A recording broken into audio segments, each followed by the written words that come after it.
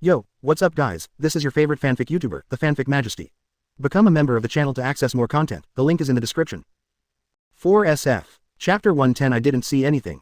10,000 meters under the sea, the Dragon King's palace. In the magnificent Dragon King's palace, Jinbei is standing quietly. He calculated the time. If there were no accidents in the operation, Aladdin and the others had successfully rescued Brother Tiger. Suddenly, his expression changed and he suddenly covered his heart with one hand. Jinbei's brows were furrowed, beads of sweat appeared on his forehead, and a look of pain and uneasiness appeared on his face. Neptune noticed something strange about Jinbei and hurriedly stepped forward and asked. Jinbei, what's wrong with you? What happened? Jinbei trembled slightly and spoke with difficulty. Your Majesty, I suddenly felt a strong palpitation in my heart, as if something extremely bad had happened. Neptune looked solemn, his eyes full of worry. Could it be Aladdin and the others? Neptune hesitated to speak and did not continue, for fear of irritating Jinbei's nerves.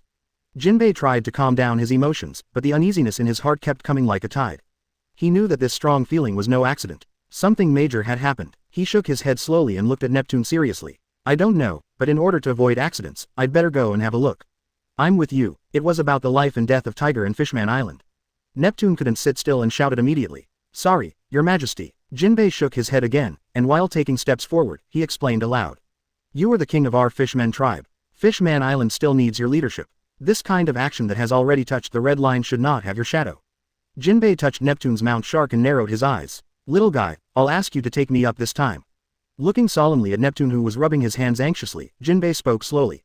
If things go bad to a certain extent, I hope His Majesty the King will remove us people from Fishman Island and announce this news to the whole world.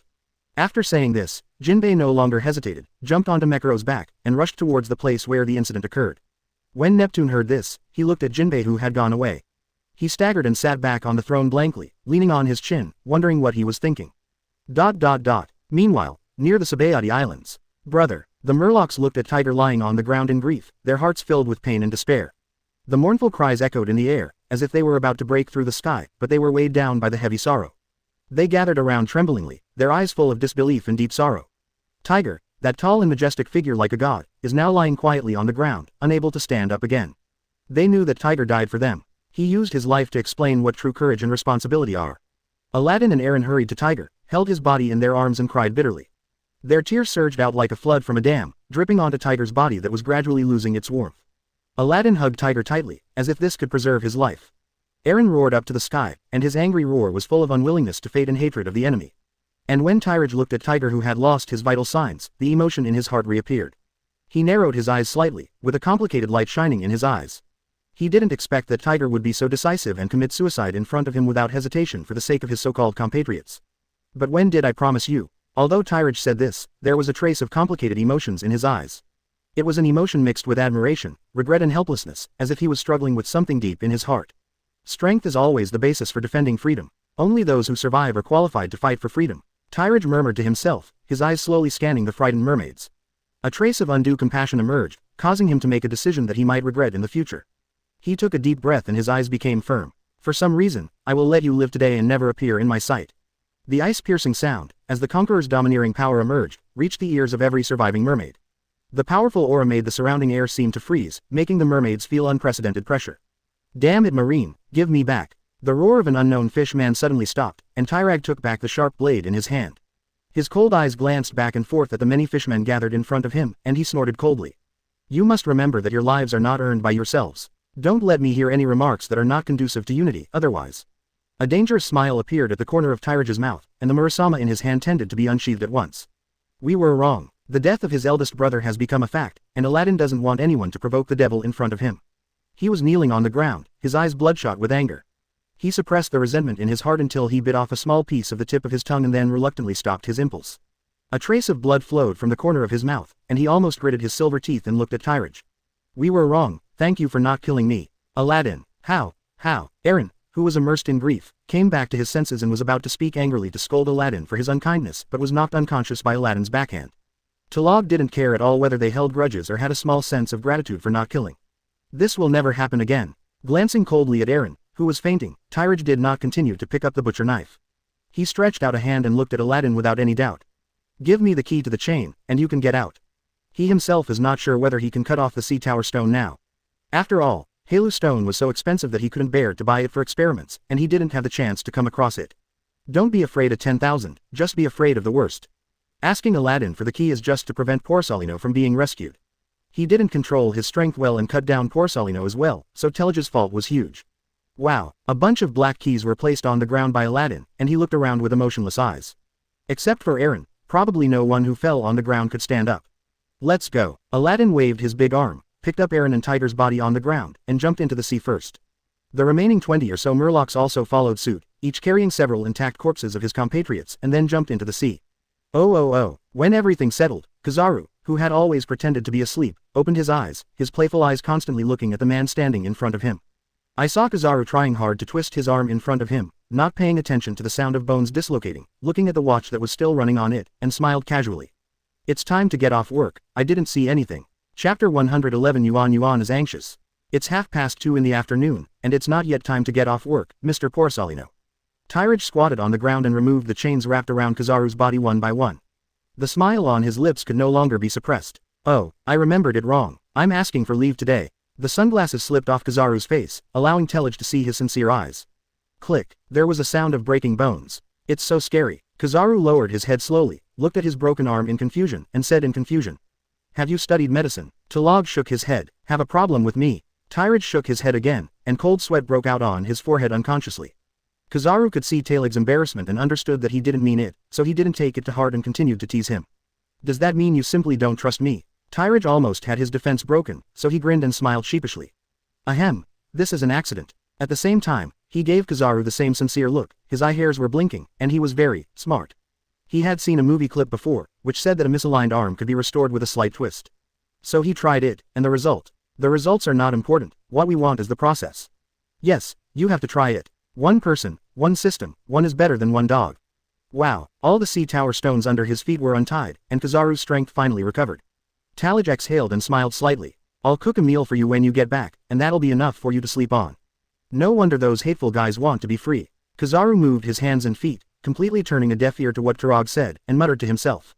After living in captivity for more than a month, I have no less desire for freedom than they do. He picked up the sunglasses on the ground and put them on his eyes again, so that no one could see his excitement in his eyes. Hey, Tyrage shook the scabbard and said angrily. I saved your life anyway, I just broke your arm. Mr. Porcelino, you can't be so stingy, can you? Kizaru looked to the left and then to the right, curling his lips in a pretentious manner. Strange, someone seems to be calling me. A slight fracture, if it were placed on a body with other monster physiques, it would be recovered by just eating something and resting for a night.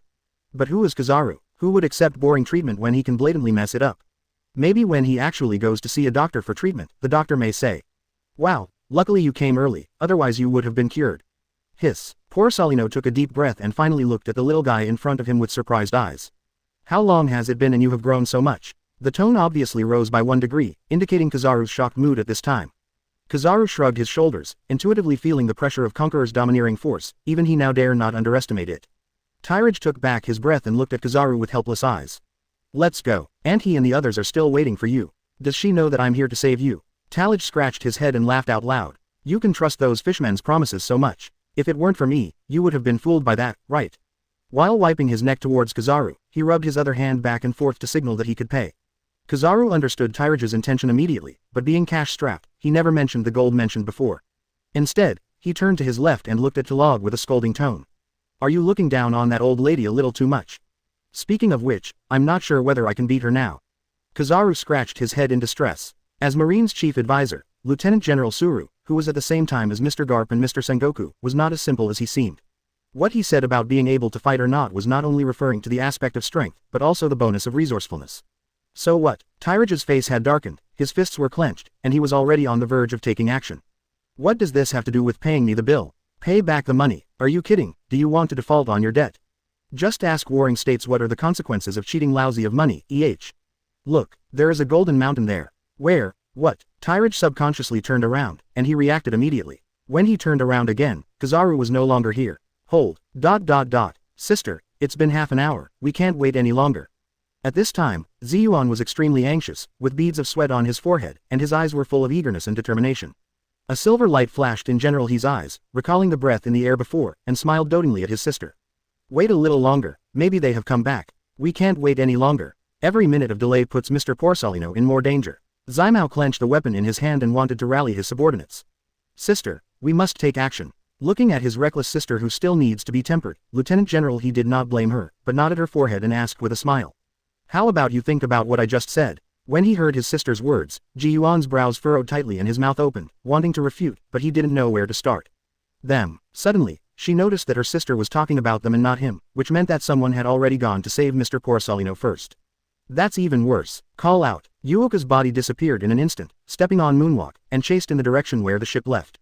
Ziyuan in the air pursed her lips tightly, gradually speeding up, looking anxious, and whispered silently. Sister, you don't really think that I'm worried about Mr. Corsalino's safety? If it weren't for military exploits. That's just an excuse. Her whispers stopped suddenly, and the figure of a certain man suddenly appeared in her mind. At this moment, her eyes were brighter than ever before. The fruit of honor as the youngest Major General has been picked and pocketed by that man. Then I have to become the youngest Lieutenant General in history, or even the youngest general, so that I will not be weaker than others. Since birth, Madoka has grown up under the careful protection of General Hizongzong, with a proud heart and determination not to be inferior to others. She was another rising star in Marine after Sakazuki Kuzan and others, a rising star that was held in the palm of everyone's hands. She has extraordinary talents, extraordinary strength, and stunning appearance. No matter where she goes, she enjoys the praise of all her relatives and friends. However, until one day, that man appeared. He was like a meteor that suddenly broke in, instantly attracting everyone's attention. His strength is unfathomable, and every action he takes is amazing. He took away all the attention and praise that originally stayed on Ziyuan, and instead of her, she became a talkative and popular existence among people around her. Only Yuan clearly remembers the twinkling light in people's eyes and the expressions of admiration when people talked about him, as if her former glory had been transferred to him. At that moment, a strong unwillingness surged in Ji Yuan's heart, and she secretly vowed to regain her own glory and become the existence that everyone admired. Chapter 112 The Anger of the Fish People. Jinbei rode Mekaro quickly on the dark sea floor, and the turbulent water rushed past them. And after sneaking upwards for an unknown amount of time, Jinbei suddenly widened his eyes, his face full of disbelief, and his body trembled slightly as if he had been struck by thunder. Hello, what the hell happened? Weren't there more than 100 brothers who went together? Jinbei's roar went unanswered, and there was silence in the deep sea. Aladdin, who was behind the mermaids, hugged Tiger tightly in his arms. He felt no emotion about Jinbei's arrival and did not want to communicate with him. Aaron, tell me what happened. Seeing that no one paid attention to him, Jinbei's inner uneasiness became more intense. The figure swam in front of Aaron, who was missing an arm, grabbed his collar tightly and asked loudly. Tears gradually welled up in Jinbei's eyes. What happened? Why are there only these people left? Where are the other brothers? Snap. Aaron's tears had already dried up, and he slapped Jinbei's hand away with all his strength. At this time, he had become the embodiment of anger. Brother, shahahaha. Aaron covered his face and laughed out loud, heart-wrenchingly and incomprehensibly. Do you think you are worthy? Jinbei, the brother you keep talking about ceased to exist when you decided to support Princess Otohime's friendship with humans. Aaron glared at Jinbei, his voice full of grief, anger and hatred. Look at where we are now. More than 100 brothers paid the price with their lives to save Brother Tiger. And you were afraid of going against those damn humans, so you refused to participate in our rescue operation of Big Brother. Aaron's eyes were burning with anger. Humans, they have never regarded us fishmen as human beings. They enslaved us, massacred us, and robbed our homes. But you chose to believe them and wanted to cooperate with them. You betrayed our fishmen. Aaron clenched his fists, and the pain in his broken arm made him even more angry. From now on, I, Aaron, will sever all ties with you, Jinbei. I will use my own way to take revenge on humans and make them pay for what they have done. Aaron turned around and looked at the few remaining fishmen around him, his eyes full of sorrow. I, Aaron, will be the wrath of the mermaid tribe from now on. Those who still hate humans and whose desire for revenge has not yet been extinguished, come with me. The fish people looked at each other, their faces full of exhaustion and sorrow.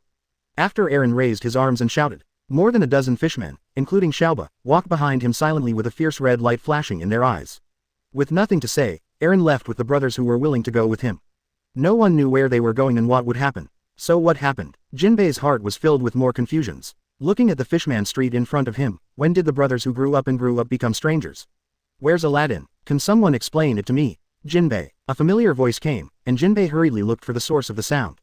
When he saw Aladdin holding the body clearly, he understood all the causes and consequences. Big Brother. Sabayati Islands. High in the sky, 2 Marine Major Generals and 2 great swordsmen met here. It's you. Who are you? She has a Japanese-style hairstyle, a peach-colored short skirt, and a marine justice cape behind her.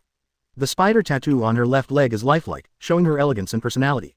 She was obviously stunned when she saw Tyrage. She never expected to meet this man here. There was a bit of resentment in her eyes as she examined the man in front of her. Tyrage, why are you here? Tyrage frowned slightly, trying hard to search for memories of Madoka in his mind, and quickly recognized her. Are you Auntie's sister, Yuan? After the two people asked questions in unison, the atmosphere became a little tense, and their eyes were full of scrutiny of each other.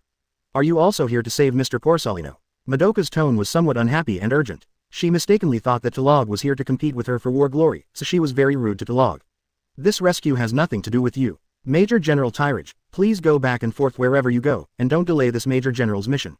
The first meeting was full of excitement. Tyrage touched his nose. This woman must be sick. Do we know each other? With such an expression of bitterness and hatred, those who didn't know thought he had done something terrible to her.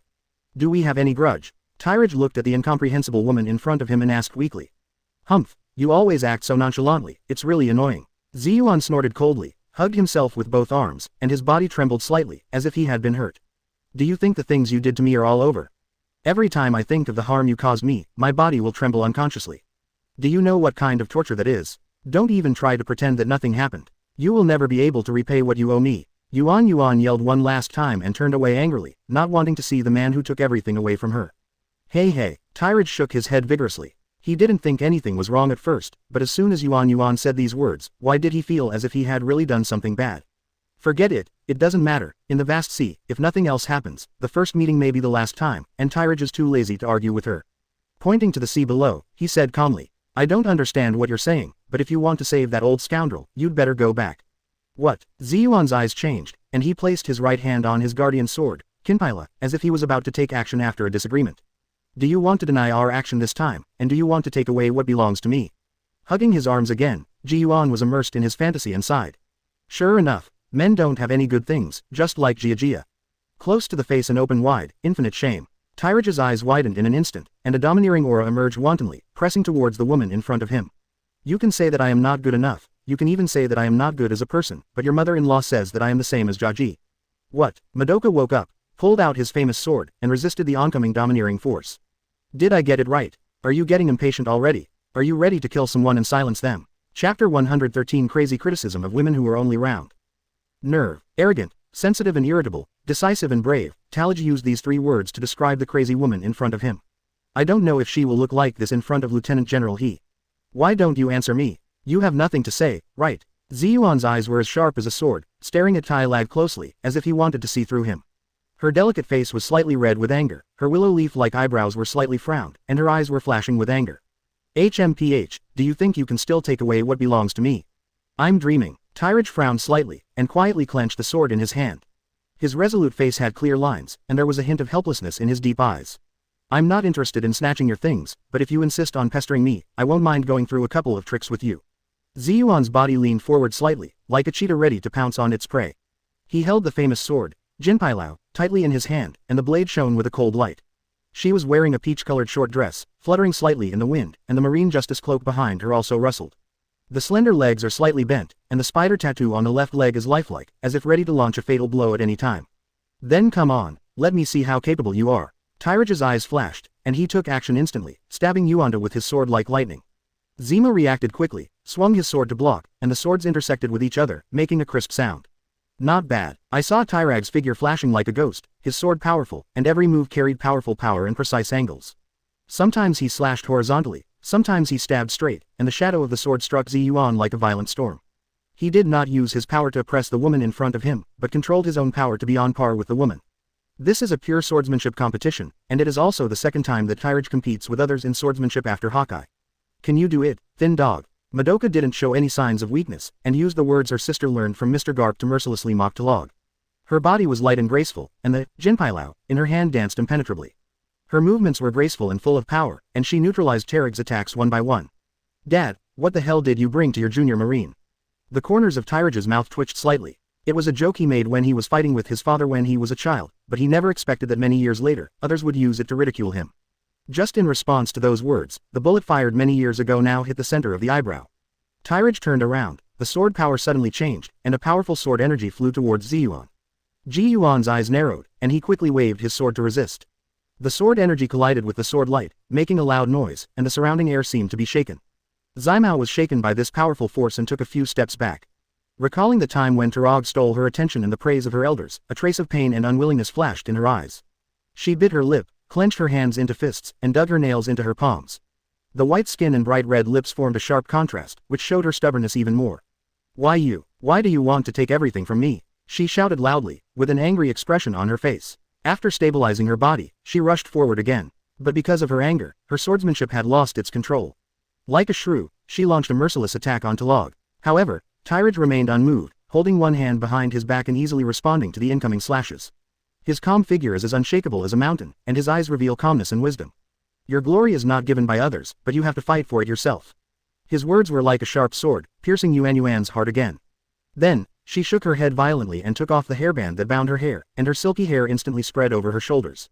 Her eyes became firm again, full of fighting spirit. You're right, but I won't give in like this, especially not to you.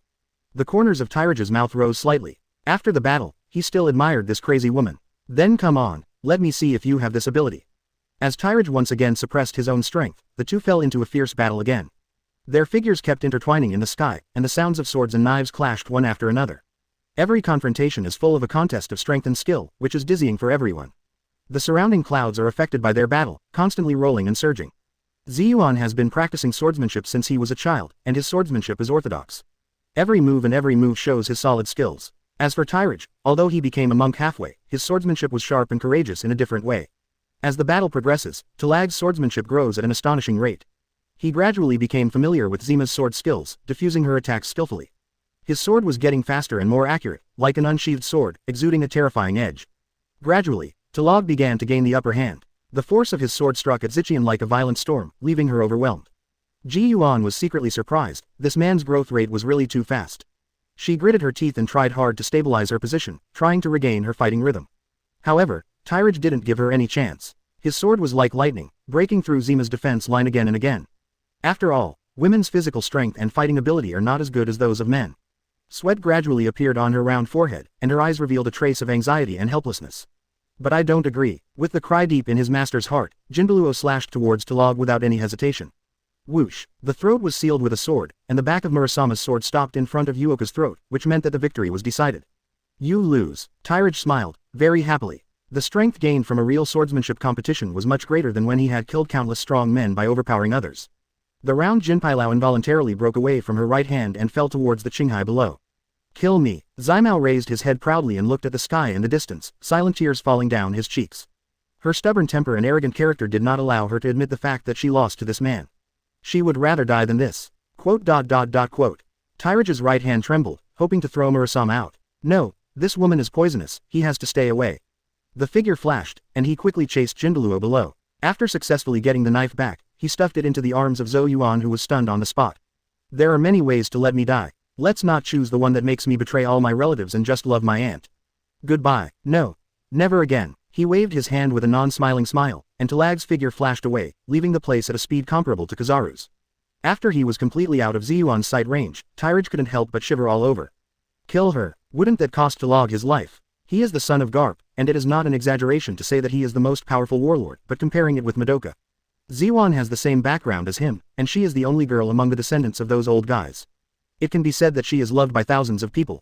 He compared his head with her. I'm afraid that if Rang Ziyuan lost a hair today, tomorrow he would have to be given a sky lantern by his father, Uncle Warring States, Uncle Zepha, and Aunt He. He hoped to keep the old guys from knowing about this fight, otherwise he would be beaten by mixed doubles and he might not be able to escape. It's time to go home and see. All things were basically settled. After he finished dealing with the two debtors, he would take Ella and the others home for a vacation of 5, 6, 7 or 8 years. Chapter 114 Return. January 1, 1504. East Daxia Sea. The waves were rough, the waves were constantly beating against the hull, the wind was howling, and there were layers of white waves on the sea surface. About to leave the East Daxia Sea, Ivankov stood on the bow of the ship, the cloak behind him rustling in the strong wind. He narrowed his eyes slightly, looked at Dorag beside him, and asked loudly. Dorag, is there any family in Donghai that you miss? Whenever the wind blows, it seems like no matter where you go, you're always facing the same direction. At this time, the sky was covered with dark clouds, as if indicating that a storm was coming. On the sea level in the distance, several seabirds soared hard in the strong wind, and their figures looked extremely small under the gray sky. Really, you really know how to pay attention to some strange places. Dorag raised his chin slightly, his expression as cold as ice. The wind ruffled his hair, but it could not dissipate the steel-like determination in his eyes. The ship rocked violently in the waves. Dorag waved his hand, and the wind suddenly became stronger than before, scattering the dark clouds gathering in the distance. He stared into the distance quietly, with complex emotions in his eyes. Maybe the wind is coming soon. On a large luxury ship in the sea not far from Dorag's ship. What the hell? Ella raised her head in confusion, looking at the dark clouds that gathered above them in just a few seconds, feeling a little doubtful about life. Leo hadn't reacted yet. He had just applied sunscreen on himself and was lying on the ground preparing to take a sunbath. He narrowed his eyes slightly and was very unhappy with Ella's surprise. Captain hasn't trained you recently. Why? Are you feeling itchy? Don't you see anything wrong? Ella's mouth twitched slightly, and she stepped on Leo's head with a big foot, pushing his head directly into the few sands. I'm so percent and at percent. The curse was quite dirty. You two, please calm down. The door to the cabin was kicked open by Tyrage, holding a plate of exquisite food in his hand. Strange, why has the weather changed? Looking up at the dark clouds gathering in the sky, Tyrage, who was wearing a black suit, ignored Leo and the two who were drooling. Carrying the food, he walked all the way to the umbrella and placed the cake on the low table beside him. Nu and Yang, come and try the little cakes made by my brother, but they are specially made for you. Coming. Many fruit trees were transplanted on the top floor of the luxury ship. At this time, Nu Anyang was cleaning the fruits he personally selected for his brother. Hearing the sound, she hurriedly ran out from the small room on the side, carrying a fruit basket that was larger than half of her body. Nu Anyang exhaled, placed the fruit basket next to Tyrage, and looked at him expectantly. Brother, eat the fruit. I worked hard for a long time to pick it from those trees. Tyrage smiled, wiped the sweat from Nu Anyang's face, and took off a small branch from her head. He glanced at the colorful fruit basket, took out an barely edible apple, turned around and shouted. You two, get over here. Pointing to a basket of unripe raw melon eggs on the ground, he looked at Nu Anyang with a pleased expression and said. Don't complain to me about forgetting to store food or something. Take it, this is the lunch my sister specially prepared for you. A dangerous smile appeared at the corner of Tyrage's mouth. With a click sound, he bit off half of the half-ripe apple and narrowed his eyes slightly to look at Ella and Leo. Don't let me find you wasting food, otherwise, tisk tisk tisk. Leo and Ella looked at each other, looked at Nu Anyang on the left who looked expectant, and then looked at the captain who was smiling but showing a dangerous aura, and nodded in agreement without hesitation. Brother, isn't there no food? Then this. Nu Anyang pushed the small cake in front of him, pushed it in front of Tyrage without any hesitation, shook his thin arm, and said with a grin. Nu Anyang Xiao doesn't need to eat so much. Brother, help me eat it. Ah, Tyrage was obviously taken aback, nodded her forehead, and said with a smile. Who said there is no food? It's just that there are not many high-quality products. Just feel free to eat, ha ha ha. Tyrage glanced at the two Ella who were looking at a basket of fruits not far away, and murmured in his heart. Anyway, I gave them all the meat that was about to go bad. I can't let my little Nu Anyang starve. ... Windmill Village. Hey, Maginot, it's going to rain, why don't you go back? Rum, a fisherman from Windmill Village, was fixing his boat with ropes to prevent it from being swept away by the growing waves. I'll go back right away, don't worry, Uncle Rum. Maginot stood quietly on the pier, clasping her hands tightly in front of her chest, raising her chin slightly, and looking into the distance expectantly. Ha ha ha. Rum tied the last rope to the wooden stake nearby and laughed loudly. You have to be careful where you stand, don't get knocked down by the sea water, I'll leave first. Okay, Uncle Rum. Maginot didn't look back and continued to look at the rough waves in the distance, silently lost in thought. It's been 186 days, I'm already 14 years old, brother. 186 days ago, Maginot had a round, pink face that was full of childishness, eyes that were as clear as lake water, full of innocence, long chestnut hair that was shawl length, wearing a simple dress, and as full of energy as a spring flower. 186 days later, Maginot is a little more mature and determined. Her cheeks seemed to be thinner, but more chiseled. The originally round eyes were now shining more firmly under the long eyelashes. Her long hair was still soft, but slightly curled by the sea breeze, adding a different kind of charm to her. Her figure has also become taller and straighter unconsciously. Although she is still slender, people can feel the strength of her heart. For 186 days, she would spare 2 hours almost every day to stand on the pier, rain or shine, looking at the endless sea, waiting for someone. Her skin was slightly reddened by the sea breeze, but she didn't care. She was still wearing the dress that Tyrage gave her, but the skirt was slightly frayed, but it bore witness to her persistence in waiting during this period. Girl, are you waiting for that BD again? At some point, Garp flew over with Xiaolu in his arms, holding a black umbrella to shield Maginot from the stars and raindrops. Uncle Garp, Maginot felt a little embarrassed, as if her biggest secret had been discovered. Ha ha ha. Garp noticed her panic and did not continue to ask. Instead, he laughed heartily and looked at Maginot with pleased eyes. The more he looked at it, the more he liked it. The sight and color extended silently, spanning an unknown distance, until it resonated with someone's sight and color. Garp, who sensed the aura of a certain little girl, squeezed his brows together and clenched his iron fists unconsciously. Girl, I've suffered a lot from you these days. Chapter 115 just come back. The rain was still pouring down, and the entire Windmill Village was shrouded in a hazy curtain of rain. The sea in the distance looked blurry in the rain and fog, and the rough waves kept hitting the coast. Tyrage stood on the bow of the boat, his black suit wet from the rain, but he still couldn't hide his calm temperament. He narrowed his eyes slightly and looked at the familiar Windmill Village, feeling a different kind of emotion in his heart. I'm back. Dad, Maginot, Luffy, Ace, Dayton, are you okay? The luxury ship slowly approached the pier of Windmill Village. After Ella dropped the anchor, Tyrage jumped off the ship first and stepped steadily on the wet pier. The rain slid down his hair and dripped on the ground. There was a hint of exhaustion in his eyes, but more of the joy of returning home. For some reason, before getting off the boat, he was still thinking about whether to go home first or go see someone first. But after getting off the boat, especially after seeing Nguyen Yang's curious eyes, all the figures he wanted to see were shattered in his mind, except for the girl in the dress. Captain, the ship is fixed. Ella scratched the back of her head, lay on the side of the boat, and shouted excitedly. Leo held up an umbrella and walked down with Nguyen Yang, giving this silly look. Are you so excited? First think about how you will cry in the future. The honest smile on Leo's face had disappeared since he approached Windmill Village. When I think about it, I will soon meet my old club, Lieutenant General Garp, and there is a high probability that the captain will throw him to him for devil training. Leo couldn't help but shiver all over. As a Marine recruit led by Bogart, he knew very well Lieutenant General Garp's torture methods. Ella didn't pay attention to Leo's unfounded worries at all. She jumped off the boat and looked around in confusion. Where's the captain? He was obviously still here just now. I know. Nguyen Yang's little face was flushed and very cute. Brother is going to find his sister-in-law. Maginot's house is filled with the aroma of cherry blossoms, and there is also a faint aroma of wine. The rain was still falling, and the raindrops hit the windows, making a slight sound. Maginot was stirring the ingredients for brewing with concentration, but there was a touch of sadness in her eyes, and her tears were unknowingly dripping into the ingredients. Her thoughts drifted away, thinking of her brother whom she had not seen for a long time. She didn't know how many winds and rains he had experienced outside and whether he was okay. Brother idiot, you have already agreed that you will come back to see me often. She sighed softly and paused slightly in her movements. Memories come flooding back, and the time spent with my brother, the laughter and warmth, all seem so precious now. The lights in the room were dim, and Maginot's figure looked a little lonely in the light and shadow. But Tyrage, who was standing outside the door, was pulled back from his thoughts by his sister's sigh.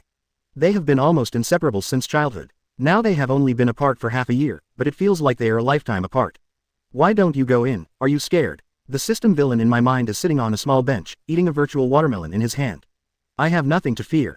Tyrage was startled by the sudden sound of the system and retracted his hand that wanted to open the gate of opening. In his mind, he visualized himself, looked at the system villain with his legs crossed in front of him, and said hesitantly. I just don't know how to face her. After all, someone didn't keep their promise after boasting about Heiko. Get out. He kicked the system villain off the bench, picked up its watermelon, and bit it viciously. Do your job well and stop asking about adults' affairs. The system villain's eyes lit up. This is what you said, it has nothing to do with me. Hidden mission, the operation to rescue Kizaru is completed, and the reward is 1 conceptual space fruit fragment, 2 in 1, and the armed color domineering is further improved. The reward has been distributed, please check it. My day is the same. Squeak. The small wooden door was pushed open from the inside, pulling Talig's thoughts out of his mind.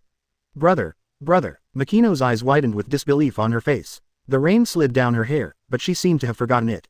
Just now, after putting down the raw materials, Maginot felt a throbbing in his heart, and he always felt that the surroundings were filled with a familiar smell. Maginot, who didn't know why, felt very irritable, so he opened the door and wanted to go out for some air. But she didn't expect to see the figure that she had been hiding deep in her heart. Maginot froze on the spot. After a few seconds, a bright smile bloomed on his face. The smile was like a flower blooming in the rain, bright and moving.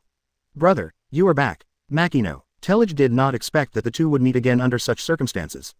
He slowly opened his arms and looked at the girl in front of him, his eyes full of warmth and expectation. Maginot looked at the familiar figure, and the open arms seemed to have endless attraction. She trembled slightly, and her feet moved forward involuntarily. Like a bird returning to its nest, Maginot suddenly jumped into Talig's arms, hugged Talig's waist tightly, and buried her face in his chest. She didn't want to cry, she wanted to show her best side to Tyrage, and wanted him to know that she was strong. However, the tears flowed uncontrollably like a disobedient child. Brother, I thought you wouldn't come back. Maginot's voice was choked with sobs. Tyrage felt a softness in his heart. He hugged Maginot tightly, feeling her warmth and trembling. He knew that he had made his sister worried, and his heart was full of guilt. He gently stroked Maginot's hair and said softly, Silly girl, why don't I come back? You are here, everyone is here, and our home is here. Tyrage leaned down, picked up Maginot by the waist, and walked into the cozy cabin. The house is filled with the aroma of cherry blossoms and wine, making it warm and comfortable. Tyrage looked at the brewing ingredients that Maginot was mixing on the table, feeling a sense of guilt in his heart. I'm sorry, Maginot. Maginot raised her head and looked at Talig with tearful eyes, trying hard to show him her smile. It doesn't matter, it'll be fine as long as my brother comes back. She really misses him, thinking about him all the time, while working, eating, sleeping, or dreaming. Chapter 116. The little guy is starting to grow up. Mount Kolbo, the Dayton family. Uncle, Uncle, why? Tyrage responded with a long voice, squeezing together with a charming smile.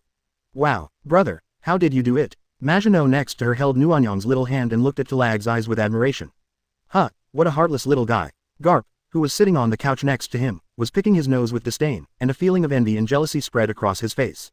After taking care of little Luffy for nearly half a year, shouldn't you call me dear grandpa when you first talk?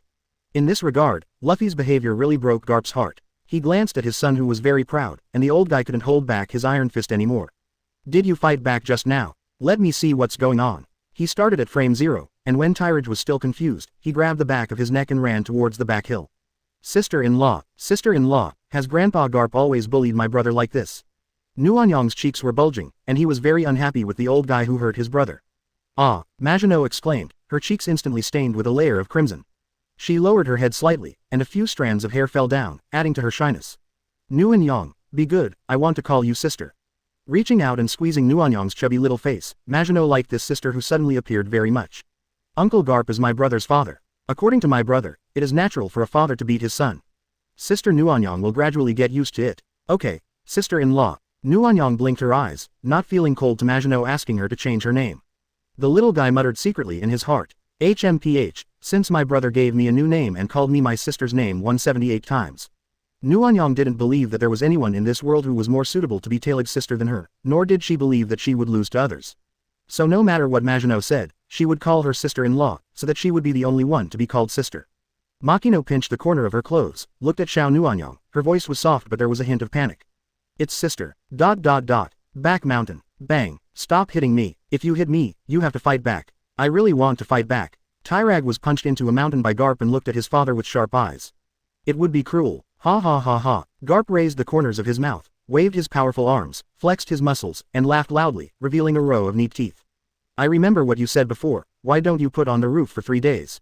Fist bone iron fist of love. Boom. The ground shook violently, and the mountain in front was filled with smoke and dust, and the people in the mountain were shattered together. Ahem. Behind a huge rock, Tyrage coughed, and this sparing punch almost hit him on the waist. Didn't you say that after wearing the title, you won't be angry no matter how you offend the old man?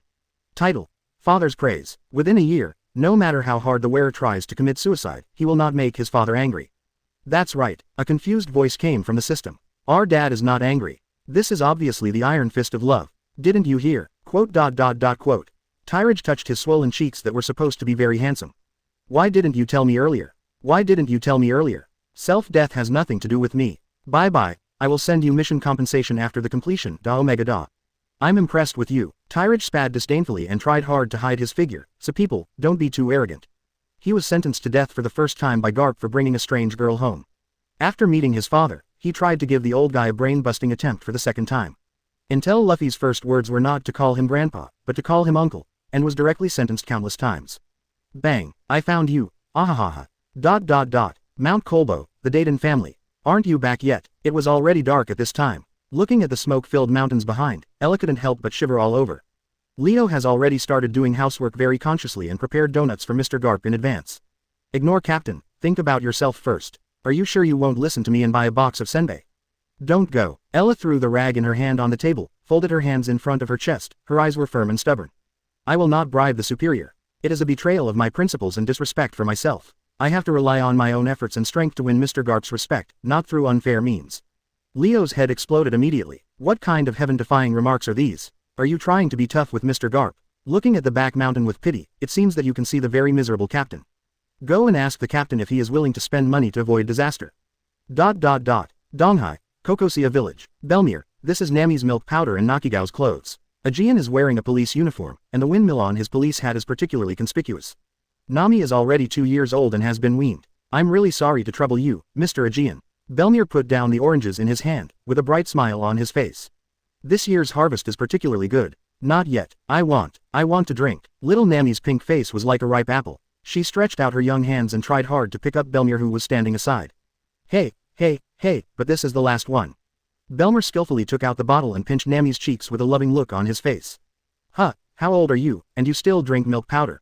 It's so embarrassing, haha. Nuo Chi-Gao stuck out her tongue and looked at her sister who was still struggling to speak with some envy. I don't know when this Dolly brand milk powder became popular in the East Daxia Sea and has been sought after by many people. It is more nutritious and not expensive at the same time. Aegean took off the windmill on his head and put it in little Nami's hands. He picked up the little skirt on the side and looked at Nochigao, who was a little jealous. So, little Nuaokyu, don't you want the new skirt? Yeah, I want it. Nuochi jumped up, grabbed the skirt from Ajian's hand, held it in her arms, and bowed to Ajian. Thank you, Uncle Ajian. Ha ha ha ha. Ajian was made to laugh out loud because of Nuoki's poor etiquette. How polite. They trained you very well, Belmir. Looking at the sensible Nuochigao, the healthy Nami, and Belmir, who has already taken on the role of a mother, Ajian's thoughts gradually drifted away. More than a year ago. What did you just say, you bad girl? Looking at Belmir, who was wrapped in bandages on the hospital bed, Ajian opened his mouth in shock. Belmir held the infant Nami in his arms and rubbed Nochigao's hair with a tender look on his face. I said I wanted to be the mother of these two children. Stop joking. The doctor's head exploded and he immediately retorted while holding his head. A bad kid like you can't raise a child. Ajian also followed closely behind, looking at Belmir in astonishment. We won't scold you, let's leave it to government agencies. Shut up, I've already decided. Belmir roared angrily, looking at the two men with an unprecedented firmness in his eyes. Now that I'm an adult and have been a Marine, I think I'm more serious than before. I will definitely take responsibility and train these two children into talents who will not lose to this era. Quote. Belmir hugged Nakigao and Nami together, with a happy smile on his face. I want to live with these two children. It was Nami and Nakigao who gave me life. Chapter 117. Ace runs away from home and the two brothers meet for the first time. 1 year later, Haiyuan calendar year 1505. The tavern was filled with bustle and noise, and the dim lights flickered. Ace sat quietly in the corner, listening to the comments of everyone in the tavern, but his thoughts were wandering to nowhere. Suddenly, a harsh sound broke his meditation. Several drunkards were talking loudly, and their words were full of insults towards One Piece Galdi. Roger. That Roger is just a heinous pirate who has brought so much chaos to the world. A big man with a red face shouted. That's right, One Piece is a disaster. Another person echoed. Ace's hand trembled slightly, and an indescribable anger surged in his heart.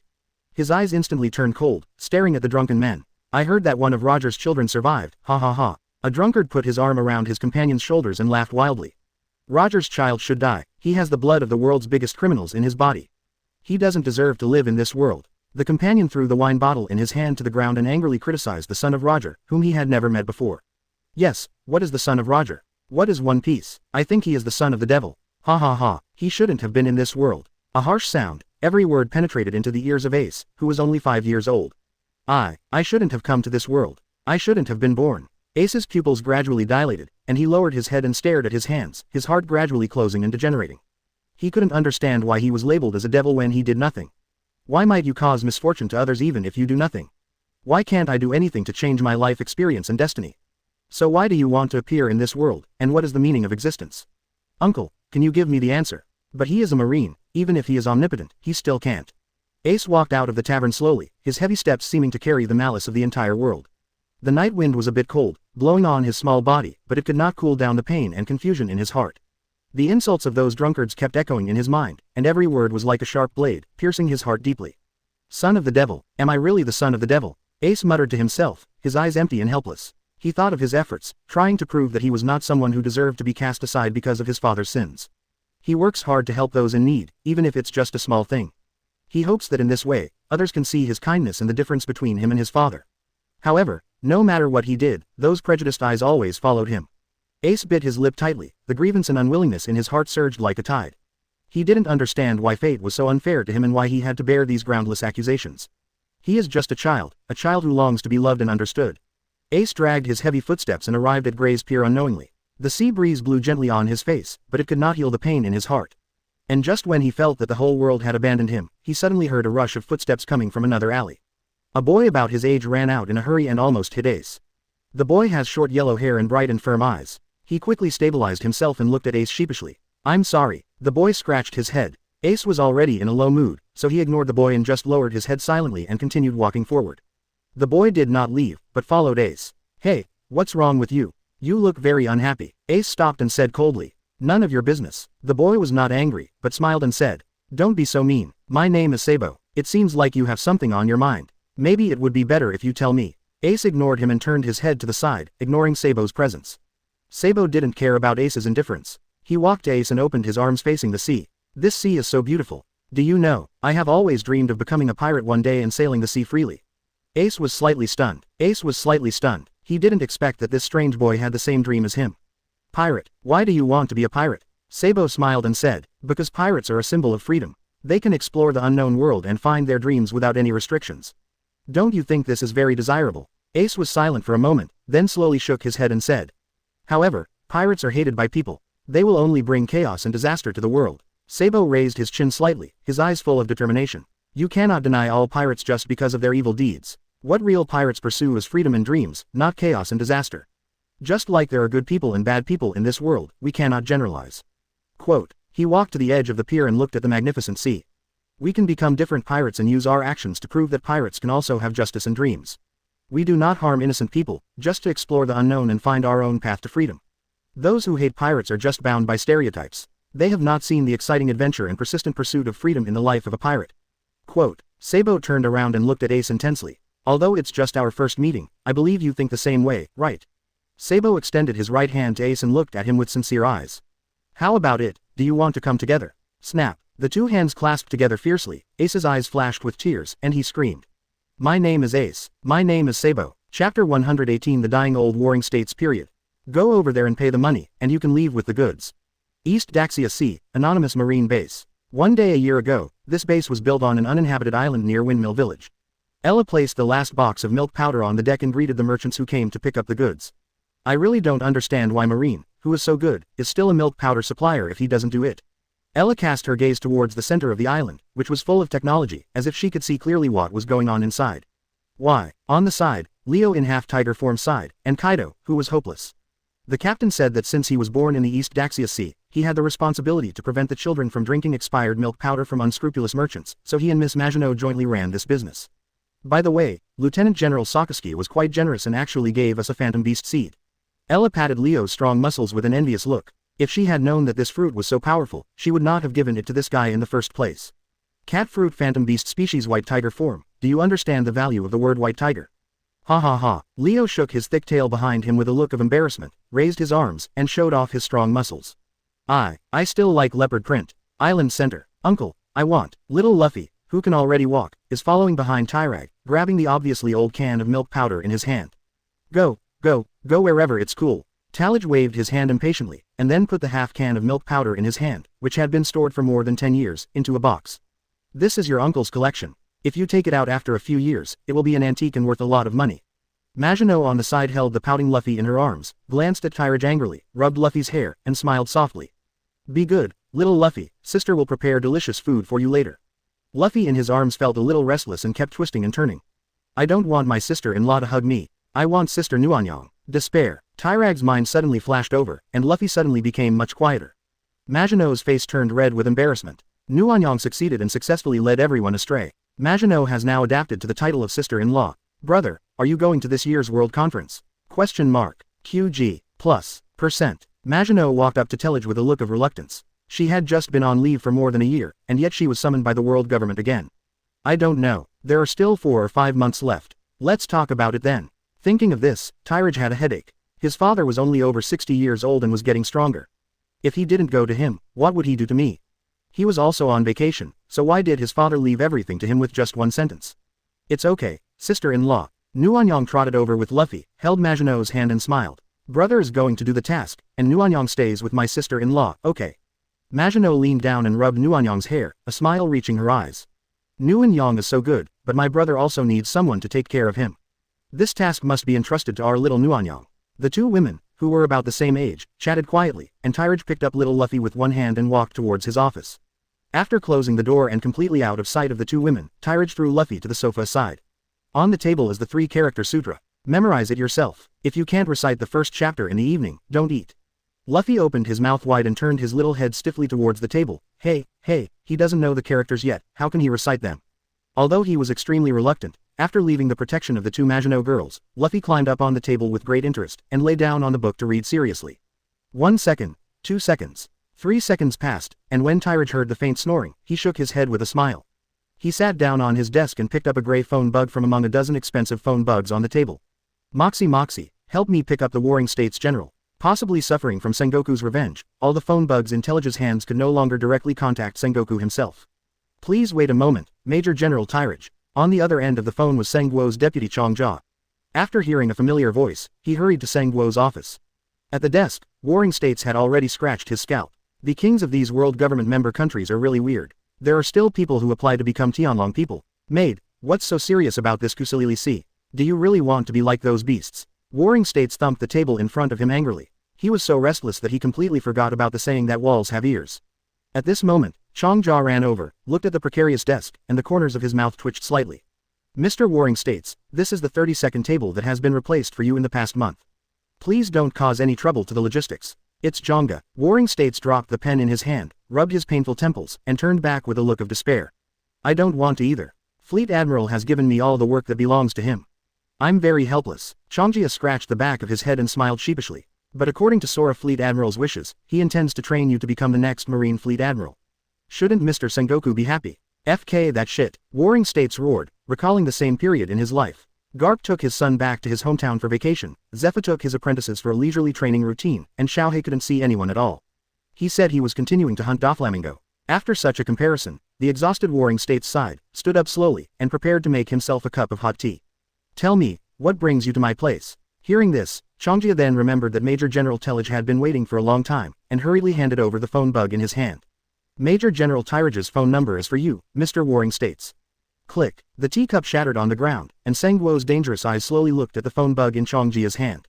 At first, I thought I would throw this BD out and give him the right to be independent so that he could stir up the ocean and make some outstanding contributions to the world. But in the end, Sengoku miscalculated. This son of a BCH actually succeeded in inheriting Garp's working style. He really wouldn't come back if he didn't work. Regarding all this, Sengoku has no place to talk about it. After all, to be precise, the sword force to which Tyrage belongs is no longer under the jurisdiction of Marine. Moxie, here is the poor old man who is dying, the Warring States General of Marine Headquarters. Suppressing the feeling of wanting to kill someone with a knife, Zhongguo took the phone call with hollow eyes. Ahem. Tyrage on the other side never made a sound, eavesdropping on a lot of information that would have killed him. Uncle Warring States, how are you doing lately? With a sneer on his face, Tyrage wanted to communicate with the Warring States through the art of language. Don't you understand the meaning of dying? Ah, Chapter 119 7 Warlords of the Sea. I don't have time to talk nonsense with you, I have something to talk about. Warring States pointed to the broken teacup on the ground and looked directly at Changjia in front of him. His meaning was self-evident. When the conversation got down to business, Tyrage stopped nagging and directly asked the doubts in his heart. Uncle, I just want to ask about this World Conference. Why did some CP members contact me and ask me to attend? This is the reason why Tyrage has been hesitant about whether to go or not. Although they both belong to the same camp, the division of labor is different after all. No matter how they think about it, the government should not bypass the Warring States period and directly connect with Tyrage. They've contacted you. Warring States was obviously stunned, and then his face became gloomy, and his dissatisfaction with Fleet Admiral in his heart was even greater than before.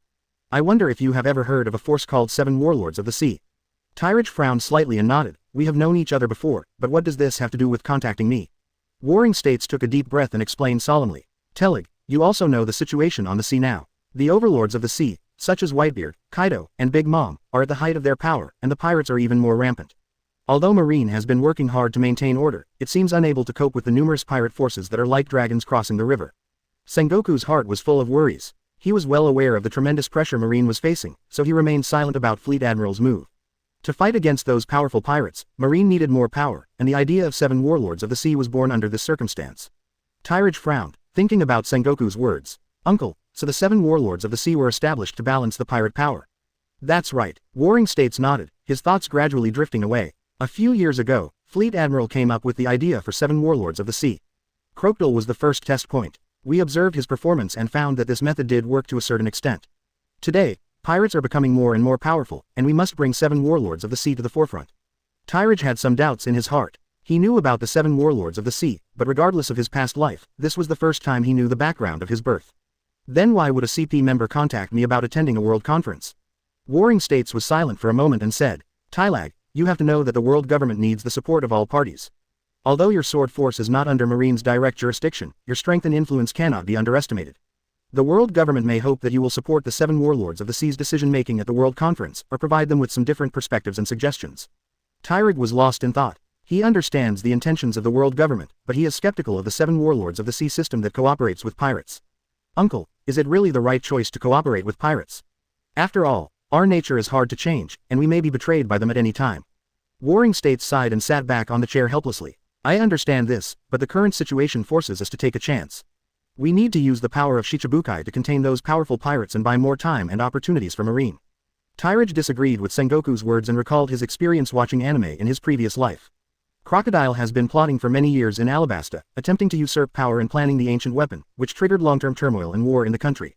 He used his Shichibukai identity to secretly manipulate Baroque works and conduct various illegal activities, including assassinations, plundering resources, etc. Doflamingo even turned Dressrosa into his own dark kingdom. He seized the throne through conspiracy, and brutally ruled the people. Not only that, he also engaged in underground illegal trade, selling weapons and slaves, making Dressrosa a place full of crime. All the evil deeds of these two people were directly erased from the Shichibukai pre-selection list by Tyrage. Tyrage squeezed his brows together and picked up the phone very solemnly. Uncle, I will go to the World Conference, but not to give them advice. I want to take over the selection list of 7 warlords of the sea personnel. Since this system has already begun and cannot be stopped, then at least we must keep these people firmly in our hands, and those who refuse to be transferred should get away as far as possible. What are you going to do? Warring states did not stop him. It was too late for him to be happy that these two guys, one big and one small, could get something to do for him. Tyrage on the other side glanced at the office made of gold, stepped on the floor tiles inlaid with gems, picked his nose and said with an indifferent expression. Food and wine are in the forest, power and wealth attack their hearts, and their strength is intimidating. There are many ways, but if it doesn't work, just kill the person in charge. Thump. The understatement made warring states sit on the ground in fright. He quickly stood up and held the phone tightly, shouting angrily. You're a Marine. Even if you retreat behind the scenes, you're still the embodiment of justice. FK at %U%N. Gotcha, Mr. Warring States, the phone bug has been hung up. Changjia came over with a new teacup and a suppressed smile on her face. Tylag. East Daxia Sea, unknown Marine base. The world is so beautiful, but he is so irritable. This is not good, not good. Tyrage took off his coat and covered the sleeping little Luffy, not taking Sengoku's words to heart. The greatest pain in the world is that people are gone but the money is still there, so we have to make this dirt play some role. At this time, Maginot walked in with a plate of snacks and looked at Tyrage, who was sighing about life with a puzzled look. Brother, what happened? You were so happy. It's Maginot. Yo, is this made for me? Tyrage's eyes lit up, and he reached out to take the snack in his sister's hand, but was slapped back by Maginot. Although his cooking skills are the best in the world, Ella and Leo would accidentally eat even the dishes he cooked. But Tyrage was very dissatisfied with his cooking skills. Maybe he was used to it. He preferred the food cooked by Sister Maginot to the food cooked by himself. Watching Maginot put the snacks next to little Luffy, Tyrage looked at her with a painful expression. Makino, do you know what the most painful thing in the world is? The trembling right hand wants to grab those snacks from the air, but it is love that cannot be found. The delicious food is obviously close at hand, but it seems to be far away. Being easily occupied by that little guy, but he could only look at the dot and sigh. There is no injustice in the world than this. Maginot looked at her brother with a smile on her face, and took out her right hand that had been behind her since she entered the door. On it was a plate of snacks that were exactly the same as those on the table.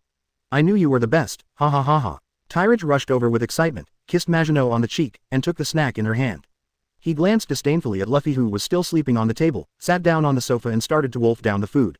Maginot stood beside him silently, always looking at her brother, and whispered in her heart. Brother, the most painful thing may be that this world will never be without you. Chapter 120 Princess Odahime's Wish. Totland, Cake Island. Have the invitations been sent out? The highest masterpiece of the Charlotte family, it has never turned its back to the ground in its life, and is as proud as Katakuri. At this time, he was sitting on a wall, looking at the busy younger brothers and sisters below, with a flash of red light in his eyes from time to time. On the side, Perospero, holding a candy cane, smiled slyly. So what if I send it out? Mom's birthday is the same day as the World Conference. I believe many people won't be there. Katakuri jumped down from the wall, holding his trident in his hand. Kill all the guys who didn't come, otherwise, Mother will be angry. What about Whitebeard? He never paid attention to Mother's invitation. Katakuri ignored his elder brother's teasing, took the list of people who would not attend the garden party from him, turned around and left. East Daxia Sea, unknown Marine base. Every action must be neat. Don't cut any corners on the final task that the captain assigned before leaving. Hundreds of Marine soldiers are busy on the island. Everyone is holding balloons, colorful flags, flowers, etc., and they are setting up a huge birthday party venue. These Marine soldiers were the first group of Tyrage's subordinates. Because they had a place to stay, he took them over from the Warring States period. The World Conference is scheduled for February 15th, and my sister-in-law's birthday is February 23rd. In 8 days, I don't know if the captain can make it back in time. Leo wiped the sweat from his forehead and placed the huge stone sculpture in the gift display area aside. With all my heart, I would rather believe that the captain ran away in the middle than that he would miss my sister-in-law's birthday. That's right, I said Ella. Leo looked at the invitation list in his hand with some difficulty, and raised his head with a painful look on his face. The captain wrote on the invitation, people don't have to come, but gifts must arrive, and sent out more than 30,000 invitations at the same time. Wouldn't this be defined as corruption and bribery by the investigation department? Ella took the list from Leo and rolled her eyes at Leo. Is this the point? The key point is the small print below this sentence. If you don't respond, you will be a guest at his home. The threat is almost written on the person's face. What I care about most is, should these 3 copies also be sent out? Leo took out 3 gold-edged invitations, with Sakaski, Porcelino, and Kuzan written on them respectively. I remember the captain contacted Morgans. He said that my sister-in-law's birthday party will be held as a charity party. The gifts received will be distributed in the form of poverty alleviation. He said that as righteous people, we have a duty to do so. He hoped that Morgans would spread this news around the world. Leo fell to the ground and helped Toxin. After all, this was what Tyrage did the most after returning to the East Daxia Sea. But standing on the moral high ground and putting this sharp knife on everyone's neck, will it really not offend anyone?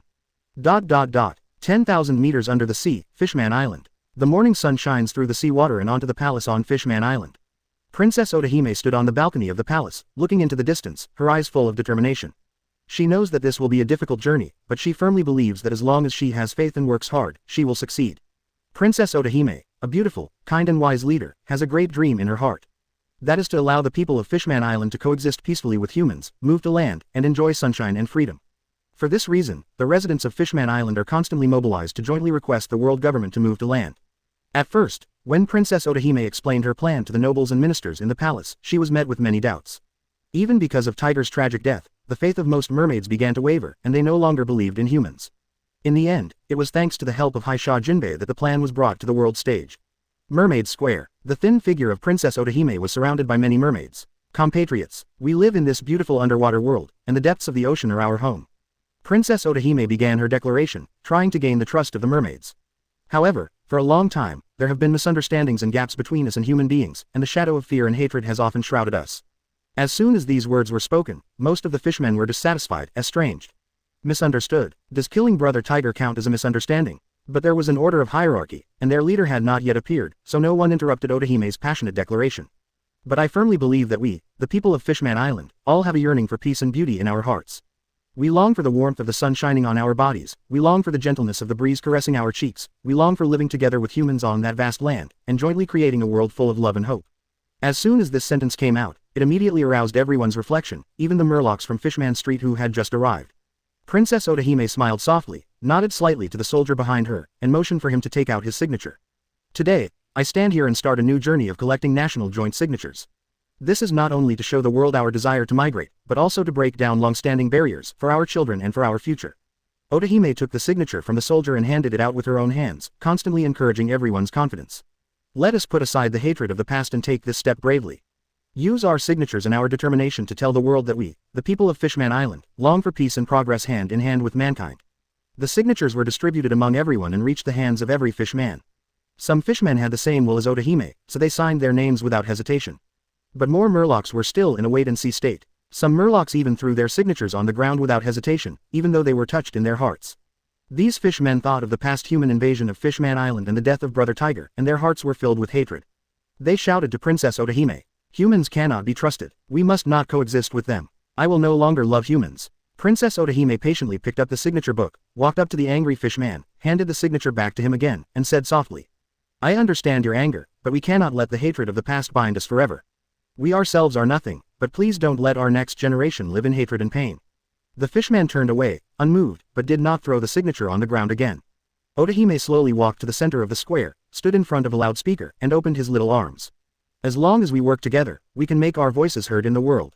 Chapter 121. If you didn't kill him, why did you help him? Judiciary Island. Major General Tyrage, this doesn't seem like the place you should be. Spangdean and the current CP9 are escorting the criminals to the place of trial. I just arrived in Tyrage today. Since I have nowhere to go, I decided to visit Judiciary Island. What a joke. This world is so big, but there are still places I can't go to. Tyrage was very cold towards Spangdean, so he spoke unceremoniously. Do what you are supposed to do, and if you mind your own business, be careful and I will kill you. Presumptuous. A CP9 member jumped out from behind Spangdean, looking at Tyrage ready to take action at any time. Marine Major General Tyrage, Judiciary Island is not a place where you can be arrogant. If you speak without restraint, I have no choice but to arrest you first. I don't know how high the sky is. A cold light flashed in Tyrage's eyes, and Conqueror's domineering energy burst out instantly. The CP9 member who had been so aggressive just now felt an overwhelming and terrifying pressure coming towards him. His body was involuntarily pressed hard to the ground, and cracks appeared on the ground under this strong pressure. The surrounding buildings also began to shake under the impact of this domineering force, cracks appeared on the walls, and gravel fell. Spangdane looked at the scene in front of him in horror. He never expected that Tyrage had such a powerful power. His face instantly turned pale, and his legs couldn't stop shaking. You actually. Spangdane stuttered and couldn't finish the sentence. He really didn't expect that this guy Tyrage would really dare to take action, so he didn't stop his subordinates from provoking. Tyrage looked at Spangdane expressionlessly, the residual power of his domineering power still filling the air. Spangdane, I advise you not to mess with me. I came to Judiciary Island just to take a look. If you are so rude again, don't blame me for being rude. Tyrage's voice was as cold as the biting wind. Spangdane swallowed and tried to calm down. Major General Tyrage, what happened today is very offensive. Please be patient and don't argue with us. Spangdane knew that he could no longer be tough at this time, otherwise the consequences would be disastrous. What crime has this little guy committed? Tyrage asked, pointing to the iron cage behind everyone and looking at the bruised young man inside. Spangdane wiped the cold sweat from his forehead and motioned with his eyes to his men to take the members on the ground down quickly. He stepped forward with a sneer on his face and explained, this guy killed a 7 or 8-year-old girl and the little girl's mother-in-law. Spangdane kicked the iron cage, and the veins on his forehead kept beating. It's a pity. It may be the first time he killed someone, and his technique was not very mature. The old woman survived and took this guy to court. Tyrage frowned slightly. Was this an attempted murder? Or something else? He didn't understand. Then how did you catch this guy? Spangdane was obviously taken aback, shook his head and said, there is no need to arrest him. This guy surrendered himself. He seemed to be frightened by his own behavior and must be suffering internally. Ahem. Momozawa coughed out a mouthful of blood and repeated the words he had said countless times. I didn't kill anyone. Shut up. Spangdane kicked the iron cage again and whipped the whip in his hand without hesitation. You didn't kill him. Why did you help him? Tyrage frowned even more tightly. He walked to the iron cage and looked at the skinny young man inside. He doesn't lie when he sees, hears, and looks. Judging from the reaction of his breath, he said he didn't kill anyone. This sentence should be true. Momozawa slowly raised her head, a trace of pain flashed in her eyes. The inner torment was more painful than the physical pain. I don't know. I saw the little girl falling to the ground and wanted to help her. But her mother-in-law believed that I was the one who harmed them. Tyrage was silent for a moment, then pointed at Tozawa. Look me in the eyes and tell me, have you killed anyone? Momozawa was stunned for a moment. After calming down, he looked into Tyrage's eyes and shook his head desperately. I really didn't. I was just passing by and saw the little girl being pushed down and wanted to help. But when I got closer, the little girl had lost her breath, and her mother-in-law just woke up and saw me. She thought I was going to kill them. Tyrage turned to look at Spangdane. You so easily identified him as the murderer. Didn't you investigate clearly? Spangdane said with some embarrassment. The evidence is conclusive. The old woman identified him, and he was the only one at the scene. Besides, this is not the first time this kind of thing has happened on Judiciary Island. Tyrage snorted coldly. Is the evidence conclusive? Can a person be convicted just because of an old woman's identification and a coincidence at the scene? Is your so-called justice so sloppy? Spandane's face turned ugly, but he did not dare to refute Tyrage. What you're teaching is, I'll let him out right now. Now he almost responds to Tyrage's requests, and he only hopes that he can leave here quickly. No, clang. Tyrage instantly pulled out the saber from his waist, and a sharp sword flashed through, and the solid iron cage was cut into pieces under this blow. Momozawa looked at the scene in front of her in astonishment, feeling a little at a loss for a moment. Tyrage sheathed his sword and looked at Spangdane with cold eyes. I know I can't change your law enforcement system, but at least I can kill every one of you. I hope you will take good care of yourself. Injustice will always be discovered one day. When that day comes, that is when the sharp knife hanging over your heads falls. Spandane's face changed drastically. Jongu was about human relations, and so was his deal with the warring states period. But I didn't expect to meet such a stupid young man today. Since you embarrassed me on the surface, you won't be able to feel comfortable afterwards. I remember, please walk slowly. Spangdane slowly bent down, with a disobedient smile on his face, and looked at Tyrage who was leaving with Momozawa. May I have your name? Momozawa on the boat was stunned for a moment and hurriedly Kaido. Momonosawa, next time you encounter something like this, will you help me? I don't know, but I think I will. Tyrage sat on the bow of the boat with a smile on his lips. If you were in my hometown, you would be a brave person. Thank you for the compliment, benefactor. Would you like to be a marine? Good. Tyrage received a satisfactory answer and looked at the turbulent sea in the distance, his thoughts gradually drifting away. Everyone is coerced by society, by the current of the world, and gradually worn away by life. Everyone lives in the shadow. If what happened to Momozawa happened in Tyrage's previous life, he definitely wasn't as brave as this child, and he didn't know if he would help him. My hometown is no longer red dotted with gray, but a light that is about to disappear in a gray world. Chapter 122 Marine Meeting. Ding, ding dang dang dang. System mission release. 7 Warlords of the Sea Recruitment Plan. Not everything is qualified to be equal to you. Take over the 7 Warlords of the Sea selection list from the government. Reward. 10,000 emotion points. Conqueror's domineering power will be further enhanced. With excitement, the system once again completed its broadcast. Hey, You sent out a total of 12 tasks last year, are you still so excited? Tyrage picked his nose with a look of disdain. The system recalled the 12 tasks released last year and covered its chip that was about to burn. Going to the toilet, taking a bath, cooking, sleeping, playing with Luffy, strengthening relationships with Maginot.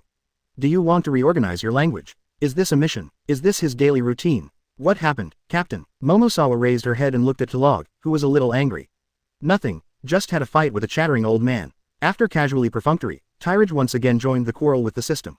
Momosawa, 14 years old this year, is a little guy with a very upright view of justice who was rescued by Tyrage from Judiciary Island.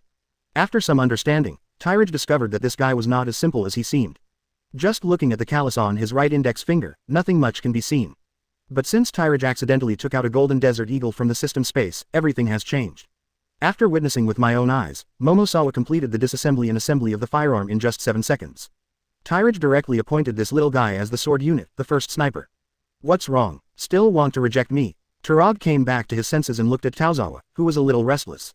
It's just a sniper appointment. Why is this guy as scared as a mouse when it sees a cat? Not only was he sweating, but he still returned the pistol to him tremblingly, without any of the calmness he had when disassembling it before. Captain, I really can't. On the boat, Momosawa took a step back, swung his hands back and forth in the air, and rejected Tyrage again. Painful memories came to mind, and Momosawa suddenly covered her head and lay on the ground, screaming continuously. No, don't kill my father. Because of extreme nervousness and fear, as well as physical weakness, Momosawa fainted, but she still kept mumbling the name. Fanoka, please, don't kill my father. Fanoka. Tyrage raised his eyebrows slightly, took off the cloak behind him and threw it on Tozawa. Is he the sniper from the Blackbeard pirates in the future? Interesting, it seems that this little guy's life experience is not simple. The atmosphere in the conference room of Marine headquarters was solemn and depressing. Sakazuki, the Marine Lieutenant General known for his iron-blooded tactics, sat in the first seat on the left with a scowl on his face, the cigar in his hand filled with smoke. Recruiting 7 warlords of the sea. This is absolutely ridiculous. Sakazuki slammed the table and the ash fell. His sharp eyes seemed to be able to penetrate everything. Pirates are pirates, those so-called Shichibukai are just changed to have a nice name. The surrounding generals had different expressions. Some nodded slightly in agreement, while others showed hesitation. They know Sakazuki's temper very well, and once the Lieutenant General decides on something, it is difficult to change it easily. A young Major General Marine hesitated for a moment, mustered up the courage to stand up, looked at Sakazuki and said, Lieutenant General Sakazuki, maybe under the current situation, Shichibukai can share some of the pressure for us. After all, the situation in the New World is becoming increasingly difficult to control. According to intelligence analysis, Kaido has a tendency to move closer to the nations again. Sakazuki glared at him fiercely. Humph, you are too naive, those damn scum are just for their own interests. Betrayal. This is an undoubted fact. Lieutenant General Sakazuki is right, Shichibukai cannot be trusted. Ghost Spider straightened his spine, showing strong determination. Cooperating with pirates, then is our justice still justice? Sakazuki stood up and paced back and forth in the conference room, the anger in his heart difficult to calm down. He recalled the fierce battles he had with the pirates, and those tragic scenes kept reappearing in his mind. Marine's mission is only to eliminate pirates, not to fight with them. This recruitment plan must be stopped. At this moment, the Warring States General spoke calmly. Sakazuki, please be patient. Warring States crossed his hands on his chest and looked solemn. I understand your concerns, but the current situation is indeed complicated. The New World is gradually becoming a three-kingdom alliance, and there is also a kid on Roger's ship who is constantly getting closer to them.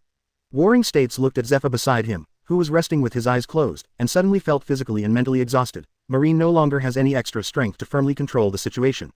Sakazuki stopped and looked at Sengoku. General, have you forgotten the cruelty and cunning of those pirates? Cooperating with them is tantamount to seeking the skin of a tiger. Sengoku sighed slightly and patted the table. I have not forgotten it, but pirates need checks and balances, and the same is true in this world. The Shichibukai recruitment plan has already begun, and there is no room for recovery. Then I'll kill them one by one. Sakazuki's empty sleeves were gradually melted by the magma. What are the conditions for Shichibukai's recruitment? Strong strength, or his status and his reputation? Sakazuki swung the cloak behind him and strode out without giving Sengoku any dignity. Only those who can survive in my hands are qualified to be equal to us, otherwise, In the corner of the conference room, Kizaru was lazily leaning on his chair, as if it had nothing to do with him. Regarding the Shichibukai recruitment plan, he himself does not seem to want to express too many opinions. Kuzan was in another corner, with his eyes closed, as if he was sleeping. He doesn't seem to care about this controversy. It wasn't until Sakazuki left angrily that he lazily said, I remember not long ago, Little Terra said that she wanted to take over the Shichibukai recruitment plan list. Sakazuki paused in the air, slowly turned around and walked back to his seat. Mr. Warring States, the meeting can continue. I remember what you said earlier about how to escort the king of the participating countries to safely arrive at Mariehoya. Sakaski's reaction, except for the hawkish generals who knew the inside story, everyone looked at each other in shock. When did your relationship become so good? Warring States pursed his lips. If he had known that little Beatty's name was so easy to use, he wouldn't have made any big arguments with this stubborn guy. Sakaski did not respond to everyone's doubts, but turned to look at Porcelino in the corner, his thoughts drifting away. Jongu is not about fighting and killing, but about human nature. It is not easy to deal with it. It is absolutely impossible to think about it all. The little guy handled that incident very beautifully, rescuing Porcelino with force and killing the main criminals with iron blood. The methods used were consistent with their hawkish style, so what reason did Sakaski have to refuse Talig's takeover of the Shichibukai plan? Chapter 123 The worldview was shattered. Red Continent, Marie Joya. As the elevator gradually rises, the mysterious place symbolizing the center of world power comes into view. Major General Tyrage, a Marine captain, and his subordinates have been waiting here for a long time. Tyrage's expression was stern, and his eyes slowly swept across the dozen Marine soldiers in front of him. Momosawa looked a little nervous and followed closely behind him. Thank you for your hard work, please lead the way. Yes, although the Shichibukai project was proposed by Sora Fleet Admiral, in order to truly move it to the world stage, it still needs to pass the final decision of the World Conference. There are at least more than 170 world government member countries around the world, which means that at least half of the votes must be obtained. However, judging from the responses from various countries, only a small number of them strongly protested against cooperation with the pirates, but the majority still held a supportive attitude. This is why Sakaski, Tillage and others are already preparing for the future before things are settled. And Tillage's target this time is CP0, the world government's highest intelligence agency. It's really unlucky. We, Marine, don't have the final say on matters at sea. The final decision maker on Shichibukai's recruitment list is actually owned by those lackeys. Tillage was itching with hatred and wanted to pull out those canine teeth. Soon, they came to the area where CP0 was located. The place was heavily guarded and the atmosphere was even more solemn. Tyrage stopped and said to Captain Marine behind him, please lead the way. Say hello to Lieutenant General Flying Squirrel for me. You're welcome, this is what you should do in a humble position. Captain Marine saluted, waved and left with his men.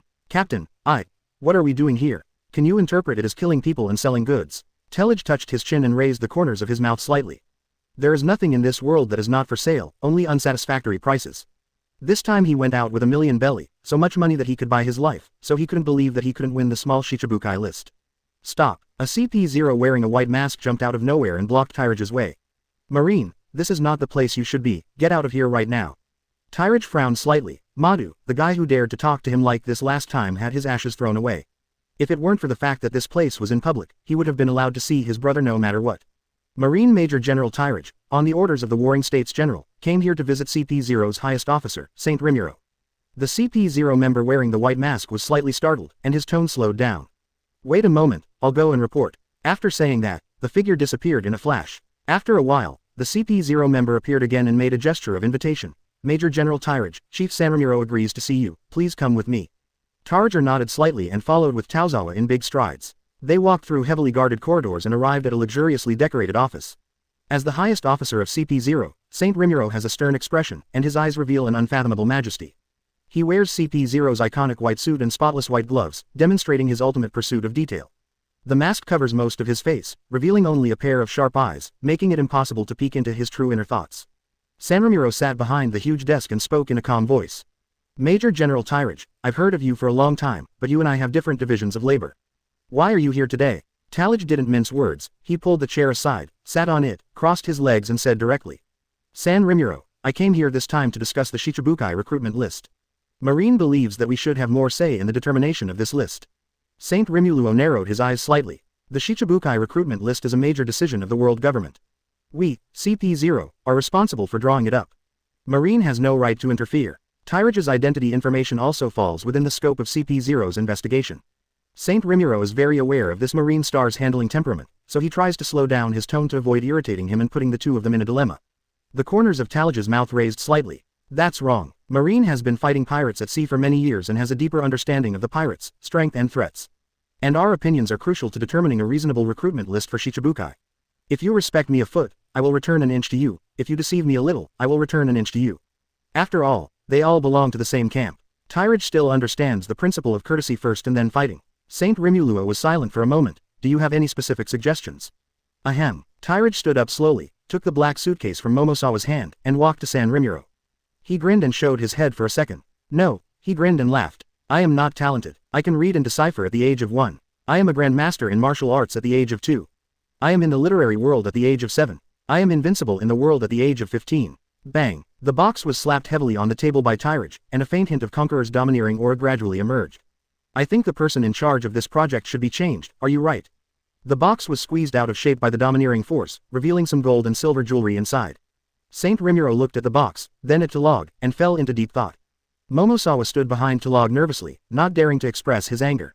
After a long time, Saint Rimuro slowly spoke. Major General Tyrage, I will consider your proposal, but the final decision is still in the hands of the world government, you. Snap. Zero-frame chokehold. Tyrage's patience gradually ran out. You should have analyzed my information by now, right? Why do you think I am discussing with you? Stop. Marine, do you want to be the enemy of the world? The face of the CP0 member who brought Tyrage in at the door changed drastically, and he instantly pulled out his weapon and pointed it at Tyrage. Let go, sir. You are asking for death. However, Tyrage showed no fear at all, and the strength in his hand became even stronger. Shaving 100 cuts. Bang. San Ramiro, who was kneeling on one knee, his face flushed, panting heavily, and retracted his fist. Tisk, it's true that I'm not just for a living. Tyrage shook hands and looked at the somewhat embarrassed Saint Rimuluo in a joking manner. He actually broke free from his restraints in an instant and successfully prevented his subordinates from attacking. I have to say, CP0 still has something. A-hole, do you know what you are doing? Saint Rimuluo glared fiercely at the subordinates embedded in the table. They were the ones who almost became enemies of the world. Under the premise of different division of labor in the same camp, drawing weapons on colleagues can directly be defined as extremely vicious people. This is different from Tyrage's bondage, and its nature has completely changed. One that can be understood as a tough means to achieve an end, but still within a negotiable range. This can be understood as a blatant betrayal and provocation that violates the basic norms of the world government camp. How do you think about it? Commander CPO, Tyrag's time is precious, finish things early and go home early to celebrate Maginot's birthday. There were several black lines across Saint Rimiro's forehead. This guy was indeed as difficult to deal with as the intelligence indicated. Okay, I promise you, but I must retain the right to supervise.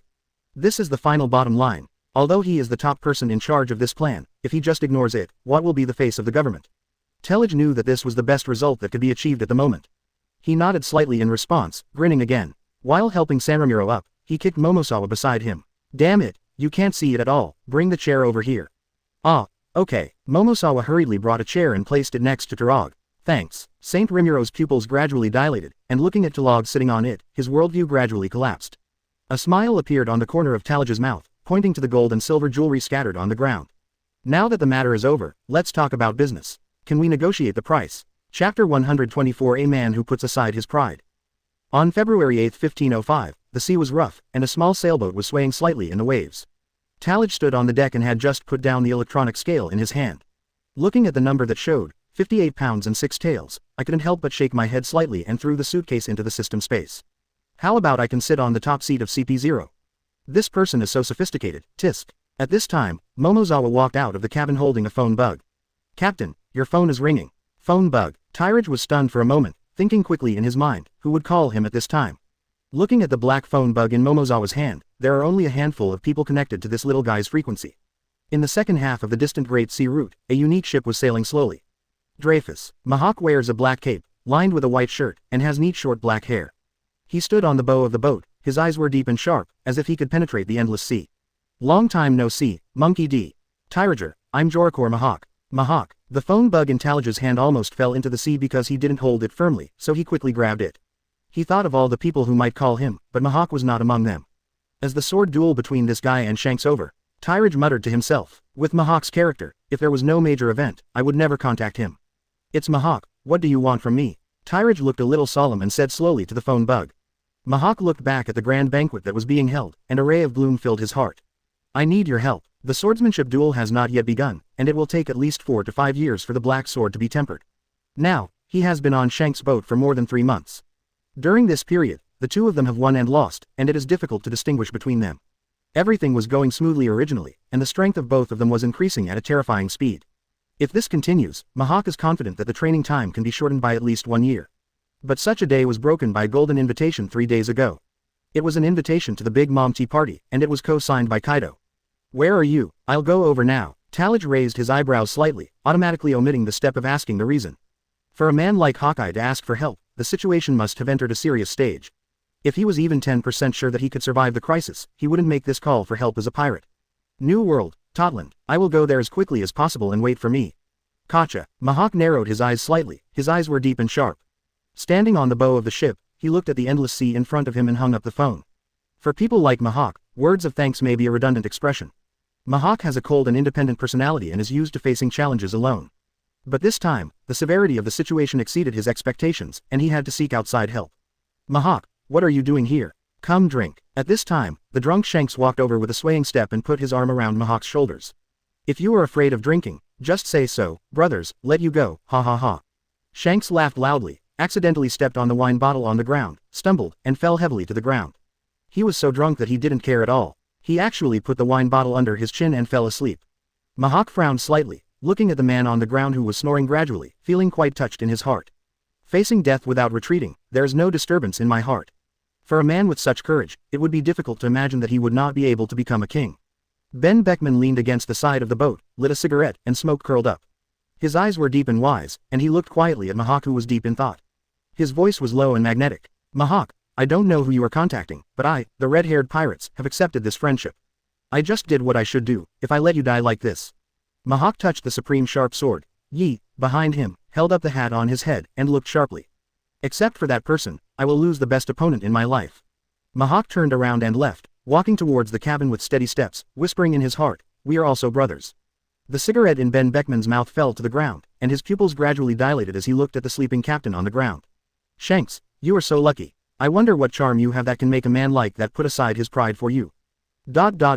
Totland. Tyrage put away the black phone bug, and a sense of solemnity gradually came to his mind. Marine's recent foreign policy is to try to avoid conflicts with the three monsters in New World.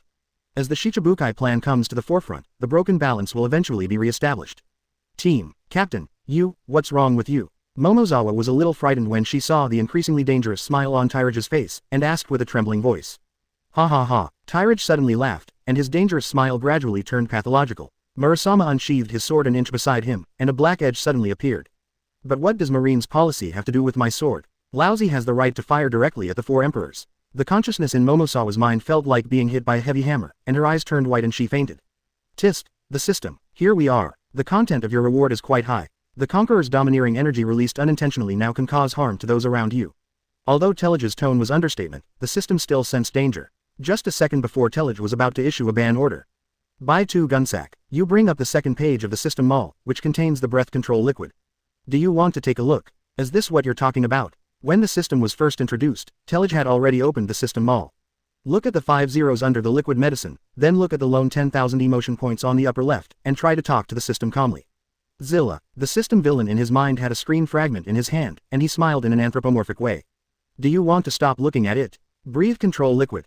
Control one's own strength and breath in all directions, making it easy to control. Price.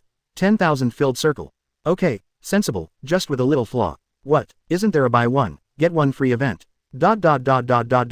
Chapter 125 Influence. East Daxia Sea, unknown base. Yes, Captain. Ella squeezed Lacey's little hand and looked at the phone bug in her hand solemnly. Don't forget to bring that heavy weapon. Telage was riding on a camouflaged warship, heading straight towards the nations. What do you mean by heavy weapon? Ella took a sneak glance at Lacey's bra, which barely covered her proud plumpness, and fell into deep thought. My dad, what else could it be? Tyrage picked his nose with a look of dismay on his face. No matter what method you use, just invite him to the New World and eat and drink with him in the city on the edge of the world. This is the insurance Tyrage bought for himself. Although he has full confidence in this business, with his father's escort, he can at least feel at ease. Ella shuddered. The evil fire in her heart was extinguished by the cold water, and she cried sadly. You might as well kill me. Recalling Mr. Garp's devilish training over the past year or so, Ella can be frightened out of her dreams. That is simply not a training method that ordinary people can survive. I thought what the captain said during the officer training camp was bragging. But until Mr. Garp threw him and Leo into the abyss with their bare hands, he couldn't laugh anymore. It won't be a big deal if I kill you. I can still peel off the skin. That's it, I'm done. Gotcha. Ella listened to the sound of the phone hanging up, turned her head and looked at Lacey beside her, and said without tears. If you go here, your man will lose at least 10 pounds. Lacey's red lips were slightly open, her fragrant tongue licked them frequently, and she looked at Ella with a look of disgust. Well, it's not possible in the first place, but I have to. Lacey left, which was not very harmful, but the frequent sighs that were extremely insulting were the straw that broke the camel's back. System task release. Go to a tea party. Your best opponent is facing a life and death crisis, please go and join him in time. Reward. 10,000 emotion points, and the domineering power of the armed color will be further improved. Have you been showing up a little too often lately? Tyrage took a deep breath and put down the intelligence information in his hand, which he obtained through the Marine Intelligence Network. The above introduces in detail what major events have happened in New World recently. I really think of myself as an emperor. I celebrated my birthday and made it known to the whole world. Bah, Tyrage was extremely unhappy and made in-depth criticism of Charlotte Linland's extravagant and wasteful behavior. Booloo booloo booloo. Hey, is it around Auntie? Yes, it's me. February 23rd is my sister's birthday. Remember to bring Auntie over. What? She went on a mission. Oh, you can bring a gift for 2 people. Okay, that's it. Gotcha, Captain. This is the 22nd invitation call you have made. What kind of person is Sister Maginot? Momosawa sat in front of a table, holding her head with her hands and looking at the smiling Talog in front of her. Tyrage put down the phone bug in his hand and scolded those 2 idiots Ella one by one in his heart. Are you as brave as a mung bean? What happened to inviting your colleagues to a birthday party? Ella. I'm thin-skinned. Leo. I'm afraid of society. I don't know how to speak to people I don't know at all. You will have the opportunity to see me in the future. Go and increase the speed of the boat to the maximum. Yes. Moby DK. Beulah la la la. White-bearded Edward Newgate stood at the bow of the ship, his heroic laughter echoing in the sea breeze, Marco and other crew members surrounding him. At this time, Marco, who was standing behind Whitebeard, frowned slightly, looked at Whitebeard and said, Dad, there's news from New World that Big Mom is going to hold a tea party, and it will be known all over the world. This is really a big event. I was thinking, should we go take a look? Maybe we can find out some useful information, and we can also take this opportunity to find out the movements of Big Mom and Kaido. Goo la la la. Whitebeard took the drink Marco handed him and took a few sips with a stern look in his eyes. Lousy has a white beard, how can he care about her Charlotte Linland's tea party? We don't need to join in the fun. As long as she doesn't mess with us, let her do the trouble. At this time, the chef of the Whitebeard pirates, Saki, came over with a plate of snacks, put his arm around Marco's shoulders and smiled. Our dad is the strongest man in the world. Marco, you are a bit unfounded. Of course I know this. Marco pushed Sachi's shoulder away and looked at his father, a little worried. It's just. Marco. A huge Poseidon beast burst out from the bottom of the sea, setting off huge waves. Edward Newgate, who was standing at the bow of the ship, did not change his expression and slowly raised his fist. Don't have any worries. As long as I'm here, the sky won't fall. You can just ride freely on the sea. Whitebeard shouted loudly, the muscles of his right arm bulged, and he punched fiercely. The fist hit Poseidon's body, causing an earth-shaking loud noise in an instant. Poseidon roared in pain, but the roar was quickly drowned in the shock caused by the shock fruit. With Whitebeard's fist as the center, powerful shock waves spread out in all directions, and the seawater was shaken into the sky, forming a water wall tens of meters high. Poseidon's huge body was like paper under the force, and was instantly beaten to pieces. Dad, no one exclaimed, as if this scene had been repeated countless times. Marco calmed down, a smile gradually appeared on his face, turned around and looked at the family members behind him. Let's have a party, I'll pay for it, long live Marco. The crew suddenly cheered, even the Whitebeard standing at the front had bright eyes, as if he was already looking forward to it. I admire you very much, Marco. Saki put his arm around Marco's shoulders again, with a smile on his face. Sorry, Sage, what does one family say to 2 families? Let's go and I'll make your favorite seafood dish. All nations, Totland, Mama, Kaido, you still feel sorry for my old sister. Charlotte Linland's bloated figure sat on the main seat, eating a donut in her hand. Who told me to owe you a big favor? This time, I want you to see something amazing. Kaido sat cross-legged opposite Charlotte Linland and took out a treasure box from his arms. Box. Linland's eyes were filled with golden light. She liked the mysterious treasure box the most. Is it a gift for me? I really want to open it. Mama. Kaido took off the wine gourd from his waist, placed the treasure box on the ground, and laughed. After taking a few sips of wine, his eyes narrowed and he stood up suddenly. Stop joking, old woman. This is the fruit of that old lion, Napoleon. Here, Mom. A sea of water flowed from the corner of Charlotte Linland's mouth, and her eyes looked at the treasure chest next to Kaido, full of longing. Not to be outdone, Kaido took out his weapon and looked at Charlotte Linland with fiery eyes. Wei Guo. Thunder 8 trigrams. Chapter 126 The Quietly Changing World. Brother, stop it. Yan Liangjun flashed and came to Kaido, trying to hold him. Kaido's eyes widened in anger, and he threw away Yan Liangjun. Get away. This crazy woman, Lousy must teach her a lesson today. Mom, stop hitting. Katakuri also came behind the ant and said respectfully. Mama, Katakuri, go and kill Jin. It's a pity that you ate a devil fruit, otherwise the old lion's fruit would be just right. Kaido and Big Mom did not listen to their dissuasion and still attacked each other crazily. Kaido wields the mace, each blow carrying the power of destruction, while Big Mom controls Zeus and Prometheus, intertwining thunder and lightning, leaving the entire palace in chaos. Katakuri and Yan Banjin looked at each other, and both saw helplessness and worry in each other's eyes. They know very well that if this battle continues, it will bring irreversible consequences. But whether it's Kaido or Big Mom, no one can stop the battle between them. At least, Katakuri and Flame Calamity Jin don't have this ability. Thriller Bark, a gloomy place filled with a strange atmosphere. Little Perona, wearing a pink dress, with the iconic black ghost floating behind her, flew lightly in the air like a cute elf. There was a hint of worry in her big eyes, and her pink face was full of seriousness. Flying all the way from the castle to the pass of Mariah drooped his head and exuded an aura of decadence. Perona said in a coquettish voice, "Lord Moria, do you really need to ignore Big Mom's invitation?" When Moria heard Perona's question, she slightly raised her heavy eyelids, her eyes full of haze. Big Mom, what can she do? Mariah's voice was low and hoarse, with endless negativity. He slowly raised one hand, as if he wanted to grab something, but it dropped weakly. The battle with Kaido 5 or 6 years ago was like an indelible nightmare, deeply engraved in the depths of Moria's soul. Once upon a time, Mariah was tall and straight, like an invincible giant. After the war, his body seemed to have been bent by years and pain. His abdomen was slightly bulging. It was no longer firm and full of strength, but a kind of relaxation filled with despair. Ambition, dream, confidence, long gone. I heard that Lord Moria's great enemy Kaido is also there. HMPH, when Perona grows up, she will definitely beat that big bad guy to a pulp. This way, Lord Moria doesn't have to be sad anymore. She flew around Moria, trying hard to use her words to dispel the haze in Moria's heart. When he heard the name, Kaido, Moria was slightly startled at first, and an imperceptible wave flashed in his originally empty eyes. Ahem hee. Perona, your captain hasn't given up yet. You are just responsible for growing up happily in this castle. Moria threw away the wine bottle in his hand, took out a rag doll from behind, and threw it into Perona's arms. He stood up and stared at the gloomy sky in the distance with sharp eyes. Children should not get involved in adult matters. North Blue, young master, it's time for us to set off. Virgo, who exuded a terrifying aura, walked over with a golden invitation. Is that old woman still chasing us? Doflamingo's fingers danced nimbly, as if playing a silent movement. Those fingers were constantly manipulating, pulling the huge birdcage that covered the entire island to move slowly. As he moved, the birdcage seemed to be alive, gradually began to shrink, and was taken back into his body bit by bit. In order to cultivate himself and to escape pursuit, Senior went alone to attract the crane's attention. It seems that I am not the only one who has been affected by the sacrifice of my family. Dover's lips curved into a wicked smile and he took the invitation from Virgo. Ah, Virgo took off the omelet on his face and sighed. It's like the memory of yesterday, unforgettable. More than a year ago, after that thrilling action, the Don Quixote family suffered a nearly devastating blow, and half of the family was shattered in that storm. Doflamingo deeply realized his own shortcomings, and the feeling of powerlessness followed him. He realized that his decision-making at critical moments may not have been decisive enough, and his strategic layout was not impeccable. At the same time, he also clearly saw the shortcomings of the entire family, which was the lack of top-strong people who could change all the patterns and reverse all results. In this world of the jungle, there is no absolute strength. Just like a lonely boat in the storm, there is a danger of being swallowed at any time.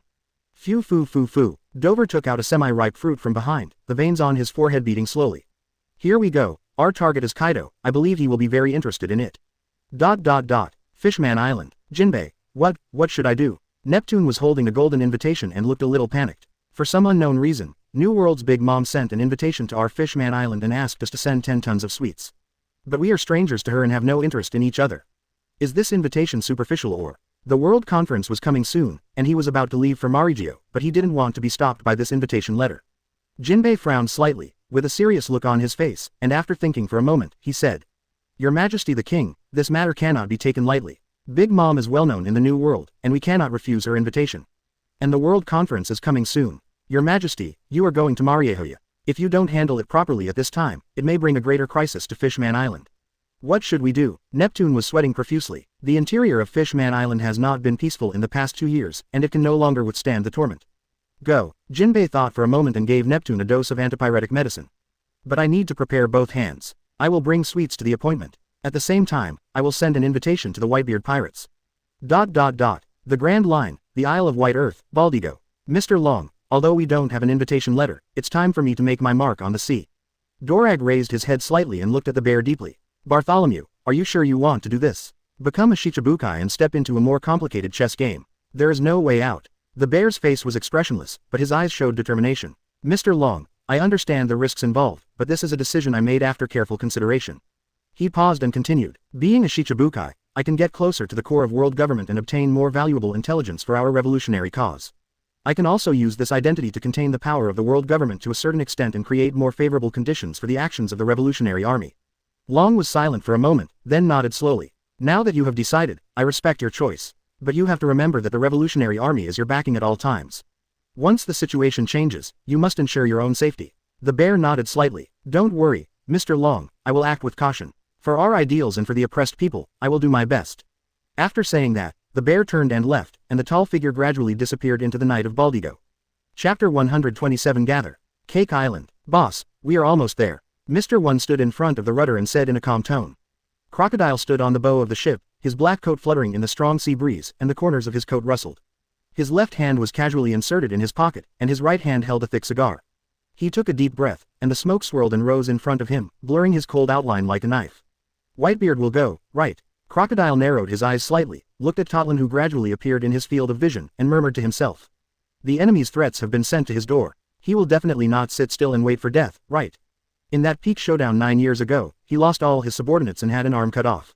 At that time, he was like a bereaved dog, thrown into the sea with his bare hands by the man who stood at the top of the world. That battle destroyed his ambition and broke his spine. Now, having regained his strength, he is ready to challenge that man again. So, here he comes. All nations, Totlin, no. Kaido's heroic laughter echoed in the air. Mama mama, Big Mom Charlotte Linlin's unique laughter also sounded. Katakuri and Jin looked at each other in the corner, and they both saw deep helplessness in each other's eyes. They know that the actions of these two uncrowned emperors will undoubtedly set off a storm in the New World. Previously, the two people who fought to the end still couldn't decide the winner. They sat down on the ground and shook hands to make peace, and started a grand banquet. Next to Kaido, the empty gourds of wine were scattered on the ground. He was already extremely drunk, hugging Big Mom's shoulders and laughing.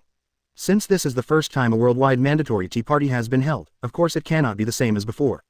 Big Mom opened her big mouth and devoured a bunch of desserts, and then said, "Power, fame, wealth, or territory." Charlotte Linlin dragged her body like a steel balloon and slowly walked towards Katakuri who was watching the excitement.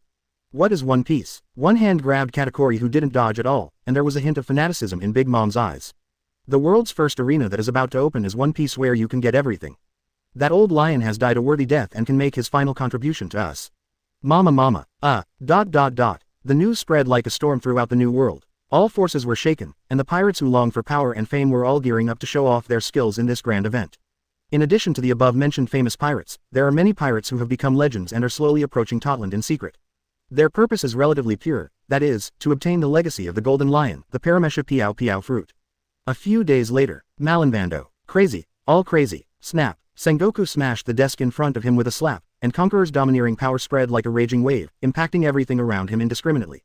The documents on the desk were blown everywhere, and the decorations on the walls trembled slightly. Kaido, Big Mom, what are you going to do? Warring States frowned, with anger burning in his eyes. Do you have to turn this world upside down before you give up? In just 3 days, the New World, including dozens of marine bases along the Grand Line, was attacked by frantic pirates. The World Conference is coming soon, and many elite marines are needed to escort the countries that joined the world government. These marine bases that had their troops deployed were unable to fight back against the numerous pirates who attacked them, and suffered heavy losses. The base was filled with smoke, buildings collapsed, and it was a mess. Sakazuki, Porosalino, Kuzan, no matter what you are doing, come to my office right away. Warring States crushed the phone bug in his hand, the anger in his heart could no longer be suppressed, and he was ready to launch his own thunderous counterattack. Don't you like to fight? Don't you like to make trouble?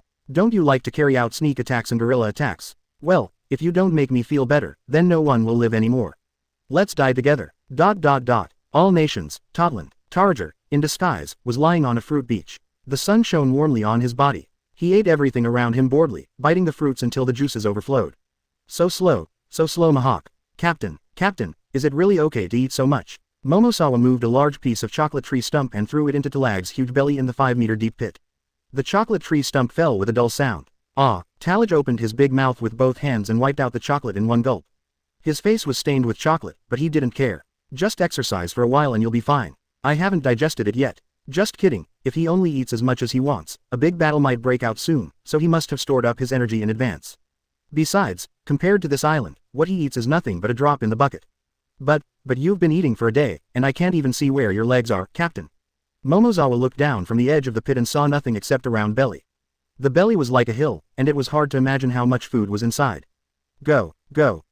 Tyrage ignored the crying strawberry cake in his hand and stuffed it all into his mouth.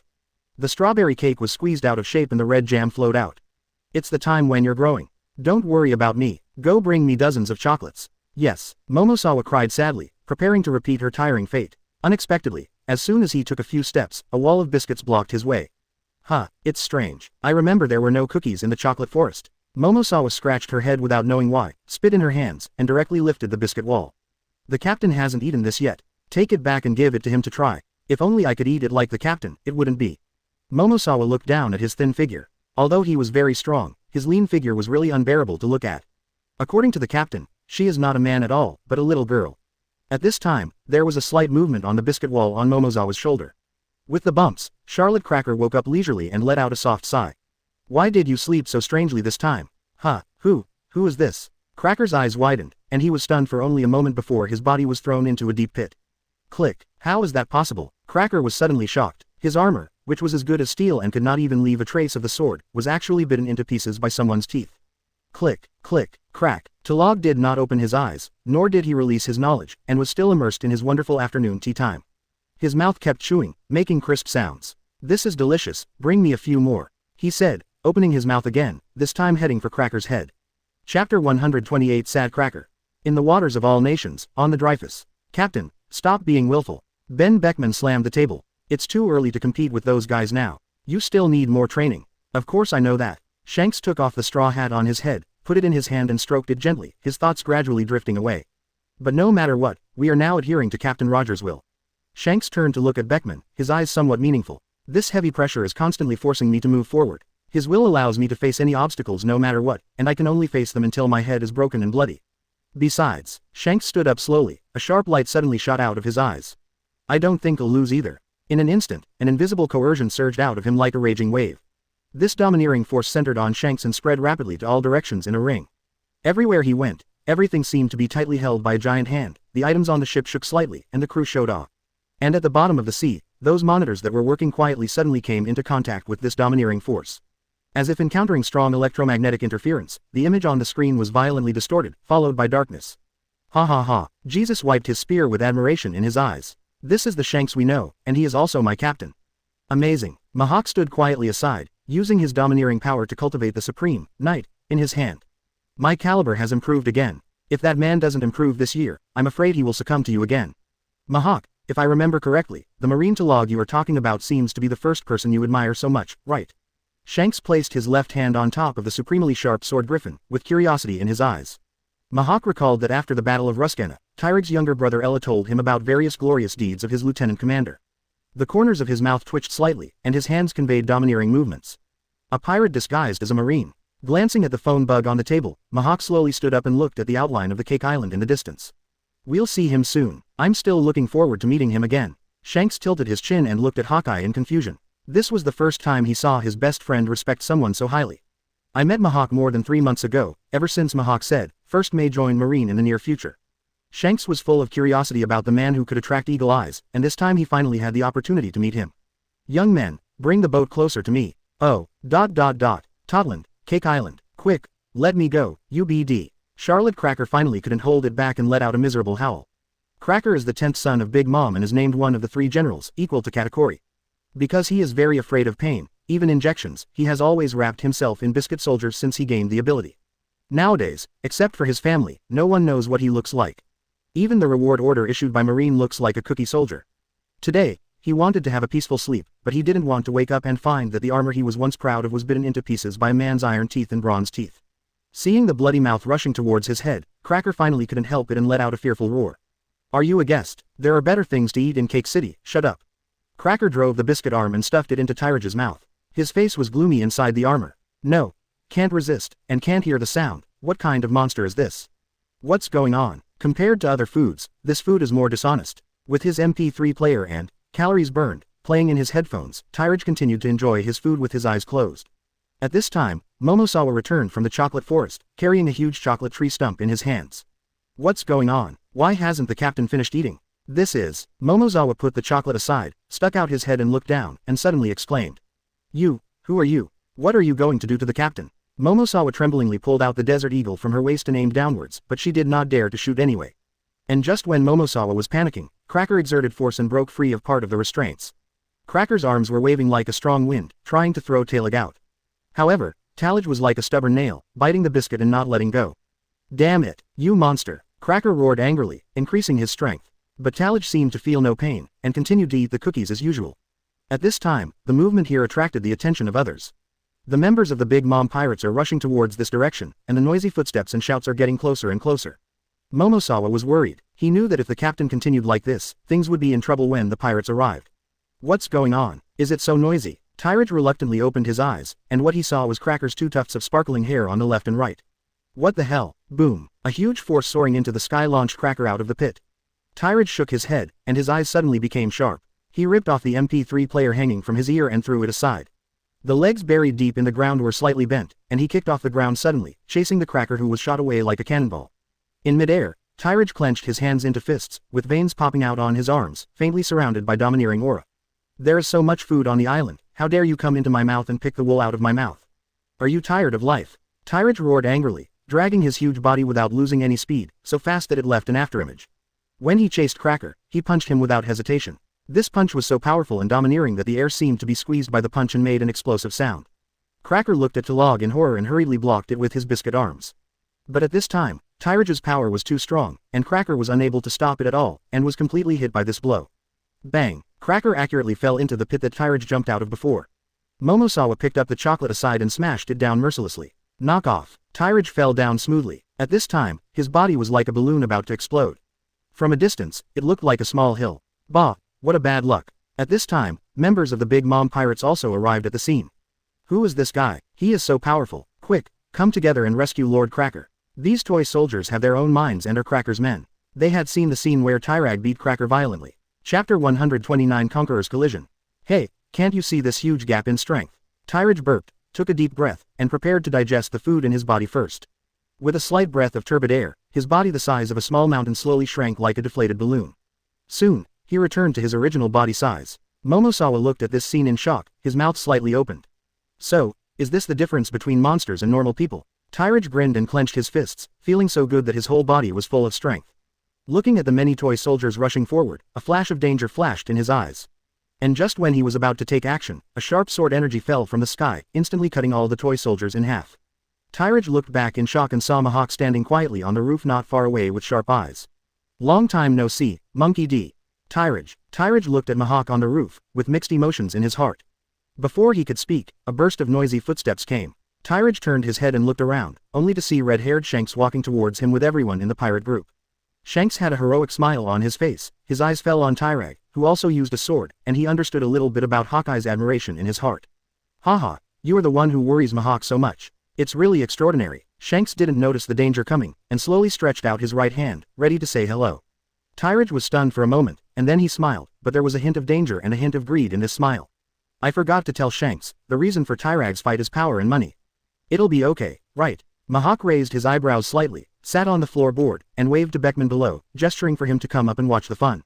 Shanks. Tyrage blew out a burst of hot breath, looking at the red hair in front of him with burning eyes, his face full of greed.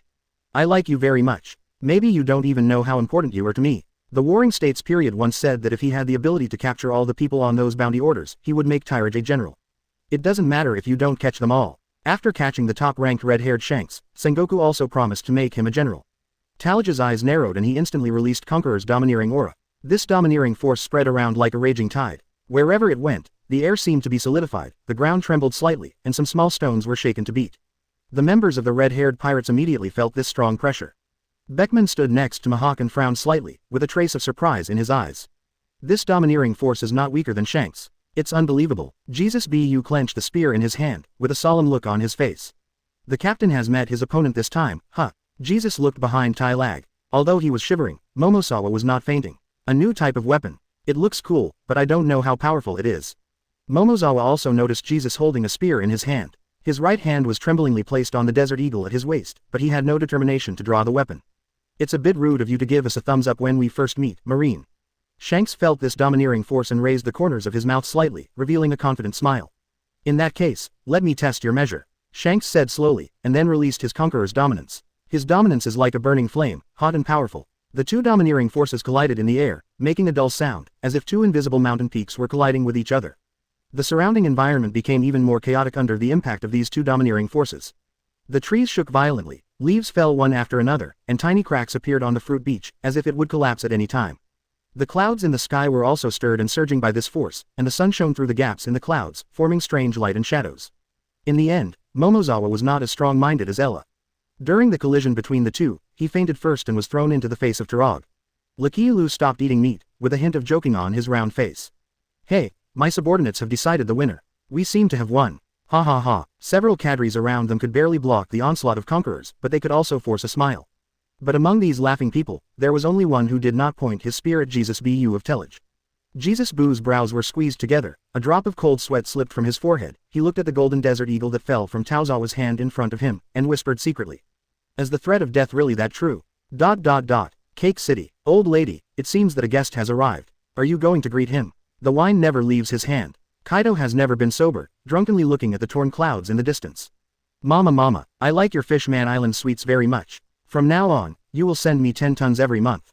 Come on down. Big Mom waved her hand and dismissed Jinbei, who was standing in front of him, looking at her without fear. Walking to the palace gate, he stood side by side with Kaido, his tongue constantly licking the cream on his face, exuding a dangerous aura. It's really rude. He started fighting without the owner's permission. No, Kaido's body turned into a giant dragon and soared into the sky. It's a very familiar smell, I'll join in the fun. Katakuri, here, Mom, you go and take a look, don't let Kaido hurt my guests.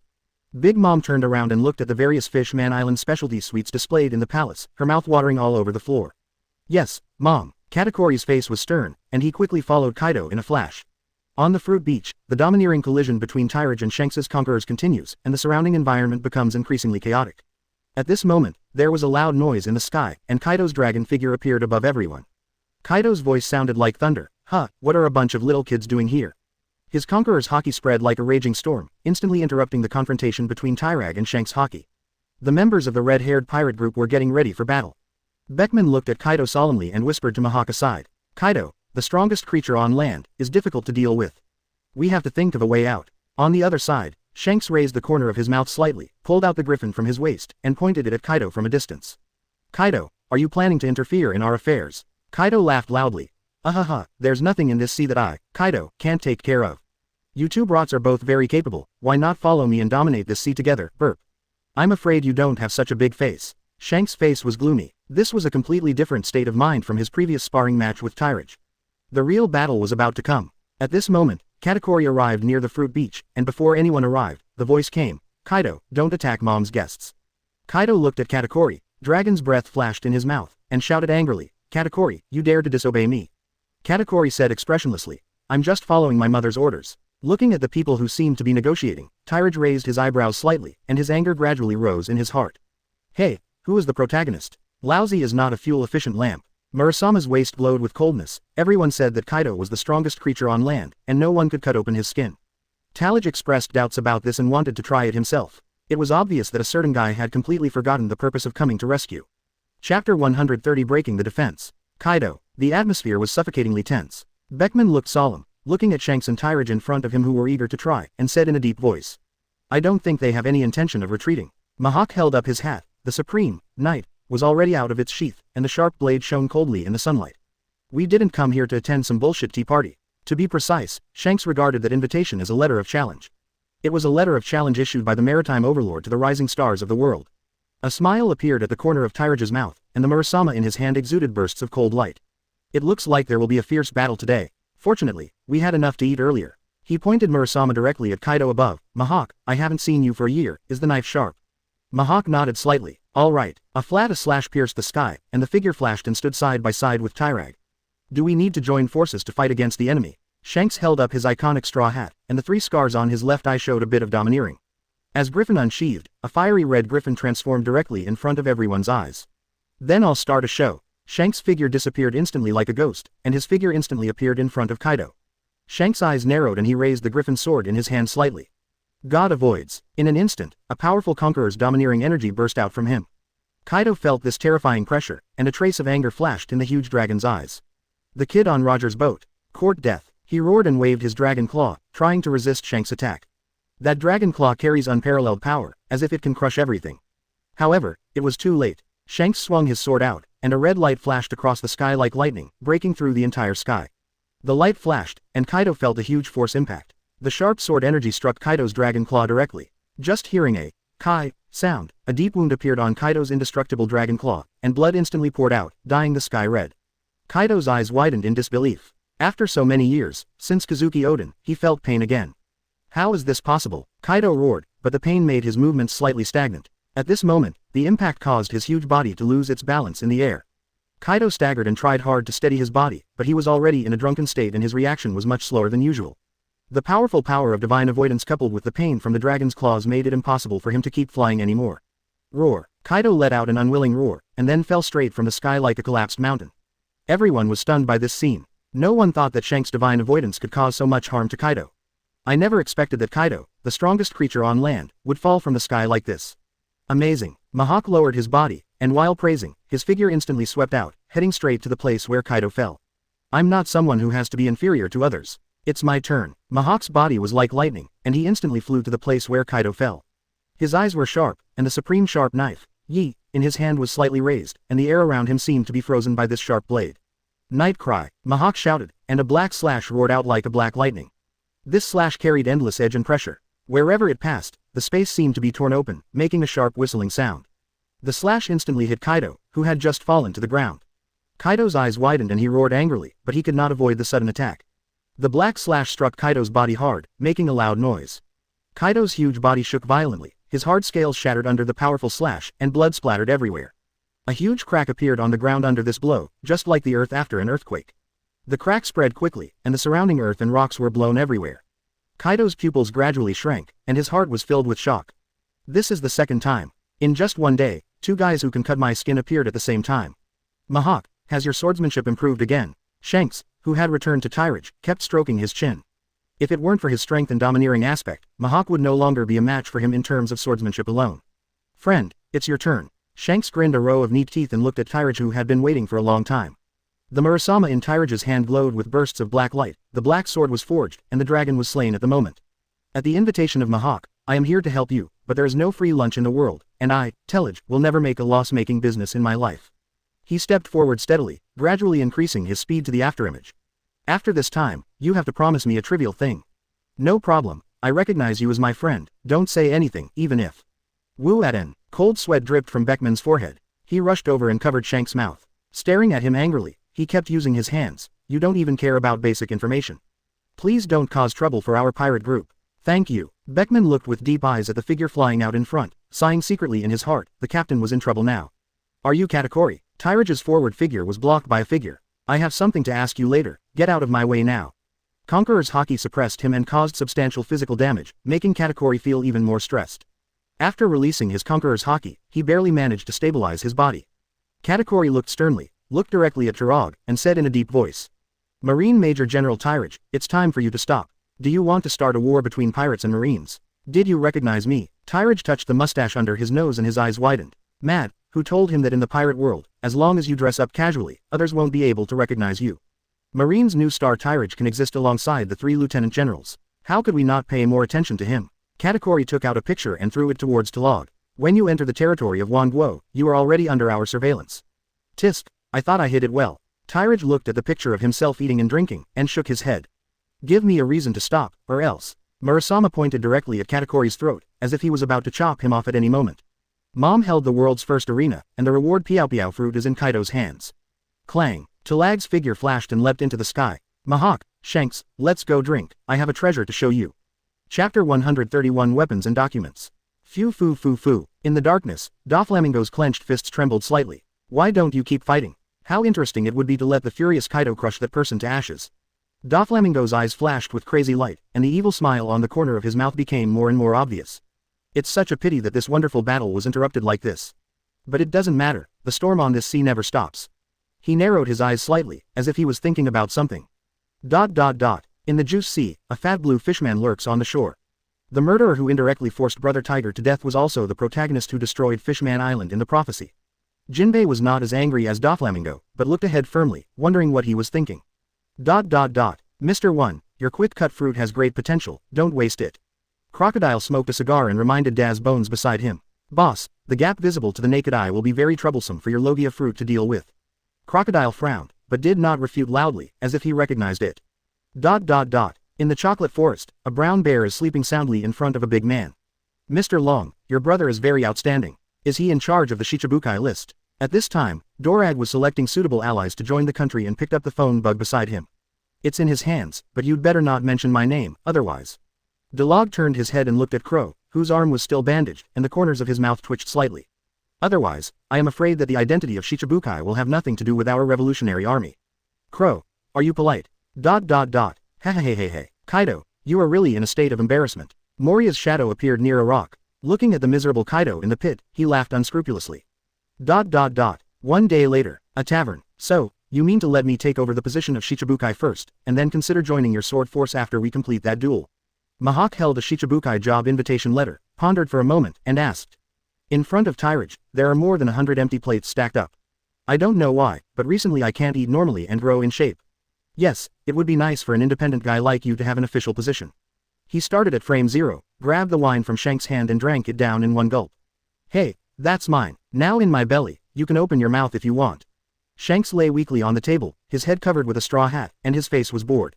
Ha ha ha, this is the 32nd time the captain has been criticized, please mark it down. Jesus waved the large wine glass in his hand and mocked Shanks mercilessly. I've already recorded it, it's okay. Lucky Lou waved the phonetic shell in his hand and bit into the bone meat in his mouth. Hey, you guys are going too far. Shanks slapped the table and stood up, glaring at his disobedient brothers. I don't like being restricted in my freedom, so. Mihawk spread his hands helplessly, saying that he was not interested in this position. Don't refuse in a hurry. Take a look at the privileges offered by Marine below. I believe you will be interested. Tellage pointed to the plate under the document and asked him to take a look. Legal pirate status. Shichibukai is a legal pirate recognized by the world government. His actions will not be pursued and sanctioned by Marine, and he can move freely on the sea. The original wanted order is stopped. After becoming a Shichibukai, the original wanted order will be stopped, and all crimes committed before will no longer be pursued by the world government. Tacitly allowed privateering. Shichibukai's privateering is tacitly tolerated to a certain extent. As long as it is not excessive or is not publicly exposed, some wealth and resources can be plundered. Individual requests are met. In order to maintain the cooperative relationship with Shichibukai, world government will agree to your individual requests. How about it? Compared to just helping us fight against the pirate forces, these privileges are full of sincerity. Tellage looked at the money above with disdain. This was Mihawk, and he would take out this document. If it were someone else, they would buy and sell by force. If you disobey, I will do something to you. If you do, nothing will happen to you, so I will do the same to you. Looking at Mihawk's uninterested look, Tyrage knew that his persuasion had failed. Oh, those versatile swordsmen in Marine have been blinded. If I were you, I would directly add the conditions to challenge Marine generals unconditionally in the fourth payment, tisk. Mihawk paused slightly as he put down the document, and looked directly into Tellage's eyes with his sharp eyes. I have to admit, you successfully aroused my interest. Mihawk picked up the pen and ink beside him and signed his name on it neatly. That's right, if I help you from now on, that's justifiable, isn't it? Ha ha ha. Tyrage stuffed the document into his arms casually, looking dangerously at Shanks who was watching the excitement.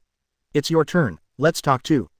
Shanks pointed to his nose and waved his hands repeatedly. I'm a big pirate with a bright face. Don't worry about me, don't do it, even if you say it's a big deal, I won't do it. The refusal was so neat and decisive that Tellage didn't know where to start. Suddenly, an idea flashed across his face. After sorting out the memories in his mind, Tyrage revealed a bright smile. He leaned close to Shanks' ear and whispered softly, what I want to say is, Nika Fruit and Joey Boy. Boom. What do you know? After hearing Tyrage's words, Shanks's conqueror's domineering attitude suddenly spread. It impacts everything around it indiscriminately, exuding an extremely dangerous aura, as if it will take action if it disagrees with you. Rubber fruit. World governments in every era have tried to reclaim it, but they have never taken it into their possessions. It has a great connection with the ancient weapon, the iconic fruit of pirates that represents resistance to oppression and freedom. The human fruit, phantom beast species, and Nika form, am I right, Shanks? I don't understand what you are saying. Shanks' face was stern, and his crew members also understood at this time that their captain was really angry or serious. There was no longer any laughter and laughter as before. Silently carrying the weapon, he walked behind him. Roger was born at the wrong time. Although he was the Joey Boy of that era, it's a pity that the conditions for saving the world were not met. Poseidon was born here last year, and the fruit of Joy Boy's will was also reborn in a corner of the sea. Tyrage slowly stood up, took off Murasama from his waist and placed it on the table, while taking out a new Shichibukai document. I don't think it's realistic to want a man like you to surrender, but it's easy to destroy something that you think is more important than life. The atmosphere in the tavern dropped to freezing point. Murasama represents strife and either you die or I live. The document represents reconciliation and the prerequisite for negotiation. Chapter 132 Compromise. So, I have long said that people who don't even read the information should stop making decisions. Beckman pulled out the spear from his waist and pointed it at Talaga ahead. Hold still, Marine. Clang. I don't want to fight with you, but I just accepted someone's invitation, and I still look like I'm going to do it. Mihawk pulled out the Supreme Knight behind him and spread his hands helplessly. Tyrage's face was stern, and he looked at Shanks from a distance, making the atmosphere even more tense. You have no choice. This is the general trend. Tyrage's voice was calm and powerful, echoing in the silent tavern. Shanks, you know the stakes better than anyone. Shanks' eyes were as sharp as a hawk, staring at Tyrage, and his hand unconsciously grasped the hilt of the sword at his waist. You are playing with fire, Tyrage. Some secrets cannot be revealed at will, but some secrets are destined to be brought to the surface. Tyrage refused to give an inch. The things you protect may not always be safe and sound. Instead of just waiting for death, it is better to cooperate with me. This is a path that is good for everyone. The spear in Beckman's hand trembled slightly. He stared at Tyrage closely, ready to attack at any time. Don't try to threaten our captain, you are asking for death. At this time, Mahawk sighed slightly and stood in the middle, as if he wanted to ease the tense atmosphere. Calm down, everyone, this kind of conflict is meaningless. However, neither side has any intention of giving in. Shanks's conqueror's aura became more and more domineering. The tables and chairs in the entire tavern were shaking slightly, and the wine in the wine glass was rippled. Shanks, think about Roger's last wish when he died, Tyrage said suddenly. His words were like a sharp sword, piercing straight into Shanks' heart. Shanks' body shook violently, and Captain Roger's heroic smile appeared in his mind. He closed his eyes slightly, as if thinking about something. After a long time, he opened his eyes, and the violent domineering spirit gradually subsided. I can accept your invitation, but don't let anyone know what you know until the new era has grown up. Of course, after all, panic is not conducive to the stability of the world. A smile appeared on the corner of Talage's mouth, and Shichibukai signed the regulations and pushed forward. Shanks. Beckman frowned, trying to stop the captain from doing something he didn't want to do. Beckman, Captain Roger once said that only when you can carry all the men on your own can you grow. Snap. A large handprint was imprinted on the documents on the table. I hope you keep your word, Monkey D. Tarager. Talage silently put away the documents, picked up a bottle of wine on the table and drank it in one gulp. Oh, many years later, when you find out that everything you cherish is closely related to my family, I hope your tone will still be as strong as it is now. Compromise is always unpleasant and everyone leaves unhappy. But no one left just like that. They were waiting for the arena to be held in a few days. After all, the fluttering fruits were still very attractive. Even though Shanks' ship didn't need devil fruit abilities, they were still very interested in fame. A few days later, the grand tea party kicked off amidst the bustle and bustle. The venue was extremely luxuriously decorated, with colorful Madara ribbons and exquisite decorations filling the entire space. Many big pirates also appeared one after another. Some of them came with their own crews, and some came alone. These big pirates either greeted each other or looked around warily. Kaido walked in with domineering steps. His mountain-like body and wild aura were terrifying. He laughed and greeted the people around him, as if he had his own world in this noisy occasion. Ah. No wonder the old woman likes to hold tea parties. There are not many opportunities to see you old guys. Kaido looked at the old man with a slovenly beard holding a handful in the corner, and an evil smile appeared at the corner of his mouth. That's right, Mr. Akoku. Ah, it's that kid Kaido. I haven't seen him for many years. Akoku sat on the floor regardless of his appearance and drank from the expensive wine in front of him. He didn't take the arrival of his former trainee Kaido seriously at all. If he wasn't very interested in the old lion's legacy, he wouldn't be here. The ant sat on the main seat, her huge body wrapped in gorgeous clothes. While she was devouring the delicious food, she was chatting and laughing with the people around her. Every laugh made the ears of the people around her ring. Mama, Katakuri, where's my cake? Why haven't you brought it over yet? Katakuri stood quietly next to Big Mom, scanning the whole place with sharp eyes. That powerful aura made many people afraid to approach. Already on the way, please wait, Mom. On the other side, the 3 Marine Lieutenant Generals in disguise were among the crowd. It's so scary. Although Kizaru was wearing casual clothes, his carefree temperament was still a bit conspicuous. He scratched his head from time to time and looked at the crowd. I saw so many strong and monster-like guys, I have no chance of winning. Aokiji wrapped himself tightly, and the cold breath was vaguely absent. Little Terra is here too. Try to get in touch with him. We don't need to kill many people. It's just a matter of turning things upside down. We can communicate with him. On the side, although Akainu tried his best to hide it, his serious expression was still a bit out of place. HMPH, how dare you take the initiative to provoke our Marines? I really want to sink all these scum into the sea. Thinking of the damage to the New World Marine base, Sakazuki's eyes were so angry that they could burst into flames. Don't act rashly. Mr. Warring States asked us to recover the old lion's fruit as much as possible. Aokiji used his ability to chill a glass of wine and glanced at Akainu. Sparrow, dressed in gorgeous clothes and a top hat, walked vigorously to the center of the venue. He cleared his throat, and the voice seemed to have magic power, instantly piercing through the hustle and bustle of the entire venue, making everyone quiet down. Haha, distinguished guests, welcome to this world-famous event, and thank you all for coming here to celebrate my mother's birthday. With an exaggerated smile on his face, Sparrow opened his arms as if to embrace the entire venue that looked like an arena. This is the stage for the strong, where glory and wealth intertwine. Today, on this special day, we will witness countless brave warriors showing their courage and strength in this arena. His eyes swept across the famous big pirates, paused for a moment on Kaido's mountain-like body, then looked at the ant on the main seat, and then said, whether you are a world-famous overlord or a fledgling star, in this arena, opportunities are equal. And that coveted fluttering fruit is like a shining pearl, waiting for the most powerful person to pocket it. He paused slightly to allow everyone time to imagine the attractiveness of the fruit, and then continued. Here, the rules are no rules. As long as you can stand to the end, the endless glory and wealth will belong to you. Let us put aside all restraints and enjoy this exciting battle feast. Now, I announce that the battle in the world's largest arena, co-organized by Kaido and Big Mom, has officially begun. As his last words fell, the atmosphere of the entire venue was instantly ignited, cheers and shouts came and went, and a thrilling contest was about to begin. Chapter 133 Fight. There is an endless stream of people boarding the arena, and this will be an unprecedented melee. There are no registration thresholds, no rules or distinctions. As long as you have the determination to risk your life, you can participate. Phew foo foo foo, what a good trick, but competing with those two monsters, will anyone really achieve the final victory? Doflamingo turned to look at Kaido and Bigmom in the main seat, his face a little gloomy. There are countless fanatical pirates, but there are also many rational ones. Doflamingo is an example. He sat on the edge of the venue in a very Buddhist manner, without any intention of joining. Little Terra has sent word that he will achieve the final victory. Let us keep an eye on Kaido and Bigmom. Kuzan put down the phone bug in his hand and looked at the two people around him. Tisk, he really thinks highly of us, what should I say, Sakazuki? Poor Salino spread his hands, he was just here to fish, and he could do whatever he wanted. Let these scum kill each other first. When they are tired, we will do it together. I am more lethal. When you two entangle Kaido and Bigmom, I will cover the venue with indiscriminate firepower. Murderous intent flashed in Sakazuki's eyes. Looking at the venue where the fight had begun, he wished he could get out personally. Tyrage, I thought we could be friends. Shanks' eyes were burning with anger, and he suddenly pulled out the sword from his waist, and the sword blade sliced through the air, making a sharp whistling sound. Not to be outdone, Tyrage quickly drew out his weapon and stood ready.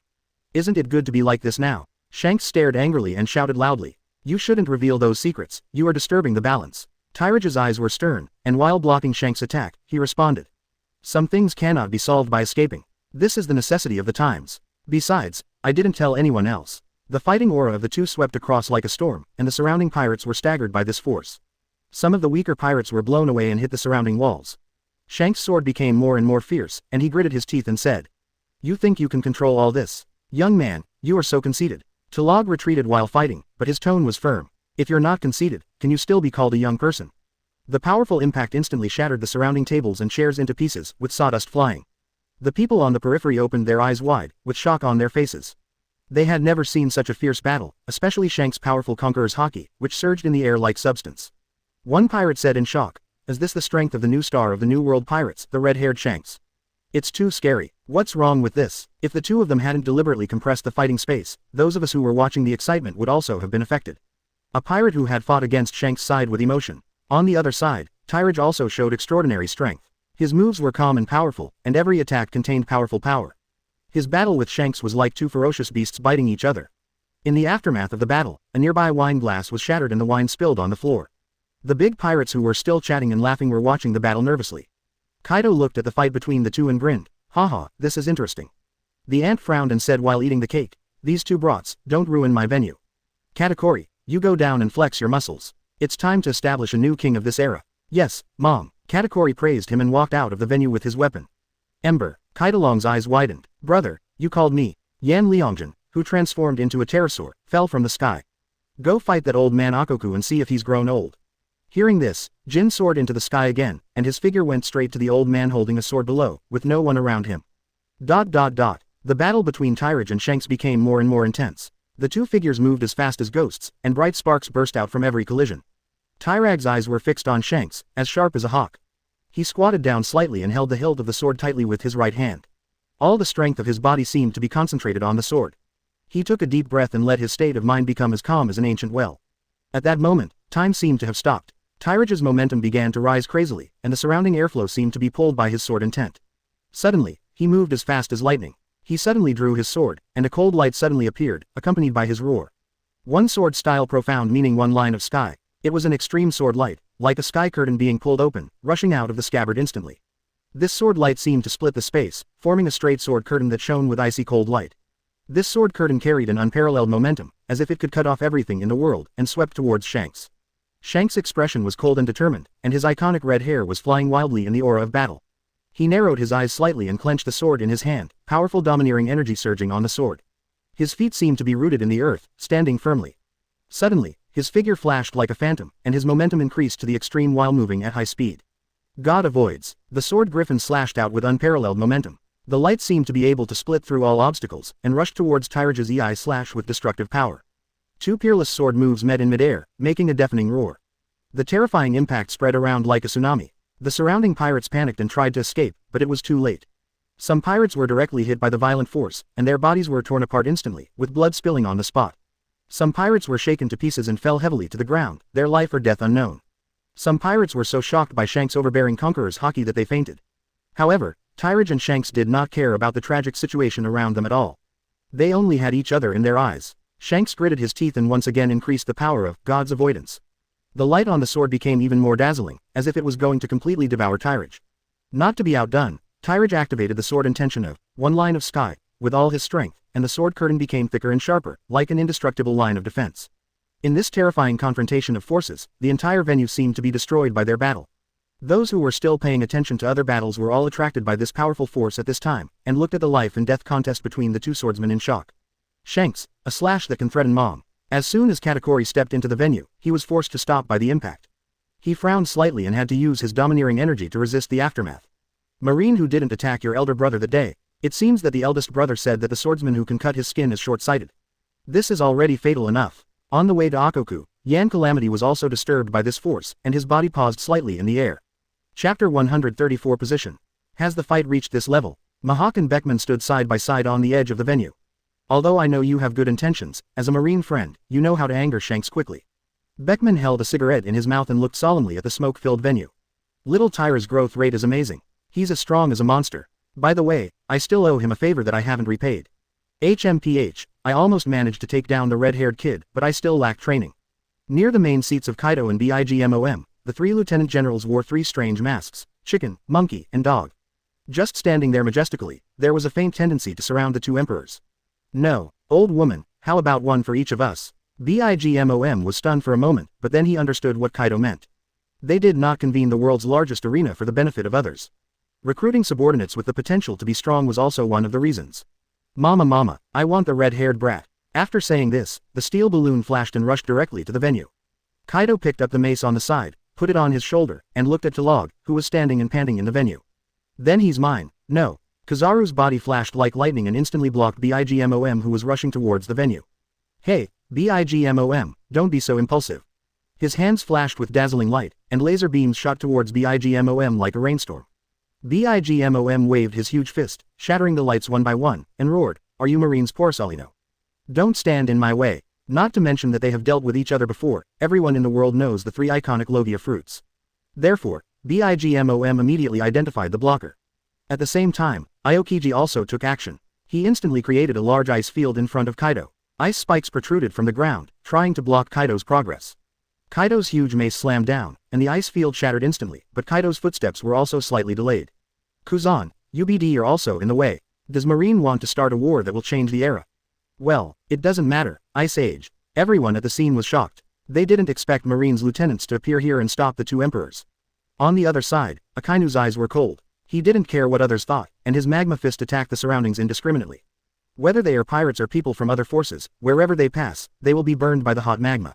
Tyrage and Red Hair looked at each other, and in this chaotic situation, they temporarily put aside their fight with each other. The situation has changed, let's decide the winner next time. Tyrage took a deep breath. Roger's self-created divine avoidance was really not good, and he almost lost. Shanks quietly took back Griffin and walked out of the field without saying a word. The wide-open mouth of his left hand proved that it was not easy to block Tyloger's blow. Until I find sustenance, I will identify myself as Shichibukai, please keep your promise. Words must be spoken, and actions must be fruitful. Just be careful. The corner of Tyrage's mouth raised slightly, he looked at the chaotic scene and said with a smile. Besides, now is not the time for you to leave. Since you have accepted the Shichibukai position. A wisp of cold light shot straight towards the many pirates who were still fighting in the field. Those pirates were still immersed in the fantasy of winning the fruits of victory, and did not realize that the danger had already arrived. Laugh. A line of blood was evenly distributed within the venue, and dozens or hundreds of pirates died under Tyrage's sword. This opportunity is rare, so I will activate the Shichibukai summoning order for the first time now. Shanks, do you understand what I mean? Tyrage looked at Shanks, who was slowly walking out of the venue, with a bright smile on his lips. Shanks paused in his steps, his face was as gloomy as iron, and his hand holding the hilt of the sword indicated that his heart was not at peace. Okay, but only this time I will comply. Shanks responded with a low, okay, and the next moment, a majestic conqueror's domineering force surged out of him like a tide. The invisible pressure raged through the venue like a storm. The weaker pirates instantly turned pale, their eyes turned white, and they fell to the ground unconscious. Captain, it seems this battle is inevitable. Ben Beckman threw away the cigarette in his hand, his eyes as sharp as an eagle. Then let's fight, Shanks roared, and his crew members responded. Jesus Cloth shuttled through the crowd like a ghost, and his precise shooting made every enemy scream and fall down. Lackey Lou wielded a huge mace, and each swing brought up a gust of wind, smashing the approaching enemies to pieces. The other members of the red-haired pirate group also showed their talents. They fought against those pirates who tried to gain benefits from the chaos, as well as other forces angered by Akainu's indiscriminate attacks. Shanks himself rushed into the enemy group like a fierce tiger, the Griffin sword blade in his hand shone with cold light, and every slash was filled with sharp sword energy, tearing the enemy's defense to pieces. Mahawk. Tyrage bared a row of neat teeth and looked at the eagle eye standing on the edge of the venue. Tisk, my position, no matter where you look at it, there is a reason why I have to take action. He is his friend, accepted his recruitment invitation to become a Shichibukai, and maybe will be his subordinate in the future. Therefore, the world's greatest swordsman in the future has countless reasons for taking action. Mahawk frowned slightly, and the next moment, his figure rushed towards the enemy group like a black lightning. The world-famous black knife in his hand, Yi, shone with an icy cold light in the sunlight. I saw that he was agile and moved freely among the crowd. Every time he swung his sword, he seemed to be carrying the breath of death. The supreme sharp sword, Yi, cut through the air, making a chilling whistling sound. Before the approaching enemies had time to react, they were cut in half by the sharp sword energy. Facing a group of pirates trying to surround the members of the red-haired pirate group, Hawkeye's eyes became even sharper. He jumped up high, holding the black sword Yi with both hands, and then slashed it down violently, and a huge half-moon-shaped sword energy pushed forward like a raging wave. Wherever this sword energy passed, no matter whether it was the enemy's weapon or body, it was easily cut off. Blood splashed and broken limbs flew all over the sky. We can't let the casualties continue to expand. Katakuri broke away from the battle, picked up the phone and began to summon his brothers and sisters. This competition, which was not adequately prepared, was already out of their control. If the casualties exceed a certain limit, it will cause a huge blow to BIGMOM's reputation. This is something Katakuri would never allow. Yan Liangjun also broke away from the entanglement with Akoku, and also took out the phone bug and started shaking people. Now that the two companies are in a cooperative relationship, he can't just sit back and watch. Chapter 135 Melee. Crocodile, this is a good opportunity for you to show off. Tellage looked sharply at the man holding a cigar on the sidelines. Since you are a Shichibukai, how long will it take if you don't take action now? Do you want me to take back your Shichibukai identity? Tellage has intelligence information on the Shichibukai list, and the world government has already informed Crocodile who was testing the waters. Crocodile frowned, a hint of impatience flashed in his eyes, but Shichibukai's responsibilities and the potential benefits made him snort and step into the battle group. Only this once can you command me, Marine. He waved his hands, and the yellow sand in the sky instantly surged up. The yellow sand seemed to be alive, sweeping towards the enemy. The pirates wrapped in yellow sand screamed in pain, and their bodies were gradually eroded. Tyrage sneered, looked at the chaotic battlefield, and shouted, "Pirates here, listen, this is Shichibukai's summons. Now whoever can kill the most enemies in this battle will have a chance to win the seat of Shichibukai. I believe that during this time, you have all read about the rights that Shichibukai will bring you from the newspapers, right? Fame, money, power, you can have whatever you want. This is the only chance that Monkey D. Tyrage gives you to compete fairly." As soon as these words came out, the eyes of the pirates who were still hesitating suddenly lit up. A pirate with a sinister face roared, waving his sword and slashing wildly. I don't know why there's a marine here, but who wouldn't want to be a Shichibukai? It's Piao Piao fruit again, it's Shichibukais again, this sea is really interesting, ha ha ha. Not to be outdone, the other pirates used all their strength to harvest the lives of their enemies. An agile pirate shuttled back and forth among the crowd, the dagger in his hand constantly scratching the enemy's vital points. A pirate with infinite strength directly picked up the huge stone pillar and swept across it. The battle in the entire venue became even more crazy, with shouts of death and screams intertwined together, like a bloody piece of music. And Tyrage stood at a high place, watching all this with cold eyes, thinking about what kind of situation this chaos would eventually bring to him. In the middle of this chaos, an arrogant laughter suddenly sounded. Foo, Talig, I haven't seen you for a year. You're fine. Doflamingo's iconic pink feather coat shone strangely in the sun, and he slowly appeared in front of Talig. Tallage raised the corners of his mouth slightly with a hint of sneer. Doflamingo, you still dare to appear in front of me? What, you also want to take a position from me? Doflamingo laughed. You said that everyone is equal and everyone has a chance, right? Tyrage's hand touching Murasama paused for a moment, but in the end he did not kill him here. Okay, if you want, bring 1,000 pirate heads over here, and I'll save one for you in this position. Doflamingo's face darkened, but he still agreed because this position had countless benefits for him. It's a deal. After that, his thread fruit ability was activated, and countless thin threads shuttled through the crowd like lion majesty, cutting those enemies one after another. Doflamingo stalks the battlefield, his evil laughter filling the air. Thread fruit parasite thread, Dover muttered in a low voice, and saw countless thin transparent threads shooting out quickly like spiritual snakes, accurately entangling a group of pirates in the melee. The expressions of the pirates controlled by the parasitic thread instantly became dull, but their bodies began to attack their companions uncontrollably. Dover laughed wildly while controlling these puppets. Look, this is my art, you ants can only struggle under my control. At the same time, Jinbei jumped up from the crowd. I'm sorry, but Fishman Island needs protection in this location. He actually rushed directly towards the ants men called by Katakori, and used his Fishman karate to launch an indiscriminate attack. In the other direction, the tall figure of Moonlight Moria appeared. Ahem hee hee hee hee, young ones, come on. Following his order, countless zombies emerged from the shadows. Stop Kaido's men and let them see the power of our zombie army. These zombies bared their teeth and pounced on Kaido's men, and the two sides instantly fell into a melee. The bear stood at a high place, his face expressionless, his palms clasped together. Shoot! As his voice fell, his bare paws began to emit a strange light, and shock waves were launched indiscriminately around him. Those enemies hit by the shock wave, whether they were pirates or people from other forces, were instantly shot away and hit against walls or other obstacles. In just a few years, pirates on the sea have become more and more rampant. Taking this opportunity to weaken them is a good plan. After this time, I believe that with Kaido and Bigmom's background, they will be in pain for a long time.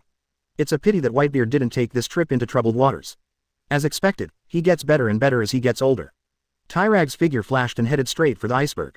Kuzan's strength had not yet reached its peak, so it would be a bit difficult to face Kaido head-on. Brother Kuzan. Aokiji turned his head slightly and saw that the person coming was Tyrage. A faint smile appeared on his lips. Hey, little guy, why are you here? This is not the place you should be. Kuzan's voice had a hint of teasing. Tyrage grinned. Brother Kuzan, I can't watch you face a monster like Kaido alone. Let's go together. Kuzan nodded slightly and locked his eyes again on Kaido, who was carrying the mace in front of him. HMPH, you Marines are so haunted. Kaido roared when he saw Tyrage and Kuzan standing together. Without saying a word, Tyrage pulled out Murasama and slashed at Kaido with a sharp sword energy. Kaido, today is the day you die. Kuzan also took action at the same time, freezing moment. Large sheets of ice rose from the ground and spread towards Kaido, trying to freeze Kaido's feet. Kaido laughed loudly and slammed the mace on the ground, smashing the incoming ice into pieces. You alone want to stop me. Tyrage flashed and came to Kaido's side in an instant. Murasama stabbed at Kaido's weakness with the sound of howling wind. Kuzan was on the other side, forming a seal with his hands, ice spear. Countless sharp ice spears shot towards Kaido. Although Kaido is brave, he has to deal with it seriously when faced with the joint attack of Tyrage and Kuzan. He waved his mace and resisted attacks from both sides. The muscles in his body were tense and his domineering air overflowed. The three people's fight made the surrounding air seem to solidify, and the powerful energy fluctuations made everyone around them retreat. Chapter 136 The Strongest Creature on Land. The joint attack of Tyrage and Kuzan made Kaido feel unprecedented pressure. But after all, Kaido has the nickname of the strongest creature on land. How can he be easily defeated? You two abominable guys, go to hell and repent, Thunder 8 trigrams. Kaido roared. He raised the mace high, his domineering energy surged wildly on the mace, and then he swung it towards Tyrage and Kuzan. A wave of energy with a destructive aura roared out along with the swing of the mace. This power seemed to be able to tear everything apart, and the surrounding air was squeezed to make an explosion. When Tyrage saw this, his eyes froze, he quickly turned sideways to avoid it, and shouted at the same time. Brother Kuzan, be careful. Aokiji did not dare to be careless and quickly formed seals with his hands. Ice shield. A thick ice wall was instantly built in front of them. The energy wave hit the ice wall, making a deafening noise, and ice shards flew everywhere. HMPH, Kaido, your attacks are nothing more than that. Tyrage scoffed. One sword style soul killing. He jumped up high, Murasama shone coldly in the sun, and then slashed towards Kaido with a sharp sword intent. This sword seemed to contain the power of Tyrage's soul. The sword was so powerful that the space seemed to be split wherever it touched. Kaido looked at Murasama who was coming and grinned. Little tricks. He waved his mace and faced Murasama. There was a loud, dang, and sparks flew everywhere. Outside the field, the pirates were attracted by the fierce battle. A pirate's eyes widened, he swallowed and said, this is a battle between top experts. It's so scary. Just the aftermath may kill us little characters. We'd better retreat. The battle here is no longer something we can participate in. Another pirate cried out, causing endless panic. Kuzan looked at the temporary stalemate and knew that he could not give Kaido a chance to breathe. Frozen time capsule. He shouted loudly. The surrounding temperature dropped sharply, and the moisture in the air instantly condensed into countless ice crystals. These ice crystals formed a huge time capsule shape, shrouding Kaido in it. Kaido was trapped inside, and his movements were immediately restricted. Damn it! Break it for me! Kaido roared angrily, the domineering energy in his body burning like fire, trying to break the time capsule. Tyrage seized this opportunity and his figure flashed like a ghost. Itoryu sword rain. The Murasama in his hand instantly turned into countless sword shadows, stabbing Kaido from all angles. The sword shadows are as dense as a rainstorm, and each sword shadow contains powerful power. Kaido struggled to resist Tyrage's attack in the time capsule, and several wounds appeared on his body. You two guys have completely angered me. Dragon breath. Kaido's body began to change, dragon scales grew on his body, and his mouth turned into a dragon's mouth, and then a hot dragon's breath spurted out from his mouth. This dragon's breath was so powerful that it instantly melted the time capsule and rushed towards Tyrage and Kuzan. Seeing this situation, Kuzan quickly used his ultimate move, Ice Age. Large glaciers rose from the ground and headed towards dragon breath. The glacier and the dragon's breath collided together, making a sizzling sound, and a large amount of water vapor filled the air. Brother Kuzan, we can't fight him head on like this and find his flaws. Otherwise, we won't even be able to break through the defense without opening up mysteries. Tyrage said, I know, but Kaido is really strong, we have to be careful. Kuzan said. The two men continued to attack while talking. Tyrage cast Murasama's Phantom, and his figure merged with Murasama's Sword Shadow, making it difficult to distinguish reality from reality. Kuzan continued to use ice skills, Ice Sword Rain, and Ice Cage, trying to restrict Kaido's actions. Kaido looked a little embarrassed under the attacks of the two, but after all, he was the overlord of the sea and his strength should not be underestimated. He swung his mace and shattered all ice skills. Lousy as Kaido. After today, the three emperors of New World will stand together. At the same time, the battle outside the field was also fiercely going on. Doflamingo controlled the parasitic thread and shuttled freely among the crowd. While harvesting the lives of his enemies, he laughed and said, Phew foo foo foo, these ants, please become my bargaining chip for promotion. Jinbei was fighting fiercely with Big Mom's men, and his fishman karate showed great power. The secret of the Murloc, Water Hard Impact. A powerful water shock came from his hand, knocking back Andy's men. Moonlight Moria commanded his zombie army and fought with Kaido's men. Hehehehe, my zombie army is invincible. The bear stood on a high place and continuously fired shock waves, knocking away approaching enemies. Every battlefield is blooming everywhere, and basically everyone has the upper hand. Katakuri was stopped by Shanks with a sword, and the two were fighting. Flame Ember wanted to support Kaido, but Mihawk blocked him with a sword. Back to Tyrage and Kuzan's battle with Kaido. Tyrage suddenly discovered that Kaido's defense on the right side was a little weak when he was swinging the mace. Brother Kuzan, I found his flaw, let's attack his right side together. Tyrage said, okay. Kuzan responded. One sword-style cloud-piercing strike. Tyrage shouted, and Murasama stabbed Kaido's right side with powerful force. Kuzan also used ice spikes at the same time, and countless sharp ice spikes were shot towards Kaido's right side. Kaido noticed their intentions, but it was too late. His right side was stabbed by Tarage's Murasama, and at the same time he was hit by Kuzan's ice spike. Ah, Kaido screamed. It seems to have worked. Don't be too happy, he hasn't fallen down yet. Kuzan reminded. Kaido covered his wound, his eyes flashing with anger. You two guys, I'm going to make you pay the price. He took a deep breath, and the domineering energy in his body surged again. Come down to the third life and led Naraku. Kaido's huge body jumped up high like a devil coming to the world, spinning the heavy mace in midair. Conqueror's domineering energy surges and wraps around the iron rod like black flames, and the overflowing black lightning seems to be a curse from the netherworld. As his body rotated rapidly, the surrounding air was squeezed to the point of emitting a harsh scream, as if the entire space was trembling and twisting under this terrifying power. Tyrage and Kuzan felt unprecedented pressure. Brother Kuzan, we can only use our full strength. Tyrage said. Well, you have to work hard, little Tyra, Kuzan teased. I have mastered the basics, but I am not yet proficient. Let's get started. One sword style, mysteries, and the glory of dreams. Tyrage poured all his power into Murasama, and Murasama's sword shone with dazzling light, and then slashed towards Kaido. Absolute Zero. Kuzan also displayed his strongest secret, everything around him was frozen to absolute zero, and all matter stopped moving. The two powerful forces collided with Kaido, making a deafening noise. The light shone as if the sun was exploding in front of our eyes, and the dazzling glare made everyone close their eyes subconsciously. After the strong light, the terrifying energy shock spread around like a tsunami. The nearby buildings could not withstand the impact and collapsed one after another, raising dust all over the sky. The pirates who were fighting fiercely were affected by the sudden impact, and some of the weaker ones were directly knocked out and fell heavily to the ground, not knowing whether they were alive or dead. As the dust in the sky gradually fell, the smoke that filled the air began to slowly dissipate. Tyrage knelt on one knee, supporting the ground with one hand, holding Murasama tightly with the other hand, and the blade of the sword was embedded in the soil. He panted violently, his chest rose and fell sharply like a bellows, and sweat rolled down his forehead like rain and dripped on the ground. Chapter 137 The war continues. On the other side of the battlefield, Kizaru was fighting fiercely with Big Mom. Kizaru's originally casual expression became serious at this moment. He glanced at the direction of the energy collision and was secretly shocked.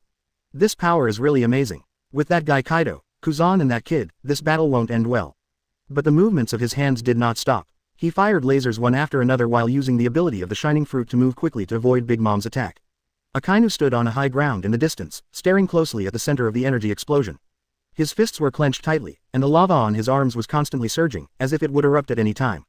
He frowned and thought to himself, That guy Kuzan was actually forced to use this move. It seems that Kaido is really difficult to deal with. Sakazuki waved his magma arm again. He wanted to kill the nearby pirates as much as possible, and then go to support Porcelino and Tillage.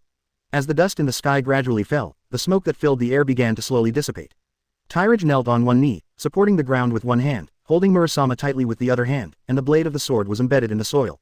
He panted violently, his chest rose and fell sharply like a bellows, and sweat rolled down his forehead like rain and dripped on the ground.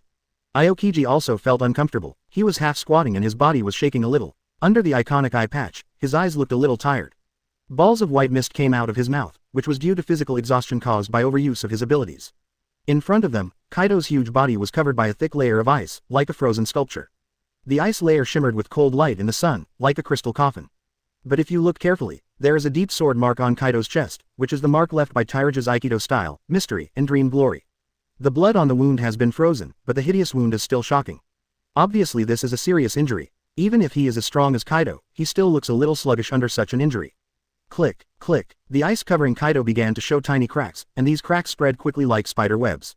The eyes of everyone present were instantly focused on Kaido, and Tyrage and Aokiji had solemn expressions on their faces. They knew that with Kaido's terrifying vitality, such injuries might not be enough to completely defeat him. As the cracks continued to expand, a low roar came from the ice. Suddenly, the ice suddenly burst open, and countless ice shards flew everywhere. Kaido's huge body was once again displayed in front of everyone. Although the wound on his chest was still there, his momentum did not weaken at all. "You two nasty little brats, do you think you can defeat me like this?" Kaido roared angrily, his eyes flashing with crazy light. Lousy as Kaido, the strongest land creature in the world. As he spoke, Kaido suddenly swung his heavy mace, and the domineering energy in his body surged like real substance. The air around him was squeezed by this domineering force, causing bursts of explosions. Tyrage gritted his teeth and used all his strength to stand up. Murasama was once again held tightly in his hand. "Brother Kuzan, can you still stand up?" Aokiji nodded slightly. Although his body was exhausted, his eyes were still firm. "Who are you looking down on?" "Little Terra." On the other side of the battlefield, Kizaru saw Kaido attacking again and thought something was wrong. He sped up the frequency of his attacks, shooting lasers at Big Mom like raindrops, hoping to get rid of Big Mom's entanglement as soon as possible to support Tyrage and the others. Akainu also noticed the situation here. The magma on his arm surged more violently and began to rush here. "Sweep away hunger, be yourself, and the system will sponsor 2 Snickers for your physical strength." Tallage was slightly startled when he heard this sudden reminder. But at this time, I couldn't care less about thanking the system and hurriedly took it out from the system space. He grabbed the Snickers bars, threw one to Aokiji, and said, "Brother Kuzan, eat quickly. Maybe this can help us regain some strength." Aokiji took the Snickers bar and without saying a word, he tore open the package and started chewing it. The sweet chocolate and crispy filling spread out in your mouth, and a wave of energy seemed to spread through your body instantly. Tyrage also quickly finished his Snickers bar. He felt that his fatigue seemed to have been relieved a lot, and his physical strength was recovering at a speed visible to the naked eye. "Little Terra, is this thing of yours productive?" Aokiji clenched his strong fists, his lazy eyes gleaming. While feeling the rapid recovery of his physical strength, he secretly marveled in his heart. He didn't expect that the thing Tellid gave him would have such a powerful effect, and his physical strength at this time had actually returned to its original state. In this world full of devil fruit powers and domineering power, this seemingly ordinary food has shown effects that are no less powerful than any powerful ones. If it could be produced, wouldn't it be able to change the direction of many battles? "I don't know, I got it accidentally. If you ask me, you might as well ask Vegapunk." Tellage couldn't explain the existence of the system, so he made up a random reason. Tyrage took a deep breath and dodged Kaido's attack. Then with a flick of his wrist, Murasama stabbed Kaido's wound with a sharp sword energy and shouted, "One sword-style breaking slash." Aokiji also took action at the same time, forming a seal with his hands. Chains of ice. I saw several chains made of ice wrapping around Kaido, trying to restrict his movements. On the other side of the battlefield, Kizaru felt a little relieved when he saw that Tyrage and the others had recovered and returned to the battle. He concentrated his energy and launched the ultimate move of Shining Fruit. 8-foot beautiful Magatama. Countless laser beams rained down on Big Mom, and the dazzling light lit up the entire battlefield. Akainu was quickly rushing towards the battlefield of Talaga and the others. Wherever he passed, the ground was baked red by the magma flowing on his arms. When the pirates saw Akainu's appearance, they were so frightened that they fled for fear of being affected by the hot magma. Kaido looked at Murasama stabbing his wound and the ice chains entangled, with angry flames burning in his crazy eyes. He let out an earth-shaking roar, and the sound wave was like a tangible object, shattering the approaching ice chains. Facing the sword stabbed by Tyrage, he advanced instead of retreating. His huge body suddenly twisted, and the mace hit Murasama fiercely with the sound of whistling wind. "Kid, do you think the same trick can still work on me?" Kaido roared angrily, and the mace collided with Murasama, making a deafening sound. The powerful impact made Talog retreat continuously. "Then I'll give you another wound." After landing on the ground, Tyrage exhaled a breath, leaned down, and already prepared the preparatory movements for Ei's slashing attack. Upon seeing this, Aokiji controlled the storm pheasant mouth to interfere with Kaido and prevent him from destroying Tyrage's charge. The battle continues. Chapter 138 Domination of the Sea. Kaido, don't be too arrogant, this move is different. Kaido laughed, the laughter full of disdain. No matter what moves you make, it will be in vain in the face of absolute strength. Tyrage took a deep breath, and his aura suddenly changed. His eyes became extremely sharp, as if he could see through all illusions. This sword starts with the power of 1,000 blades, and with the movement of a finger, the wind is silent, the air is like shisui, the light has no shadow, and the sword leaves no trace. One sword style profound meaning one line of sky. As he shouted loudly, the light on Murasama's sword shone brightly, and his figure flashed out in an instant.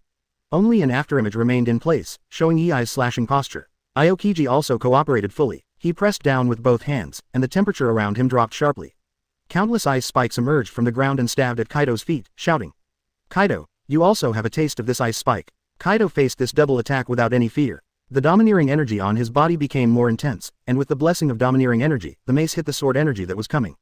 At this time, Akainu finally arrived on the battlefield. He looked at the people in the fierce battle, without saying a word, waved his arm, and a surging magma column shot towards Kaido.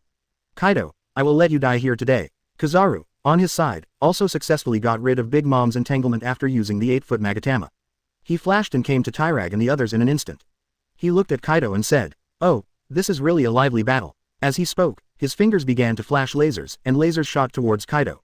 Facing the siege of everyone, Kaido tried his best to resist, but he was still unable to withstand it. Tyrage's one sword style, mystery, and one thread sky, slashed at Kaido with unparalleled momentum.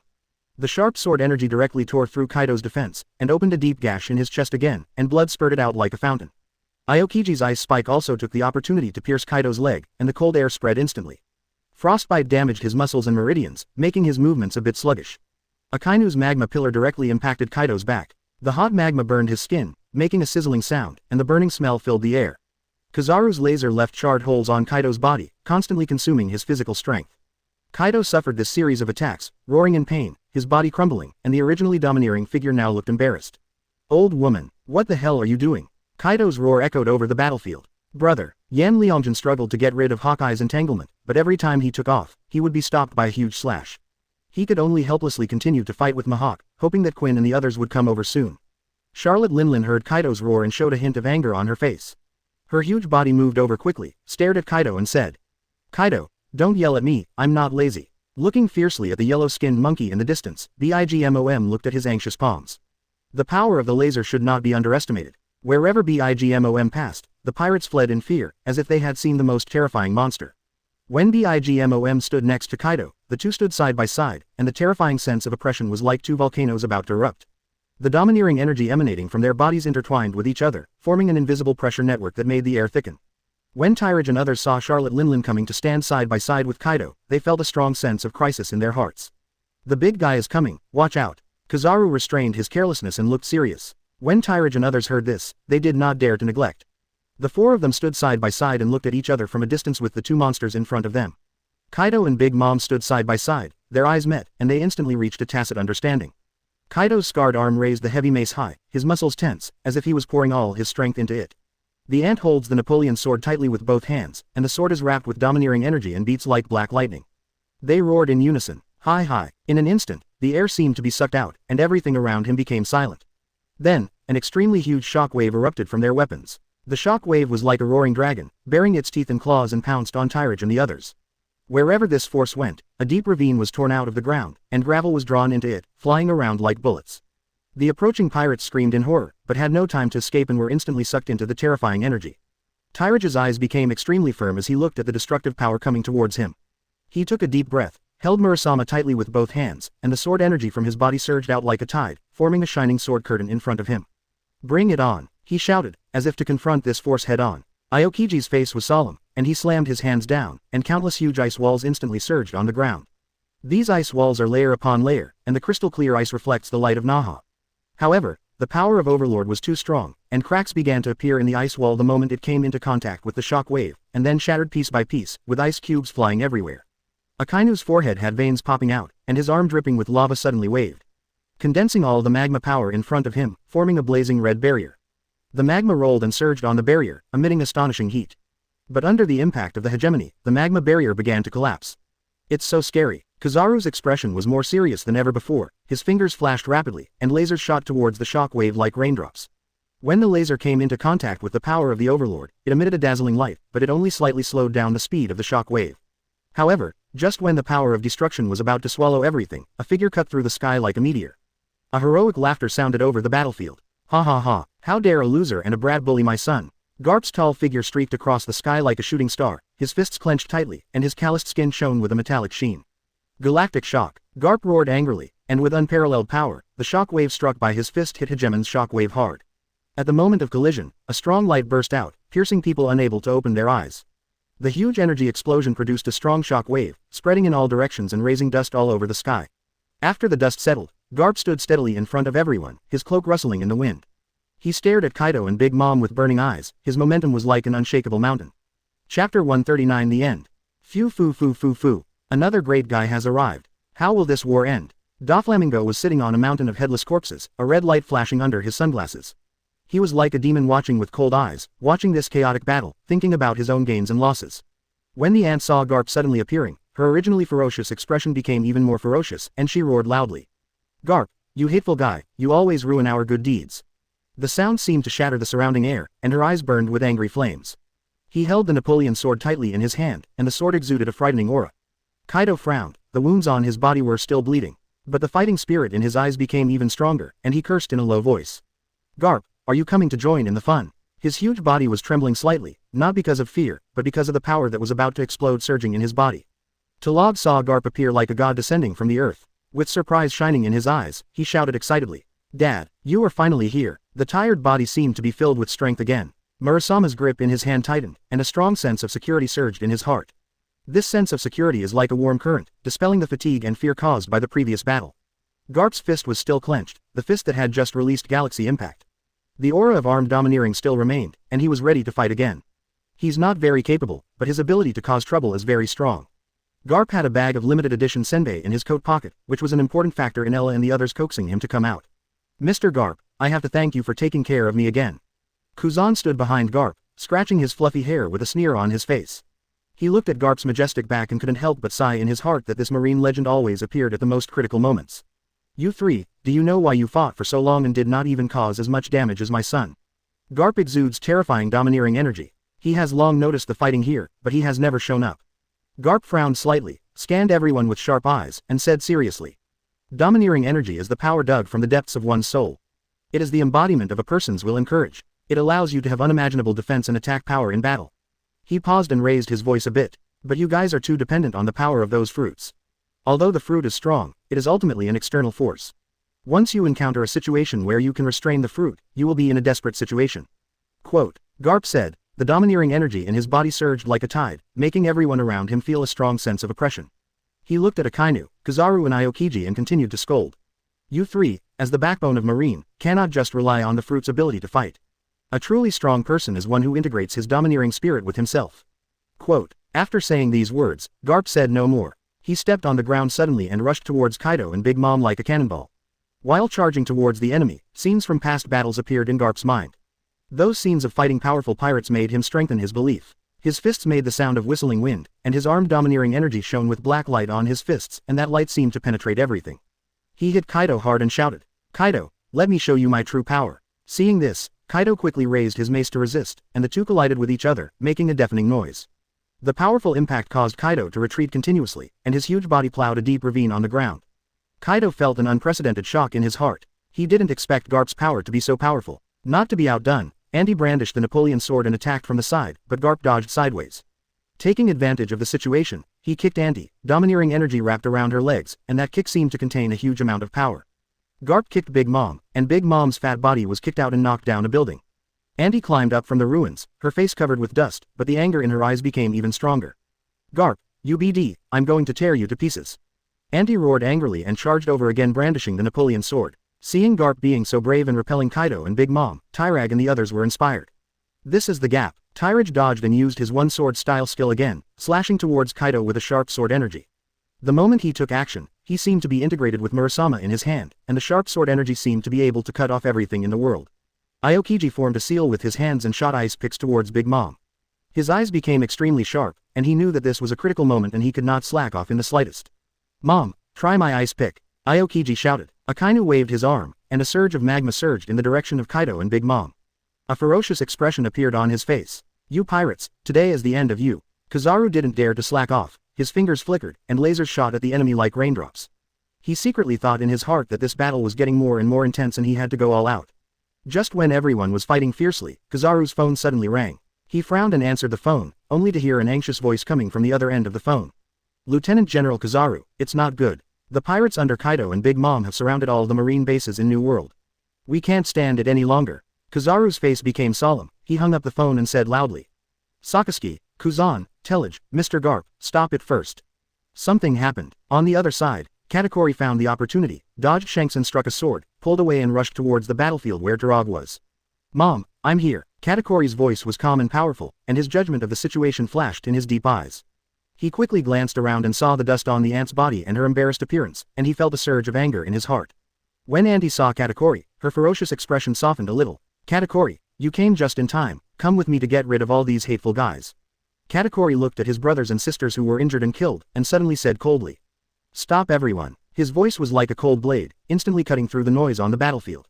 Mom, it's time to end this farce, enough people have been sacrificed. I have previously ordered the troops in our pirate group to make a surprise attack on the Marine branch base. Quote, Katakuri looked at the Marine generals gathered on the other side, with deep fear in his eyes. Now is not the time to start a full-scale war with them. Chapter 140 The Three Emperors Stand in Dignity. Marine, withdraw from the 10,000 kingdoms. I believe you have received the news. Katakuri looked gloomy as he looked at the crowd gathering in front of him. He didn't expect that there would be so many famous pirates willing to be their horses and dogs. If it weren't for the existence of these guys, it's hard to say how this war would have gone. I'm sorry, his knowledge is very strong, and combined with his fruit ability, I won't be able to defeat him in a short time. Shanks held up his straw hat and walked over with a smile on his face. No one knew whether he couldn't do it or didn't want to.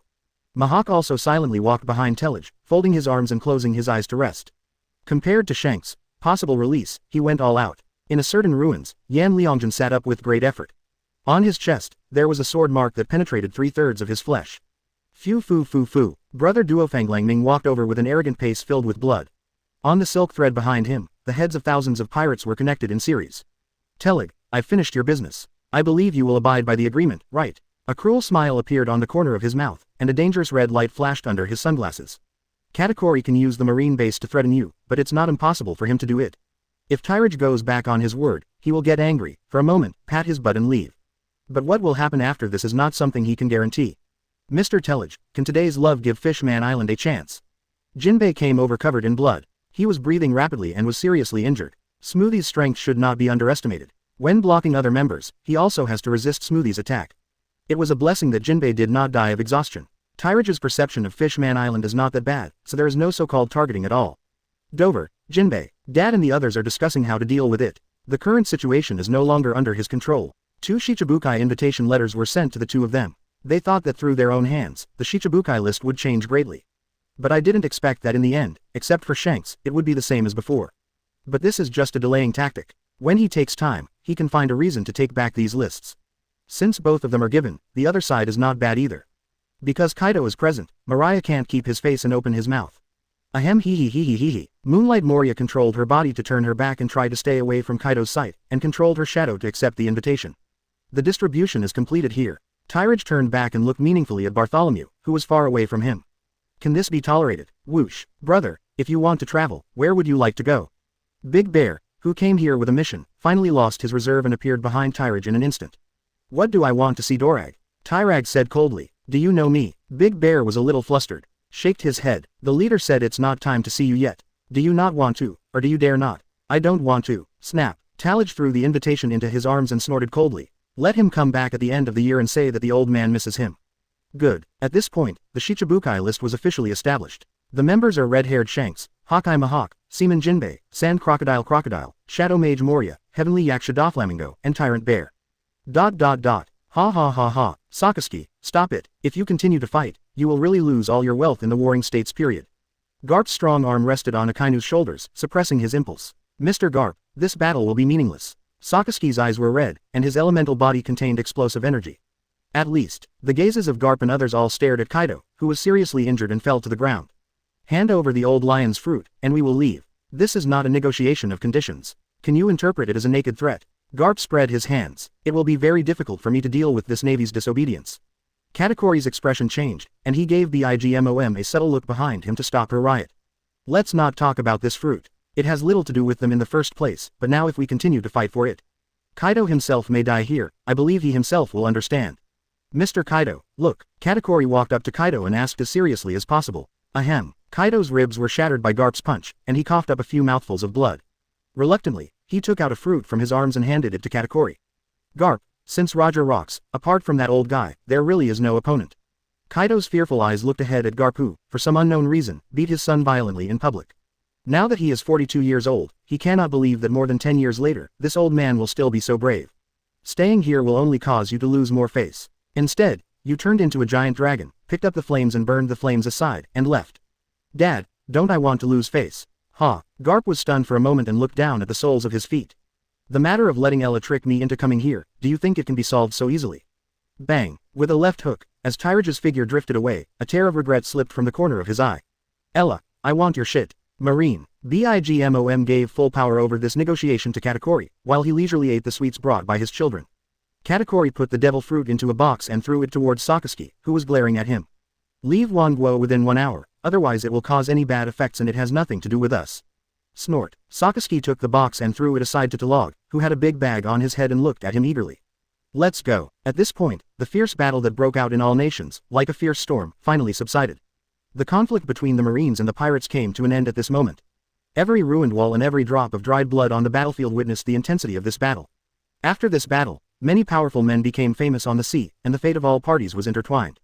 The names of Kaido and Bigmom are also remembered by more people. With the powerful strength of the first gear and the ability to threaten the entire marine, he has been pursued and supported by more pirates. Gradually, they gained the confidence to be as famous as the strongest man in the world. Tyrage and the others would never have thought that although the battle seemed successful.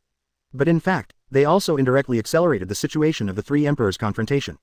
Although the Shichibukai system was implemented, the balance on the sea was broken again. The cooperation between Kaido and Bigmom has deepened, and its sharpness cannot be stopped by a single force. Chapter 141 Sweet and Sweet Sword. A few days later, elder sister, Sandasonia clutched a newspaper in her hand and ran over in a hurry. Boya Hancock lay lazily under the treetops and opened his eyes slightly. There was a bit of impatience in her jewel-like eyes and she opened her red lips lightly. How appropriate is it to be so panicked? Tell me what you have to say. At nearly 14 years old, his temperament has undergone earth-shaking changes since he awakened Conqueror's Haki. The originally childish and clear eyes turned into a frightening aloofness. Maybe Shaki intended to train her to become the new empress of the daughter country. While training her strength, she also had new norms for her speech and behavior. Sandasonia handed over the newspaper out of breath, her joy beyond words. Sister, look quickly, there is news about Lord Tyrage. Boya Hancock's original casual expression disappeared instantly after hearing the familiar name. A flash of crimson disappeared, and his eyes were fixed on the newspaper report about Tellage. It says the implementation of the Shichibukai policy and the battle between the pirates of all nations and the Marines. There is also news about the sword unit Tyrager being promoted to Marine Lieutenant General. Sister, where are you going? New World. Boya Hancock's eyes were blazing, and although her voice was soft, it was filled with unquestionable determination. She jumped down from the treetop lightly, her long hair like a waterfall flying freely in the wind. Sandasonia's eyes widened and she said hurriedly, Sister, it's too dangerous there. Sister Shaki said it's not the right time yet. Hancock frowned slightly, and she hummed softly. There is no place in this world that I cannot go to. Her eyes shone with a complex light. What's more, that person has become stronger again, I can't lag behind. Marine Headquarters, Sakazuki. Warring States started blowing his beard and staring. Who allowed you to give the Piao Piao fruit to that BD? It would not be a waste of natural resources if Tyrage took away the Piao Piao fruit. The only thing the Warring States were afraid of was whether the guy who valued wealth as much as his life would pass on the fruit because of its high value. General Sakazuki crossed his legs and held a limited edition cigar in his mouth. Any merit must be rewarded, and any mistake must be punished, not to mention. Sakazuki glanced at his shoulder, where the shoulder bone crushed by Lieutenant General Garp was still aching. The World Conference has ended, and the waters of the New World are getting deeper.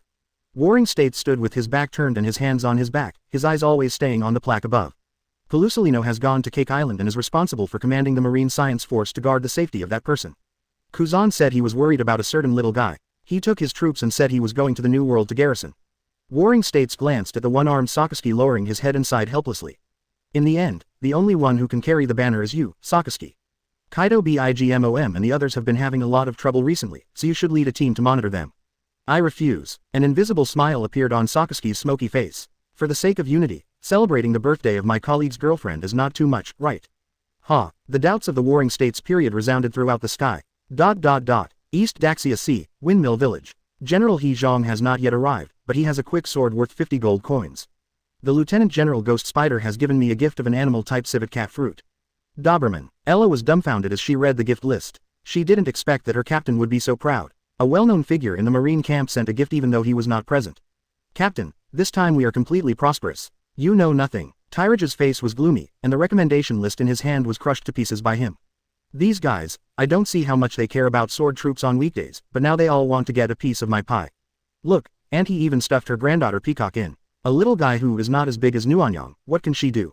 I was raised as a pirate by playing in Marine. Tyrage was complaining when the door of the tavern was gently pushed open and Maginot walked in. Her steps were light, as if she were stepping on people's hearts, and her gentle breath instantly calmed down Tyrage's anger. Maginot glanced at Tyrage, who had a displeased face, and then at Ella, who was at a loss, and said softly, "Why are you losing your temper again? This is not good for your health." She walked over to Tyrage and placed a cup of freshly brewed tea in front of him. "Captain, I'm going out first." Ella rolled out very sensibly and smoothly, and closed the door at the same time. Tyrage's frown relaxed slightly, and he sighed. "I hunt geese all day long, and now I'm pecked in the eye by a goose. What do they think of me?" Marine Second Generation Direct Line Training Center. Sakaski's daughter who was born this year has reserved a seat. Lieutenant General He's 8-year-old granddaughter, the descendants of Ghost Spider and others. A group of little guys without all their teeth. Just thinking about it gave Tyrage a severe headache. Maginot smiled slightly, pulled up a chair, sat down, and said softly, "This also shows that they have seen your abilities and the potential of the sword force. However, for those who are inappropriate, you just have to deal with them according to your rules." Tyrage picked up the teacup and took a sip of tea, feeling much relieved. "But Ziyuan has already sent her little niece Peacock over. They gave me no chance to refuse." Maginot gently held Tyrage's hand, her hand was warm and soft. "Then you can examine this Peacock first. If she really has potential and determination, it doesn't hurt to give her a chance." Tyrage was silent for a while and nodded. "It's not impossible, but..." He looked at Maginot's face with a look of grievance. "But I really don't know how to take care of children. This is the most critical issue and the reason why he is upset. If only they followed Luffy's training methods." Tyrage turned his head and looked to the side. Luffy had not woken up after sleeping for 2 days because he mistakenly ate poisonous mushrooms. "I'm just afraid that people will come in standing up and go out lying down. After all, not everyone is as burdened as their family." Seeing the aggrieved look on Tyrage's face, Makino couldn't help but laugh out loud. She shook Tyrage's arm coquettishly. "Hey, have you forgotten me? Doesn't my brother know what I'm good at? Why doesn't Tyrage not understand this? It's just, as an ordinary person, how should she deal with those little guys who have high expectations? Makino, if there is something that can make you as powerful as us, but from now on, you can never touch the seawater again, would you be willing?"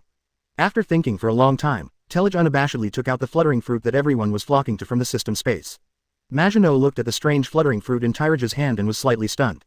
Her eyes moved back and forth between the faces of the fruit and Tyrage, with a trace of complicated emotions flashing in her eyes. She bit her lip gently, thinking a lot in her mind. For Maginot, it can be as powerful as Tyrage and the others. Having the power to protect yourself and others is undoubtedly attractive. She has lived in Windmill Village for so long. Although it is peaceful here, she also knows that the outside world is full of dangers. Sometimes, she would feel helpless because of her own powerlessness, unable to give Tyrage more help at critical moments. However, the price of not being able to swim made her hesitate. She loves the sea and likes to walk on the beach, feel the sea breeze and watch the waves rise and fall. That vast blue world brought her many beautiful memories and was an indispensable part of her life. Maginot was silent for a while, and then gently took the fruit from Tyrage's hand, with a smile on her face. Of course, she couldn't refuse his request, which was not a request, even if she knew that even if she chose to refuse, Tyrage would not feel uncomfortable. But she still took it. She wanted to have the power to help her brother. This was the only reason. Chapter 142 Shy. It looks good, it must taste good, right? Maginot held a yellow fruit covered with threads. With a bit of curiosity in his eyes, he looked at Tyrage aside. Tyrage's expression looked a little strange at that moment. He scratched his head and said hesitantly, "I heard from people outside that the taste of devil fruit will be unforgettable and engraved in people's hearts for a lifetime." Makino frowned slightly, and hesitantly brought the fruit to the tip of his nose and smelled it. A strange smell of sweet fruit hit her face. The smell seemed to have a strange magic power, making her eyes light up. She blinked her smart eyes, an innocent smile appeared on her face, and said with a smile, "Then I'll start." Click. The moment Maginot bit into the fruit, her expression stagnated for a moment, as if time had frozen on her face. No words can compare to the narration in her heart at this moment. The fruit that looked so gorgeous at that time exploded in my taste buds. That taste was like a sharp sword, piercing my taste nerves and cutting off all my beautiful imaginations. There is only an endless strange taste left on the tip of the tongue, and it feels like eating the most disgusting filth in the world. It's like a terrible curse cast in the mouth by the devil, which is unforgettable forever. Quote, Tyrage. Maginot would only call Tyrage by his first name when he was the most angry. At this time, her little face was flushed, her clear eyes seemed to be bursting with fire, and anger surged in her heart like a tide. When Tyrage saw this, he was a little at a loss and was about to explain. Suddenly, the air around Maginot seemed to be distorted. I saw that in her rage, her body involuntarily triggered the ability of the fluttering fruit she had just obtained. The surrounding tables, chairs and benches seemed to be grabbed by an invisible hand and suddenly floated into the air. Then it fell down again, making a crackling sound. The whole room seemed to be swept by a small storm. I did this. Maginot's eyes widened in surprise, and the original anger seemed to be extinguished by a basin of cold water at this moment. Instead, he was shocked that he had just lost control. Ahem. Tyrage hurriedly tried to divert Maginot's attention to prevent her from bringing up the old things again. He pretended to be profound and said, "This is the charm of the fruit's ability. From now on, although the sea has no chance for you, the vast sky allows you to swim freely." However, Maginot didn't buy it, and she picked up the remnants of the devil fruit that had been bitten on the ground. He looked at Tyrage with a sly look and said maliciously, "So, that's why you could lie to me. The wind is blowing." Seeing that something was wrong, Tyrage immediately chose the secret of the 36 strategies as the best strategy. He turned around and wanted to run, but at this moment, what's going on? Why has the room become bigger? Tyrage's legs kept swinging rapidly, but he felt like he was standing still. When he came back to his senses, he realized that his body had been controlled by Maginot unknowingly. This ability is really good, thank you brother. Maginot covered her mouth and snickered, the clear laughter was like a silver bell. She controlled the ability that she was not very proficient in, and slowly brought the devil fruit in her hand to Tyrage's mouth. He said with a bit of playfulness, "Are you going to eat it yourself? Or should I feed you?" Tyrage looked at Maginot, who was very close. Her eyes were bright and sparkling with cunning, and her cheeks were flushed due to the emotional ups and downs just now. She was cute and cute. At that moment, Tyrage's heart skipped a beat, as if being pulled by an invisible force. By some strange coincidence, he suddenly leaned forward and placed a gentle kiss on Maginot's lips. Maginot's eyes widened instantly, full of disbelief. The hand controlling the devil fruit unconsciously let go, and the fruit fell to the ground with a snap. Her mind went blank, she could only feel the warm touch of Tyrage still on her lips, and a wonderful feeling spread in her heart. After a brief moment of shock, an indescribable emotion surged in Maginot's heart. As Yumumu enlightened, although Maginot didn't understand, it didn't stop her eyes from becoming hot and affectionate, a kind of flame ignited by love. She suddenly stood up on her tiptoes, wrapped her hands around Tyrage's neck, and pressed her lips back without hesitation. Tyrage was slightly stunned at first, and then seemed to be infected by Maginot's enthusiasm. He responded enthusiastically, wrapping his arms tightly around Maginot's slender waist and pulling her close to him. Their lips were tightly attached to each other, as if they wanted to deeply integrate each other's breath into their lives. At first, their kiss was tentative and shy, like two travelers cautiously exploring the edge of emotion. But as time went by, the kiss became more and more passionate, their breathing rapid and disordered. The world around them seemed to have been forgotten, and only the sound of each other's heartbeats echoed in their ears. "Brother Tyrage," a very ignorant voice came from outside the door. "Sister Maginot, what are you doing?" Nuanyang walked in holding a little girl. Shy, Peacock covered his eyes and said softly, "Sister Maginot and Brother Tyrage are playing a kissing game." Nuanyang blinked and looked at the strange scene in front of him with a confused expression. But soon her attention was attracted by those tables and chairs floating in midair. "Wow, why are all these things floating?" Hearing this sound, Maginot and Tyrage, who were immersed in a passionate kiss, separated in a panic as if they were struck by lightning. A thin transparent thread was pulled out between their lips, shining with ambiguous light under the sunlight. Maginot's face turned red instantly, and she hurriedly covered her mouth with her hands, with a hint of shyness and panic in her eyes. The force that controlled Tyrage disappeared, and Maginot lowered his head silently, pinching the corners of his clothes and feeling at a loss. "If I had known that devil fruits could still be like this, I..." On the other side, Tyrage regained his freedom. He scratched his head in embarrassment, coughed slightly and said, "Ahem, it's nothing, we are just doing a small experiment." Maginot glared at Tyrage fiercely. Then he threw aside the remaining devil fruit core in his hand and said softly to Nuanyang and Peacock, "We were playing a little game, but the game is over now." The peacock secretly looked at them through the fingers, then let go of his hand, jumped over and ran over, pulling on the corner of Maginot's clothes and asked, "Sister Maginot, I also want to play games." Makino knelt down, gently stroked the peacock's head and said, "Okay, but we can play some more fun and safe games." Tyrage looked at these little guys and breathed a sigh of relief. The scene where he was controlled by Maginot just now really made him a little embarrassed. Seeing Maginot skillfully communicating with the children, my heart was filled with warmth, and the little embarrassment just now was instantly forgotten. Chapter 143 Dreams and Soul Sustenance. 3 years later, the sun shines through the gaps in the leaves, and the mottled light and shadow of Madara sway gently on the ground. Outside this quiet kendo hall, the breeze was blowing gently, bringing with it a hint of coolness. However, at this moment, Zoro seemed to be in an ice cellar, with coldness spreading from the deepest part of his heart. You're still so weak, Zoro. That familiar voice seemed to still be echoing in my ears, with a bit of banter and a bit of intimacy. Zoro, I really envy you for being a boy. In memory, Kuina's smart eyes always sparkle with unwillingness and stubbornness. Her smile is like the brightest flower in spring, blooming in Zoro's heart.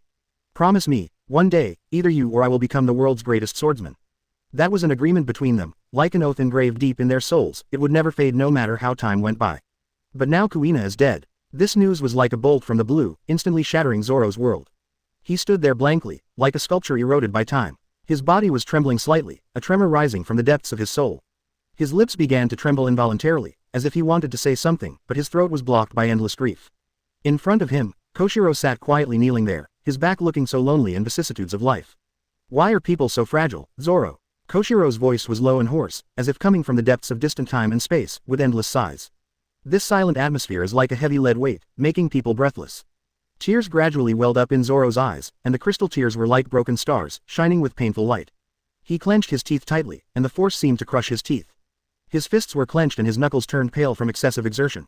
In his heart, there seemed to be an angry beast roaring, struggling, and questioning the injustice of fate.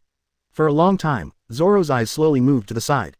That was Kuina's sword during her lifetime, Wado Ikimonji. The knife lay there quietly, its blade reflecting a faint light, as if telling a story of the past. It is one of the 21 skills of the great knife. The exquisite scabbard and the unique handle all demonstrate its extraordinariness. For Kuina, it is not only a weapon, but also her true love and the sustenance for her to pursue her dreams. Zoro's eyes were filled with desire. It is the desire for power, the desire to realize dreams, and the desire to comfort Kuina's spirit in heaven. He sat on his knees on the ground, his movements filled with piety and solemnity. His voice sounded in this silent space, confused and determined. Master, just give me that knife. Koshiro turned his head slightly, and his eyes fell on Wado Yamanji. There were complex emotions in those eyes, including longing for his daughter, expectations for Zoro, and helplessness towards fate. His fingers gently touched the scabbard, as if touching his daughter's soul. Zoro's tears fell to the ground, splashing tiny tears. His shoulders were twitching violently, a torrent of emotion raging. Suddenly, he raised his head and roared, and the sound was like thunder, exploding in the sky and earth. I will become stronger along with her, and I will be strong enough to make my name resound in heaven. There was a burning flame in his eyes, which was his dedication to the goal of becoming the world's greatest swordsman, and his promise to Kuina. I will definitely become the world's greatest swordsman. The scene of that night kept replaying in his mind. The moonlight is like water, shining on them. Kuina's eyes are like the brightest stars in the night sky, shining with determination. They clenched their fists tightly and made the solemn agreement. And now, the only Kuina who has not been defeated by him has left this world. When he defeated everyone and became the strongest swordsman, the Kuina who always shines in his heart may be the greatest swordsman in the world. His hands were weakly supported on the ground, and his head was bowed deeply. Tears flowed freely on his face like a bursting flood. Every tear carries his longing for Kuina, his memory of the past, and his expectations for the future. Okay. The master's gentle response came, like a ray of sunshine in winter, warming Zoro's cold heart. Zoro raised his head and saw Koshiro picking up the knife with both hands. His movements were so solemn, as if he were performing a sacred ceremony. Kuina's soul and dreams are entrusted to you. Koshiro's voice was solemn and serious, which was his trust in Zoro and the continuation of his daughter's dream. Zoro's eyes widened, his eyes full of determination. He stretched out his trembling hands, which seemed to bear a huge weight. The moment his hand touched Wado Yamoji, he seemed to feel Kuina's heartbeat and her soul resonating with him. He grasped the handle of the knife tightly and hugged the knife tightly in his arms, as if he was hugging Kuina's life and their common dream. Ah! Zoro's cry echoed throughout the world again, the voice filled with endless pain and determination. East Daxia Sea, Windmill Village. Lieutenant General Tellage, your application for generalship has been rejected again. Reason. Tyrage frowned slightly. The 22-year-old man has short black and messy hair that flutters gently in the sea breeze, telling his unruly soul. The face is clear-cut, like a knife, with a cold beauty. Under the high bridge of his nose, his thin lips were pursed tightly, indicating that he was suppressing his inner emotions. He stood quietly on the rocks by the sea, wearing a marine uniform, his posture as tall as a pine tree. Mr. Waring States believes that you are not qualified to be on an equal footing with him. Jonga was behind him, reading the first article of the report. A substantial conqueror's impact pushed General Jonga into the sea in an instant. Then why do you come to my place? I will seize the boat and lead the team to swim back, In the past few years, since the financial power was handed over to Maginot, he has returned to the time when he spent 1 Bailey and half. Since he was stationed in the East Daxia Sea, the average bounty for pirates here has shrunk significantly again, and is now less than 100,000 belly. Man, it's easy to go from frugality to luxury, but it's hard to go back from luxury to frugality. In order to make some extra money, he has detained more than 30 warships going to the Marine Corps. Changjia emerged from the water, spat out the seawater in her mouth with some fear, and frowned together. This domineering power has far surpassed that of Mr. Sengoku. Jonga thought of the army contest 2 years ago. At that time, Tyrage was 19 years old, and his conqueror's domineering power was far less terrifying than it is now, but his strength was enough to hold a 55-50 against those 3 monsters. But now, he really couldn't imagine what he had gone through in the past 2 years to make this guy's conquerors experience explosive growth. Lieutenant General Tyrage, this is a confidential document signed by Mr. Sengoku and Mr. Garp. Please take it. Changjia could no longer recall how many warships were damaged for no reason in the East Daxia Sea. Understanding the reason, he did not interfere, but handed over the task he had brought this time. Seeing Tyrage take the file, Changjia dived and disappeared, and actually planned to swim back. Chapter 144 Pregnant with Lugia. Have the rubber fruits been snatched away? It's really a dramatic scene. After hundreds of years, I finally managed to get it, but I didn't pay much attention to it. Quote. Tyrage looked at the information on the file and shook his head. Phase F. Sure enough, no one has ever succeeded in entrusting important tasks to CP9, and the same is true for CP0. Tyrage thought of the CP0 who had killed and injured most of them overnight in the New World in the past 2 years. I really don't know what the government is thinking, sending those little characters to fight against Kaido and Big Mom. Elder brother. Maginot held her belly and walked towards Shishirin from the trail. Tyrage looked at Maginot who was walking towards him, and the seriousness on his face softened a bit. He stepped forward to meet him and asked softly, Makino, why are you here? You are pregnant now and should rest more. Yes, Maginot was pregnant, having found out 5 months ago, and they got married a year ago. Maginot smiled softly and said, I was a little bored staying in the store, so I just wanted to go out for a walk and come see you. Her eyes fell on the document in Tyraj's hand and she asked curiously. Brother, are you reading that information again? Did something big happen? Tyrage ruffled Maginot's hair, leaned down, and slowly placed his ear on her belly. It's okay not to mention the self-righteousness of some idiots. How is Luffy getting along with those little guys? Since Luffy was 5 years old, Tyrage has thrown him into the training camp he created. There are 5 or 6 direct descendants of marine generals, including Crane, Sakazuki, Ghost Spider, Flying Squirrel, and even the grandson of Sengoku. Maginot pouted, picked up Tyraj's ear, and pretended to be angry. When our child is born, you are not allowed to do this to him. Thinking of the little babies trained by Ella and Leo, Maginot's heart hurt like needles. There is no way to treat a child like this. My brother can't help it. His father, Garp, has been forcing him since he was a child.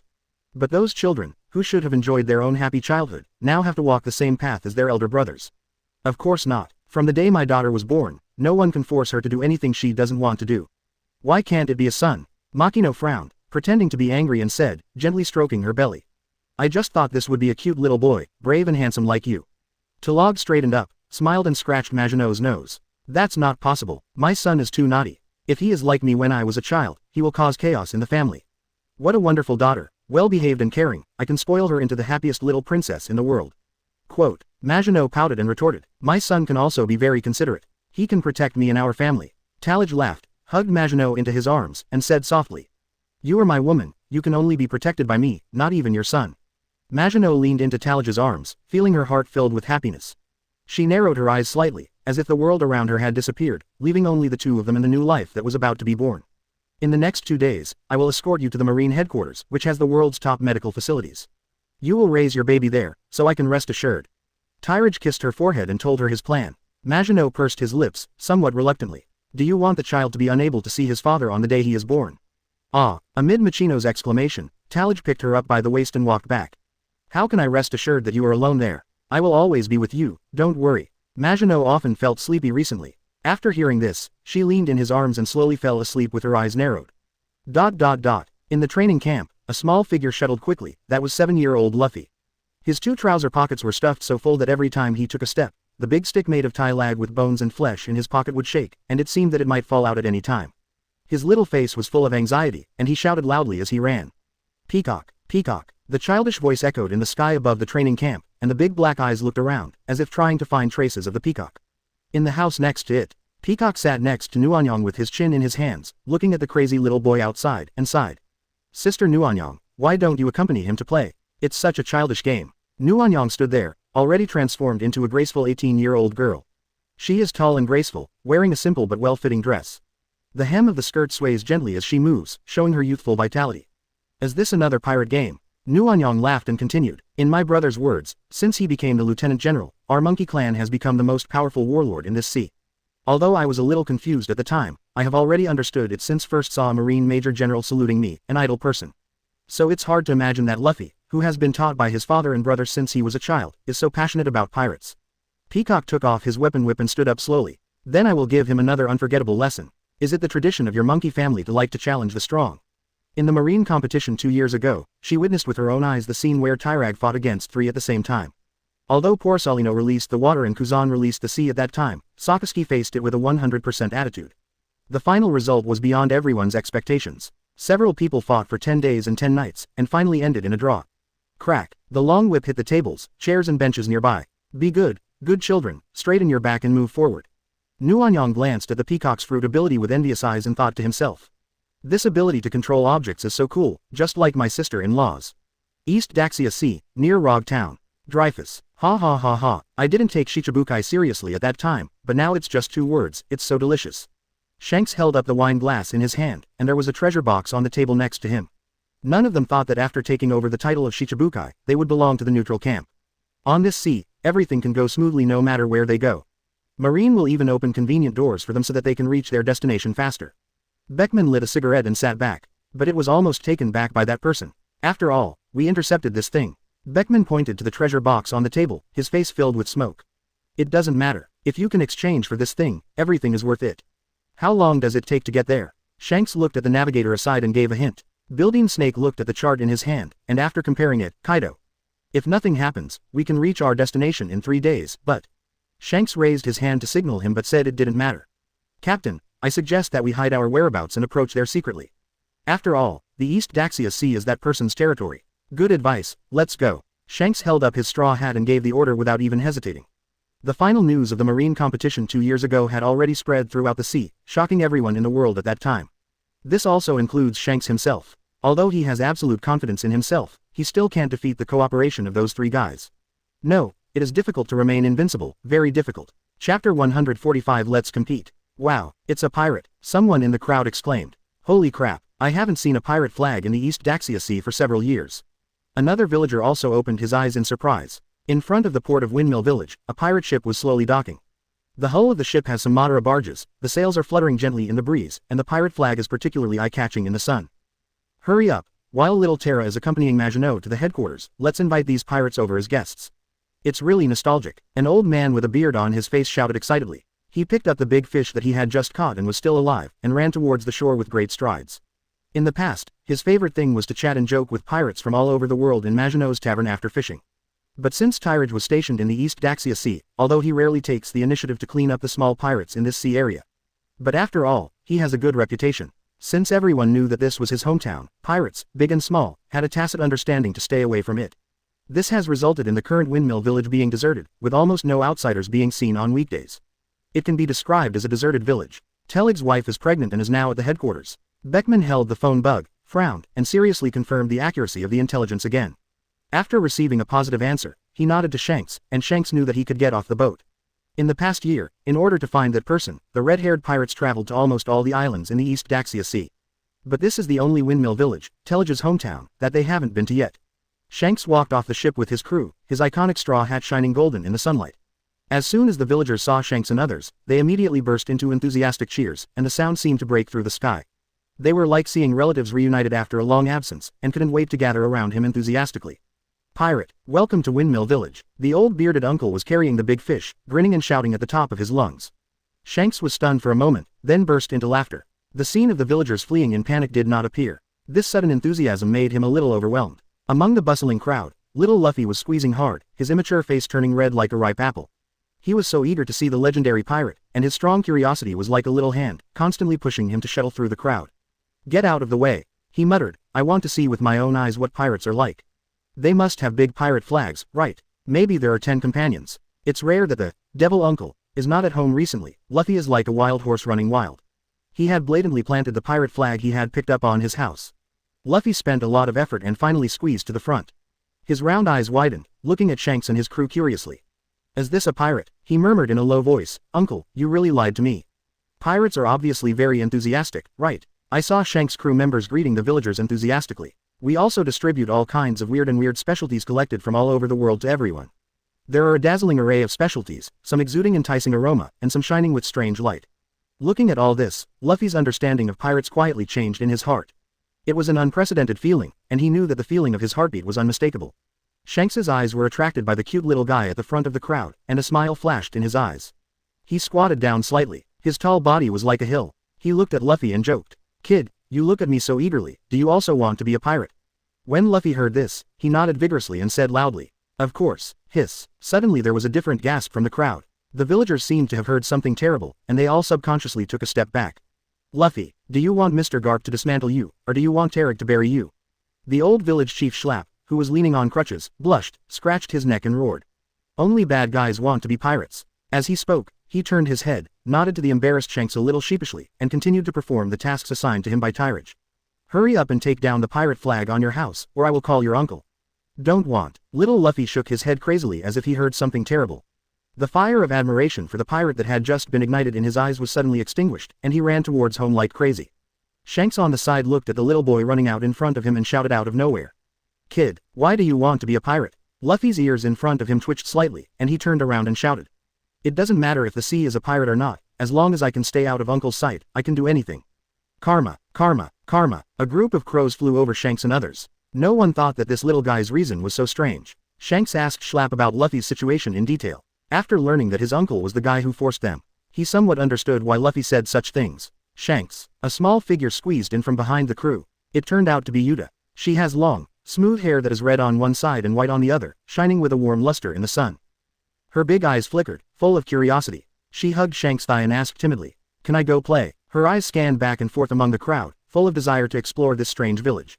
Shanks looked down at Yuta, touched her head gently and said, "Go, but don't run too far." Yuta nodded excitedly, then jumped up and ran towards the village. She looked at everything in the village curiously, and then touched the wild flowers on the roadside. After a while, I greeted the children in the village with an innocent smile on my face. Who were Shanks looking for? The recent voyage has been really tiring. Yuta stretched and kept complaining about this bad voyage. At this time, a sneaky figure in front attracted her attention. "Hey kid, what are you hiding?" The sudden shout startled Luffy, and the pirate flag hidden in his arms fell to the ground. Luffy turned his head stiffly, and when he saw Yuta standing behind him clearly, he curled his lips and muttered. I thought it was who it was, but it turned out to be a little girl. "Go, go, go, children don't cry about adult matters." As he spoke, he bent down, quickly picked up the pirate flag that fell on the ground, and held it tightly in his arms. Yuta frowned, put his hands on his hips, and said angrily, "I'm taller and older than you. Why do I call you a kid? Why are you hiding the pirate flag? Children are always attracted to other new things." No, in the blink of an eye, Yuta was occupied by curiosity. Luffy turned his head and snorted, "It has nothing to do with you. This is my treasure. I can't let a talkative guy like you know." Yuta would not give up easily. She flew around the road in a circle, her big eyes rolling. "I guess this must have something to do with pirates, right? Do you also want to be a pirate? I'm telling you, the life of a pirate is dangerous, but it's also exciting."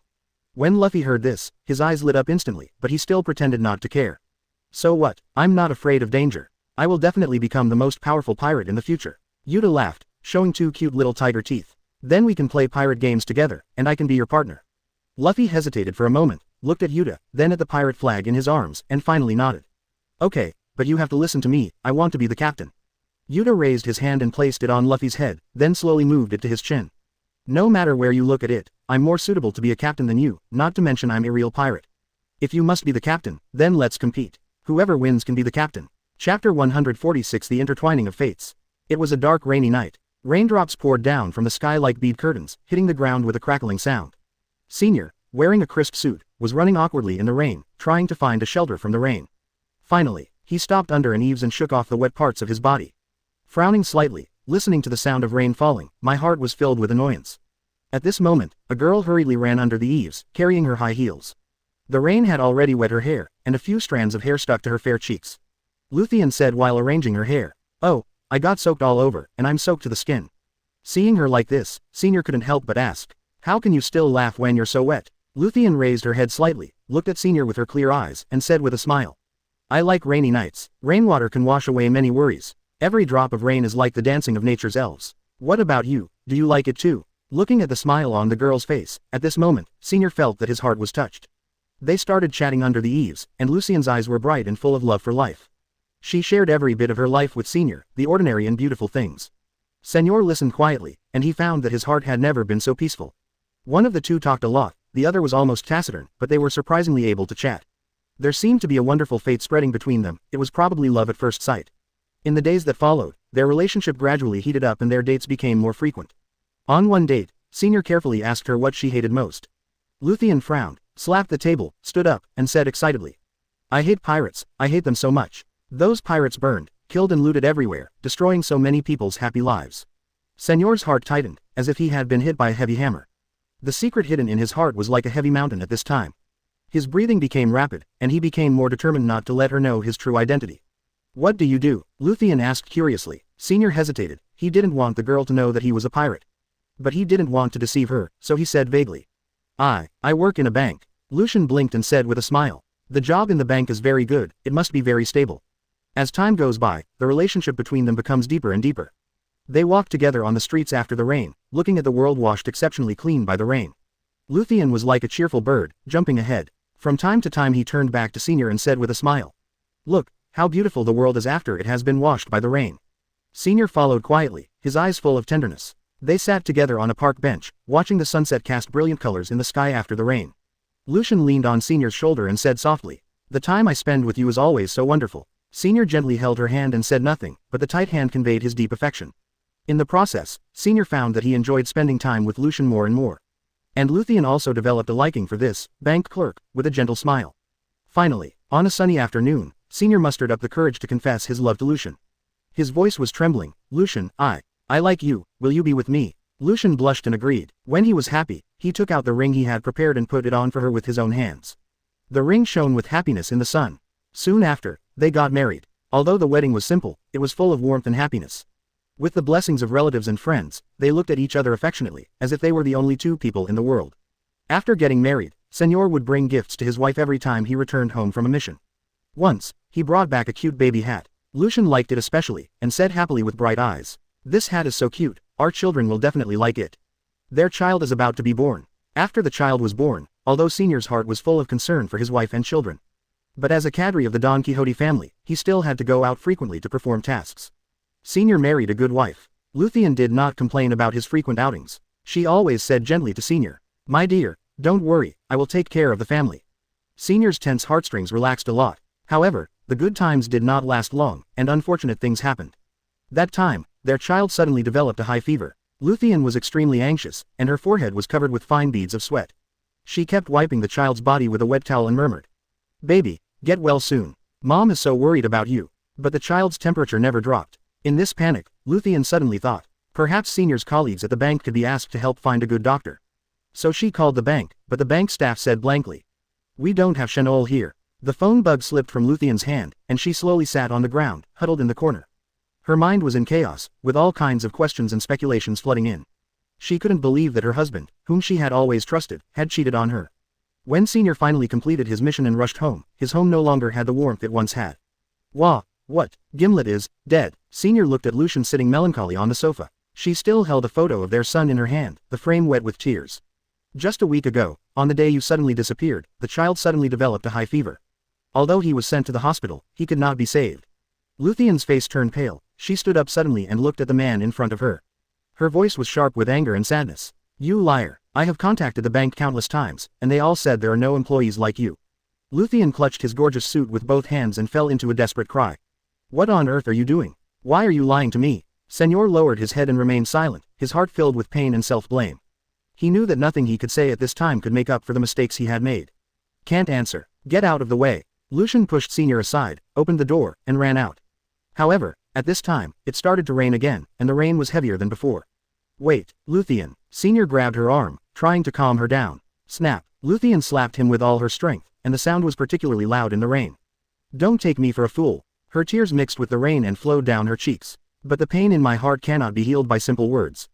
Don't follow me." Luthien needed some peace and quiet. She didn't want to see this man anymore. The rain hit Senior's face, making his vision blurry. "Lucian, I can't tell you everything because you hate pirates the most." This voice seemed to be a condemnation of himself. He knew that he had lost her trust, and it was all his fault. Chapter 147 Love and Redemption. Senior searched frantically for Lucian in the rain, his heart full of regret and anxiety. The rain poured down, hitting him mercilessly. But he didn't care at all, he just searched one place after another. He first ran to the park where they often went, and the bench was still there. They once cuddled together here, watching the afterglow of the sunset sprinkle on the grass. Senior stood by the bench, clasped his hands to his mouth, and shouted loudly, Lucian, Lucian, where are you? His voice echoed in the empty park, but only the sound of raindrops falling on the leaves responded to him. His eyes were full of despair, and he murmured, Lucian, I know I was wrong. Come out quickly and I will tell you everything. Senior searched all the places they had been or had not yet been, but he never saw that figure. He returned home in despair and collapsed on the ground, tears and rain falling from his face. Just when he was immersed in pain and unable to extricate himself, the phone suddenly rang. He rushed to the phone as if he had grasped the last straw, and the cold voice of the hospital came from the other end of the phone. Is it Mr. Senor? We found a woman who suffered a landslide in the suburbs. The items on her body confirmed that her name was Lucian. After rescue, her life was saved, but she fell into a coma and needs you to come as soon as possible. In the hospital ward, he saw Lucian lying lifeless on the bed.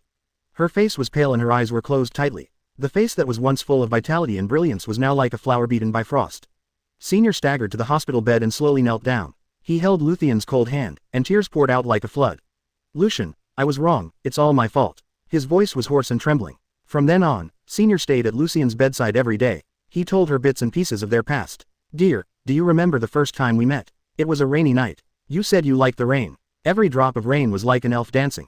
He spoke softly, as if Lucian could hear him. He wiped Lucian's body every day, saying as he did so, My dear, keep it clean so you will feel more comfortable.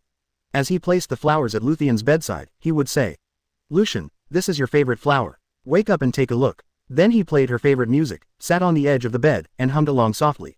I hope this music can wake you up, my love. But there was no reaction from Lucian on the hospital bed, until one day, Senior happened to pass by a baby clothing store. There was a set of cute baby clothes displayed in the window, with cute cartoon patterns on the light blue fabric. His eyes were deeply attracted, and an inexplicable impulse surged in his heart. He thought of their dead child, and of the loving look in Lucian's eyes. He went into the store and bought the baby clothes, then changed into them in the hospital bathroom. When he appeared in front of Lucian in baby clothes, Lucian's eyes seemed to flash with a light. A miracle happened. The corners of Lucian's mouth raised slightly, revealing a shallow smile. That was a smile that Senor hadn't seen for a long, long time. He was so excited that tears filled his eyes. He rushed to the bedside, held her hand and said, Lucian, you finally smiled. Doctor, doctor, Senor shouted excitedly. After the doctor came to check, he was also surprised by this change. But also reminded Senor that this might just be an accidental reaction. For Senor, however, it was a glimmer of hope. Since then, Senior has maintained this look. When he walked down the hospital corridor in his baby clothes, people still pointed at him. A well-dressed lady frowned and fanned the air in front of her.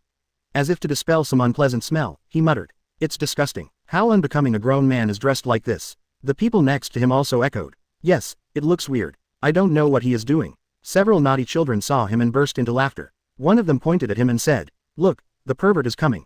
Their laughter echoed in the corridor, attracting other people to cast strange glances. When Senior heard these words, he just frowned slightly, then lowered his head and continued to walk towards Lucian's ward. He knew these people didn't understand him, but he didn't care, because that baby clothes had a special meaning to him. In the ward, Senior would gently adjust the corners of the baby's clothes and say softly to Lucian, Honey, look, I'm wearing this dress as if our child were still with us. I hope you can wake up soon and hold our baby again. His eyes were full of tenderness and love. One day, Senior was about to go out to buy some flowers for Lucian, and he just put on the baby clothes and walked out of the house. At this time, Torbell happened to pass by. Seeing Senior's outfit, Torbell was slightly startled, then laughed and said, Hey, Senor, your clothes are very unique. I didn't expect that your taste has improved again. This dress is very special, he. Senior just nodded slightly and left in a hurry without explaining to Torbell. He would also sleep next to Lucian's hospital bed at night, wearing baby clothes. That baby clothes made him feel closer to Lucian, as if their hearts were connected at this moment. He would murmur to himself in his sleep, Lucian, I'm waiting for you to wake up. We will spend a lot of good time together. Over time, Senior wearing baby clothes to take care of Lucian has become a strange sight in the hospital. People's discussions never stopped, but Senior's love is like that baby clothes, tightly wrapped around Lucian and never let go. He doesn't care about the eyes of the outside world, he only hopes that Lucian can wake up and return to his side. Chapter 148 The Origin of Hatred. The Don Quixote family and the Cadres are gathering together for a meal. At this time, Luo was called in by Brother Ming. Everyone's eyes suddenly focused on the child, and they were all shocked when they saw the white matter on Luo's chest. Someone said in panic, This is platinum lead disease, which is a very serious infectious disease. Brother Ming frowned and reprimanded. Why are you panicking? This is not an infectious disease, it's just poisoning. This poison comes from the white town of Freefins. Luo stood there and said coldly, I don't trust anyone anymore, and I'm not afraid of death. Let me join you. The corners of Brother Ming's mouth raised slightly. He liked the look in this child's eyes very much. We are having dinner, let's talk about your boring past first. Luo's brows were squeezed together tightly, but he did not dare to refute the man on the throne. After hesitating for a moment, he told the story of his hometown, Griffins. Luo's voice was a little low, but filled with deep pain. Our hometown was once so beautiful, like a town in a fairy tale. Later, people discovered a kind of lead ore, which has many uses, and everyone's life became more and more prosperous. The world government knows that mining this ore will cause toxins to invade the human body, but they chose to hide the truth for the sake of wealth. Dover paused with the fork in his mouth and interrupted, "If I were responsible, I would do the same thing. After all, this is a world where people eat people." Luo's eyes were flashing with tears and he was lifeless. He looked at Brother Ming and continued, "This toxin has a long incubation period and is not easily detected. It not only affects the lifespan of our generation, but also affects the next generation. One day, the toxin suddenly broke out, and grandparents, parents, and children of the third generation became ill almost at the same time. Their bodies and hair began to turn white, they suffered tremendous pain, and then died one by one. Doctors in the hospital were helpless." Quote, Luo gritted his teeth and clenched his fists tightly. Neighboring countries mistakenly thought it was an infectious disease and blocked our exit roads. But the royal family of our country abandoned us and escaped with the help of the government. Our country began to rebel, and war broke out. The troops from neighboring countries were killing people in our towns inhumanely, even burning the living people to death.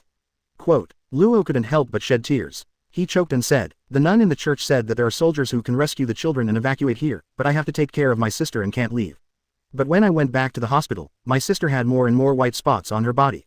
Even my father, the best doctor in the country, couldn't do anything. Later I heard that the army broke into the church and all my friends were dead. I rushed into the church like crazy, but I didn't even see a body, they were all burned. When I returned to the hospital again, my sister was no longer there. Our country has perished like this, and this is all a man-made disaster caused by the greed of those people." Bang bang bang. Dover wiped the corners of his mouth, stood up gracefully, and applauded. "It's really a wonderful story. We've finished eating, you can go down." Luo clenched his fists and stared at Doflamingo with angry eyes. "I want to join your family." Dover wore his feather coat and walked past Luo. "You are not qualified yet." At this time, Krasin walked in. He wanted to be cool, but he accidentally slipped and fell. Buffalo laughed from the sidelines. "Mr. Corazon is so stupid." Klassen frowned, punched Baffaro hard, and thought to himself, "Little devil, why are you laughing?" Klassen, whose real name is Don Quixote Rocinante, is the younger brother of Doflamingo. He always felt inexplicably angry when he looked at Luo. Every time he saw Luo, he would just throw his head into the scrap metal pile. This time was no exception. He stepped forward and grabbed Luo's head. While pushing open the window, he aimed at the garbage mountain and threw it out. Luo had held a grudge against this guy for a long time, and this time he even shouted directly, "Corazon, I must kill you." A few days later, the hatred for Corazon in Luo's heart made him lose his mind. He took the dagger and quietly walked to the bottom of the garbage mountain, behind Krasin who was reading the newspaper. Without any hesitation, he thrust the dagger in his hand from behind and stabbed Corazon into the chest. Klassen groaned, and his clothes were dyed red with blood. This scene happened to be seen by Buffalo. His eyes were not as urgent as expected, but drool flowed from the corner of his mouth. Without any accident, Luo was captured. He thought he would be punished by Brother Ming or even silenced. However, Doflamingo smiled and said, "From today on, you are a member of our Don Quixote family." Luo raised his head in confusion. Didn't Corazon report him? He slowly turned his head to look at Buffalo, who was eating ice cream, and Corazon, who was silently bandaging his wounds. "Are they protecting me?" Brother Ming looked at Luo, who was a little confused at this time, with a glimmer of light in his eyes and said, "I like the unique hatred in your eyes. Maybe one day, you will become my right-hand man, maybe." 5SF. Chapter 149 Twist of Fate. 2 years have passed in a hurry, and Luo's platinum lead disease has become more and more serious, and the disease has spread to his face. Buffalo kept asking Luo's real name. Luo was silent for a while, and then said, "My name is Dora Falga Walter Rowe. This was originally a secret that couldn't be told, but I'm already dying, so it doesn't matter." Klassen on the side heard the name, and his face became solemn. Without saying a word, he picked up Luo and threw him into an alley. Luo thought Krasin was going to beat him, and his heart was filled with fear. However, he heard Klassen speak. "If you are really a member of the D family, you should leave Doflamingo immediately." Luo's eyes widened in surprise, and he said in disbelief, "Aren't you mute? Why do you keep pretending to be mute?" Krasin opened the silent space, and the surrounding area suddenly became quiet. He said seriously, "As a younger brother, I have been preventing my brother from losing control. He is a madman, he killed our father with his own hands, and his conqueror's domineering power is not something ordinary people can possess. I advise you to leave quickly, I don't want you to become a monster like him." Quote, Luo finally caught the guy who had been bullying him. How could he possibly hear other things? He said excitedly, "I don't care about this. I joined this family just to kill people. I only have 1 year to live now, and I can't control that much. I also want to tell Brother Ming about your ability to speak in fruit." Klassen hurriedly stepped forward to stop him. During the tug, Luo was accidentally thrown into the garbage. Their conversation was accidentally overheard by Buffalo, and Klassen had to bribe him with ice cream again. But Luo took this opportunity to run away. Klassen said anxiously to himself, "It's over. If Brother Ming finds out about me, I will be miserable." He hurriedly walked to the side of the boat, wanting to go first, but he happened to bump into Brother Ming, who was coming back. Brother Ming frowned and said, "Someone I don't want to see has come to this place. Hurry up and get out to sea." After saying that, Brother Ming frowned and left first, thinking to himself, "Isn't that guy Tyrage on vacation? Why did he come out again?" At this moment, Luo proudly walked behind Corzone. He looked at Corzone standing there and said, "You didn't report me 2 years ago, so I'll return the favor this time." On the sea, without any accident, they bumped into Talag, who was driven out of the house by Maginot in a depressed mood. Tillage looked at the many strange officers added to the ship again, although he could not trouble Shichibukai now. But taking it out on them is not too much, right? Meteor impact starts with a greeting. Mingji's family didn't have any accidents, but they were beaten badly by Tylag. Doflamingo shouted, "Where's Klassen? Call him out for help." But Senior on the side took out a note. That was a note left by Corzone, which said that he was taking Luo for treatment. "This guy betrayed me again." Veins popped up on Brother Ming's forehead. He looked at Tyrage standing at the bow of the ship with his hands behind his back. They were in big trouble this time. On the other side, a small wooden boat. While Klassen was checking which hospital was good, he received a call. The other end of the phone said, "I am Dasenbei, Xiaomiguo, what do you want to see me for?" Corzone slowly recounted Luo's experience. On the other end of the phone was Marine General Sengoku, who asked doubtfully, "A boy with platinum lead disease. Are there any survivors in White Town?" Krassen's voice was a little low. "I want to pause the mission." He looked at Luo, who was knocked unconscious by him, and said slowly, "He hates everything in the world. When I look at him, I feel like I'm watching my brother when he was little again." Warring States sighed and said, "It's really pitiful, but platinum lead disease cannot be cured. Don't take too much care of him, or you will expose your flaws." Warring States picked up the report on the side and looked at it helplessly. Because he was dissatisfied and refused that person's promotion again, that person actually handed in his resignation report from the sword unit in anger.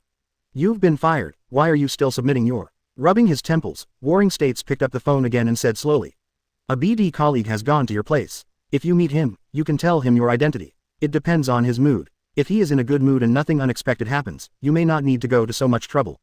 Quote, "Gotcha." The phone was hung up, and Corzone scratched the back of his head and looked at the endless sea around him. "They are all at sea now, you should have said it earlier, damn." The note left behind blocked Corzone's retreat, and Dover would never forgive him. There was no other way, so he had to use his own methods to treat this young man. Chapter 150: The Difficult Road to Seeking Medical Treatment. In this way, Klassen took Luo on a long and difficult journey to seek medical treatment. They came to a hospital, and the doctor frowned in disgust when he saw Luo's appearance. "This is platinum lead disease, a terrible infectious disease. We cannot accept him." Looking at the doctor's indifferent expression, Krassen's anger suddenly surged up in his heart. He said loudly, "He is just a child, how can you be so heartless? Besides, platinum lead disease is not an infectious disease, you quack." "Security, security." The doctor pointed at the two people indifferently and called to the security guard behind him. "Throw them out." Outside the hospital, Luo sat on the ground in despair, looking at Corzone, who was still arguing with the security guard with colorless eyes. He didn't know what he thought of, and suddenly shouted, "Stop, I don't want to live anymore." Snap. Corzone slapped Luo on the face, leaving a dark red slap mark on Luo's pale as paper face. Luo stood up angrily, raised his fist and was about to hit him. But at this moment, he saw Corzone's face, and Luo was stunned. "Is he crying for me? Why?" Corzone pointed at Luo's nose with tears in his eyes, his voice hoarse. "I haven't given up on you, what right do you have to give up on yourself? Anyone in this world can give up on you, but you must never give up on yourself." Luo was speechless and walked back without saying a word. Night. Because of what happened during the day, Luo has not said a word to Corzone until now. As night fell, he spread a quilt on the ground and fell asleep slowly. After an unknown amount of time, Corzone noticed that Luo's quilt had been kicked off, and stood up to cover him again. When he was covering himself with quilt, he noticed that the white madara on Luo's body was spreading again. The emotions that had been suppressed in my heart for many days finally couldn't be held back anymore and completely burst out. He shed tears for the boy again and murmured with a trembling voice. "At that time, even though you stabbed me, I didn't feel any pain at all. The one who really felt the pain was you, right? So pathetic." Luo. Tick. Tears dripped on the stone slab, making a crisp sound. And all these words were heard by Luo, who always pretended to be asleep. Hot tears wet his pillow, but warmth filled his heart. The next day, everything was natural. The only change was that Luo started calling him Mr. Corzone. Klassen was so delighted that he even lit himself on fire with a lighter. Soon, they once again set out to seek medical treatment. But every time he went to a hospital, the doctors shook their heads and refused when they saw Luo's condition. They said, "We cannot cure this disease, and it is still contagious. We cannot take the risk." Clayson carried Luo on his back, his heart filled with helplessness and pain. He looked at Luo's thin body, sighed and said, "It's okay. There are millions of hospitals in the world, and there's always a doctor who can cure you." Luo lay on Corzone's back and covered his mouth with his hands. He didn't want Mr. Corzone to hear him crying. "This back is so warm, it makes me feel like my father." A few days later, Doflamingo, whom I had not contacted for a long time, called me. Brother Ming never dwelled on Corzone's betrayal on the phone, but said straightforwardly, "We got information about the surgical fruit, and there is a group of pirates who don't understand the true value of the surgical fruit. A high price has been negotiated with Marine and they will make the transaction in 3 weeks. Quote, this mission is very dangerous because a certain guy is nearby, but we must get the fruit. This fruit is very special. I decided to let the person I trust the most eat it. My first choice is you, Corzone, after all, you are my biological brother." Quote, Gotcha. Corzone hung up the phone and thought to himself, dangerous person. Is it the colleague Mr. Sengoku mentioned? But the more dangerous it is for you, the safer it is for me. Corzone looked back at Luo who was cooking and shouted excitedly, "Luo, you are saved." Not wanting to see Corzone spontaneously combust while cooking, Luo took the initiative to take over the cooking duties. He curled his lips and said, "Let's not talk about how a small fruit can cure my disease. Besides, didn't that person say that you are the most suitable candidate?" Corzone came over, snatched the spoon from his hand, and threw it on the ground. Putting her hands on his shoulders, she looked at him seriously and said, "Luo, you are the most suitable person for this surgical fruit. This fruit can transform the human body and cure any difficult and complicated diseases.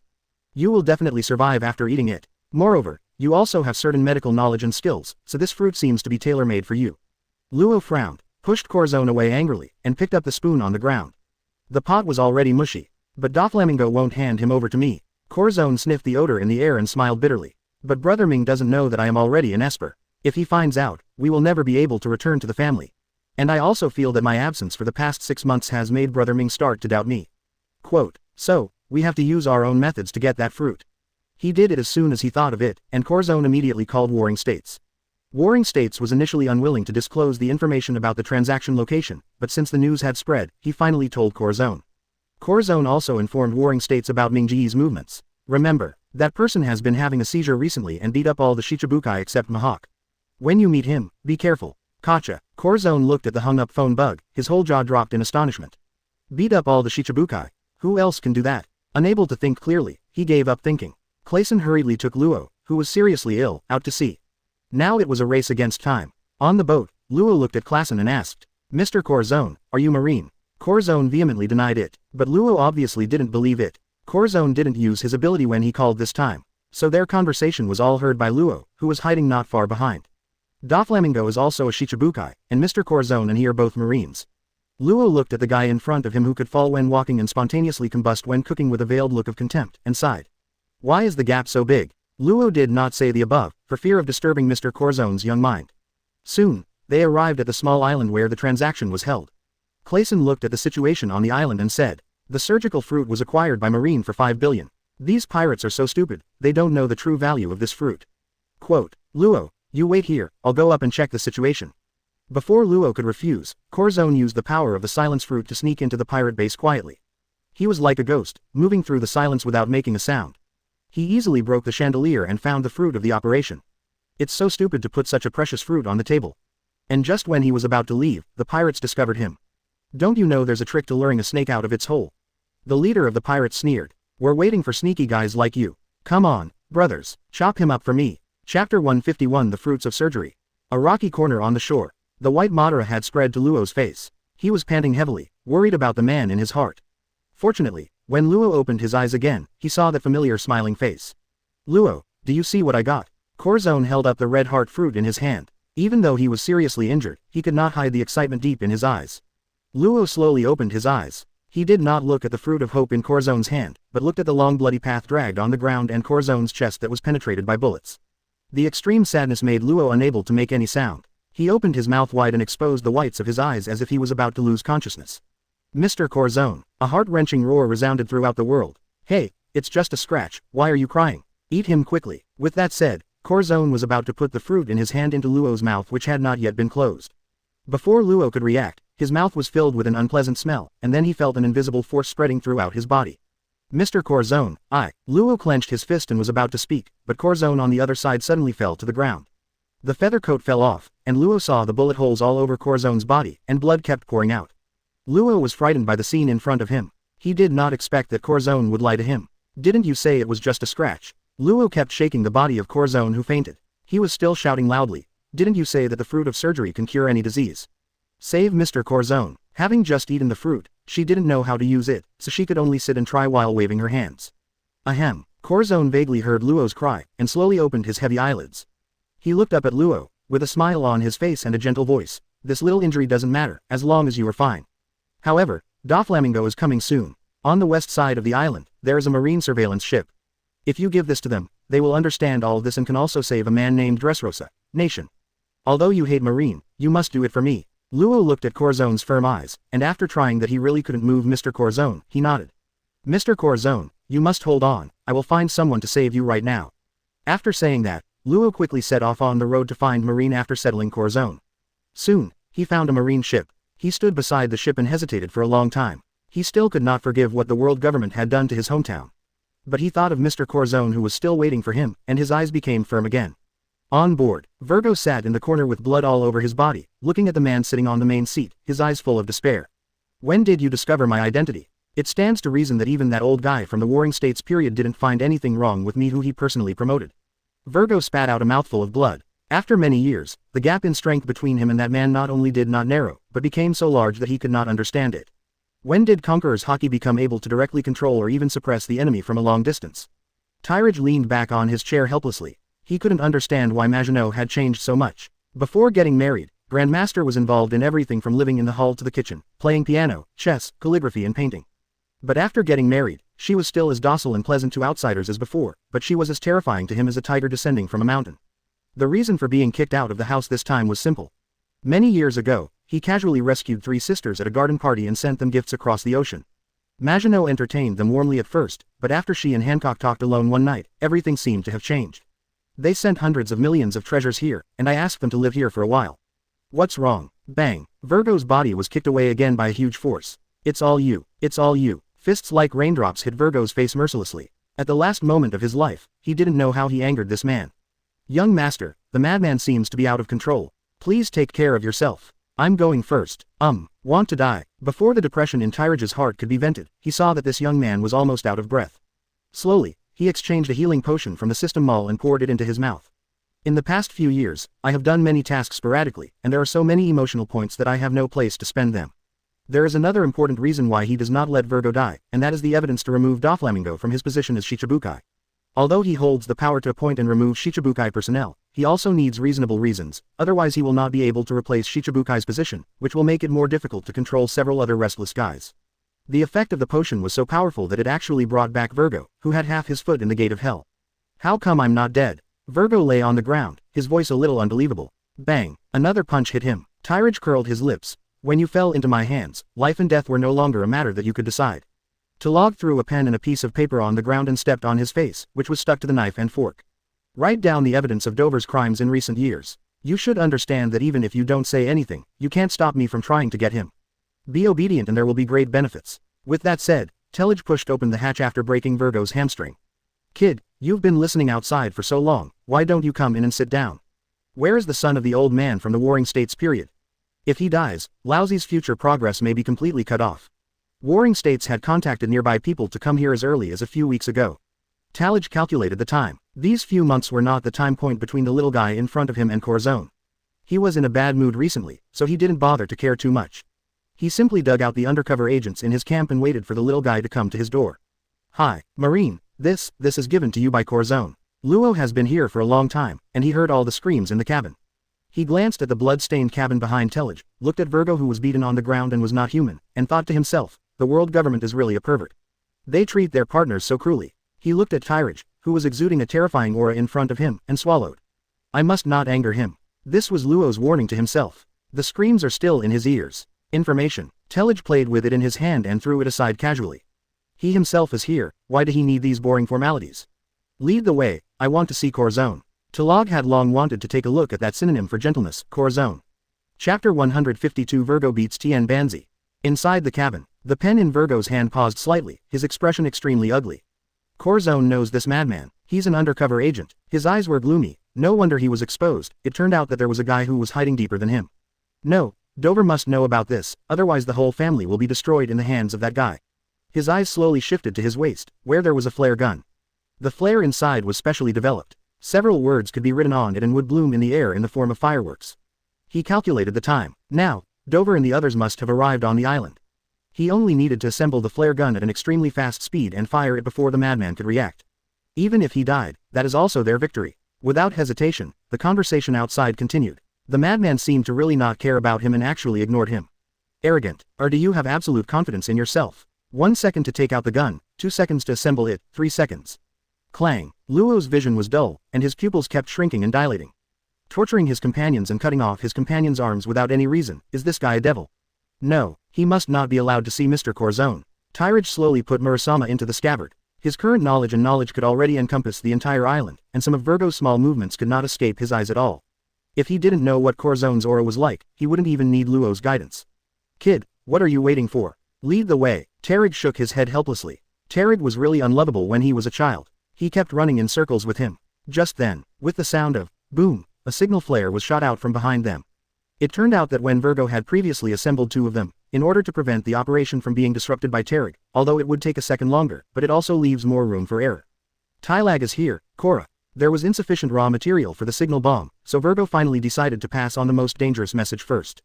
As for the word, Cola, at the end, I believe the young master will figure it out himself. It's really a trick. Tyrage sighed, feeling depressed about being kicked out of the house, Luo's incomprehensible questions, and finally Virgo's icing on the cake became the final trigger. He could no longer control his depressed mood, and the Conqueror's impact he accidentally released caused Luo in front of him to faint from the impact instantly, and was kicked out of the ship by Tyrage. As he flew into the sky, thousands of slashes flew down, hitting the marine surveillance ship below. In the cabin, Virgo was making his final struggle, his body full of armed domineering energy. But he couldn't resist even one of the slashes from Tyrage. After experiencing a violent storm of attacks, the ship and Virgo completely turned into dust and disappeared from this world. East Coast. Doflamingo looked at the signal in the distant sky and fell into silence. A dangerous smile gradually appeared on his face. Mr. Kaido, I'll leave Tyrage to you. In order to make this operation foolproof, Doflamingo spent half of his family property and invited the big boss behind him, Kaido of the Beasts, to prevent the elusive Tyrage. As for the fruit of surgery that can lead to immortality, he is bound to get it. No, Kaido, who was leading the front, was baring his breasts in this icy and snowy field, and standing next to him was Yan Banjin, who was inseparable from him. Joker, in order to treat me, you even cut off the gold in the sky. How could Lousy just let you go? Yan Liangjun covered his face helplessly. Why is the elder brother either drunk or on the way to drunkenness? He looked at the big characters rising in the sky in the distance and whispered secretly, that man can't be solved just by jumping into the sea. Yan Liangjun looked at the dozens of ferocious sword marks on his elder brother's body, and his heart was filled with endless worry. With your words, I feel relieved. After the matter is completed, I will give you another 10% of the total amount of underground transactions this year. No. Kaido drank the gourd of wine in his hand, his expression suddenly became clear, and he felt a deeper aura of conquerors. He slowly raised his 5 fingers and said with a serious expression, I want 50%. If this amount is less, the treasure will be returned to you, and I will not go through this muddy water. They all said he was confused, but the aura that could threaten his life couldn't lie, he was worth the price. Doflamingo's face was livid, he didn't believe that Kaido could pay back the food he had eaten. He had no choice but to accept the arrow. After all, he couldn't deal with that madman. Okay, as long as you don't let that man appear in front of me before I get what I want, I will give you 50% of the benefit. After saying this, the white thread in his hand shot straight into the sky, and then spread out, forming a huge birdcage, covering the entire island. Then he waved his hand and led his family members to quickly run towards the pirate gathering place in the middle of the island. As far as he knew, the fruits of the operation had not yet been obtained by anyone. Seeing everyone leaving, Kaido completely woke up from his drunkenness. He patted Yan Liangjun on the shoulder and said with some meaning. Follow me and take a look. Earning 1 share is a profit, and earning 2 shares is a profit. It's not easy to get that guy to show such sincerity. Brother, then you. Yan Liangjun took a step forward and looked at his elder brother worriedly. News of the marine competition a few months ago has already spread throughout the world. Tyrage fought against Marine's 3 alternate generals on his own to a draw, knowing that any one of them could beat him, Flame Calamity Ember. He was really worried that his eldest brother would collide with that guy again, and wanted to go with him to fight the enemy. No. Kaido transformed into a giant dragon and soared into the sky, his roar echoing throughout the island. Lousy is Kaido. Jin, that person is not the only one who can grow, don't worry. After saying that, a divine dragon swung its tail and headed towards the location of the Conqueror's aura before, leaving Yan Calamity Jin, who was still worried, at a loss. Chapter 153 Tyrannosaurus. On the other side of the island, Tyrage looked at the ship that he had chopped into powder, and the anger in his heart calmed down a little. He glanced at Luo, who was unconsciously stunned, frowned, and decided to take the kid to a safe place. And just when he picked up Luo and was about to leave, a huge roar came from the sky.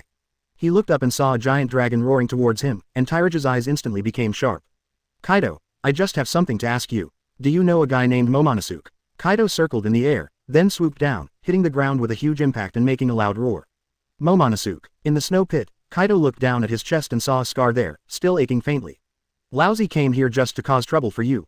Kaido reacted instantly. They were not acquaintances. On the contrary, they had huge hatred. I'm not here to answer your questions. After saying that, he took off the mace from his waist, wrapped Conqueror's haki around it, and rushed forward to Tyrage, who was still holding Luo. Well, answer my question carefully. Will it allow you to live a few more chapters?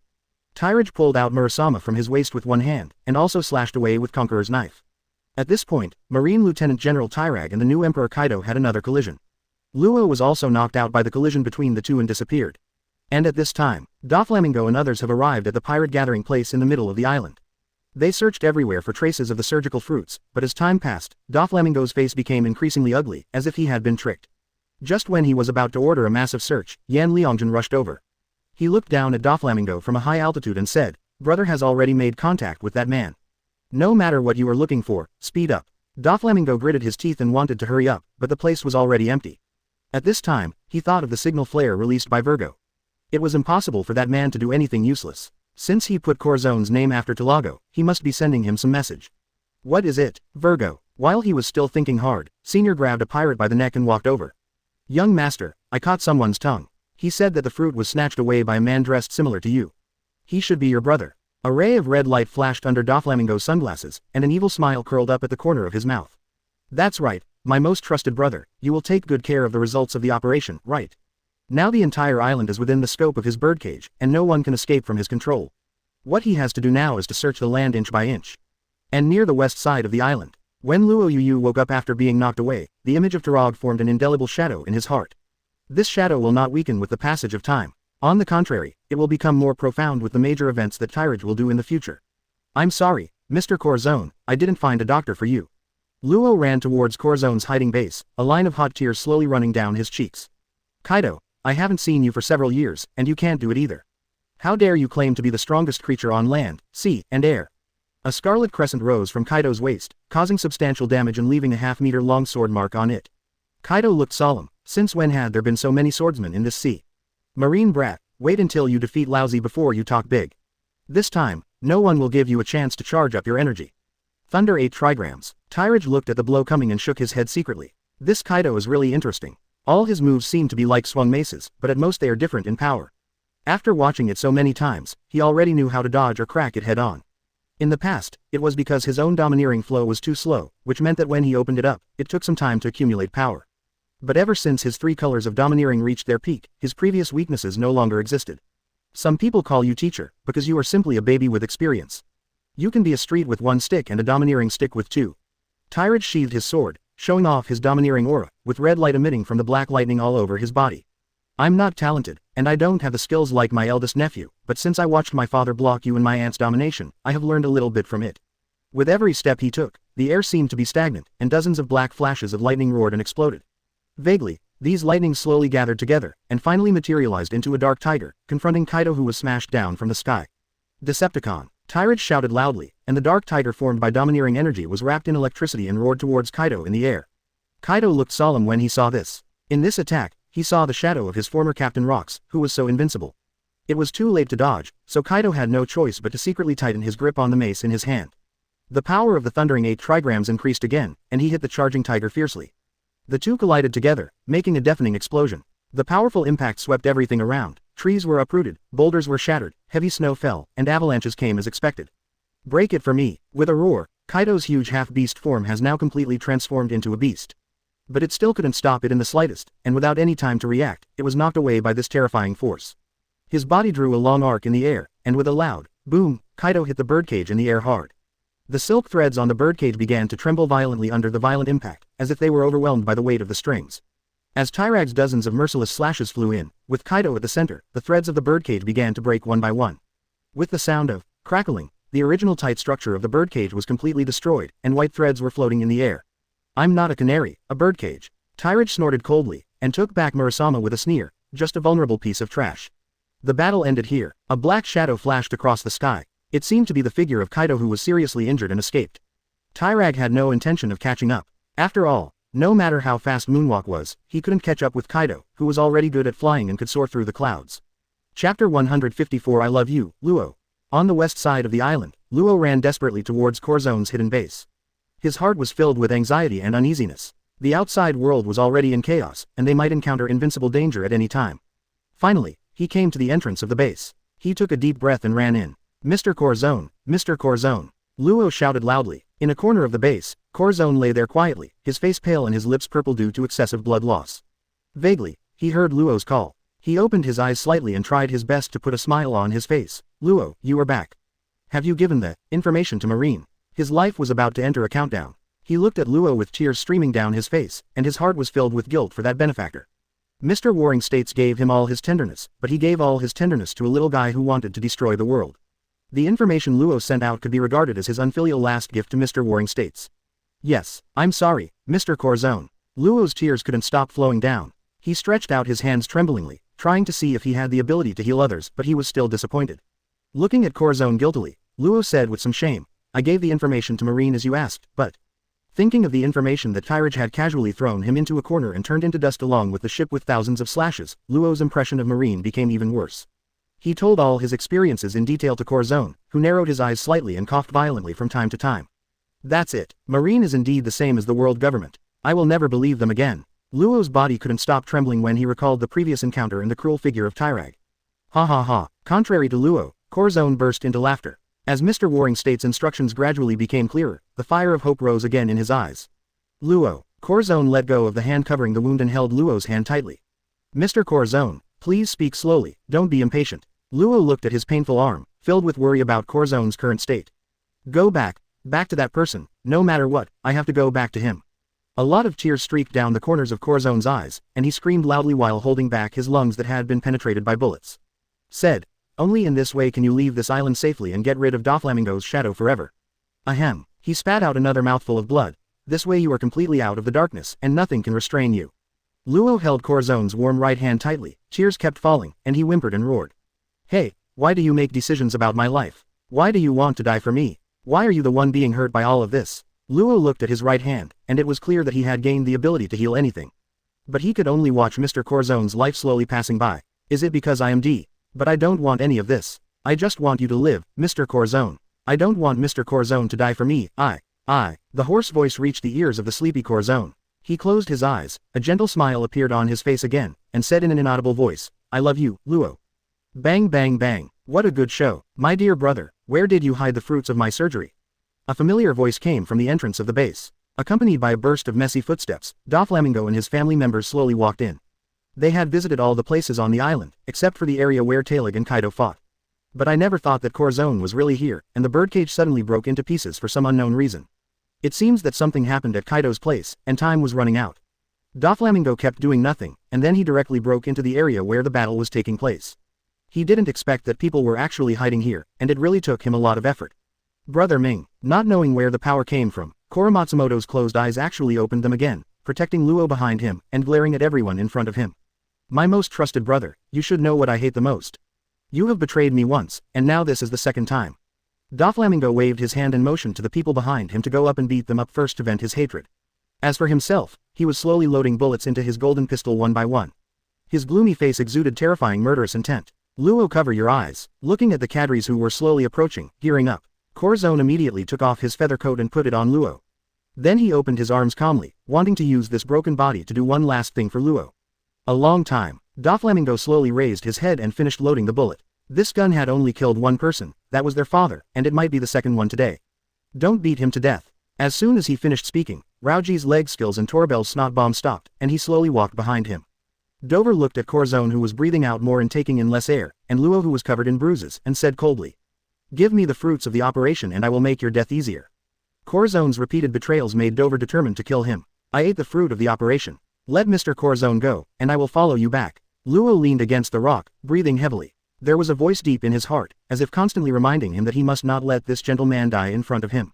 The veins on Doflamingo's forehead bulged visibly, and his anger made him lose his mind. He didn't expect that his once most trusted brother would betray him so completely. Dover, since you have a result here, I will leave first. Just when Doflamingo was about to make a move, Yan Liangjun stepped forward and said. What he saw told him that there was a terrifying aura that was approaching rapidly. In addition, his elder brother's aura disappeared, which made him feel uneasy all the time. Afterwards, send the balance to Wano country. This transaction is over. After saying that, without waiting for Brother Ming to respond, he was so anxious that he transformed into a pterosaur and flew into the sky, leaving only a warning voice. That man is coming soon. No matter what you are looking for, make your final plan. Hearing this, Torbell took a step forward. I said, Dover, since the fruit has been eaten, let's take this brat and retreat first. His face was very ugly, and he said with endless fear, that man is not something we can compete with. Many cadres have died at his hands. Let's retreat with this brat. Chapter 155 Killing each other. As for this guy who betrayed the family, just deal with it casually, Dover. Torbell picked up the pistol that Doflamingo had dropped on the ground and gave it back to him. Raoji also nodded frequently and said, yes, those who betray the family are unforgivable. Young master, if you hesitate, you will lose. Just shoot. Brother Ming's brows were squeezed together, and his heart was filled with pain and entanglement. The person closest to him betrayed him and his family. This behavior was unacceptable to him and made him feel angry and disappointed. But no matter what, Corzone is his only relative in this world. Although he pointed the gun at Corzone's body expressionlessly, who knew the turmoil deep in his heart. But sometimes, life is full of helplessness, faced with pressure from within the family and from the outside world. He knew that if he did not kill Corzone, he might lose the trust and support of his family. This would have a great impact on his rule and ambitions. In order to maintain his status and the stability of his family, he finally chose to take action decisively. No, Luo cried out in pain, trying to stop Brother Ming from killing him. Mr. Corzone is your biological brother. At this time, Luo was in extremely poor condition and was unable to stand up. Only one arm could still move. He clasped his fingers on the cold snow and crawled towards Corzone. His fingers were pricked by sharp ice fragments and blood flowed across them. But he seemed to be unable to feel any pain. He stared at Doflamingo who was still hesitating, gritted his teeth and said angrily. Don't you care about the results of the operation? I will go back with you obediently and do anything for you. But if you kill Mr. Corzone. At some point, a dagger appeared in Luo's hand and was placed across his throat. His eyes were full of determination. All your plans will come to nothing. Luo was inspired by Virgo's self-redemption not long ago. He had absolute confidence that Dover would definitely not let him die. Luo is smart because he caught Dover's handle. No one can refuse the temptation of immortality. But he was also stupid, because he actually wanted to threaten an uncontrollable beast with his weak body like Mayfly. Phew foo foo foo. Doflamingo still has mixed feelings in his heart. Ever since he became Shichibukai, he has been living in the shadow of that man. Always being threatened by others, he once secretly swore that anyone who threatened him would definitely make that person's life worse than death. You smart kid, brother, do you know what the most painful thing in the world is? Dover ignored Luo's death threat and looked down at Corzone, who was breathing weakly on the ground. That is to kill the person closest to you with your own hands. He recalled the scene when he killed his father with his own hands, and his heart gradually became sick. Since he cares about you so much. Phew foo foo foo. A wisp of white silk thread flew away from his fingertips. The skill called parasite thread can forcibly control other people's bodies without their consciousness. What's going on? Luo exclaimed. He didn't know why, but he couldn't control his body. He should have been unable to get up, but he was holding a dagger in his hand and kept leaning towards Corzone. No, you can't do this. Corzone stared at his brother angrily. Pick up the gun. I told you to pick up the gun. He should have died calmly. Even if he died at the hands of his own brother, his life would be considered complete. If you do this, you will push that child into the endless abyss again.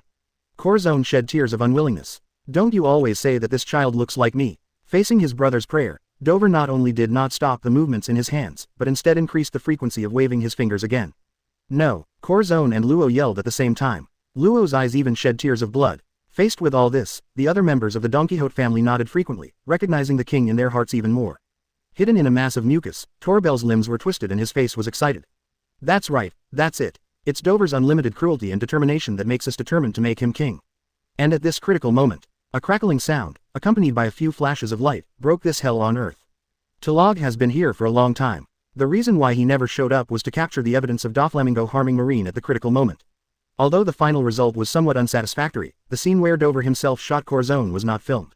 But these photos in my hand are enough to explain to those people. The farce is almost over. Doflamingo, are you going to surrender, or will you let me give you a beating and then surrender?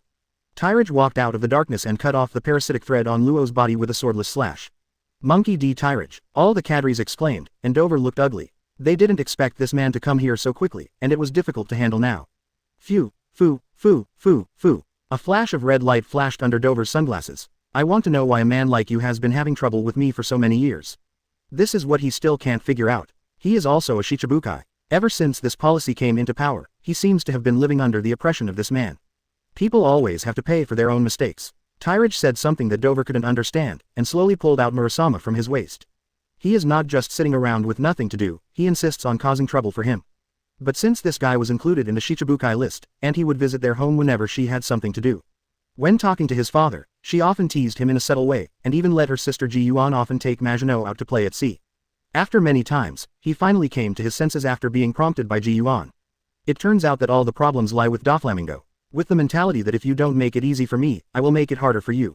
Only then did he make up his mind to kill Doflamingo. Young master, you retreat first, we will stop him. Senior, wearing a baby suit, blocked the gloomy-looking Dover behind him.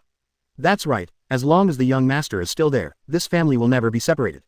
Torbell's eyes were full of determination. In addition, take the sugar away, he is the key to the next plan. Other side, it is indeed that man, Luo, why didn't you bring him over? Corazon and Luo leaned together, a little confused. Talage's portrait has long been spread throughout the world, and his name is in almost every newspaper. How could Corazon not recognize it? But he is the extremely cruel marine I mentioned. Luo said somewhat innocently. He is still young and doesn't know many celebrities. Is that normal? Corazon showed that familiar smile again, and delivered the final judgment on Luo in the gentlest tone. After you go back this time, I will find 10 teachers for you. After 1 year, if you can't understand astronomy and geography, I will tie you to the garbage dump. Chapter 156 Monet's Prayer. After many battles over the years, Dover knew how invincible this man was. Therefore, when the cadres collectively asked him to retreat, he did not hesitate at all, picked up the small sugar on the side and flew backwards. Young master, Monet, the snow girl, looked at the retreating figure, a touch of affection flowing through her eyes. Everyone, give me a minute. Monet opened her arms. This snow island was her home court. The key to whether the young master could escape unharmed lay with her. The cadres nodded in agreement, and Senior sneaked underground and took the lead in launching the charge. Torbell's big snot bomb was thrown out wildly, and Rauji opened the secret of life return.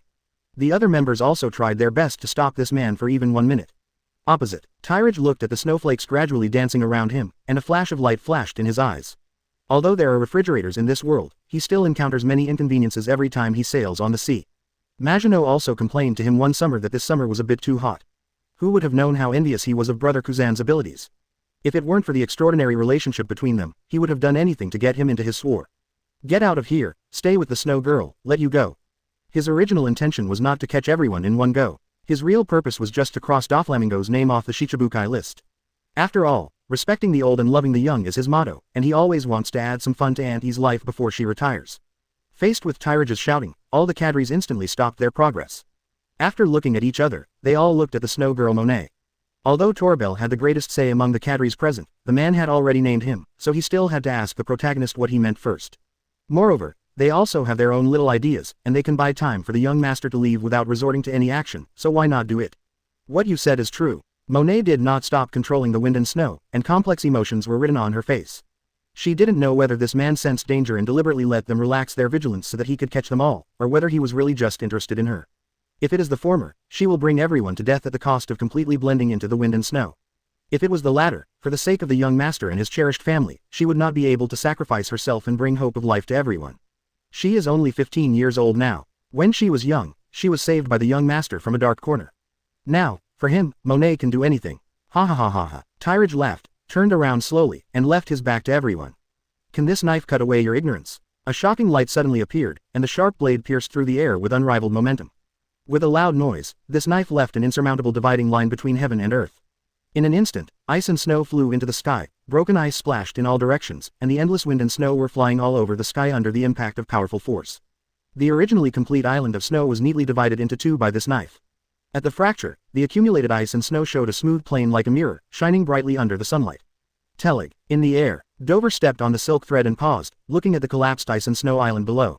His heart was covered with endless hatred. This kind of hatred was second only to the time when his father took his family out of the identity of Tianlong due to his own will. Young master, we have to leave quickly, otherwise the man will catch up. Sugar is a childlike person who ate the childlike fruit, and her body shape will always remain the same as when she was a child. Therefore, she has a maturity that is completely inconsistent with her physical age, and she has no emotional fluctuations due to the departure of her family members.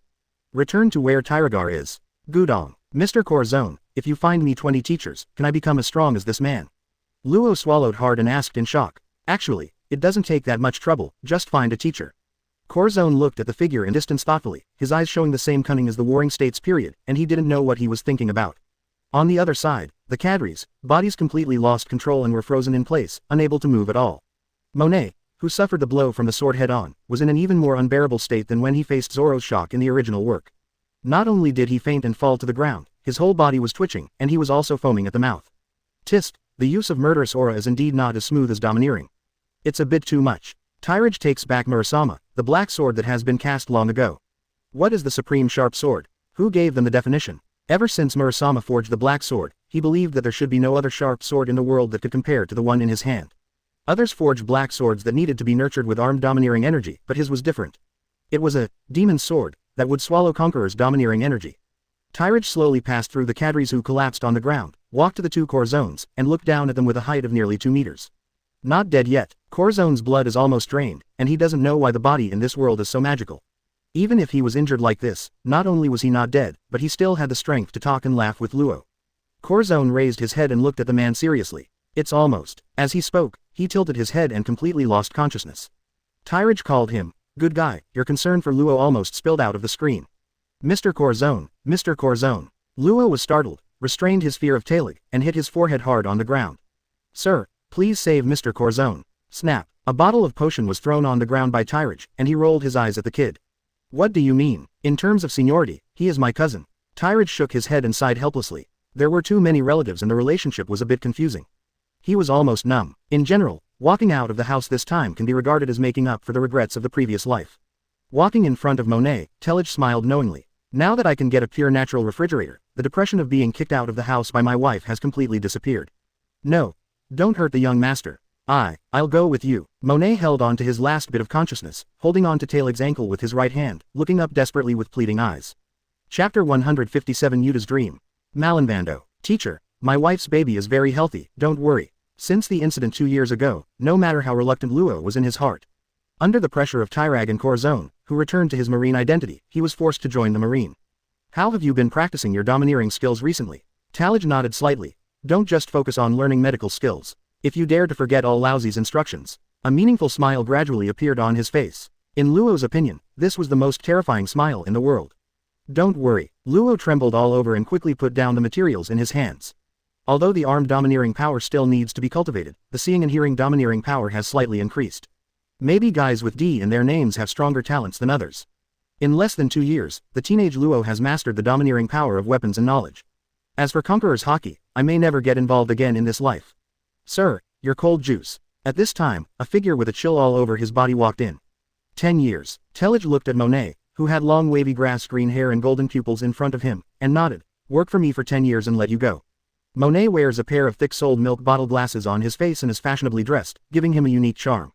Maybe her personality seems to be very gentle and quiet at ordinary times, but she has gotten along relatively harmoniously with Maginot in the past 2 years. Ah. A ray of white light flashed on Monet's lenses, he covered his mouth and chuckled. Then I'll take care of you. Watching Monet leave, Luo frowned slightly. Teacher, there is something wrong with this woman, you. Tyrage waved his hand. I know, but this is not something you need to ask about. Go back to study. Yes. Luo nodded and replied that he recently joined Zepha's officer training camp. In addition to learning advanced domineering skills with Tyrage, he also learns medical skills from top doctors. Most of the time will be spent there, receiving Zepha's systematic and all-round teaching. You should be a smart woman. You know what information I can let you pass on and what information I can't. Even Law could find something wrong with Monet, let alone him. A long time ago, he discovered that Monet was secretly passing information to Doflamingo. But so what? No matter how much information is leaked, it is all empty talk in the face of absolute strength. By the way, Tellage walked to the window and opened the curtain. Dad, since when did you like to lie in corners? Outside the window, Garp was holding a bag of snacks and putting them in his mouth. He was startled by the sudden appearance of a big face. Ahem. Garp smiled awkwardly and jumped in from the window. This Malinvandodian is Riha. Tyrage had a dark look on his face. If you don't stay at home, why would you come back with me? Luffy is only 7 years old. Are you safe if you leave him alone at home? Garp lay carelessly on the sofa, picking his nose carelessly. Under my careful education, he has acquired the ability to be self-reliant, and now he is working hard to become an excellent marine. My second grandson is about to be born. If the first person he sees is not his grandfather, he will definitely regret it for the rest of his life. Garp looked extremely serious, and with lightning speed, he drank up a large glass of juice on the table in one go. You will regret it. Tyrage was speechless. They are all grandchildren, don't treat them differently, old guy. Iron Fist. Garp's power has not decreased with the passage of time. Looking at his son who had been beaten all over his head, Garp nodded with satisfaction. At least treat me with due respect. I am your dearest father. A smile gradually appeared on his face. Garp took out a notebook from behind and threw it on the table. This is an educational manual for my unborn grandson. How can his life be without our monkey-style education? Hearing this, Tyrage's expression changed instantly, and he showed his domineering attitude. Lao dang, this is the 16,255th time you've hit me, I can let you go. I'm letting you off the hook by leaving Luffy alone at home. But Laozi is not a freeloader. How dare you have dangerous thoughts about my daughter? Look at the knife. The waste Murasama is about to be unsheathed. Galactic shock. Boom. The earth shook and the mountains shook, smoke and dust filled the air, and fire shot into the sky. Garp, I want your life. Warring States, who was on the top floor of the headquarters building, heard the sound and came over. The father and son fought with each other due to some factors that had not yet appeared. For a time, no one could stop this extremely silent war. Kuzan looked at the timid Tyrage who was beaten with the back of his knife, and slapped his forehead hard. Without that golden light diamond, what kind of diamond would you touch? As soon as Warring States rushed into the core area where the two were fighting, he was punched and kicked mercilessly. When Chongjia who was following him saw this, he could only shout at the top of his lungs, go and invite Miss Maginot. Windmill Village. You lose in height, cuteness, and arm strength. Two little guys, Yuta and Luffy, were lying on a plane. After playing and competing all day long, the friendship bridge between the two people is constantly being built. Yuta turned his head slightly and looked at Luffy's young face. What is your dream? Don't talk nonsense, what I want to hear is not what you told Shanks. Maybe it's because he was born with a missing string in his mind, but Luffy's focus is always so different. By the way, Yuta, aren't you Shanks' daughter? Why do you call Shanks by his first name? And just when Yuta was about to answer, Shanks, who had not seen the two little guys for a long time, came over. What are you talking about? The sun is going down and it's not back yet. I love you, Shanks. Upon seeing this, Yuta stood up quickly, rushed over, hugged his thigh tightly, and kept rubbing her pink face against it. Not to be outdone, Luffy hugged Shanks' other thigh with wide eyes. You haven't answered me yet, why did you call your dad Shanks?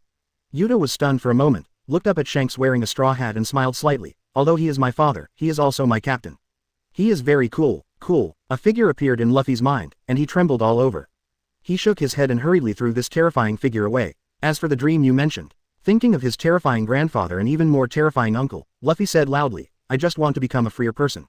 Yuta, what is your dream? Luffy tilted his head slightly and looked at Yuta's peculiar long hair. Yuta looked up at Shanks, and after receiving encouragement, he loosened his grip. The little skirt swayed in the wind with her novel dance, and like the sound of nature singing, it spread throughout the Windmill Village in a relaxed and happy way. Hearing this familiar song, other members of the red-haired pirate group also came over one after another and became their daughter's fans on their own initiative, cheering for her as an audience. The song gradually came to an end, and Luffy came back to his senses, feeling extremely excited. How cool, I will definitely find a musician who is not inferior to Yuta in the future, and we can sail freely on the sea together. Luffy, a pirate needs to be accompanied by singing, ha ha ha ha. Shanks rubbed Luffy's hair and continued to transmit his thoughts to him. Yuta jumped back to Shanks and rolled his eyes at Luffy. I want to use the world as my stage and bring people dreams and hopes with my singing. Chapter 158 The Spirit of Chivalry. Another month later, Yuta, led by Luffy, traveled to every corner of Windmill Village, and she fell in love with it. It scared me to death, Yuta said with lingering fear. I won't compete in rowing again next time. I almost forgot my uncle's instructions. Luffy also collapsed to the ground. The King of the Near Sea was Tyrage's homework for Luffy. Whenever he can fight off the King of the Sea alone, he will be allowed to travel alone on the sea. I've been listening to you talking about your uncle. Yuta sat on the grass and put his chin on his hands. What kind of person is he? Yuta's heart was full of doubts. Not only Luffy talked about his uncle, but also Shanks. Even on the ship, an order was issued not to hurt anyone here under any circumstances. Luffy fell into memories, and saliva flowed out of the corner of his mouth like water jets. He is the best chef in the world. I can even swallow the food he cooks. Yuta was helpless. But you also swallowed the food cooked by Uncle Rakiru. Ahem. Luffy spurted out the juice he had just drank. That was an accident. He held his neck and tried to defend himself. I will definitely let you try my uncle's cooking if you have the chance. Ever since I ate the meat he cooked, it made me determined to find a chef who was not inferior to him after I went to sea. Quote, Yuta became even more confused. Since uncle is so good, why are you so afraid of him? Those are two different things. Luffy was a little excited. She shed heart-wrenching tears and casually told Yuta about one of her experiences. That time he hung me up and beat me. It really broke my heart. Tyrage. If I had found out late that day, the whole village might have sent it. Luffy has been fond of fireworks since he was a child. That time I asked Ella to transport the military supplies allocated by the superiors for inspection. However, this kid mistakenly thought it was tons of fireworks. He rushed forward with 2 torches and lit the fuse of a nearby cannon without saying a word. Who can understand the scene when a cannon flattens a mountain? I'll kill him with Murasama. He gritted his teeth. Luffy wiped away his tears and pointed to the dark, hillless barren mountains ahead. Aunt Maginot said that I almost suffered a cerebral thrombosis that time. Yuta looked into the distance and gave a thumbs up in admiration. Sure enough, no beating would be in vain. Malinvando. Brother, aren't you very good at cooking? Why do you still want to go to a sea restaurant? Maginot held her slightly bulging belly with one hand and hugged Tyrage's arm with one hand, with a happy smile on her face. Tyrage carefully supported her and rolled his eyes cryptically when he heard the words. In the past few days, before going to bed every night, Maginot would always let him read the newspaper intentionally or unintentionally. Although each copy was from the latest issue, after reading it more times, he still discovered something strange. That is the new newspaper, which seems to have been folded intentionally. The folded part is the news about the recently extremely popular sea restaurant, Brat. You taste it carefully. He once told Maginot that she still had a few months to rest and it was best not to go anywhere. At that time, she promised to be decisive, but she never thought that she would use a curve to save the country to achieve her goal. My cooking skills have hit a bottleneck recently. I need to try more cooking by other masters to improve my skills. My wife can't save the dignity to tell him directly. What can I do? All I can do is pamper her and try my best to get her back. Monet, give me a smoothie, thank you. Maginot showed a triumphant smile and looked at Monet standing aside. Monet licked his lips, turned and left. Taking this opportunity, Maginot jumped up and threw herself into Tyrag's arms, and kissed her. I love you, brother. Slow down, little ancestor. Tyrage's palms broke into cold sweat and he hugged her firmly. East Daxia Sea Restaurant Brat. Kid, did you have an argument with a female customer today? Zapu looked gloomy and appeared behind Sanji who was washing the dishes with his arms crossed. When Sanji heard this, he slowly looked back, but his sight was blocked by a thick wooden stick, which was Zapu's kicking skills. Bang! Sanji was kicked out and hit the far wall. Smelly old man, why are you so angry? That woman actually said that our cooking was dirty and threw away all the broth that we carefully prepared for 18 hours. Sanji held his painful lower abdomen, stood up shakily, and looked at Zapu fiercely as he walked toward him. No matter what, wasting food is absolutely unacceptable. Sanji looked at his hands and shed tears. I never want to go hungry again, and I can't accept anyone else wasting precious food. Hearing this, Zapu paused slightly and felt deeply moved. But he didn't express any praise for Sanji's concept. Instead, he kicked Sanji hard. The slightly old voice said something that shocked Sanji's entire soul, and these words followed Sanji throughout his life. Bang! Sanji, listen up, a man's fists and feet should never fall on a woman, even in the most difficult battle, or when facing life or death. Bang! A man who attacks a woman is the most shameful. No matter whether the woman is an enemy or a friend, we cannot violate this rule. This is the courage and principle that we men should have. Another hard kick. As a man, the bottom line has been like this since the age of dinosaurs.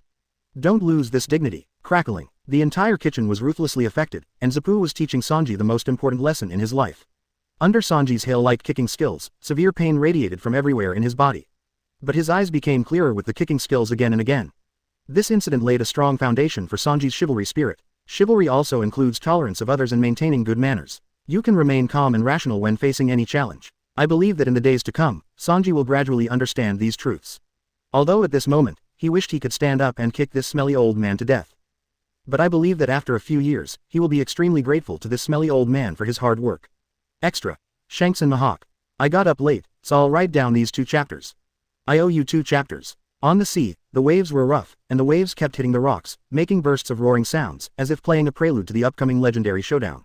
A huge pirate ship cuts through the rough seas. Standing at the bow of the ship is a man wearing a red cloak and with 3 scars on his left eye. He is the red-haired Shanks, who has become famous in the past 2 years. Shanks looked into the distance with firmness and determination in his eyes. He narrowed his left eye slightly, and the 3 scars seemed to tell the glory and vicissitudes of the past. He secretly thought in his heart, this will be the last sword fight between him and Hawkeye. No matter what the outcome is, it will bring a perfect end to this legend. Captain, have you really decided to have this final battle with Hawkeye? Ben Beckman walked up to Shanks, his brows furrowed and his eyes full of worry. Ben Beckman is tall, wearing a black trench coat fluttering in the wind. He has his arms folded across his chest, showing his composure and wisdom. Shanks smiled slightly, and that smile was full of confidence and calmness. He patted Ben Beckman on the shoulder and said, this is the agreement between us, and it is also my persistence in swordsmanship. No matter what the result is, I will not regret it. I believe that this will be a wonderful showdown. Regardless of the outcome, it will be a valuable experience in our lives. At this time, in another sea area, Mihawk stood on his boat, carrying the huge black knife on his back. His eyes were cold and stern, like stars in a cold night, exuding a mysterious and powerful aura. He raised his head slightly and looked at the sky in the distance, thinking about the meaning of this battle. He knows that Shanks is a worthy opponent and this battle will be a thrilling contest. His heart is filled with the pursuit of swordsmanship and the desire for victory. He wants to use this battle to prove his status as the world's greatest swordsman. Shanks turned around and looked at the crew behind him, his eyes full of confidence. His eyes swept across everyone's faces and saw the admiration and worry in their eyes. He knows that these crew members are all his brothers. They have experienced countless ups and downs together, fought together, and grown together. His voice was firm and powerful, echoing on the sea. Brothers, this is the last battle between me and Mihawk. No matter what the outcome is, we have to fight for what we believe in. We are pirates. We pursue freedom and dreams. We will not be afraid of any challenge. This battle is not just a duel between me and Mihawk, but also our persistence in our beliefs. Lucky Lou was chewing meat in his mouth, his round face full of seriousness. His chubby body leaned forward slightly and said, "Captain, we believe in you. You will definitely win." Lucky Lou looks very cute wearing loose clothes and various food bags hanging around his waist. Jesus held the gun with his hand, and there was a trace of nervousness in his eyes. He is tall and thin, with long black hair blowing in the wind. "Captain, be careful. Hawkeye is not easy to deal with." Jesus Boo's voice was a little low, but full of concern. The crew members nodded, their eyes shining with admiration. They know that Shanks is a true hero whose courage and determination will inspire them forward. They are proud to have such a captain, and they are willing to follow Shanks no matter how many difficulties and obstacles lie ahead. At the same time, Mihawk is also thinking about the meaning of this battle. He thought to himself, Shanks is a formidable opponent, and this battle will be a major challenge in my swordsmanship career. I must go all out to win this battle. There was no fear in his heart, only his love for swordsmanship and his desire for victory. He believes that only through constant challenges and battles can he continuously improve his swordsmanship and become a true king of swords. At both ends of the sea, the two legends are preparing for this final sword fight. Their hearts are filled with the love of swordsmanship and the pursuit of honor. This battle will determine who is the true king of swords. Their destinies are about to be intertwined on this uninhabited island, creating a legendary history. As time goes by, the day of decisive battle finally arrives. Shanks and his pirate group came to an uninhabited island, which will be the stage for their battle. The island is covered by dense forest, and the waves constantly hit the rocks on the shore, making loud noises. There was a tense atmosphere in the air, as if a storm was coming. Soon after, Mihawk also arrived on the island. His boat slowly docked, and he stepped out of the boat, carrying the huge black knife on his back and looking ahead with cold eyes. Shanks and his crew were already waiting for his arrival on the island. The two stood opposite each other, their eyes full of fighting intent. Their bodies exuded a strong aura, and the air around them seemed to have solidified, and the tense atmosphere was suffocating. The little animals on the island seemed to feel the coming war, and fled one after another, looking for safe places to hide. "Shanks, the agreement we made many years ago will be fulfilled here today," Mihawk said coldly, his voice was like ice, making people shudder. The corners of Shanks' mouth raised slightly, revealing a confident smile. "Hawkeye, I have been waiting for this day for a long time. Let us use our swords to decide who is the real strong one." Extra. Final showdown. The final sword fight between Shanks and Mihawk officially begins. The two of them instantly burst out with a powerful aura, and the surrounding sand and rocks were blown into the air. Their eyes were full of concentration and determination, as if there were only the two of them and the sword in their hands in the whole world.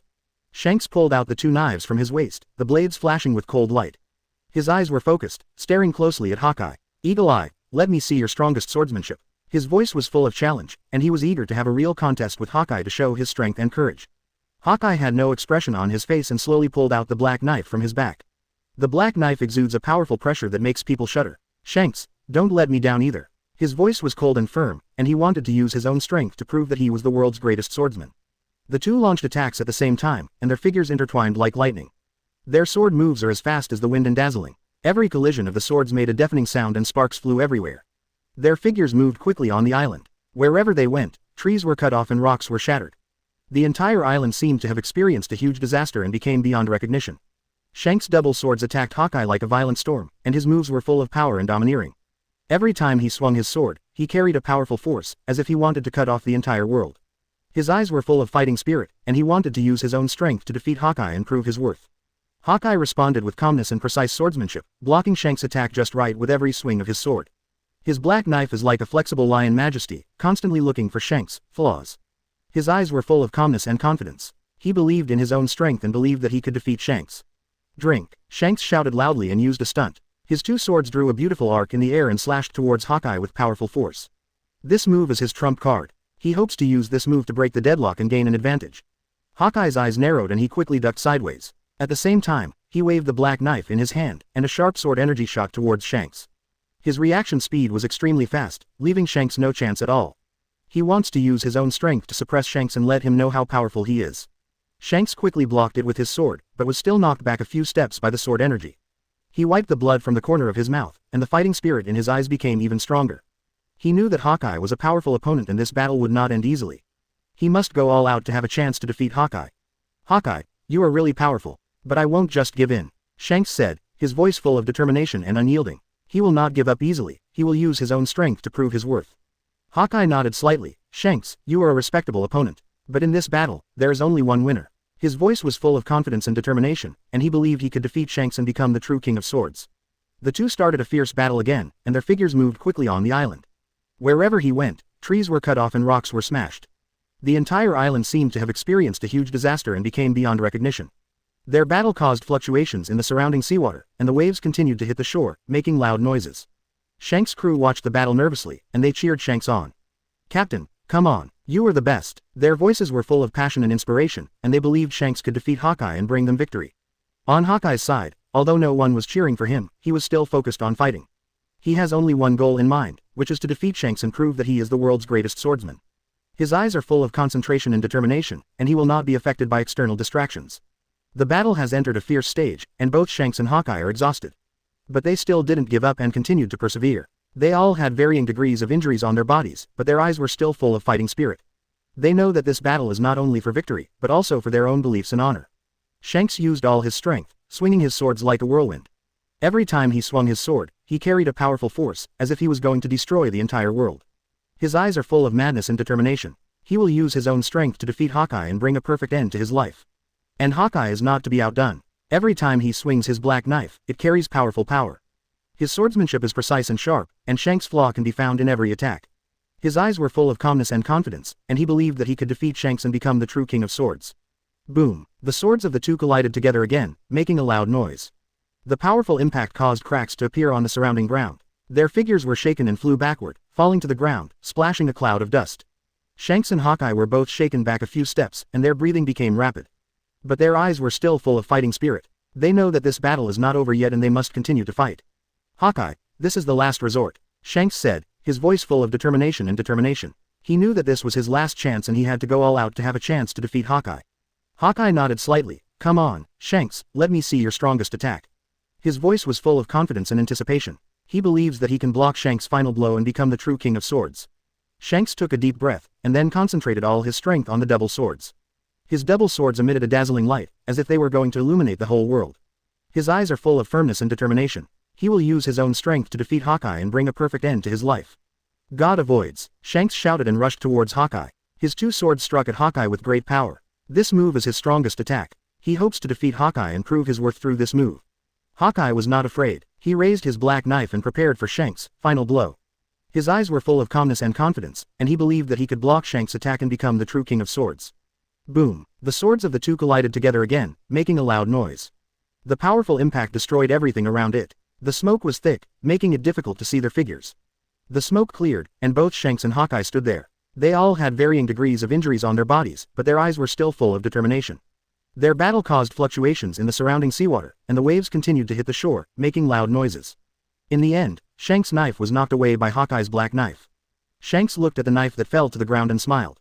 He knew that he lost, but he had no regrets. He used his strength and courage to bring this battle to a perfect end. Mahawk, you win. I am convinced that I lost this battle, Shanks said, his voice full of admiration and blessing. He knew that Hawkeye was a formidable opponent and his victory was well deserved. Hawkeye put away the black knife and looked at Shanks. It's a fluke. I hope we will have the opportunity to compete again in the future. His voice was full of respect and anticipation. He knew that Shanks was a worthy opponent. He hopes to have a wonderful showdown with him again in the days to come. People around him cheered for this wonderful sword fight. They witnessed the final battle between two legends, which will become an unforgettable memory in their lives.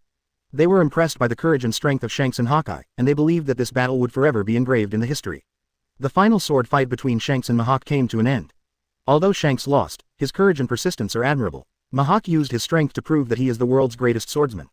This battle will always be engraved in people's hearts. Their legendary stories will continue to be passed down, inspiring future generations to continue pursuing their dreams and beliefs. Chapter 159 More money is needed. See restaurant, Barati. Have you heard? In the past few days, there will be a big shot in Marine who will come here to have a cooking competition with Chef Zapu. How could I not have heard of it? I came all the way from West Blue just to witness Master Zapu's another open competition with my own eyes. Yes, since Master Zapu won the first place in the World Culinary Competition a few years ago, he has completely disappeared. I didn't expect him to be hiding in this small East Daxia Sea. In the restaurant, there was an endless stream of people talking loudly about the incident. Most of them have the identity of chefs, and they have all gathered from all over the world in recent days. Kitchen, smelly old man, who was coming to start such a big battle? The bruised and swollen Sanji lay on the stove and looked at Zapu, who was showing off his knife skills. Our great benefactor, the captain of the Sword Secret Force, Monkey D. Tyrage. Zapu picked up a piece of white tender tofu that he cut and gently placed it in a basin of warm water. He took off a silver needle from his hat and accurately passed it through the silk-like tofu shreds before nodding with satisfaction. When Sanji heard this, his whole body trembled violently, and he fell to the ground defenselessly. Who are you talking about? Sanji's eyes widened. That dangerous uncle. Snap. Zapu's smelly big feet kicked Sanji's face, making it even more bloated.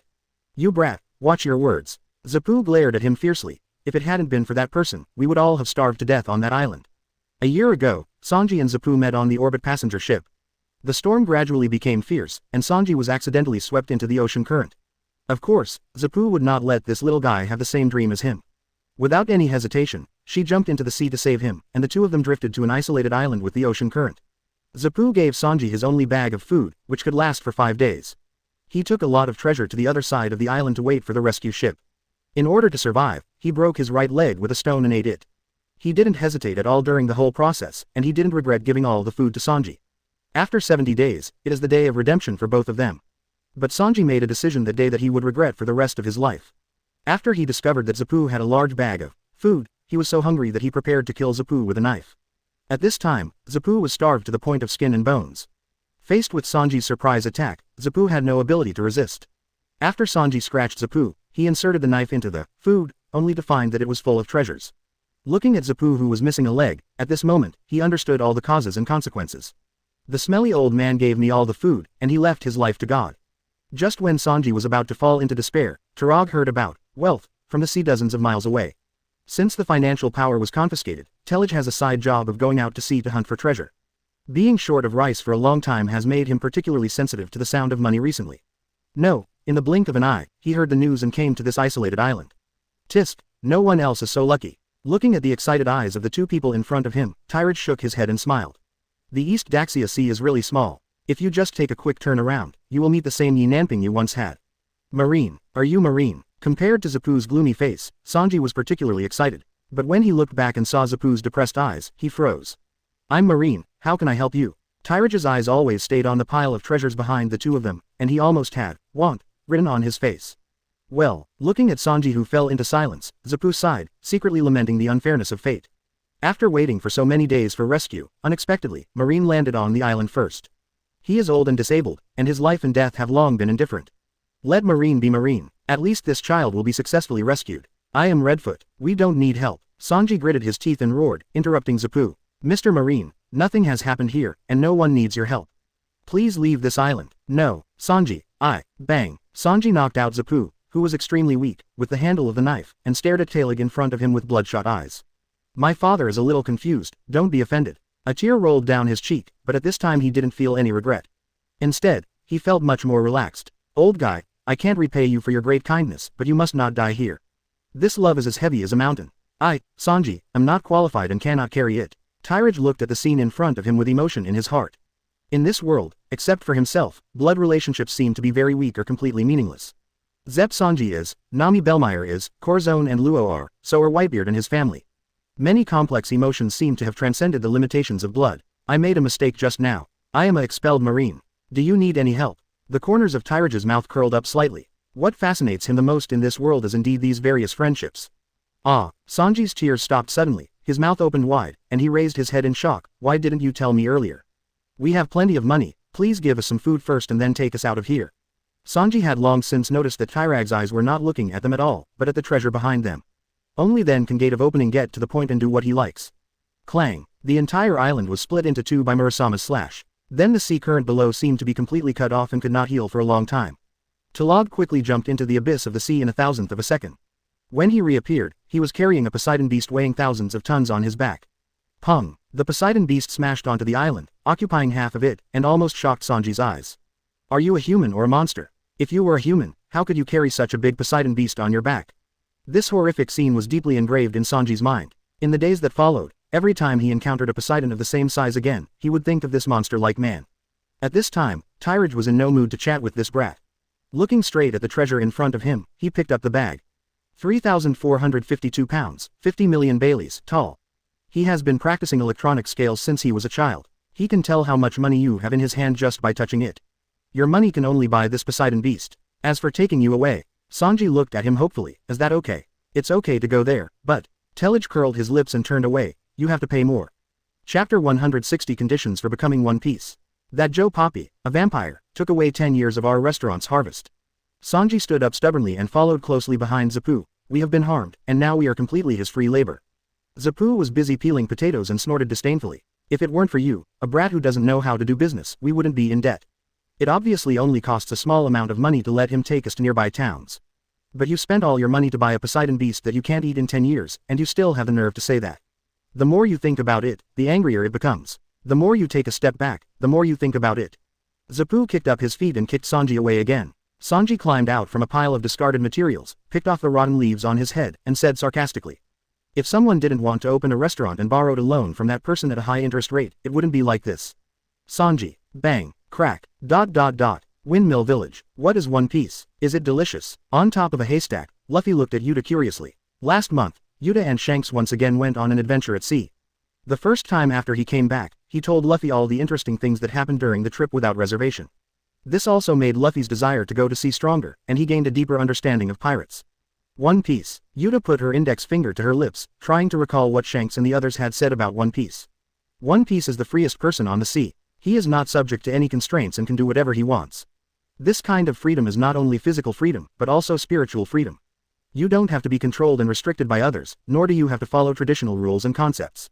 The freest person. Luffy's eyes flashed from time to time. At this moment, who can understand the value of this sentence deep in his heart? Then how can I become One Piece? Luffy asked impatiently. Of course. Yuta hesitated to speak and rolled his eyes at him with disdain. Why are you asking this? You can't even beat me and you still want to become One Piece, right? No way, no way. Luffy blushed when he was told this, and loudly said, stop looking down on others. From now on, the purpose of my life is to become One Piece. Okay. Yuta spread his hands helplessly. I have finally convinced you, a guy who talks so shamelessly. Then she began to explain to Luffy what conditions were needed to become One Piece. First of all, you must have a firm belief and persistent pursuit of One Piece. Luffy nodded repeatedly. That's for sure. Even if I am beaten to death by my uncle in the future, this belief will never be shaken. It's not that. It's not. In the past few days, Yuta has been filling up on information about Tyrage. After knowing exactly what kind of person he was, I felt full of sympathy for Luffy's experience.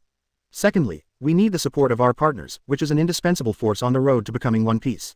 One Piece is not about standing alone at the top, but moving forward together with partners, growing together, and enjoying the adventure process together. Finally, and most importantly, to become One Piece, you must have strong strength, enough to defeat anyone. Luffy, who was dumbfounded, silently raised his right hand. Does anyone want to include my uncle? His face was a little pale and he was sweating profusely, as if he had thought of something bad. Of course. Yuta looked at Luffy in surprise, wondering why he said this. Only in this way can you awe others and ride freely on the sea. As Yuta spoke, she thought of her pirate group, her uncles who doted on her and Shanks. Sticking out his tongue at Luffy, he said contemptuously again, I advise you to give up. The only one who can become One Piece is Shanks. He has all the conditions I mentioned. Luffy crossed his arms and turned away, pouting. If I get on Shanks' ship and become a pirate, I won't lose to that guy. Yuta covered his mouth and laughed mockingly. You would run away from bandits before, so don't be so shameless. Luffy's eyes rolled up in anger. I didn't run away, I let them take advantage of me. Also, Yuta, didn't you run away too? Luffy hooked the corners of his mouth with 2 fingers, sticking out his tongue and mockingly said, how shameful. Yuta spread his hands indifferently. I am a musician of the red-haired pirates, and singing is my job. You always talk about pirates. Besides escaping from your uncle's clutches, what else do you want to do? Yuta looked at Luffy doubtfully. Whenever he saw Shanks recently, he would yell and coquettishly want to get on his pirate ship.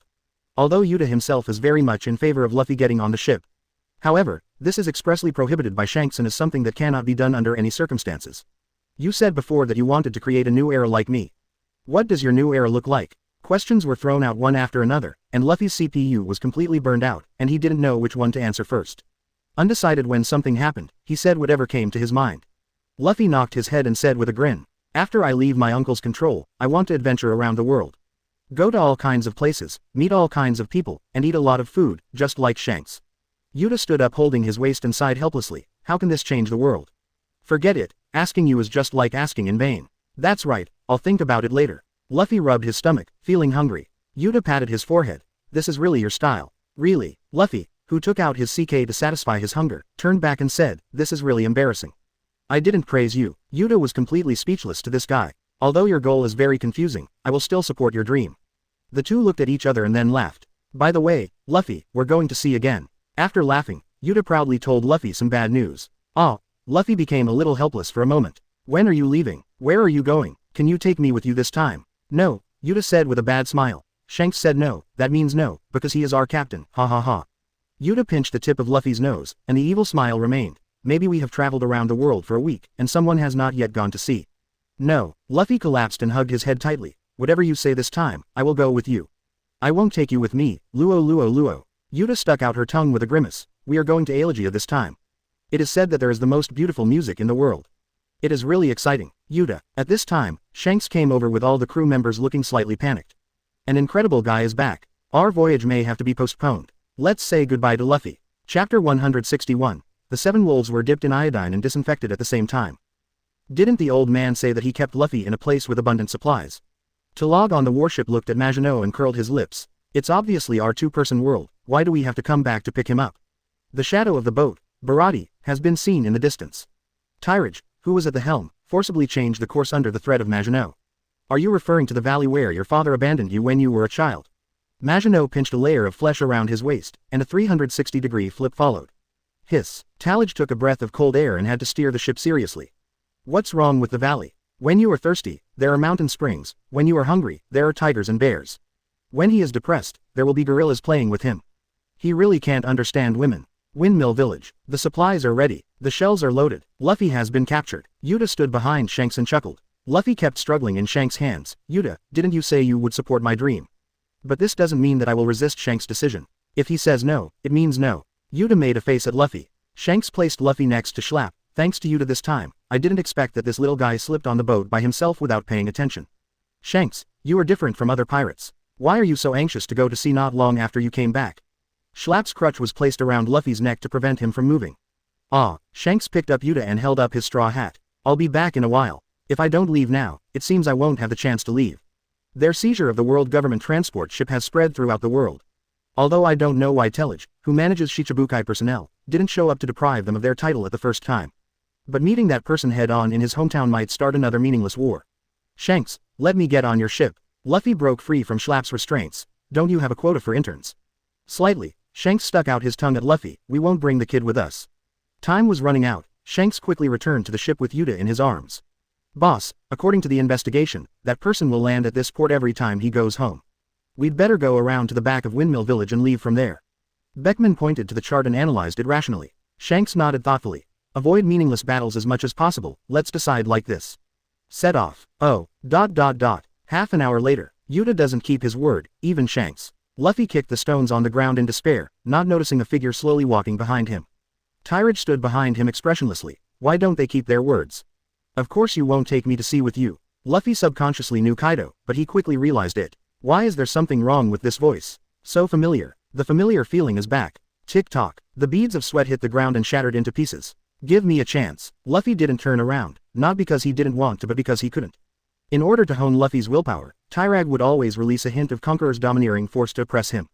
"How can I give you a chance?" Tyrage was in a bad mood. The domineering power of seeing and hearing enveloped the entire island, trying to find the group of people. Maginot's pregnancy involved all his thoughts, so that except for this matter, he didn't pay attention to anything else. He also forgot that Shanks would appear in his hometown during this time and abduct his eldest nephew. Based on the analysis of Luffy's soliloquy just now, this little guy's thinking may have been led astray. His fists clenched loudly as he squeezed them. So many years of cultivation by his father could not be wasted. It was time for Luffy to wake up. Luffy was angry when he heard the sound. His hands and feet were cold. "I had no choice before, now I just want to be a good boy by your side." Tyrage's fist smashed down mercilessly, and a dangerous smile appeared on the corner of his mouth. "Okay, go talk to your grandpa and see if he agrees." Luffy subconsciously dodged the punch and fell to the ground, looking at his uncle's terrifying side face. "Then let me die. I was wrong, uncle. A long time ago, Tyrage was beaten by Garp, and he awakened his haki at the age of several. Today, Luffy, who has fully inherited their family's talent, is no less generous, and he has recently awakened his haki. I'm sorry, I'm your second uncle." Tyrage punched out again. Bang. The ground was torn apart. Luffy shed tears of pain, and avoided this fatal punch again. Holding the big bump on his head, he cried out in pain, but who knows? Bang. Crackling. System. Next time, replace the mission reward disc with a 3-year education and 5-year simulation for me. While giving Luffy the iron fist of love, Tyrage secretly said angrily. I don't know how many times I've let Luffy watch it on the projector at home. What lines can you recite to me? Have I not finished filming yet? ... Maybe it's from living in constant fear. Luffy once accidentally saw a famous saying written in his Aunt Maginot's diary. Don't perish in silence, break out in silence. I've had enough. Luffy's face swelled 3 times bigger than before. He glared at the uncle in front of him angrily. Not to mention, the vicious look in this gap really made Tyrage slightly stunned. How come this look is so familiar? It was as if I had once looked at a certain old guy with hatred like him. I thought Luffy would be as brave as he once was, daring to fight back against the old man's oppression. But in the end, he thought too much. I saw Luffy flicking his sleeves and running back quickly, with some harsh words in his mouth. I'll be back sooner or later. Tyrage looked at the scene in front of him and laughed. While pulling out the belt from your waist, take out a bottle of iodophor from the system space. My nephew, have you ever heard that the 7 wolves were dipped in iodine and disinfected at the same time? Your uncle and I are also trying this for the first time. Crack. The sea 10 miles behind Windmill Village. Dreyfus. Yuta looked at the burning life card in his hand, and his expression suddenly changed. Shanks. Yuta ran back to the cabin anxiously and found Shanks, who was drinking. Luffy's life is in danger. Look, the life card has been burned to 1,000th. Yuta shook his arm and desperately pressed the life card on Shanks' face. We have to go back quickly to save him. Shanks picked up the life card, which could not be seen clearly without a magnifying glass, and looked at his baby daughter speechlessly. Yuta, Luffy is your friend, but he is also our friend. Shanks took Yuta out of the cabin and stood at the stern of the ship, looking in the direction of the Windmill Village that had disappeared from sight. As long as that man is here, no one in this world can hurt Luffy. Including Shanks. Utar pulled the corner of his clothes and raised his head in surprise. He was full of curiosity about Luffy's uncle, whom he had never met yet. Shanks took off his straw hat and placed it on her head, including me. Hearing this, Yuta became even more curious about Luffy's uncle. She doesn't believe there is a man in this world that even Shanks can't defeat. Chapter 162 Jaji's Hatred. Tylag. Maginot's sharp voice seemed to pierce his eardrums. Luffy is still so young, you are too harsh. Maginot held the ointment distressedly and wiped Luffy's swollen buttocks. Yes. Little Luffy, with tears in his eyes, lay on the deck and kept nodding. Even if I want to be a pirate, my uncle's hand is too heavy. Maginot threw the ointment to Talog and yawned. Honey, I'm sleepy, so I'll leave Luffy to you. As the saying goes, if you don't fight for 3 days, you will have to go to the house and uncover the tiles. Monkey-style education seems to be still necessary. Maginot held her belly in distress, as there were still 3 months left before the birth of her child. Baby, I hope you are a little princess. If you are a naughty little boy. Maginot looked back at Luffy, who was curled up in the corner. Mom has seen your tragic experience since you were 2 years old. Other side. Tyrage lit a cigar and held it in his mouth. As he grew older, he also joined the taxpaying army under the influence of his colleagues. The golden cigar in his mouth was given to him by Sakazuki. Tell me, why do you want to be a pirate? It's been a long time since I had a heart-to-heart talk with Luffy. It's time to sit down and have a good talk with him. Luffy didn't speak, but stared closely at his side face with his 2 big eyes, swallowing from time to time. Why don't you speak? Tyrage frowned slightly. You should know that without my permission, you can't even leave the village. The king of the near sea is a creature that has only appeared near Windmill Village in recent years. Possessing great strength and the wisdom of advanced species. As soon as he was discovered, he was adopted as a pet by Tyrage. After that, 2 instructions were given to it that it must comply with. 1. When you meet someone wearing a straw hat, bite him to death. 2. Meet the children and send them to the coast of Windmill Village. Humph. Luffy crossed his arms and turned his head to the side. Sooner or later, I will beat him away. Tyrage recalled how he taught the king of offshore to learn domineering, and nodded in approval. Okay, if you can really do it, I won't stop you. As for whether the old man can do it, that's not on Tellger's radar. Barati, all the expenses today are paid by an adult. What are you doing with the staple food? Sanji had a dark face and looked viciously at the big eater he had specially found. Is it that Lafayette doesn't taste good? Or is it that I can't get enough of the lobster? Sanji pointed at the front desk. There are video live broadcast bugs there. You don't want to be caught pretending to eat, right? Portis, who won the East Daxia Sea Big Eater competition, changed his expression. You can insult me, but you can't insult my desire for food. Portis lifted the plate on the table and walked to the video phone. Friends in the audience, today I, Portis, will show you a performance of 3 people and 1 pig. Snap. Sanji slapped his forehead sharply. He agreed with not wasting any food, but can't you just eat the expensive ones? Sanji, the kitchen is overwhelmed, come and help. Coming. Sanji picked up a handful of wild ginseng on the plate, stuffed it into his mouth, and ran to the kitchen. It is 3 nautical miles away from Barati. Makino, it's gone, it's all gone. Tellage shook his shriveled wallet with tears in his eyes and begged to be let go. You are so awesome. If Luffy hadn't been hungry and I went to heat up the rice, I wouldn't have known that there was gold, silver and jewelry stuffed under the stove. Maginot pinched his waist angrily and pointed at his nose. Tell me, where did the money come from? Dad said that men will become evil when they have money, so I can't let you have more than 10 balas in your pocket no matter what. If you have any more, hand them all over. Tyrage gritted his teeth, wishing he could fly back and have a fight with the old guy. Wasn't it the time I went to the auction that I didn't want to spend money to buy him that out of Prince Senbei? As for blocking my road from the source, it's gone, it's all gone, completely drained. Tyrage lay on the ground helplessly. Hearing this, Maginot nodded with satisfaction and returned to the cabin to check the small amount of money that belonged to Tillage. He, Luffy gloated while hiding in the corner. Tyrage's ears twitched and he sighed. Laugh, I don't even have the money to buy meat for someone. Swish, uncle, this is the pocket money my aunt gave me. Luffy still didn't understand the importance of money, so he put 10 banknotes with a face value of 100,000 belly into Tyrage's hand. I wonder if these are enough to buy meat. Auntie said that if the flowers are gone, you can still ask her for them. The light in Tyrage's eyes flashed away, and while he quickly put it into his pocket, he sighed again. This is just enough to buy seasonings. Don't even think about meat. I'll save it for you first, and when you have enough money, I'll cook you a big meal.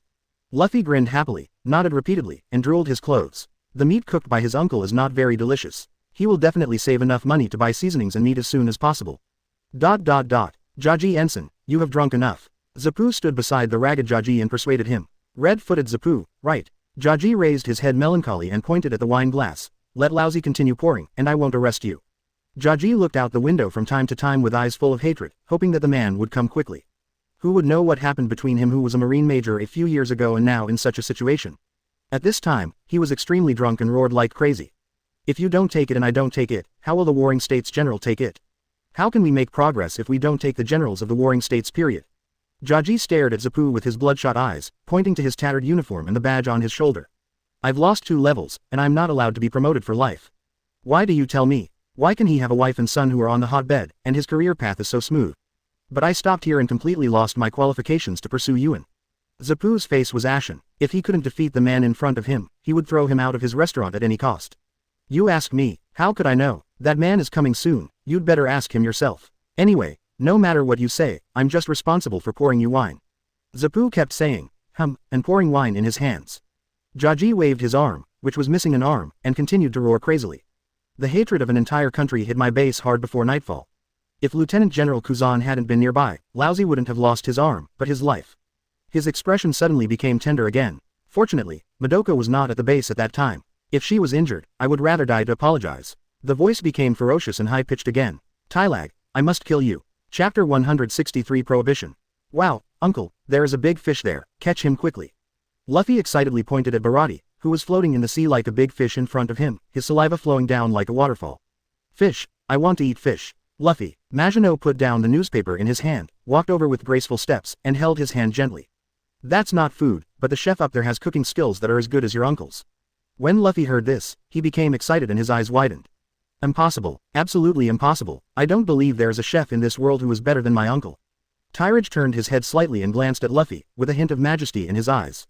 There are so many things that you don't believe. For example, if you dare to run around later, I will beat you to death. Do you believe it? Luffy immediately shrank his neck and laughed a few times. Believe, you must believe this. At this time, their warship was slowly sailing towards Barati. Maybe he saw the shadow of their boat. The fins on both sides of Barati's boat slowly opened to both sides, forming a circular landing site. From a distance, all the cooks on the Barati ship were standing neatly behind Zapu, waiting quietly for their arrival. As the warship slowly docked, Zapu immediately greeted it. He bowed slightly and his tone was extremely respectful. Sir, according to the recipe you gave me, the ingredients for the Manhan banquet have been prepared. The competition venue has also been arranged. Please come here with your wife. Zapu has appeared at various high-end banquets, so his etiquette is impeccable. He moved his steps to the side and turned slightly to make way for Tyrage and others. He took off his hat and put his hand on his chest to show respect. Compared with the respect of Zapu and other chefs, Sanji, who was standing at the back, looked at everyone with eyes full of malice. The ingredients prepared this time are not the best ones in the world, but they are definitely the most expensive. I must give you some blood. Obviously, Sanji is still worried about Talig working for free. I just don't know if he will still be as proud as he is now when it is Maginot who pays the bill in the end. Tyrage took Maginot and Luffy, and under the guidance of Zapu, walked into the restaurant. Along the way, Luffy's eyes kept looking around, full of curiosity about the belly of this big fish. Speaking of which, this is the first time since he grew up that he has gone out of the windmill village to see how big the outside world is. The initiator of this trip, Maginot, stood elegantly beside Tyrage. She had a faint smile on her face, which gave Tillage enough face in front of outsiders. Talage pointed at Jaji, who was leaning against the window, drunk and sleeping in ragged clothes, and laughed and said, "Makino, look at that man like a dog." Zapu, who was following behind, moved the flesh on his face slightly but did not say any explanation. A little bit. Maginot took out several 10,000 yuan bills from his wallet and placed them on the table in front of Jaji. "Boss Zapu, this man's consumption today is borne by us. It's really pitiful." It's not that Maginot is overflowing with compassion. Jaji's appearance is hard to describe. Nowadays, he drinks every day and is even worse. "Madam, you have given me enough, there is no need to make you spend more." A few days ago, Tyrage ordered Ella and Leo to escort a large amount of money here to pay for the consumption of everyone present today. It is worth mentioning that this batch of money could only be successfully transported out with Maginot's permission. "It's okay, I made a small profit from someone today. Let's treat this as a reward for the hard work of the chefs." Maginot glanced at Talag, who was silent beside him, to see what he wanted to say. Tyrage now regrets eating the piao piao fruit for Maginot. Perhaps it was her increasingly powerful body that created her current strong character. "Ahem, Madam gives it to you, just take it. Also, this little guy will be taken care of by you." Tyrage grabbed Luffy, who was suffering from ADHD, behind him, and forcibly changed the topic. "Take us to the competition venue." Zapu turned around, frowned and shouted, "Sanji, have you fed the dog the etiquette Lousy taught you? Why don't you come out and take care of our little guest?" "I don't want to take care of a little kid." Sanji squeezed in from the back of the crowd and looked at Luffy unhappily. Perhaps because they were similar in age, Sanji noticed Luffy's presence as soon as Tyrage and others disembarked. Sanji, who has recently been learning gentlemanly etiquette, couldn't stand this guy who had been looking around since he got off the boat. "You are the little devil." Luffy reluctantly looked away from the ingredients and stared at Sanji, who was holding his arms in front of him. "What did you say?" Sanji was stunned for a moment, then exploded and stared back with big eyes. The first meeting of the two little guys was not as harmonious as imagined, but full of gunpowder. "Sanji." Zapu's big foot suddenly came over. "Did I ever say that you must be polite when treating guests?" "When?" Tyrage raised his toes slightly and effortlessly blocked Zapu's kick. "Let them make trouble. The atmosphere here is good. In the future, no one in the world is allowed to use force in this restaurant without my permission." Since Maginot became pregnant, she has fallen into self-anxiety from time to time. At this time, Tyrage looked at the heartfelt smile on Maginot's face and was also happy for her. At this point, the world's first ban on conflict is issued here. In the days to come, there will be many unknown little pirates who want to challenge Talag's majesty. However, these people disappeared one after another in the next few days in this sea full of opportunities and dangers. But, nowadays, Zapu has not understood the value of Talag's words. He has always believed that a filial son will emerge from under a stick. Therefore, at this moment, when looking at the two little guys with their heads pressed together, the eyes of the two little guys who refused to accept the other were full of entanglement. Perhaps Sanji has been playing too much recently, and Sanji has been a bit rebellious recently. If we don't fertilize it anymore, the small tree may grow crookedly. Tyrage stared at it and immediately understood what he meant, and then said, "Except for educating our children, let's go." Zapu was overjoyed and immediately stretched out his hand to lead the way. "My lord, please come this way. I'm taller than you." Luffy tore at Sanji's cheek. "I'm more handsome than you." Sanji replied, not to be outdone, tearing Luffy's hair as well. "Little devil, what kind of comparison is this?" Luffy snorted unconvinced. "Besides, Aunt often praises me as the cutest one." "Ha ha ha," Sanji mocked ruthlessly. "Cute. Is cute a word for us men?" He let go of Luffy's hair, and the figure broke free from his restraints. "It's me, Meng Lang, who is arguing with an unmasculine brat." "Well," Sanji sighed like a kid. He shook his hair that covered his eyes in a pose that he thought was very handsome, and ignored Luffy, who had completely broken his guard. Chapter 164 World Barrier. This food competition was held at Talag's repeated request. The purpose is to relieve the boredom of Makino, who was feeling a little anxious. The competition venue was extremely beautifully decorated, with a huge long table filled with all kinds of precious ingredients, exuding an alluring aroma. The venue was crowded with famous chefs from all over the world, all of whom were invited to raise the profile of this newly launched Chef God Cup competition. At the very back of the long table is a small high platform with 5 crystal dining tables placed on it, which is the judge's seat. 4 of the crystal tables already have their own owners, and they are all highly respected masters in the chef world. The middlemost and most luxurious dining table was specially set aside for Makino. As the largest investor in this competition, it only occupies one of the judges' seats, and no one will say anything.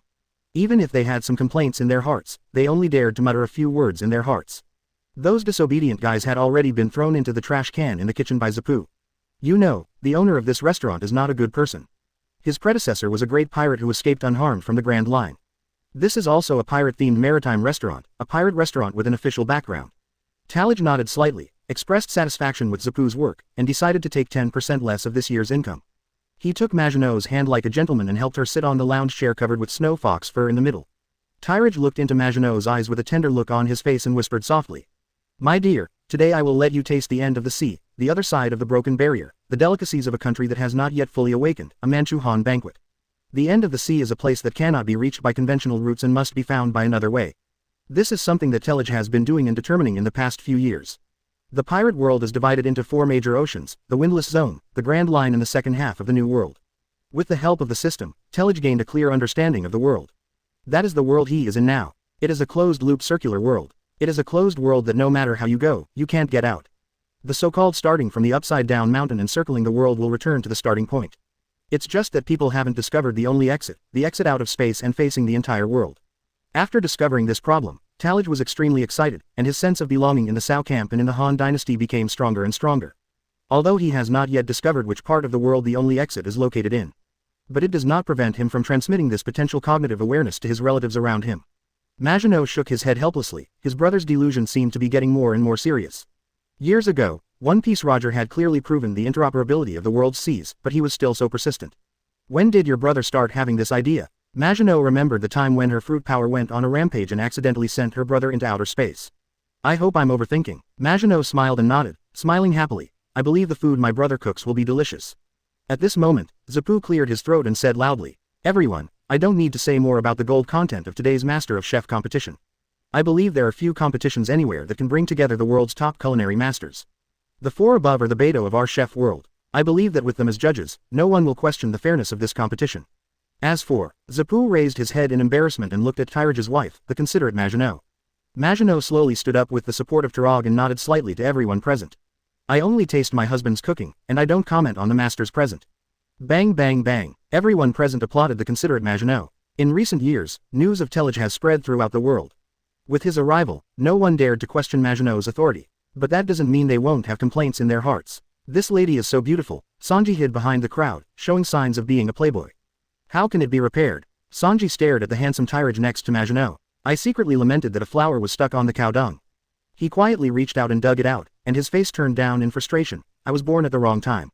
If only Miss Maginot had waited for me for a few years. There are many ways to die, please don't take us with you. Luffy, who was always by his side, rarely had his brain connected.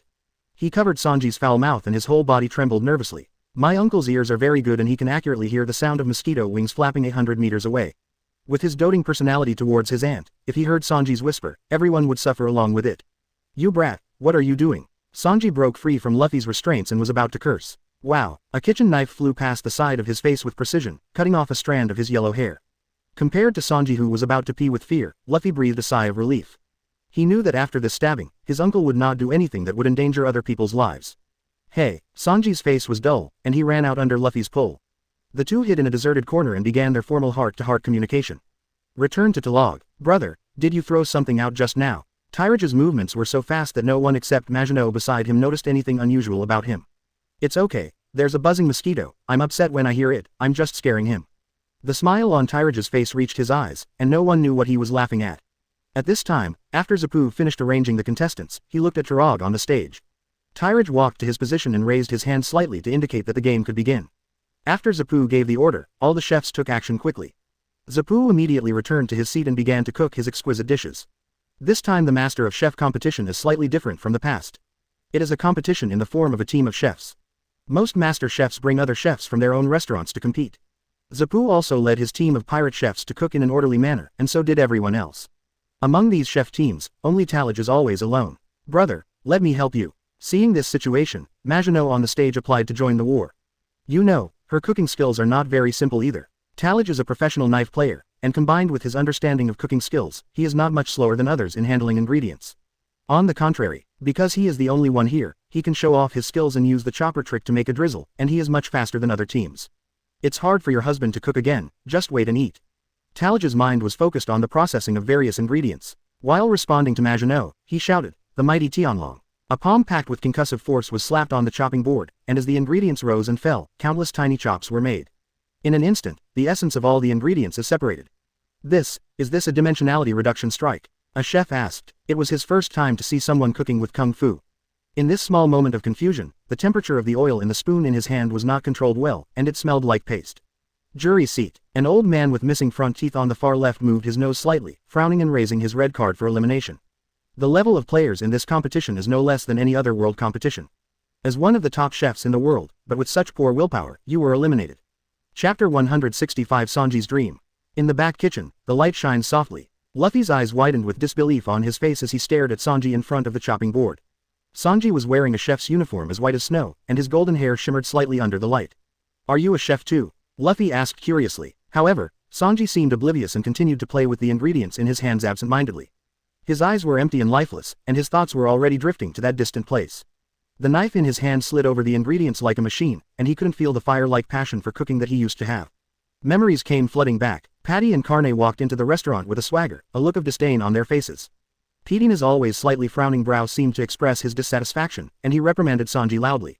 "Sanji, why does your cooking taste so bad? Did you mistake the salt for sugar?" Carne also echoed. "Sanji, you can't even chop vegetables, but you still want to cook.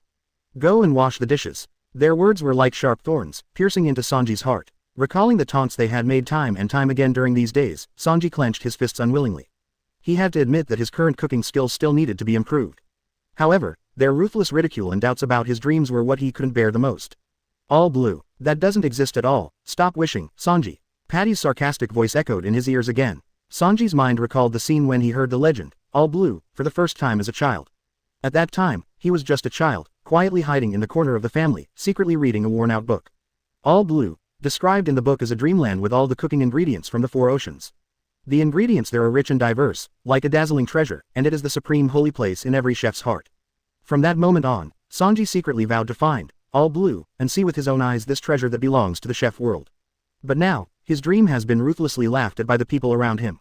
Sanji's eyes couldn't help but cast in Zapu's direction. The once all-powerful pirate is now the boss and chef of Bharati. Zapu was concentrating on a menu and seemed to be deaf to the quarrel here.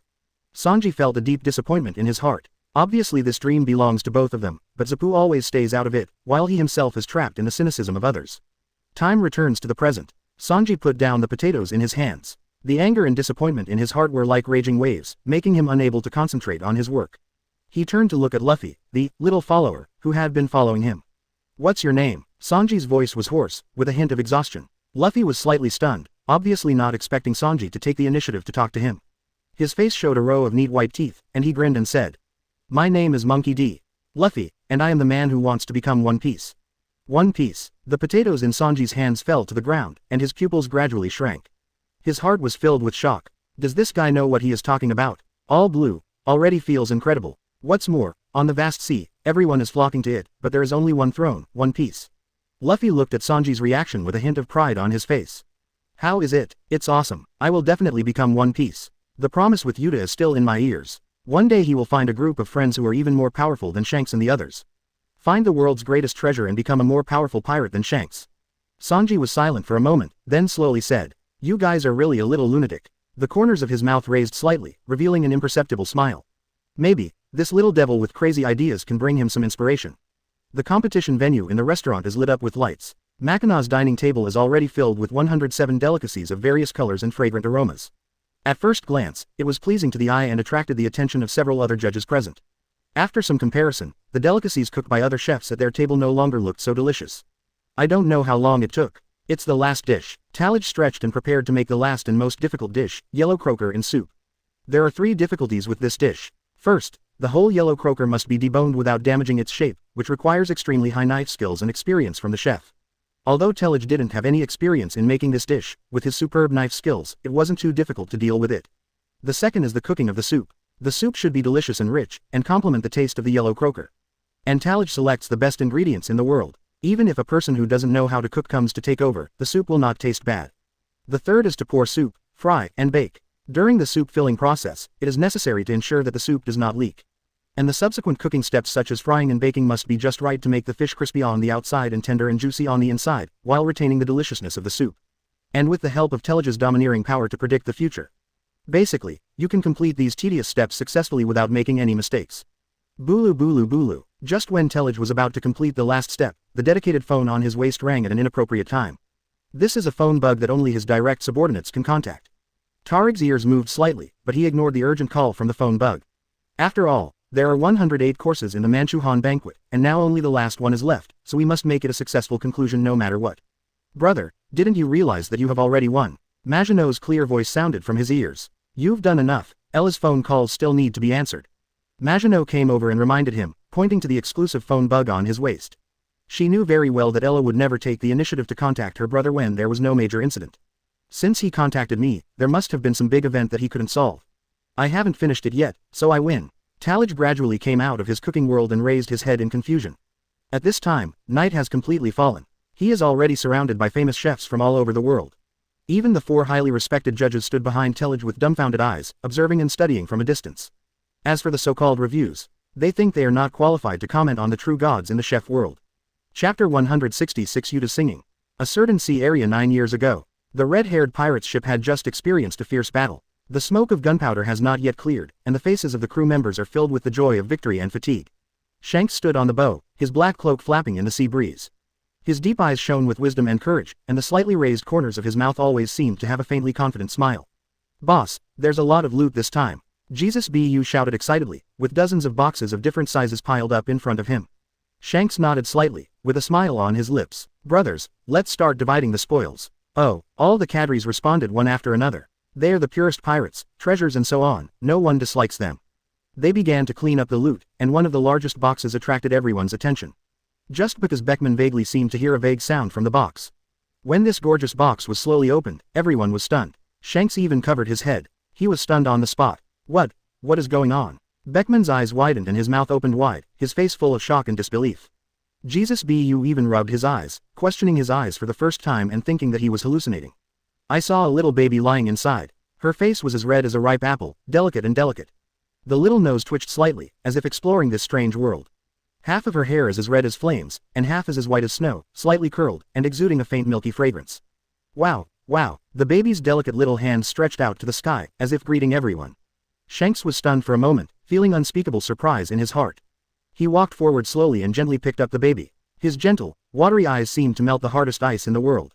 "Whose child is this? Why is it in the box?" The crew members started talking one after another, with surprise and curiosity on their faces. "No matter how she appeared, she is our daughter now." Shanks looked at the baby in his arms and felt filled with emotion. He remembered his past, when he was also picked up from a box by Captain Roger and Rayleigh. What a wonderful arrangement of fate. Now he picked up this child among the trophies after the battle. Shanks thought to himself, is this the reincarnation of fate? What does the appearance of this child mean? His eyes became deeper, as if he was thinking about this child's future. "From today on, you are one of us," Shanks said softly, his voice low and gentle, as if he was making a solemn promise. "This baby is Yuta." Time returns to the present. The kingdom of music, Elegia. This country is full of music, with beautiful melodies echoing in every corner. When Yuta's song sounded here, the whole country was captivated. This singing is so beautiful. The king was dressed in gorgeous robes and a bright crown, and his eyes were full of surprise and admiration. "Your Majesty, this child must be a gift from God." The ministers agreed with respect and excitement on their faces. The king nodded slightly to Shanks beside him and walked towards Yuta, who was still singing loudly in the center of the stage. "Child, your singing makes our country full of life." The king's sincere voice interrupted Yuta's performance stage. "I hope you can stay and become a musical ambassador for our country while furthering your studies in our country." Yuta hesitated and looked down at Shanks, who was always by her side. Shanks looked at her with a smile, his eyes full of encouragement. "Yuta, this is your choice, no matter what you decide, we will support you." After all, perhaps he was afraid that being here with others would bring invisible pressure to Yuta. Shanks waved his hand, led his brothers, and temporarily exited the hall to wait. When the king saw this, the smile on his face became even brighter, and he looked sincerely into Yuta's eyes. "Child, what do you think about it? There should be no place in this world that is more suitable for you than here. Your dream is great, you can use this country as a springboard. Get on the biggest stage in the world and change the world with your singing." Yuta fell into hesitation, but soon, her memory was completely occupied by the joy of being with Shanks and the others in the past. She is their daughter, singing is very important, but far less important than family, not as important as Shanks. Yuta made a decision in her heart, looked into the king's eyes, shook her head firmly and refused. "I'm sorry, I like being with Shanks and the others, I won't stay here." The king sighed. Although he was a little disappointed, he also respected Yuta's choice. "In that case, we won't force it." The king looked at Shanks and others who came in again. "Before you leave, could you please let this kid sing one more song at our concert? I will let the royal orchestra fully cooperate with this child's performance, and I will let all people in the country hear this child's singing." Shanks took Yuta's little hand and agreed without asking Yuta's wishes at all. Because he knew that their daughter Yuta's favorite thing was to perform freely on the stage. Night. The Elegia Music Palace is brightly lit. People from all over the country came from all directions just to listen to the beautiful singing of the music elf Yuta again. At the same time, Ella, who was hiding in the corner, looked extremely panicked. "Captain, you should answer the phone. It was you who said that you must stop Yuta from singing the last farewell song no matter what." Ella and Leo next to her looked at each other, and they both saw deep helplessness in each other's eyes. They went through a lot of hard work to find the location of the target. Just as the task was about to be completed, there was no news from the boss. The seal of Twotemujika has begun to loosen, and Yuta cannot be allowed to continue singing no matter what. Ella put down the phone in her hand, her eyes full of determination as if she was ready to die. I've decided. What have you decided again? Leo was speechless. Can you beat Shanks or what? You're not very capable, you just make noises all day long, no wonder the captain often trains you alone. I have decided. Ella looked at Leo with a meaningful look. How about you attract the attention of all the red-haired pirates, and I'll take the opportunity to kidnap Yuta. Karma, karma, karma. A flock of crows flew overhead, and Leo's honest face was as dark as iron. This joke is not funny at all. If you say another word, I will beat you to death. ... Yuta stood in the center of the stage, and her singing voice flowed out like a clear spring. In that faraway place, there is a beautiful country. Yuta's singing seems to have a magical power, making people immersed in a beautiful world and sinking deeper and deeper. However, no one expected that this concert would become the beginning of a disaster. Chapter 167 Brother and Cousin. Yuta was wearing a long white dress, the hem of which fluttered gently in the breeze. She held the microphone in her hand and closed her eyes slightly. When the music started playing, the whole world seemed to be quiet. Her voice is like the sound of nature, crisp and melodious. The songs are full of emotions, including joy, sadness, hope and dreams. People were attracted by her singing and forgot all their troubles and sorrows. There is a beautiful country, full of music and laughter. Yuta's song echoed in every corner of the kingdom of Alagia, and people stopped what they were doing and immersed themselves in it quietly. However, at this time, the legendary devil's score sleeping at the bottom of the music castle, Totemjika, was actually attracted by the taboo song that Yuta had recently learned. Deep underground in the music castle, the place is dark and mysterious, with strange lights flashing on the walls. The huge stone door was tightly closed, and it was engraved with ancient runes and patterns, exuding powerful sealing power. As Yuta's singing continued, the runes on the stone door glowed more and more intensely, and the power of the seal gradually weakened under the impact of the singing. The young Yuta did not know the consequences of his singing. She was just immersed in the world of music and singing to her heart's content. Her heart is filled with love for music and yearning for freedom. She hopes to bring happiness and hope to people through her singing. But when the stone door was fully opened, the evil figure of Totemjika gradually emerged. Her longing for hope eventually turned into a disillusionment. Boss, it seems like something terrible has come out. Jesus took off the spear behind him, and his excellent knowledge allowed him to feel the danger before anyone else. Not good, Yuta. Shanks off the stage also reacted. But when he looked at Yuta in the center of the stage again, it was already shrouded in evil dark energy. Only the singing was still coming out. There are rumors that there is a power hidden underground in this country that can destroy the world. I thought it was just a legend, but I didn't expect it to be true. Beckman looked serious, secretly regretting that he had not informed everyone of his suspicions before. Clang. Griffin took out his sheath, and the red-haired man's usual irregularity completely disappeared, and his eyes were filled with endless worry. Brothers, for our daughter, fight. Oh, the appearance of Totemjika did not give anyone any time to react. Its power exploded instantly and began to wreak havoc in the kingdom of Alagia. The evil energy it exudes makes everyone on the stage except Yuta completely immersed in an endless fantasy world, unable to wake up again. Powerful energy swept through, houses were destroyed, trees were uprooted, and people fled. The entire kingdom fell into chaos and destruction in an instant. Leo, kill me. Ella shed a lot of snot and tears. Looking at the scene outside the castle, she fell into endless panic. If the captain knew about it, he would have been able to prevent this devastating disaster even though he was in Alagia. I'm afraid it's better to die decently now than to live in pain later. Okay. Leo pulled out the pistol from his waist and smiled honestly. Brother, let's go. Get out, Ella yelled, staring directly at Leo with a look that said, I've seen you wrong. It's already this time, and you don't say a word to comfort me, but you are acting out a painful drama with me.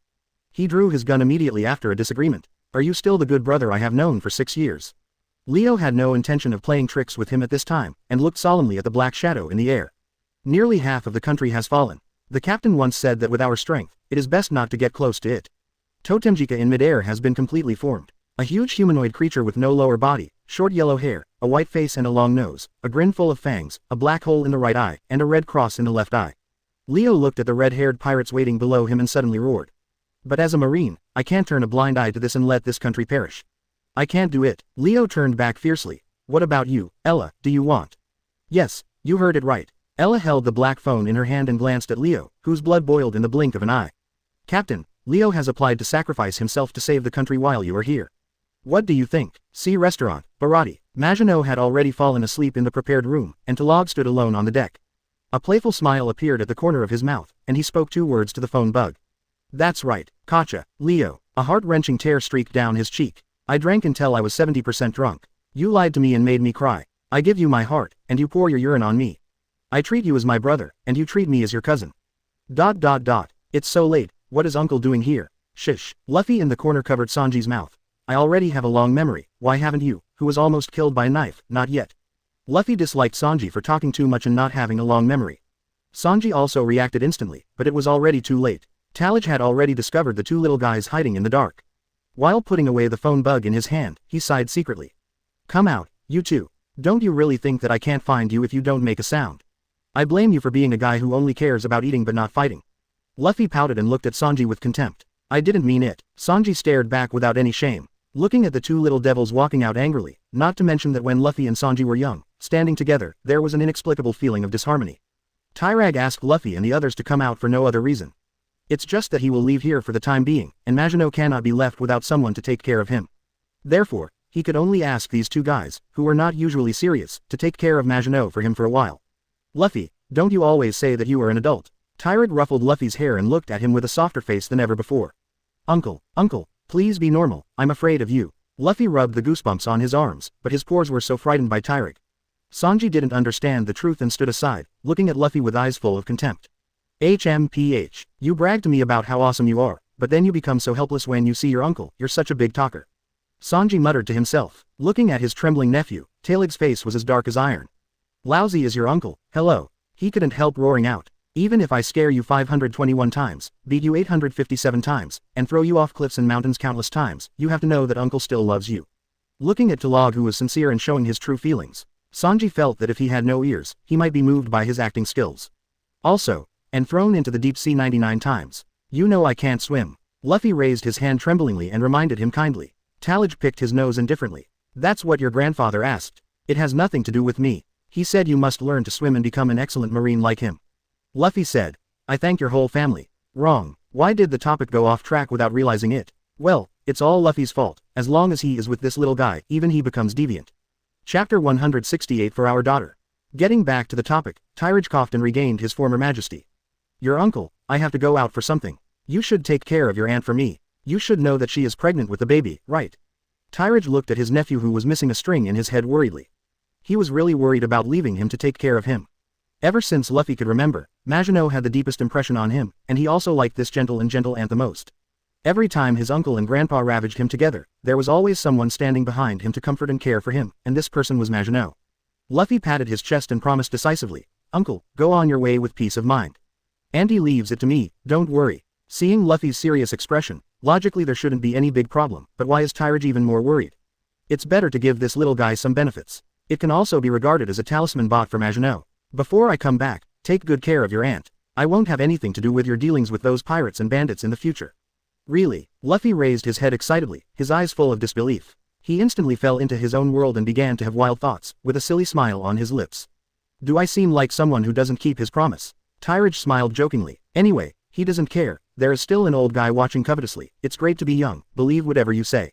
Sanji subconsciously knew Kaido, but when he reacted, he had already caught Tyrage's attention. No, you just promised me. Sanji hurriedly made amends. Tyrage didn't take it to heart, but casually took out a chart and shook it.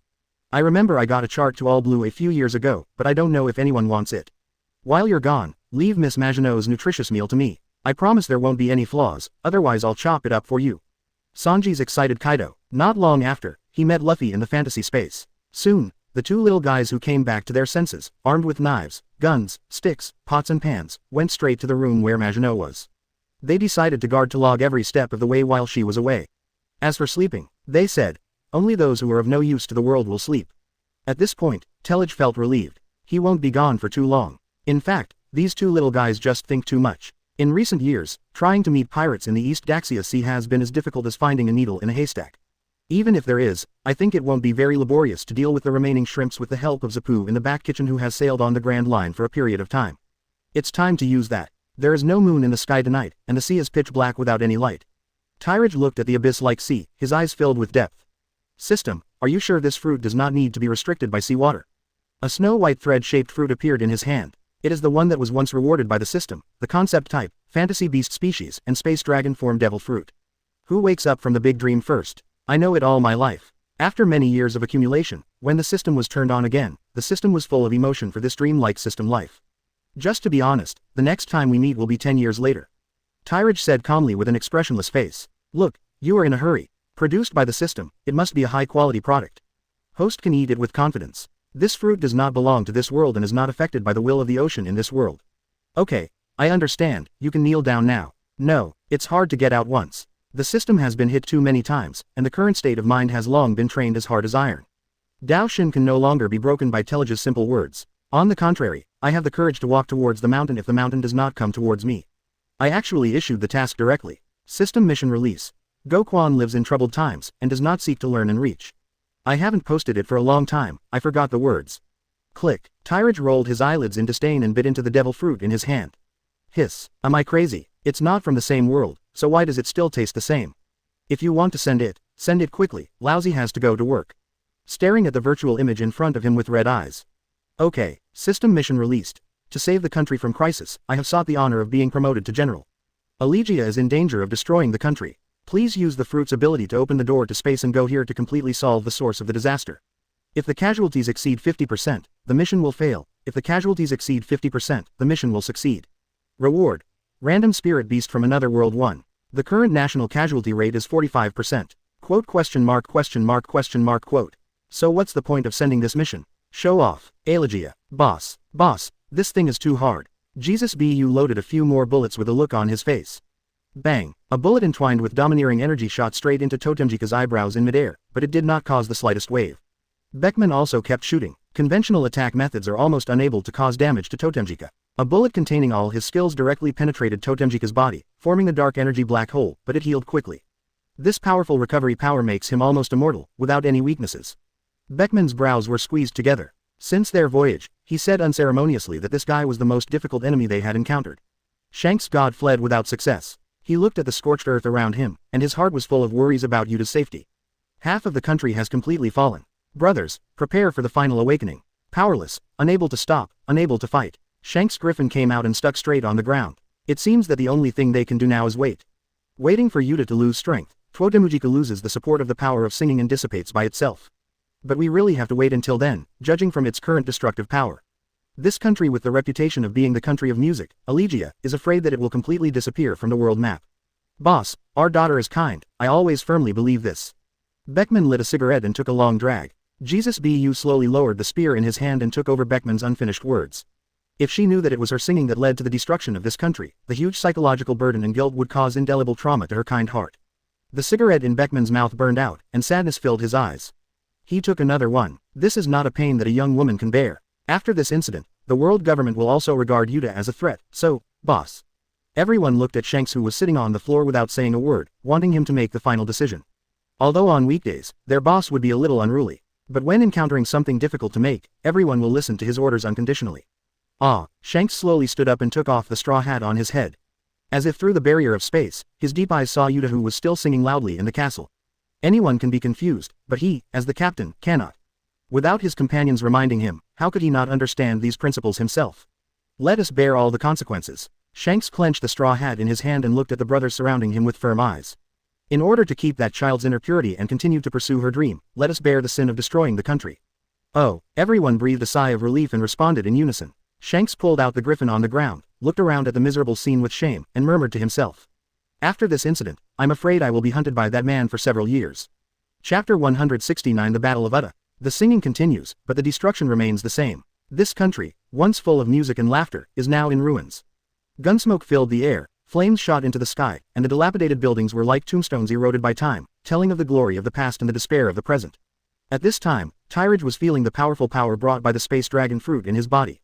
He can clearly feel the wonderful connection between himself and space, as if he can shuttle between various dimensions at will. We are running out of time, we need to open the door to space as soon as possible.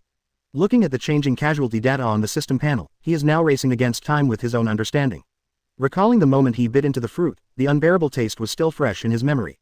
So no matter what, he had to pass the position of Ella's phone bug and get there through the space gate before Allegia was destroyed. Otherwise, it would be meaningless for him to eat this space fruit.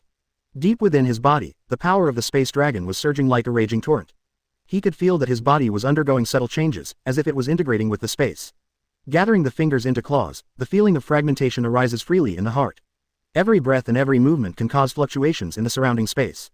At this stage, Talage's closed eyes instantly opened, and a smile gradually appeared on the corner of his mouth. It's done. The white gold dragon scales slowly gathered on his arms, and with the surge of domineering energy, dark purple electricity emerged on them. Tyrage felt the powerful dragon scales and domineering energy on his arms, and a strong sense of confidence surged in his heart. He took a deep breath and slowly raised his arms. The platinum dragon scale suddenly shone with dazzling light, and the dark purple current was like a beating note, full of power and rhythm. It's time, Tyrage murmured in a low voice, firmness and determination in his eyes. He waved his arms forward violently, and the dragon's claw-like cracks instantly tore the sky, and the surrounding space seemed to be distorted by this powerful force. A crack in the space appeared, as dark as a pit, and a strong suction force came from it, as if it was going to swallow up everything around it.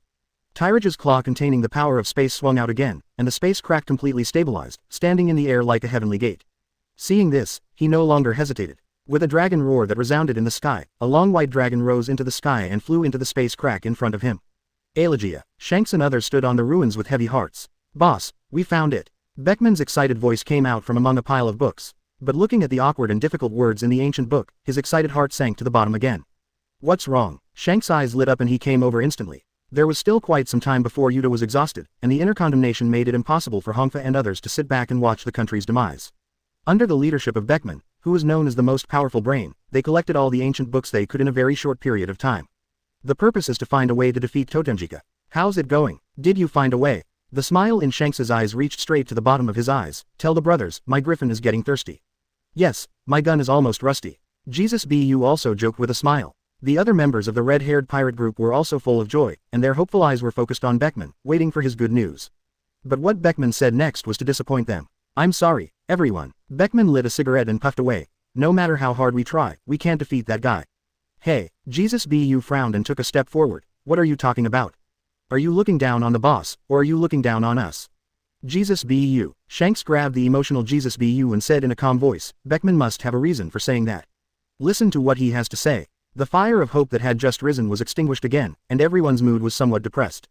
Beckman looked at Shanks with apologetic eyes and pointed to the many ancient books behind him. I have found a way to defeat Totemjika, but with the current conditions, the above method is simply not feasible.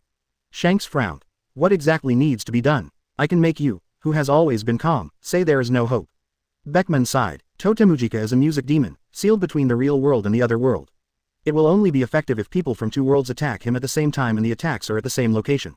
Shanks looked back at the source of the singing, Alahia's music castle. When you talk about the other world, do you mean Yuta's world of songs? He immediately grasped the key point Beckman said. If it's true what Beckman said, then they really can't beat that guy. Yuta is young now. In the real world, her thoughts have been contaminated and controlled by Totemjika, and she cannot hear the sounds of the outside world. The only way to enter the world of songs is through the fruits of Yuta's songs. Yes, Yuta's consciousness is now entirely in her own world. None of the three known ways to defeat Totemjika will work here. A flash of light flashed in Beckman's eyes. So, we can only see if those two people hiding in the dark can invite him here. What do you mean? Shanks's vision passed through the barrier of the building. Looking at the other side of the square, Ella and Leo were protecting the crowd from evacuating. Beckman wiped the gun in his hand, glanced at the people around him, and suddenly shouted. Brothers, recharge your batteries. Perhaps there will be a most dangerous and fierce battle waiting for us. 3 ways to make Totemjika disappear into the real world. The first way, as Beckman said before, is to enter the world of songs and launch an attack on Totemjika at the same time as people from the outside world. But without Yuta's help, this obviously couldn't be done. The second method is simpler than the first, but equally unfeasible. It is still necessary to enter the world of singing, find Yuta immersed in it, awaken her consciousness, and make her stop singing, so that the crisis can be solved. The third method is also the last method that Beckman can think of, but it is also something that his group will not do under any circumstances. That is to directly attack Yuta in the real world and kill Yuta in the real world. In this way, Totemujika will naturally return to another world after losing the support of the power of singing. Do you want them to kill their own daughters with their own hands? I believe that even if they are enemies of the whole world, they will not do this. On the contrary, they will firmly guard Yuta, protect his safety, and prevent other people who think of this method from posing a threat to Yuta. The group of them had already noticed the appearance of Ella and Leo. However, after learning that they were that man's subordinates, he did not take action to eliminate the potential threat of these two people to Yuta. Nearly half of the country fell. It was impossible for them not to contact that man. That's why Beckman said that after that man appeared, if there was no other solution, there would be a fierce battle waiting for them. In short, the Battle of Yuta. Chapter 170. Putting aside the facts. Just when everyone was silent, the space suddenly fluctuated violently. What's going on? Is Totemjika's energy fluctuation stronger? Lakealu frowned solemnly. No. Shanks stood up slowly and looked at the sky in the distance. It's an old acquaintance of ours who came in an incredible way. The sky in the distance was broken like a mirror, and a dazzling light shot out from the crack in space. As the light gradually faded, Talig's figure slowly emerged. He stepped on the void, and the platinum dragon scales all over his body shone in the sunlight, with dark purple electric current looming. His eyes were cold and stern, as if he was scanning the surroundings, and his powerful aura made the surrounding air seem to freeze. Vomit. With a burst of retching, the aura on his body was knocked into the dust in an instant. Tyrage rubbed his painful temples, feeling nausea following him. The first experience of traveling through a space rift was not a good one.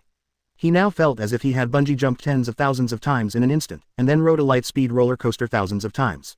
The whole person was dizzy. If it weren't for the guidance of the coordinates, he would have lost his way in the torrent of space. Tyrage suppressed his surging stomach and looked down attentively. The smoke filled the air, and the fire lit up this devastated country in this long night. The once bustling crowd disappeared, replaced by dead silence in the ruins. Looking at Twotemujika, who was still wreaking havoc in the air in the distance, murderous intent gradually arose in his heart. Below, Shanks narrowed his eyes slightly, staring closely at Tyrage, who suddenly appeared, with many thoughts in his mind. That man himself is a monster, and it seems that he has gained powerful abilities, making him even more difficult to deal with. He looked up at the sky and said in a deep voice, "You are here." Tyrage lowered slowly, the corners of his mouth raised slightly. "You knew I would come."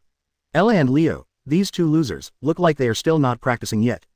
Go back and practice more. Jesus frowned and clenched the gun in his hand unconsciously. You shouldn't have come. Their daughter is in a whirlpool, and no one is confident that they can save a person in the hands of this man. Tyrage crossed his arms and pressed away with Conqueror's domineering force. He looked at Jesus, "Bu holding a spear with a sharp gaze, but I'm already here. Has anyone ever told you that it is rude to entertain guests with swords and spears?" He slowly clenched his right hand, and with his movements, the barrel of the famous gun made of sea stone in Jesus Bu's hand actually bent. Snap! With a crisp sound, the barrel of the gun shattered like a mirror. Tyrage only made a slight move and already shocked everyone present. The same goes for Shanks. Although he is confident that he can destroy Jesus Bu's weapon, he cannot do it as easily as Tyrage. Beckman on the side was afraid of unnecessary conflicts between the two parties, so he hurriedly walked into the middle of the crowd. He looked at Tyrage with deep eyes and spoke slowly. "I believe you already have an understanding of the situation here. Do you have a way to solve the current dilemma?" Beckman's position moved imperceptibly, trying to block Tyrage's sight as much as possible, preventing him from seeing the music castle behind everyone. Tyrage looked at the nervous people meaningfully and chuckled. Maybe, maybe not. Warning, warning, the casualty rate has reached 48.9%. Clang, the long-lost Murasama appeared again, causing fluctuations in the surrounding space. Shanks took a step forward, warning in his eyes. What do you want to do? Room. With a finger of Murasama's sword in his hand, a huge space barrier enveloped everyone in an instant. Tyrage's figure also disappeared from the spot. When he reappeared, he was standing on the top floor of the music castle, overlooking the entire devastated country. Although directly addressing the source is the fastest and most direct way. But if Luffy knew that I killed his best friend, he would probably hate me as an uncle for the rest of his life. While he was still sighing, Shanks, who was holding two swords and full of anger, leapt over. Tylag, Shanks said with unprecedented seriousness in his eyes and a decisive tone. It seems that this method cannot be hidden from you after all, but Yuta is my daughter. The mistakes she made should be borne by me as a father. Come on. Shanks put on a fighting stance, showing his domineering attitude. Use the knife in your hand to take my life. And us. All the crew members of the red-haired pirates gathered together. They held their weapons tightly and stood behind Shanks, their eyes full of determination that looked down upon life and death. Tyrage looked at the people in front of him who were looking at death, with a touch of surprise and a hint of admiration flashing in his eyes. Unexpectedly, after showing off his muscles, he would face himself who they could not defeat no matter what. These guys actually dared to pull out their weapons and block him. He shook his head slightly and chuckled. Perhaps with my previous self, there may be no other good way besides killing Yuta. But after eating the fruit rewarded by the system, Totemjika, it was just a larger slashing target. Ignoring the red-haired group who were waiting for them, Tyrage slowly turned around and turned his gaze towards Twotemujika, who was still raging, and his eyes became sharp. Shanks, watch out, this may be the last time you have the courage to show your sword in front of me. Shanks was stunned for a moment, then slowly lowered the two knives in his hands, looked at the figure in front of him, and murmured. If you can save this country without hurting Yuta, I, Shanks, won't be able to repay your kindness in time, so how can I? As Tyrage closed his eyes tightly, all the power in his body began to gather towards Murasama in his hand. The surrounding space seemed to feel this powerful force, and began to tremble slightly and ripple. At this time, along with the information fed back by the sight and color, Tyrage already understood in his heart. Although this Totemjika is a music demon and powerful, his mental power is weak because Yuta, the source of his power, is young. As a result, Totemjika's body was unable to exert its due strength. Just the first movement was the main reason why he could face it calmly. Tyrage's closed eyes suddenly opened, and his eyes burst with light. Then, he shouted loudly. One sword-style secret meaning splitting the sky. Moment. The Murasama in his hand swung out a brilliant sword, with the energy to tear everything apart, and slashed directly towards Totemjika's position. Wherever the sword light passed, the space was cut open as easily as a mirror. As countless space debris scattered, a huge space crack appeared out of thin air. This crack directly penetrates the barrier between the real world and the world of singing. The sword light extended into the world of songs without any hindrance, and accurately struck Twotemujika's body in the other world.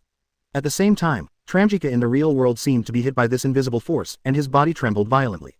Is this something a human can do? I don't know, I just understand that now we seem to have lost the qualification to fight with him. Can the boss's divine avoidance compete with it? Everyone focused their attention on Shanks, but they already had the answer in their hearts. Shanks swallowed hard, looked at the broken stars in the broken sky and murmured. Putting aside the facts, you really think highly of me. Chapter 171, The Truth. Roar. Totemjika let out an extremely painful roar, and the sound seemed to tear the entire space apart.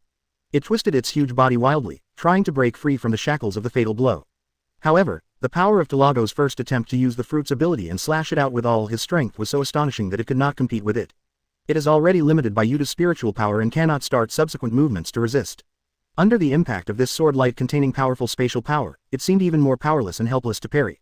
Leo, what are you doing? Ella grabbed Leo, who had been hiding everywhere since Talag's figure appeared. It's okay, I just miss home. Leo spread his hands as if nothing had happened, but there was a trace of cold sweat on his cheeks. He seemed calm on the surface, but in his heart he had gone through 1,000 twists and turns. Ella, you idiot, didn't you notice that the way the captain looked at us was wrong? Aren't you holding me back? Okay, let's see when the time comes to see if the captain will train you to be ruthless, or if he will hit a simple and honest person like me. Under the continuous impact of the sword light that had not dissipated for a long time, Totemjika's body began to gradually collapse and disintegrate. Both parts of the world of songs and parts of the real world dissipate at a speed visible to the naked eye. Black smoke energy continuously pours out of its body like a tide, symbolizing that its power is rapidly passing away. Finally, with an unwilling roar, Totemjika completely disappeared from the two worlds. There are only a few ancient and broken pieces of music left, struggling to fly into the distance as if alive. Tyrage looked at the place where Totemjika disappeared, frowning slightly, thinking in his heart. As the darkness and desire in people's hearts the root of everything, this guy appears. Before me, no one could take care of me. In my time, it would be better for the world to be cleaner.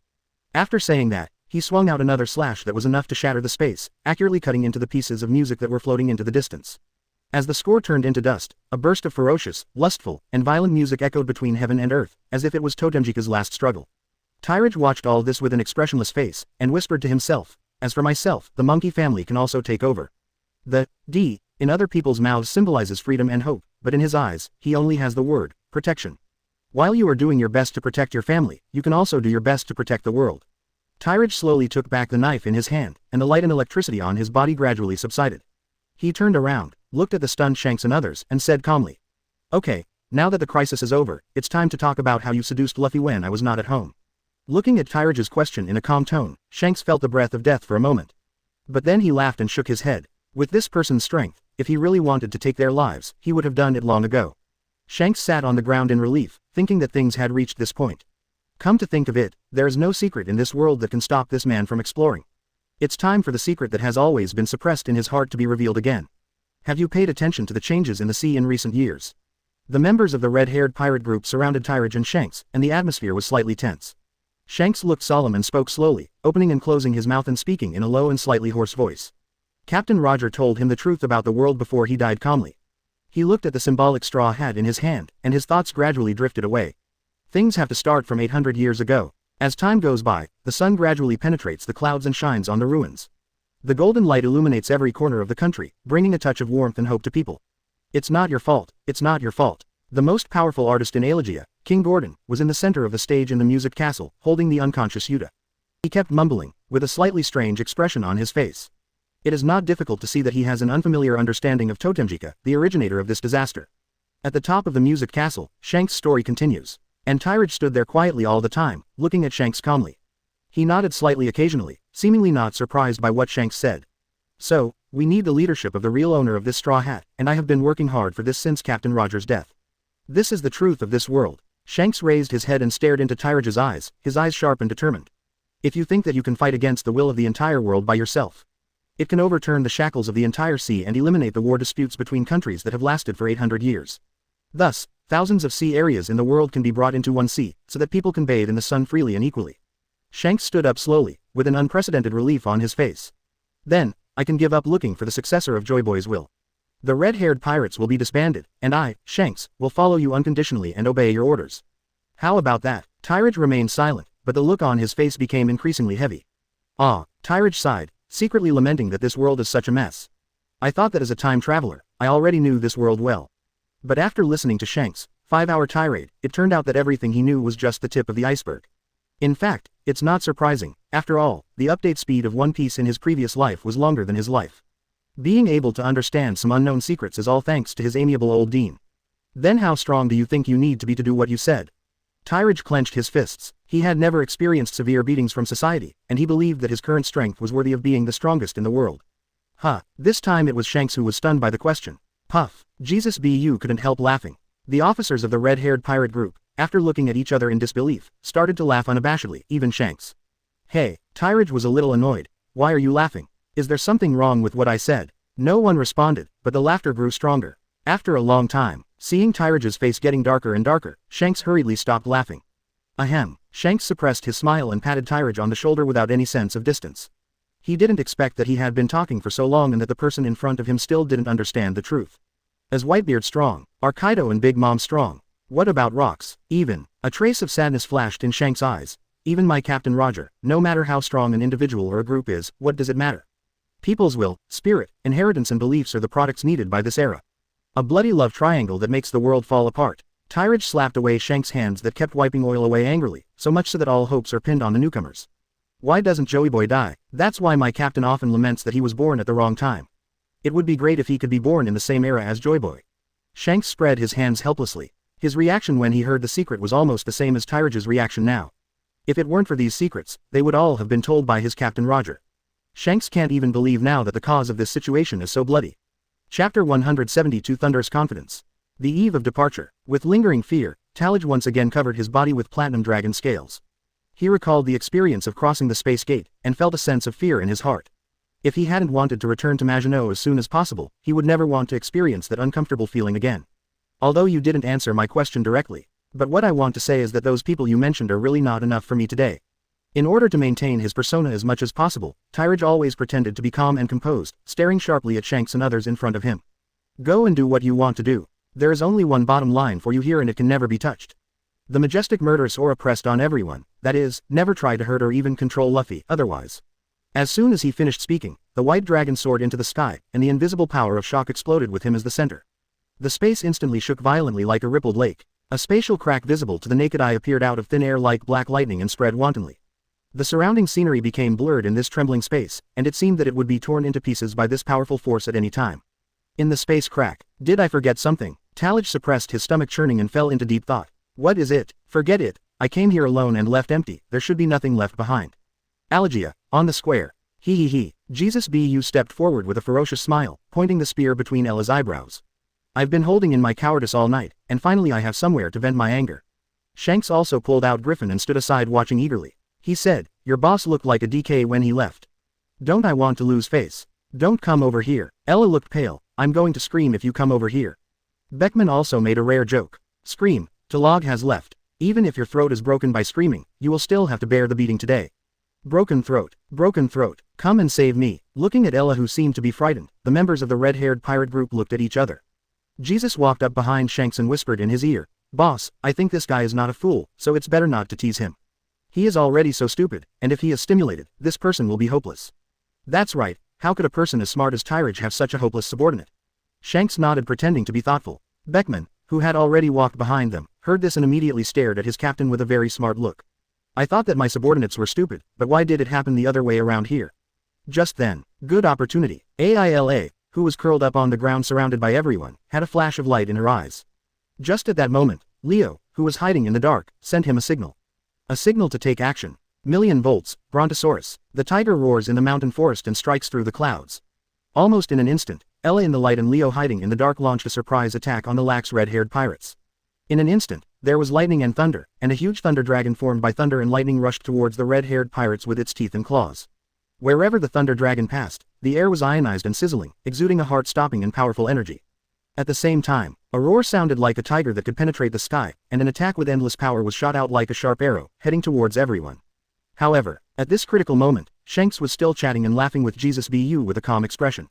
It was as if the scene before him had already played out in his mind in the not-too-distant past. The thunder dragon was approaching, and a sharp red light flashed in Shanks' eyes. The Griffin in his hand slashed out at a seemingly slow but extremely fast speed. The sword called divine avoidance accurately deflected the two incoming attacks at the same time with its miraculous angle and power. The seemingly powerful Thunder Dragon and Cloud Piercer passed by the red-haired pirates, carrying a strong gust of wind without causing any substantial damage. The entire square became completely quiet, with only the flying dust still falling slowly. Shanks' figure disappeared instantly, and when he reappeared, he was sitting cross-legged on the ground, holding two knives at the throats of Leo and Ella at the same time. "Didn't your captain tell you that only domineering power can override everything?" Shanks shook his head helplessly. In Tyrage's words, the attacks of these two people were too pure. "TCH, didn't our captain also eat the fruit?" Aila rolled his eyes unconvinced. He didn't expect that the strength gap between the two sides was so big. A few years ago, the captain was kicked out of his home. When he came back again, he was given a devil fruit. I thought it was some kind of bad animal type, but I didn't expect it to be the strongest thunder fruit in Logia. This frustrates Ella, who thinks that she has a speed that is not inferior to that of Corsalino and that her own strength can also mediate with him. In addition, with Leo, a simple and honest guy, constantly praising her, Ella felt that she belonged to one person. But he didn't expect that in the case of a sneak attack, Shanks still couldn't withstand his sword. Hearing this, the corners of Shanks' mouth twitched a few times. What happened to Tyrage eating the fruit? Can he be the same as you two rookies? People only consider fruit abilities after their three-color domineering reaches its peak. That's the icing on the cake. These two guys, saying they are providing help in times of need, are all praising them. Shanks, a young and clear voice broke the tense atmosphere. Accompanied by King Gordon, Yuta came towards the square. Her eyes were filled with endless worry, and she didn't know that she was sleeping. How could Elegia, who was once full of joy and music, become so broken now? Looking at Shanks and others who seemed to be fighting in the distance, Yuta's mood became very unstable. She didn't know what kind of circumstances and what kind of enemies she faced before her father would take action and almost destroy the country. 5 days later, Malinvando, Garp. Garp's peaceful nap was broken by Sengoku's roar. With sleepy eyes, he was still a little confused and muttered dissatisfiedly. "Warring States, why are you so crazy? I am thinking about the biggest thing in my life. What should I name my second grandson or granddaughter? I have a headache and really want to take a nap." Warring States was glared at by this guy, holding a newspaper in his hand, walked quickly to Garp, and slammed the newspaper on the table. "Look at the good things your son has done. Shanks and the others almost destroyed a country, and he didn't even care. Is he still a Marine?" Garp yawned, slowly picked up the newspaper and read it, still muttering, "Marine. Hasn't he been expelled from the military by you a long time ago?" Chapter 173 The Road Under Your Feet. "Look at what's in the newspaper." Garp's expression gradually became serious, but he still pretended to be relaxed and said, "Oh, isn't it just a fight? It's normal for young people to be full of blood." Warring States glared at him. "Normal? Look at the extent of the damage. And those two named Ella and Leo actually have such a powerful fruit, but they act so impulsively that they almost cause big trouble. If it is not handled properly, it will have an impact on the image and stability of world government." Garp scratched his head. "Then what do you think we should do?" The people's own country didn't say anything. If it weren't for Morgan's newspaper, we wouldn't even know this happened. Warring States shook his head helplessly, his heart full of confusion. He didn't understand why the Kingdom of Elegia refused to hold accountable the red-haired group that almost destroyed the country, and even endured this disaster alone. But this is always a good thing. After all, their Marine was also involved in this incident. This incident of annihilation has attracted a lot of attention in the world. Warring States sat back in his seat with a solemn expression. Although it has not had a direct impact on his Marine, we cannot allow the red-haired pirates to continue to act recklessly on the sea. Do you want to cross the line and manage the work for Tellage?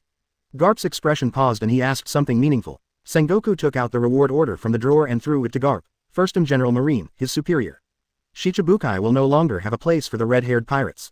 This is their latest bounty order. Please pass it to Talog for me. After saying that, Warring States stood up and walked out. It wasn't that he wanted to cross the line, but someone was constantly putting pressure on him. The 5 immortals in the Holy Land above him have summoned him and Kong Fleet Admiral many times because of this incident.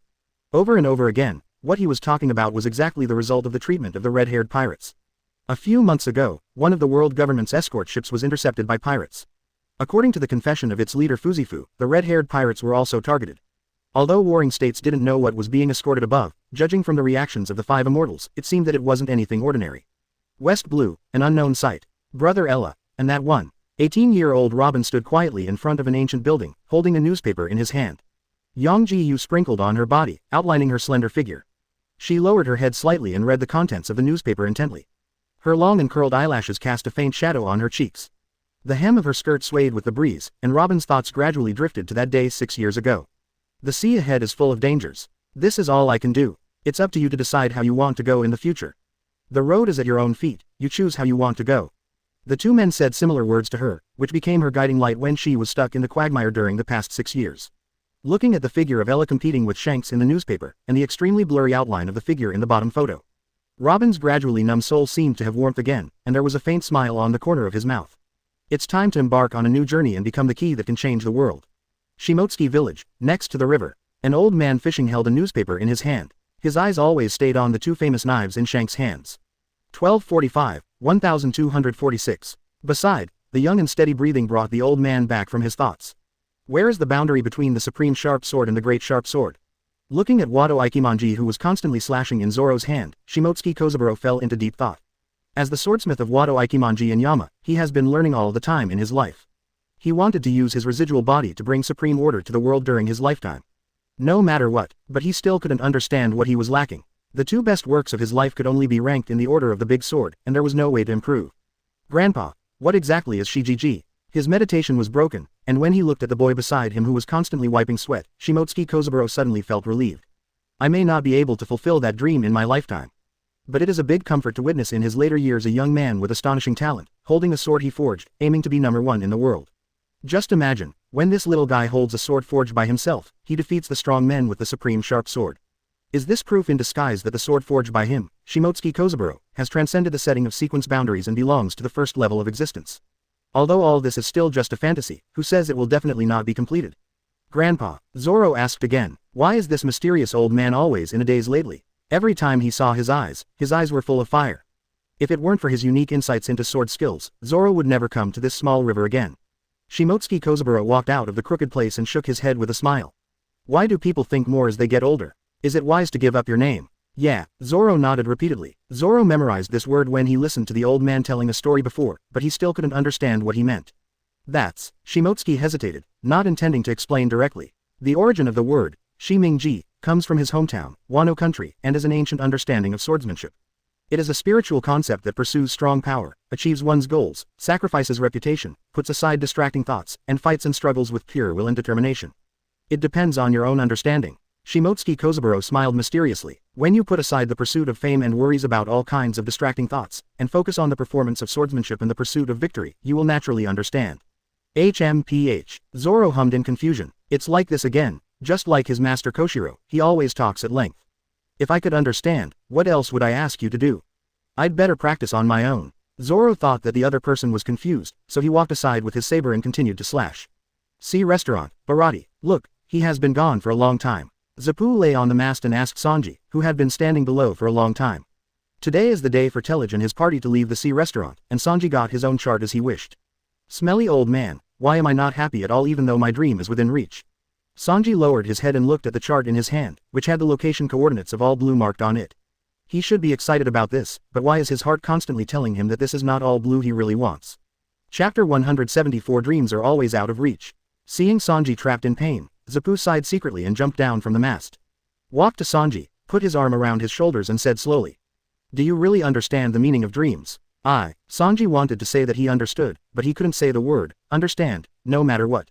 Seeing this, Zapu pulled Sanji and slowly sat on the ground, looking at the last ray of sunset on the sea level in the distance, and told him his understanding of the dream. The value of a dream often lies in everything you go through in the process of pursuing it. You didn't fight in the stormy waves to find clues about him. You didn't study ocean knowledge for countless days and nights, and try various cooking methods to prepare for it. Things obtained without hard work are like a kitchen knife that has not been sharpened. Although it looks sharp, it lacks the tenacity and confidence. Looking at Sanji who was listening intently, Zapu nodded slightly. You are unhappy now precisely because you understand deep down that this dream is a bit false. All blue is your dream, but you can't think you're done just because you have a chart. You have to use your own actions to give this dream real meaning in your future voyage. Make it a pursuit you're proud of, not an easy bargain. After listening to Zapu's words, Sanji's heart suddenly became enlightened, and at the same time a rush of blood surged into his heart. He stared closely at the chart in his hand. After a moment, he suddenly used his hands to tear the chart into pieces.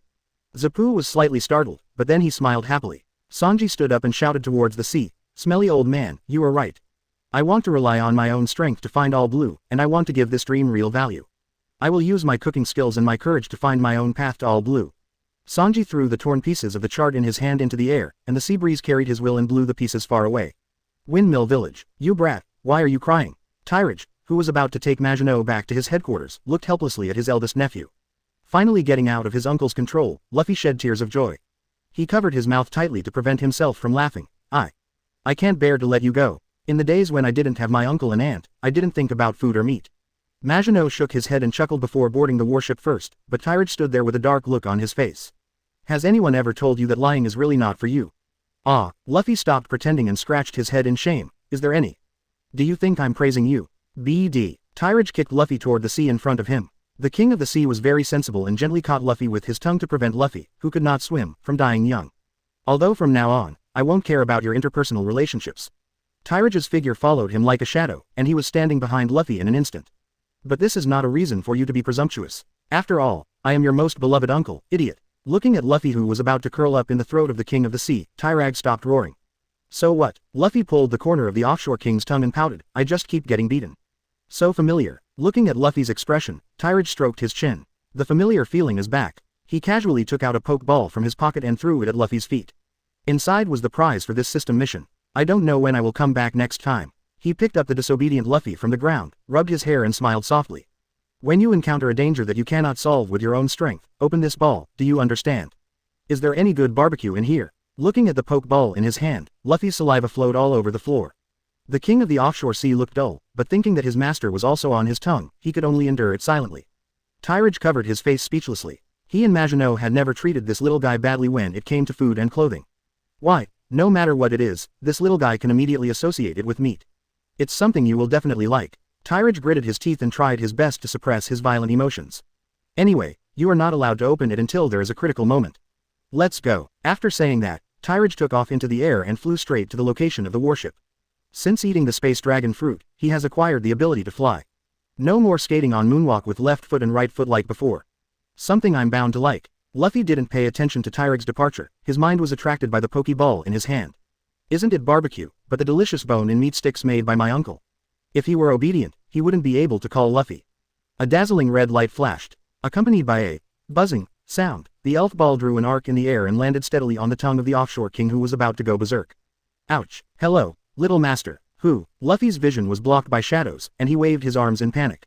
A vague voice sounded in his mind from time to time, but he was very sure that no one spoke. As Luffy fell to the ground, Lucario's figure gradually appeared in his field of vision. Lucario's muscular body caught the eye first, with a height of about 1.2 meters, obviously a head taller than Luffy. The whole body is covered with a layer of dark blue short hair, which shines with the luster of the late-night ocean under the sunlight. This is. Luffy's pupils shrank, his mouth gradually opened to its maximum, and he stared at the figure in front of him in stunned silence. Just as he was about to speak, he let out an angry roar, and the king of the near sea, who couldn't stand the mischief on his tongue, suddenly went berserk, rolled over in death, and swam towards the bottom of the sea with Luffy. On the warship. Brother, is that blue puppy really as powerful as you say? Maginot snuggled into Talage's arms, blinking her eyelashes, and raised her head curiously. Tyrage kissed her forehead. It's okay to say how powerful it is, but it's enough to protect Luffy's safety. Produced by the system, it must be a high-quality product, so you can eat it with confidence. Get away from me quickly. Was this the reward you gave me in the first place? Tyrage visualized his own villain in his mind, looking angrily at the system in front of him with his legs crossed and an indifferent expression on his face. What's wrong with green turtles? The system waved its hand casually, and the turtle from before came to the system's space again. As the saying goes, a turtle is said to be the third generation, the turtle is still there after people leave. Host, you are obsessed. Gwen. Chapter 175 Boya Hancock's Justice. The waters near Malinvando, a warship with G1 written on its flag is plowing through the waves. On the side of the ship, Tina leaned quietly on the railing, her posture tall and straight but with a different kind of laziness. She rested one hand casually on the railing and held a cigarette in the other. Tina is very confused. The headquarters summoned us without warning this time. Is there going to be a war? Tina narrowed her eyes slightly and looked at the sea in the distance through her sunglasses, her expression calm and restrained. As early as 2 years ago in the Marine competition, Tina successfully graduated with the first place in this officer training camp. He was awarded the rank of major and served under Lieutenant General Flying Squirrel, the base commander of the G1 branch. Because of a certain guy, the current situation in the sea has calmed down, so the headquarters once again has the idea of opening a regular military academy. Under Smoker's open marine jacket, his bronzed chest was exposed, and his strong muscle lines were vaguely visible in the sun. He also had a cigar in his mouth, blowing out a thick cloud of smoke from time to time. Tina became even more confused, her eyebrows raised slightly under her sunglasses. Then we are summoned to become teachers. There was a joy in her heart. After being a student for so many years, did she finally have the opportunity to teach others? Smoker curled his lips vaguely. If that were the case, that would be great. He and Tina work in different branches, and his direct boss is Kuzan, so he can learn many unknown secrets.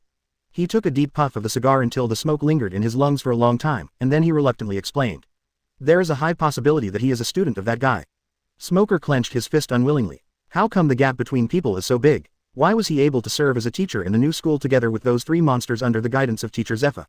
Looking back, he could only be a student. You mean? Tina took off her sunglasses from her forehead, her long pink hair fluttering in the wind, her eyes filled with disbelief. Marine Headquarters, Admissions Department. Ziwan is wearing a straight Marine uniform and has neat short hair, looking very capable. Her delicate face wrinkled slightly at this moment, her eyebrows furrowed slightly, and her eyes revealed a trace of helplessness and annoyance. She pinched her slender waist with both hands and leaned forward slightly, as if she was trying her best to suppress her inner emotions. Hancock, look at what you look like now. Zimao shook his head slightly, with a hint of reproach in his tone. You are the Empress of Amazon Lily. Where have you been who was once proud and domineering? She and Hancock met at the wedding of Teleg and Maginot. When they met for the first time, Madoka was attracted by Hancock's temperament. She found that Hancock had the same arrogance and strength as her, and at the same time, he also had a domineering attitude that she did not have. In this way, through intentional contact and Tyrage's introduction, they quickly became good friends who talked about everything. Ji Yuan pinched her nose, filled with anger. Because of that stinky man, you are almost no longer you.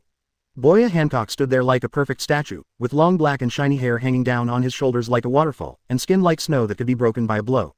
Her face is beautiful, her facial features are as delicate as works of art, and her eyes are like deep lake water, exuding a mysterious and charming brilliance. At this moment, she raised her chin slightly to avoid the round rouille, her eyes revealing determination and persistence. First didn't join Marine for anyone else. Hancock's voice was clear and sweet, but with unquestionable firmness. I also have my own justice, and I must practice it. Looking at Hancock's stubborn look, Ziwan couldn't help but sigh in his heart. She knew that Hancock's character was difficult to change once he decided something. Hancock, you have to know that joining Marine is not an easy thing. You are currently the queen of a country, and your status will bring you a lot of trouble. Madoka tried to persuade his good friend to give up this idea. And if you do this, what will happen to your country? What will happen to your subjects? Hancock lowered his eyes slightly, seeming to be thinking about Yuan's words. But soon, she raised her head again, her eyes shining with confidence.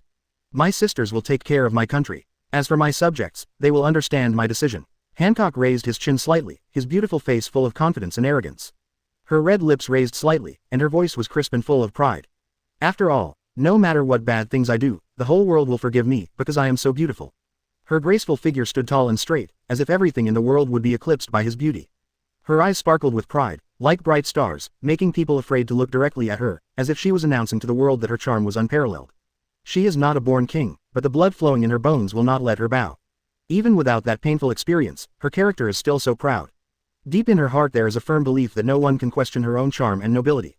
She has known that she is different since she was a child. Her charm is not just appearance, but also a kind of temperament, an irresistible charm. Zimao was still struggling with Hancock's decision, but when she heard Hancock's words, her eyes suddenly lit up. She was attracted by Hancock's gesture in the first place. Ziyuan covered his face with both hands, his eyes flashed with excitement, as if he was in an nymphomaniac. That's right, Ziyuan said excitedly. You are the most beautiful. Her voice was full of admiration and envy. She recalled the scene when she first met Hancock. At that time, Hancock was like a queen, aloof and exuding a light that could not be ignored. Only Madoka was impressed by her charm and confidence. From that moment on, she knew that this woman was the person she wanted to be throughout her life.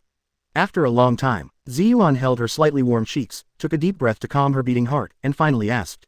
Hancock, have you really decided? You know, once you join Marine, your life will change dramatically.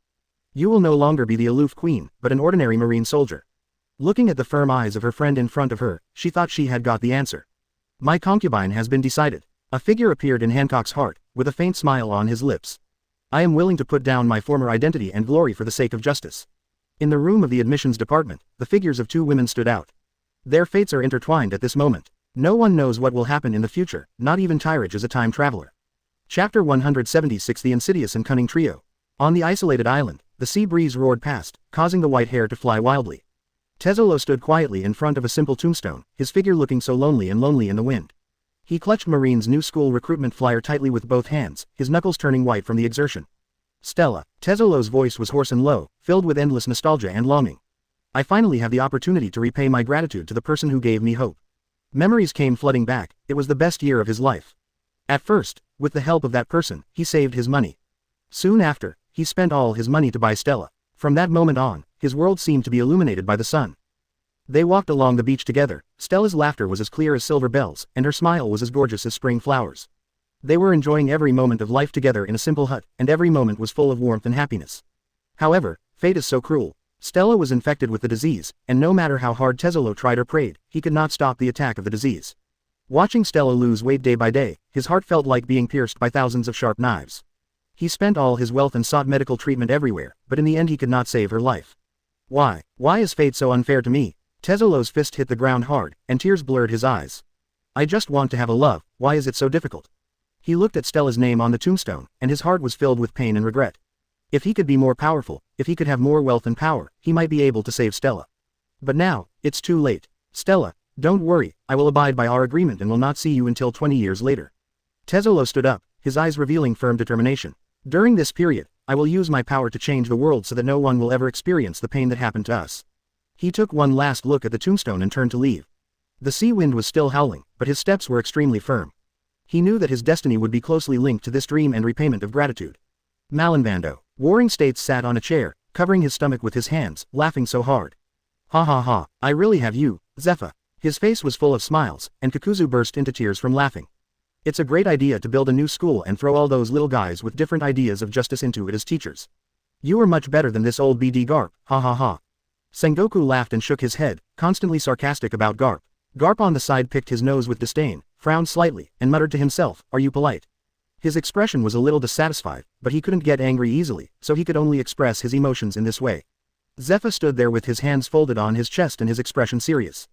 Hearing Sengoku's praise, he raised his chin slightly, and a trace of pride flashed in his eyes. Don't they all think that only their own opinions can lead Marine forward in this stormy sea that is about to stir up trouble? Zephyr's voice was calm and powerful, revealing his deep thinking on this matter. One person's justice is nothing. I just want more people to learn their ideas iconically. Humph, everyone feels that they are awesome. Zephyr narrowed his eyes slightly, with a sneer at the corner of his mouth. The new school will have 4 faculty members and 4 factions, and 400 students will be selected. On the day of the final competition, I want to see who is better among them. Zephyr's heart is full of expectations. He wants to see what kind of sparks these young people will collide in the competition and whose concept of justice can be better. Warring States gradually stopped laughing. He sat up straight and looked at Zephyr with admiration in his eyes. Zephyr, your idea is very bold, but it is also very meaningful. Sengoku nodded slightly. In this turbulent era, Marine really needs different voices and ideas to better deal with various unknown challenges. Garp stopped picking his nose, frowned slightly, and looked at Zephyr with a more complex look in his eyes. It's my little brat who seems a little uncooperative. Garp's tone was full of helplessness, and he stretched out his hand to scratch the back of his head. Thinking of the process of persuading his son, he had a headache. Those 3 guys were lucky enough to say that they all agreed to this matter through persuasion, deception and force. But when we got to Tellage, something happened again. Garp sighed, thinking of the scene when Tyrage rejected him. Be a teacher. Tyrage frowned. No. Do you, an old man, have any ideas about priorities? Tyrage pointed at his father Garp's nose and said righteously, my precious daughter, your sweet granddaughter is about to be born. How can I still think about being a bullshit teacher now? Don't go. Bang. The doors slammed together, and Garp was locked out, frustrated. He had no choice but to turn around and talk to the 2 old bastards who were quietly following him, and go back to discuss the matter further. Time returns to the present. Garp shook his head helplessly, although he himself thought his son's first reason was very sufficient. But there were 2 old dogs beside him, who kept putting him on the fire to roast, so there was nothing he could do. Humph, it's all your fault, my son won't let me enter the house. Garp muttered secretly in his heart, glanced at Sengoku and Zephyr, and wanted to punch them to death one by one. At this time, Warring States patted the table in front of him, attracting their attention. It doesn't matter whether he cooperates or not. Warring States smiled sinisterly, and a glint of light flashed under his glasses. After all, he is not the one in charge, right? Warring States had a proud look on his face, as if he had already secured victory. The 3 old, silver coins, looked at each other with extremely wonderful expressions. Zephyr raised the corners of his mouth slightly, revealing a thoughtful smile. Garp was stunned for a moment, then smiled evilly. The 3 of them knew in their hearts that this move would definitely make the stubborn boy obey. Soon after, the secret conversation room was filled with laughter like waves. The laughter was full of pride and expectation, as if he had already seen the success of the plan. They seemed to see the fierce competition among the young teachers in the new school and saw the hope of Marine's future. And the incooperative boy will eventually contribute his own strength to the development of Marine under their calculation. Chapter 178 The Little Devil Makino. Marine Headquarters, Officer Family Area. Don't go. In the spacious living room, Tyrage stood upright, with stubbornness written on his face. This was the first time he had spoken out so resolutely to Maginot. He pursed his lips tightly and showed stubbornness in his eyes. Makino was slightly startled on the sofa, with a trace of hurt flashing in his eyes. But the hurt look disappeared in an instant, replaced by a deliberate sadness. She frowned slightly, and her eyes quickly turned red, but the red color seemed a bit unnatural. Why are you yelling at me? Magino's voice trembled slightly, with obvious grievance, but if you listen carefully, you can hear the affectation in it. Are you impatient with me now? Her hands clenched into fists unconsciously, and her body was trembling slightly, but no matter how you looked at it, the trembling was a bit exaggerated. Tyrage covered his face. Now he didn't want to speak and couldn't speak. As the saying goes, explanation is cover up is fact. This round of offensive, he responded with silence. Looking at her silent husband, Magino not only did not give up, but even increased her firepower output. So love disappears, right? Love will really disappear, right? Those sweet words and vows of eternal love don't count anymore, right? Magino's voice trembled even more violently, and her tears rolled down like a dam, but those tears were obviously squeezed out. Her eyes were full of disappointment and sadness, but behind the sadness, there was a hint of subtle cunning. Tyrage opened his mouth helplessly. I didn't. There was a hint of panic in his voice, and his eyes showed resentment and helplessness. This morning, Chief Physician Kelly of the headquarters took Magino away for examination. In just half an hour, when Magino came back, he was actually going to be kicked out of the house again to become a bullshit new school teacher. Talog thought with his buttocks, knowing that it must be those 3 old bastards who were behind this. Makino, our baby is about to be born. Magino didn't listen to his explanation at all. She stopped crying, sparks seemed to flash in her eyes, and her voice rose a bit. Are you trying to make excuses? Are you trying to cover up the fact that you yelled at me? Tyrage's eyes widened. Before he could say anything, Magino continued to vent his little emotions. Do you dislike me? Do you have thoughts about me? Have a new love? Are you starting to hate me? The questions and accusations in her weak voice, every word was like a sharp knife, piercing Talag's heart. What should I do if I have a wife who loves acting so much? Waiting online, it's quite urgent. Tyrage admitted that he was about to lose the couple's confrontation. It is far from complete surrender, only a little bit of fire is missing. But Magino quickly made up for the lack of heat. I saw her slowly squatting down and gently stroking her bulging belly with both hands. A trace of calculated pride flashed in his eyes, but it was quickly covered up by deliberate sadness. She whispered to the little baby in her belly, Baby, look at the way Dad is now, he doesn't love us anymore. From now on, it will be just us two who depend on each other and struggle in this cold world. You have to face such a fate before you were born. Mom feels sorry for you. Her voice trembled, as if she had been greatly wronged. As she spoke, she secretly observed Tyrage's reaction. Looking at the wonderful performance of his drama queen wife, Tyrage stood there with a look of helplessness on his face. He shook his head slightly, with a wry smile on his lips, and sighed secretly. Where has my gentle and lovely sister gone? What made her become such an eccentric person now? Call. He exhaled a long breath, walked forward slowly, and gently lifted Magino up, his movements gentle and careful. Isn't it okay if I go? If you continue to play, the child will really have no father. There was a hint of helplessness and full of doting in his voice. He really wanted to slap himself now. It was obvious that he couldn't win the battle, so why did he not believe in evil and fight against it with his neck held high? Magino's face instantly became happy, her eyes were bright, the corners of her mouth were raised high, and she was making a, yeah, gesture, as cheerfully as a child. Then, she jumped up and threw herself into Talage's arms. You said this yourself, but no one forced you, right? There was a hint of cunning in her voice, a glint of pride flashed in her eyes, and she hugged Talag's neck tightly, with a happy smile on her face. Thank you for having you, and fortunate to be you. Right. Tyrage also laughed, hugged her and spun her around, gently pinched her nose, and chuckled lovingly. I want to go there myself, and it has nothing to do with my sister. A satisfied smile appeared on Magino's face, with a hint of pride. Hee. She knew it would be like this. She is a good wife and mother, her husband's good wife and the most obedient one. How could he look so ferocious as reported outside, huh? Seeing Magino's little pride, Tyrage smiled helplessly and patted her back gently, his heart filled with love and tolerance. Headquarters building. Kuzan sat lazily on the chair, one leg casually draped over the other, and his whole body was paralyzed as if he had no bones. Ah la la, if you guys do this, aren't you afraid that little Tyra will dismantle the headquarters? His tone was casual, but there was a hint of teasing in his eyes. He raised his chin slightly, with a faint smile hanging on the corner of his mouth, as if he was waiting to watch a show of excitement. It's so scary. Porcelino sat aside, cutting his nails leisurely. I was actually deceived by you. You said you would be able to get off work after 1 class a day, but in the end, 1 class was just 1 day. His eyes fell on the course schedule on the table from time to time, and a trace of helplessness flashed in his eyes. Sakaski stood aside, smoking a cigar and looking serious. His eyes were cold, as if they could freeze the air around him. It is of course my duty to strengthen our military spirit. You two guys should be more serious. He glared hard at Kuzan and Porcelino, as if to warn them not to be perfunctory. Kuzan shrugged slightly. Oh, don't be so serious, Sakaski. After all, among the few of us, you are the only one who takes this matter seriously. Kuzan rubbed his swollen head and looked at Garp, who was dozing off in front of his seat, with a hint of resentment in his eyes. "You guy." Sakaski bit his cigar tightly, really wanting to give this lazy guy a dark hound. "Enough." Warring States, who was at the head, had a gloomy face and slammed the table. "I secretly lamented that this class of sailors is really difficult to manage, and every time they meet, they are full of gunpowder." At the same time, his roar also woke up Garp, who was dozing off. "I didn't ask you to do that," Garp exclaimed, as if he had had a terrible nightmare. After he saw clearly where this was, he scratched his head with a smile and said, "Ahem, keep going, keep going." Quote, Warring States' face turned darker. He was wrong. The previous ones were not as good as this one. Chapter 179, The Old Warring States Period. Warring States took a sip of the tea in front of him, and the hot tea flowed down his throat. After his mood stabilized a little, he slowly spoke. "This is the first marine school we have opened in marine history. Whether you are willing or not, you must take this matter seriously."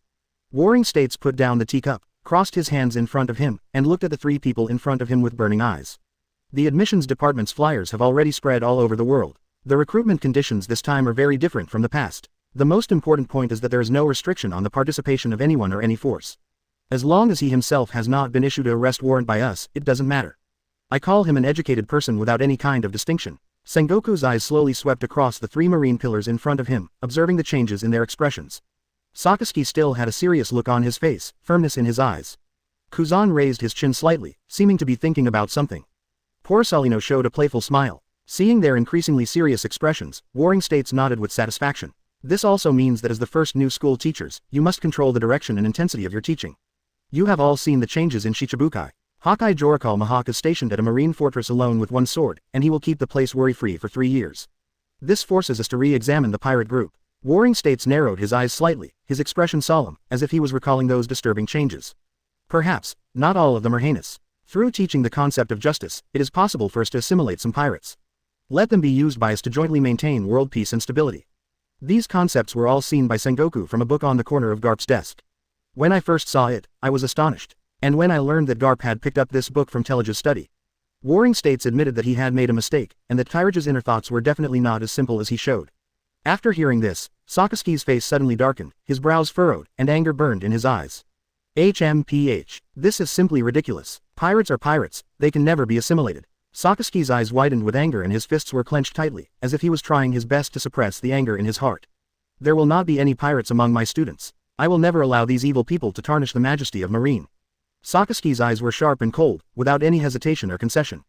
In his eyes, pirates are pure evil and must be completely eliminated without any compromise. Warring States frowned and looked at Sakaski with a serious expression. He knew that the most difficult person to deal with among these people was never Tyrage, who always refused, but Sakaski, who upheld pure justice. Zheng Guo took a deep breath and tried to keep his tone calm so as not to further irritate his nerves. Sakaski, we have to consider the overall situation and try new methods.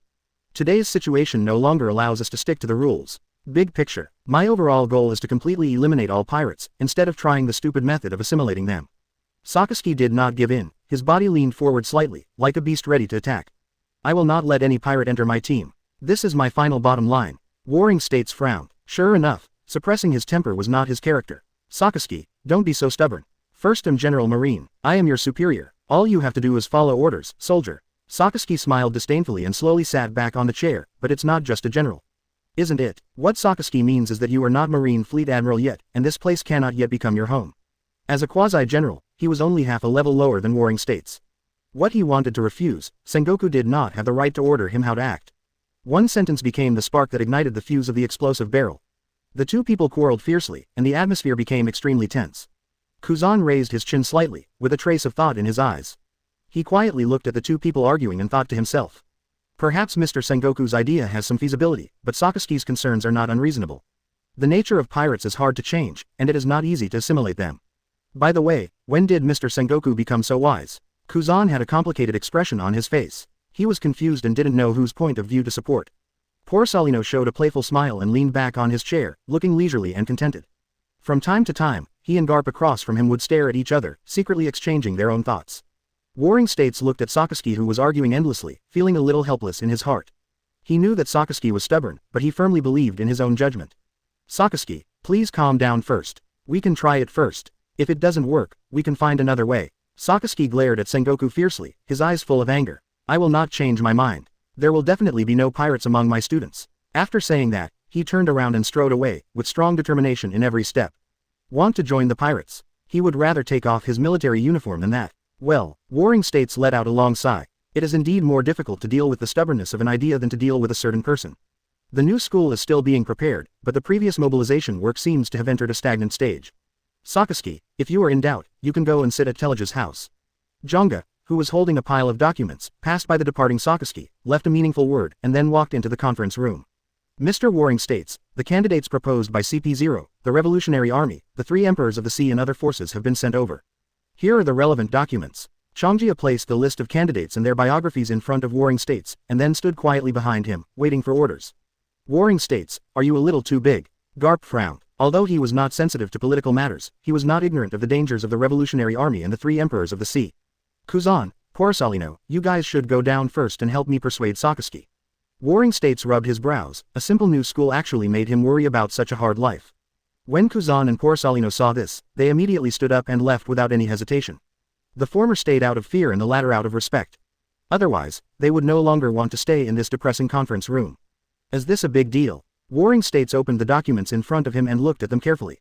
But why is it that what I see is enough hope to calm this sea for 10 years? Chapter 180 Luffy fights the tiger. Warring States sat at his desk, frowning slightly, holding the document sent by Changjia in his hand. Garp, look at this. He lightly wiped his glasses, and then handed the top document to Garp, who was chewing senbei next to him. His name is Rob Lucci. He is called by those guys, CP9, the most powerful and ruthless killing weapon in history. It can also be said that he is the strongest person in Judiciary Island CP9 for 800 years. Warring States said with a hint of seriousness in his tone. I've heard of this guy. Garp took the document and quickly scanned it with his eyes fluctuated slightly, and his tone was obviously solemn. 7 years ago, when he was 13 years old, he single-handedly killed 500 soldiers of a certain kingdom who were captured by pirates. His methods were extremely cruel and he was a representative figure of dark justice. Garp narrowed his eyes slightly and recalled the rumors about Lucci. After saying that, Garp threw the document back casually, with a questioning look on his face. Is it really okay to absorb such a guy into the new school? Garp was a little worried. He didn't know what kind of impact such a ruthless killing weapon would have if he entered the new school. Warring States looked at the second document in his hand, with a helpless smile on his face, and sneered. No matter what, he is also our partner in the same camp, so he is better than these guys. As Warring States spoke, he scattered the documents on the floor. He did think things simply. Those famous pirates and the people who were sent here were not good people. Warring States sighed, stood up, walked to the window, and looked at the sea outside. Fortunately, the 4 teachers in the first class of the new school all have unrivaled strength. It is not difficult to suppress them. I hope so, but these guys are not easy to deal with. Your assimilation plan may fail. Garp took a bite of senbei and muttered with an indifferent expression. Anyway, he is alone, and he has nothing to do with these things that need to be worried about. East Daxia Sea, Windmill Village. Shaolin, I want to eat that. In a dense jungle, little Luffy jumped excitedly. Pointing at a striking white-fronted tiger resting in the distance, his eyes were full of longing, and the saliva from the corner of his mouth could not stop flowing all over the floor. Lucario beside him was sitting on the ground. When he heard Luffy's call, he slowly opened his eyes. It looked at its little master helplessly, muttering to itself. What on earth gave the little master such an illusion that I still have the strength to fight? Lucario turned his head and pointed at the prey that had piled up into a hill behind Luffy, his eyes seeming to ask. Little master, are you sure you can eat so much? For some unknown reason, Luffy could always understand what Lucario was trying to express. However, at this time, Luffy obviously did not see that Lucario's physical strength had been exhausted to the limit. He slapped Lucario's arm unceremoniously and said loudly, a big pirate ship will come back today, Shanks and the others are very good at eating. Luffy's face was filled with anticipation, as if he had already seen the scene of Shanks, the others, and Yuta feasting. Ouch! Lucario lowered his head, his eyes full of helplessness. It knew that it could not refuse its little master's request. Therefore, it resignedly mobilized the power of the wave guide in its body again, preparing to use its proud trick again, the wave missile. Lucario held up his body, concentrated the power of the wave guide in his palms, and pushed out the wave missile with all his strength. The ball of blue energy shot towards the tiger in the distance like lightning. However, due to Lucario's severe physical exhaustion, the power of the wave missile was greatly reduced, and it only injured the tiger. Roar! The injured tiger was instantly irritated and roared deafeningly. With a fierce glint in his eyes, he rushed towards Luffy and Lucario. Lucario saw this and stood up without hesitation, wanting to protect Luffy. But as soon as it took a step, its body began to sway as its physical strength reached its limit, and it finally fell heavily to the ground. Luffy looked at the charging tiger and was dumbfounded. The tiger opened its huge mouth, as if it could swallow the whole world in one mouthful.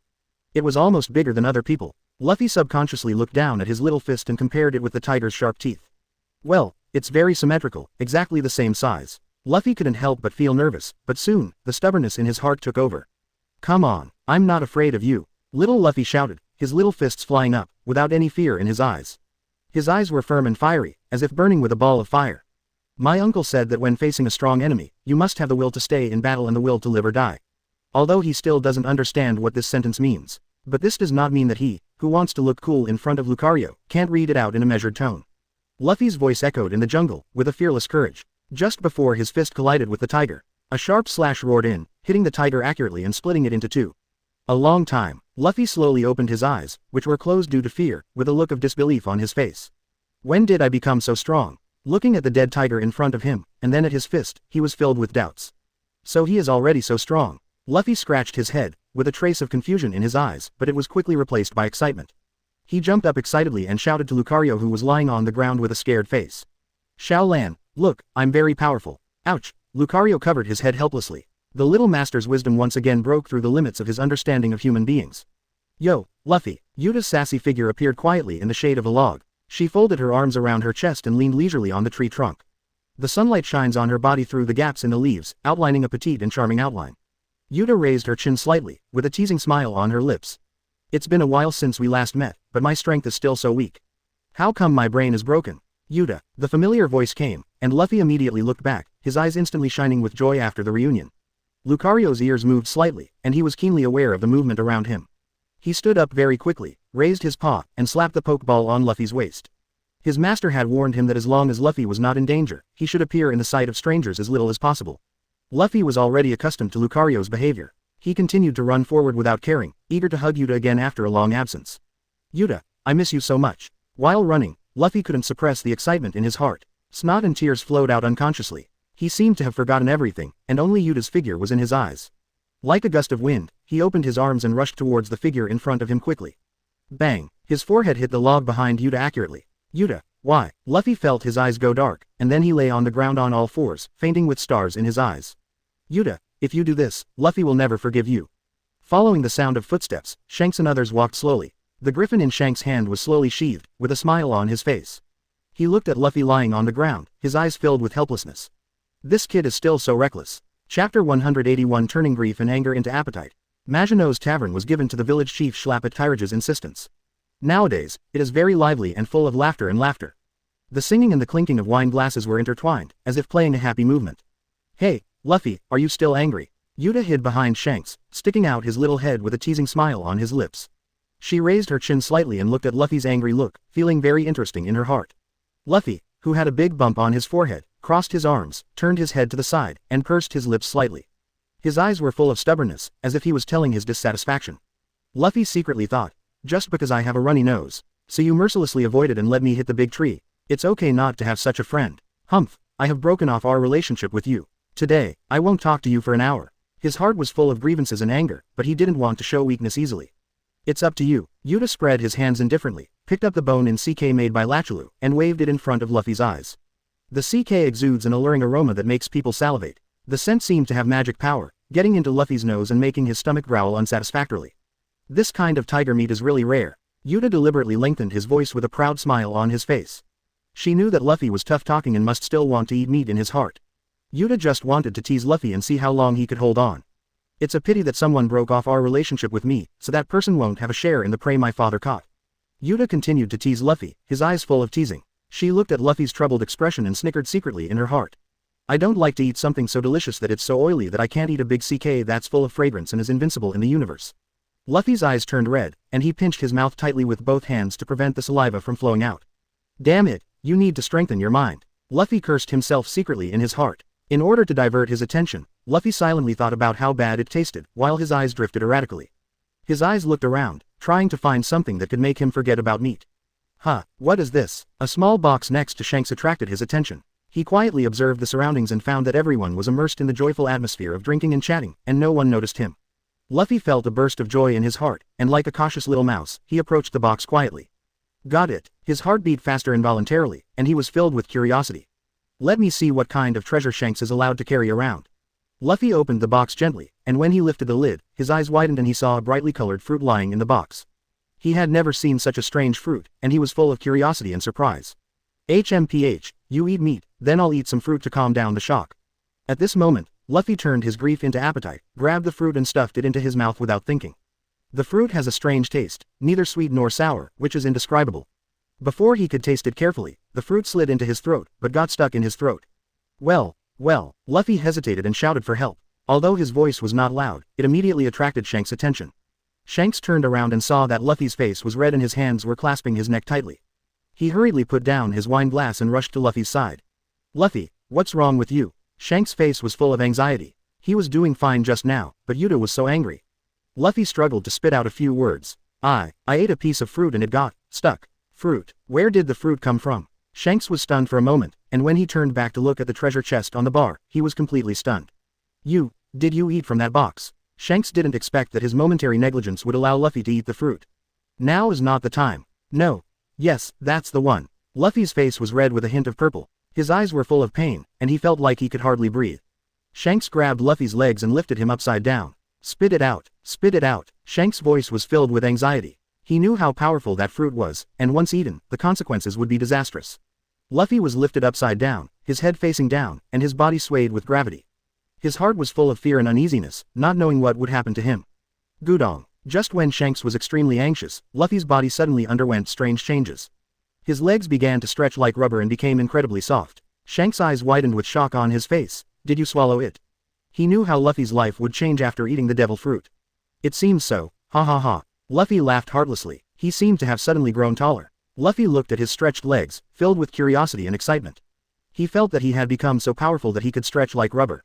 Shanks punched Luffy in the head while laughing. Do you know what you ate? Those who eat devil fruits will never be able to swim again. Shanks' face was very serious. He looked at Luffy, hoping that he would understand the seriousness of the matter. Others in the tavern were also stunned by this sudden scene. The CK in Yuta's hand fell to the ground with a snap.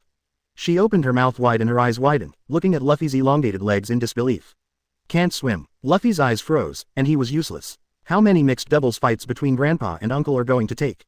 Malinvando. Dark Hound. Sasuke roared angrily and swung his right arm forward. Magma-like hot energy spurted out instantly and turned into a huge magma fist, blasting towards Talog with thunderous momentum. Opposite, Tyrage looked indifferent, raised his hands gently, and a space barrier shining with dazzling light instantly unfolded. The barrier was like an indestructible fortress, easily blocking Sasuke's powerful, Dark Hound. The fist of magma hit the barrier, bursting out with brilliant sparks, but it was unable to break through the line of defense. Stop it, you've tried it many times. Without the use of domineering power, the fruit ability alone cannot break through my space barrier. Tyrage's outstretched palm slowly came together, and the space barrier around him instantly shattered. When it shattered, it also took away the magma energy released by Sasuke. The fighting ceased, and calm returned to the martial arts arena. Telig, what do you think of the old man from the Warring States period and the introduction of pirates to the new school? Sasuke also released his fighting form, and the magma around him disappeared. Talage threw a cigar over, lit one himself, and took a deep puff. He glanced at Sasuke meaningfully and spread his hands helplessly. Just sit and watch. How else can I watch? You, a quasi-general, can't refuse something. How can I, a small lieutenant general, have any say? Chapter 182. Who is the most pitiful person? Sasuke frowned tightly, the dissatisfaction in his eyes as strong as a volcano about to erupt. His eyes pierced Talog like a sharp sword, his tone full of reproach and disappointment. This matter is very important. How can it be so indifferent? If you also have this casual attitude, then I can only do things in my own way. Sasuke kept thinking about the reason why he came here in his mind. If he hadn't believed those lies told by Chongjia, how could he have come here? If you don't come here, how can you? His eyes couldn't help but stare closely at Talag's bulging waistband, with complex emotions in his eyes. There was the meeting gift he brought, a small box of special-grade cigars, which were rare items that he could not bear to smoke on weekdays. Just as Sasuke's inner thoughts were surging, Tyrage seemed particularly calm. Click. After understanding Sasuke's eyes, he immediately snapped his fingers, and a tiny space crack appeared in front of him. The crack doesn't look big, but it's more than enough to fit the small box of cigars in the pocket. Don't you know that there is no perfect road for anyone? As long as he wants to walk, the road is at his feet. What's been put into my pocket, do you still want to take it back? Think of beauty. All this happened so suddenly that Sasuke was stunned for a moment. Tyrage looked at the crater that seemed to be erupting at any time, and his expression suddenly became more serious. He cleared his throat hurriedly, spread his hands and said, as for introducing pirates to the new school, in my opinion, it really doesn't matter. As soon as he said this, Sasuke's face darkened instantly, and he thought to himself, this gift is indeed a bit redundant. However, Tyrage didn't seem to see the angry look on Sasuke's eyes, and his tone was as calm as if he was talking about today's weather, and continued. I know you're anxious, but don't be anxious yet. If you compare the new school that is about to be established to Impel under the care of Magellan, I wonder if it can change your mind. A trace of cunning flashed in Tyrage's eyes. Sakazuki was stunned for a moment, and then his eyes lit up. The buttocks that were sitting on the chair could no longer sit still, and stood up all of a sudden. What do you mean? Tyrage did not answer immediately, but gave him a meaningful look. Sakazuki looked at that look, his heart moved, and he instantly understood what he meant. The two looked at each other and laughed loudly, as if everything was unspoken. At this time, the anger in Sakazuki's heart had long since dissipated, replaced by anticipation and excitement for the new school. What Chongjia said was indeed true. He was the one who got into trouble. Since the new school is a new prison, it should be normal for several people to die due to food poisoning in this new prison, right? Tyrage, on the other hand, looked at Sakazuki quietly, with the corners of his mouth slightly raised, revealing an imperceptible smile. He didn't say anything, he just relied on how high his personal consciousness was. Half a month later, on the island near Malinvando, a majestic marine fortress rises from the ground. This fortress was selected as the site for the new school. Under the sunlight, the solid walls shone with a cold light, as if announcing its majesty and solemnity to the world. At this time, the entrance to the base was bustling with activity, like a grand market. The sounds of people talking, footsteps and occasional laughter intertwined to create a noisy and energetic atmosphere. Just because today is the official opening day of the new school, all the lucky ones who got the places gathered here from all directions. At the entrance, the marine soldiers responsible for checking identities had serious expressions and performed their tasks meticulously. Everyone who comes to register must be carefully checked to ensure that their identity is correct before they can enter. A large martial arts arena inside the fortress. On the high platform that was built, Tyrage was dressed in casual clothes and lying lazily on an exquisite lounge chair. He squinted his eyes slightly, with a bored look on his face. Tyrage's eyes slowly moved forward, looking at the three guys standing side by side with solemn expressions, and the corners of his mouth couldn't help but twitch slightly. His heart was full of helplessness and confusion. Before setting off, these guys all showed indifference to the new school. Kuzan and Porcelino even walked into the fortress with him in shorts, looking relaxed and casual, as if they were just passers-by. But who could have imagined that in the blink of an eye, these guys would all change into straight formal clothes as if by magic? Are you Spider-Man? Shunin couldn't help but curse in his heart. These guys are too unreliable. Just now he looked carefree, but now he suddenly became so serious. What the hell is going on? Do you want me to be embarrassed here alone? The more he thought about it, the more depressed he became, feeling as if he had been deliberately teased by them. Looking at the casual clothes he wore that were incompatible with theirs, Tyrage felt uncomfortable all over, as if he had become an alien. Little Terra, didn't Mr. Sengoku inform you? Kuzan took advantage of the gap where more students were gathering in a steady stream, slowly turned around and looked at the indignant Talog who was sitting on the couch. The new school will hold a martial arts competition every year. It is a competition between the students under our 4 instructors. Kuzan paused slightly and then said, the reward for the first place in the competition is an increase in military rank, with the upper limit being a general. The penalty for the last place is a demotion, with the lower limit being. Having said this, Kuzan sighed helplessly. There is no lower limit, and the lowest level is as low as a private soldier. There was a look of solemnity on his face, which was why even though he was as lazy as he was, he paid so much attention to it. This also means that attending in uniform can attract the attention of students with outstanding talents. Although we have the right to recruit students independently, these students also have the right to reject and select us, so you know. It took more than 10 years of hard work to reach this position. Although Kuzan didn't think much of it, he would be extremely unwilling to be fed off so easily. Why the hell didn't I receive the notification? Like a cat whose tail had been stepped on, Talog suddenly jumped up from the recliner. His eyes were wide open, his face full of disbelief. No wonder even Porcelino, who has always been unreliable, was able to attend the ceremony on time. It turned out that there were so many things he didn't know. Kuzan shook the black phone in his hand and looked at him with surprise. Special line phone bug, didn't the information department give it to you? Tyrage looked stunned, and the expression on his face instantly became extremely rich. An idea flashed through his mind like lightning. Suddenly he remembered that a few years ago, when he left the Marine headquarters, he took away hundreds of precious phone bugs from the information department. Not long after that, Warring States personally issued a notice, completely blacklisting him in the information department and financial department. Chapter 183 The dispute begins. Boom boom boom. Following a deafening blast of hundreds of cannons, the strong roar seemed to tear the sky apart. This roar means that all students selected for the new school have been registered. At this time, many students gathered in this large martial arts arena, the crowd surged, and the noises came and went. Young Jack was at the front of the crowd, and his tall and strong body stood out in the eyes of the people around him. The bronzed skin shone with a metallic luster in the sun, and the bulging muscles were full of strength. Jack narrowed his eyes slightly and stared at the figure on the high platform, muttering to himself. Are these the 3 monsters that defeated Boss Kaido? HMPH, it doesn't look like much. I really want to get close and test their strength. Jack's hands trembled slightly with excitement, and the fighting instinct surged crazily in his body. But when he thought about his mission, especially when he completed the mission and could be on an equal footing with Brother Jin and become the boss of Kaido, Jack decisively suppressed his impulsive thoughts. No one can stand in front of Yijia, why don't you get out of the way, you ugly guy? Not far behind Jack, Empress Boya Hancock raised her chin slightly, her delicate face beautiful and noble. Her eyes were full of contempt and impatience, as if Jack in front of her was just an insignificant ant. The graceful figure sways gently in the breeze, exuding a powerful aura that makes people afraid to approach. Who dares to say that to lousy, hang up? Jack turned around with an angry face, raised his fist and was about to smash it down. The huge fist was like a hard boulder, with the sound of whistling wind. But when he saw the appearance of the woman in front of him clearly, he was so shocked that he bit his tongue. His eyes widened instantly, full of shock and amazement. Hancock's beauty was like a storm, instantly blowing away his anger. Rude fellow, who allowed you to look at the Eye family? Hancock's face was as cold as frost, and his icy expression seemed to freeze the air. She raised her jade hand and gently touched her delicate lips with her fingers, which instantly transformed into a huge pink heart. Hancock's hands were like drawing a bow, and he shot out the huge pink heart like an arrow. Captive's arrow. Hancock's voice was clear and loud. Turn into stone, then go and repent slowly. Her eyes were determined, as if she was pronouncing Jack's fate. The pink light streaked through the air like lightning, with deadly beauty, and shot towards Jack at high speed. Boya Hancock, Marine's new school is not a place where you can be arrogant. On the high platform, Sakaski, who had always remained silent, finally reacted. The anger in Sakaski's heart has been suppressed for a long time. Who can understand the frustration he feels when he can only watch a group of pirates below but cannot take action? As a Marine quasi-admiral, he faced these pirates who were easy to kill. But because of various regulations, he couldn't take action easily, which made him feel extremely depressed and helpless. Well now, that ridiculously beautiful woman took the lead in breaking the rule of not using force here. Sakaski seemed to have found an outlet to vent, and the anger in his heart was instantly ignited. Meteor Volcano, which was enough to encompass the entire martial arts arena, was instantly beaten out by him. Sakaski had a sick smile on his face that he had been holding back for a long time. There was both the excitement of venting his anger and a hint of madness in that smile.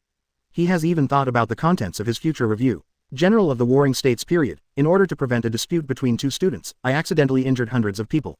Isn't that excessive? Sakaski was secretly proud in his heart. He felt that he had found a perfect excuse. It's so scary, Sakaski. Poor Salino curled his lips and stood there with an indifferent look. There are many colleagues down there. His lazy expression seemed to be uninterested in everything in front of him. Poor Salino knew in his heart that someone would take action to stop Sakaski's impulse. He didn't want to be thankless at this time, so he might as well stand aside and watch the fun. Ice Age. Sure enough, Kuzan, who couldn't stand Sakaski's indiscriminate attack again, rushed out immediately. Kuzan's figure was like a bolt of lightning, instantly arriving at the center of the martial arts field. He pushed forward with both hands, and a powerful cold air surged out instantly, freezing Sakaski's meteor volcano. Sakaski, if you want to decide the outcome with me now. Kuzan's face was ashen, his eyes were like two masses of burning ice, and there was an icy chill everywhere around him. His voice was low and powerful, with suppressed anger. Then come on, I will accompany you to the end. It's like this again. Sakaski always carries out meaningless and indiscriminate killings in order to achieve various goals. Kuzan. Seeing that his attack was blocked, Sakaski's face looked very ugly. He gritted his teeth and his eyes flashed with anger. He suddenly felt that Tillage was wrong. This prison was very different from Impel. At least in Impel, no one can stop him from killing people. But here, Kuzan is always against him. One of them was on the high platform, and the other was in the martial arts arena. One was high and the other was low, staring at each other from a long distance apart. Those eyes seemed to be able to penetrate the air and create fierce sparks. They exude a powerful aura that makes people shudder, and they may take action at any time. Did that guy just want to kill us? One student said in horror, his voice trembling and his face full of fear. Well, it seems so. Another student echoed, his eyes full of panic. Didn't you say that this is Marine's newly established military school? Why is life still in danger? A Marine major looked puzzled. There may be life-threatening dangers, but I don't want this to be brought to us by our future teachers. The students were talking one after another. Sakaski's impulsive behavior caused panic among most people, making the already chaotic martial arts field even more unbearable. What's more, taking advantage of the chaos, a large-scale indiscriminate massacre began in the martial arts arena, doing what Sakaski wanted to do but failed to do. From this point of view, the Warring States period's idea that each instructor would lead 100 students was aborted before it even started. As expected of Mr. Garp's son, he can fall asleep in such a chaotic place, tisk tisk. Poor Salino looked at Talag, who started to mess up after a disagreement, and his heart was filled with helplessness. There was a teasing smile on his face, but there was a trace of doubt in his eyes. Since when did this little guy start to fish better than me? I can hear it, Tyrage said in a low voice. His eyes opened slightly, and there was a trace of dissatisfaction in his eyes. Poor Salino looked startled. I'm not asleep, why don't you take care of me? Tyrage slowly opened his eyes and looked at him with a meaningful look.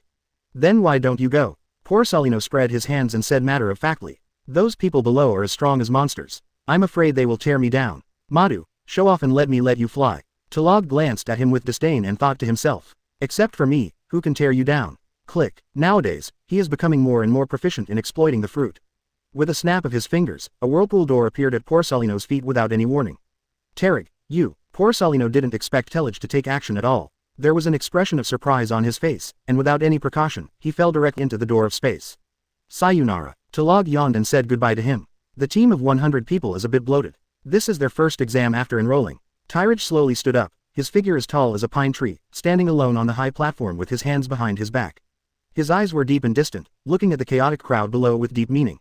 Only those who can survive are qualified to receive my education. In addition, Tyrage's eyes suddenly glanced at a figure hiding in the corner of the martial arts arena, and a faint smile appeared on the corner of his mouth.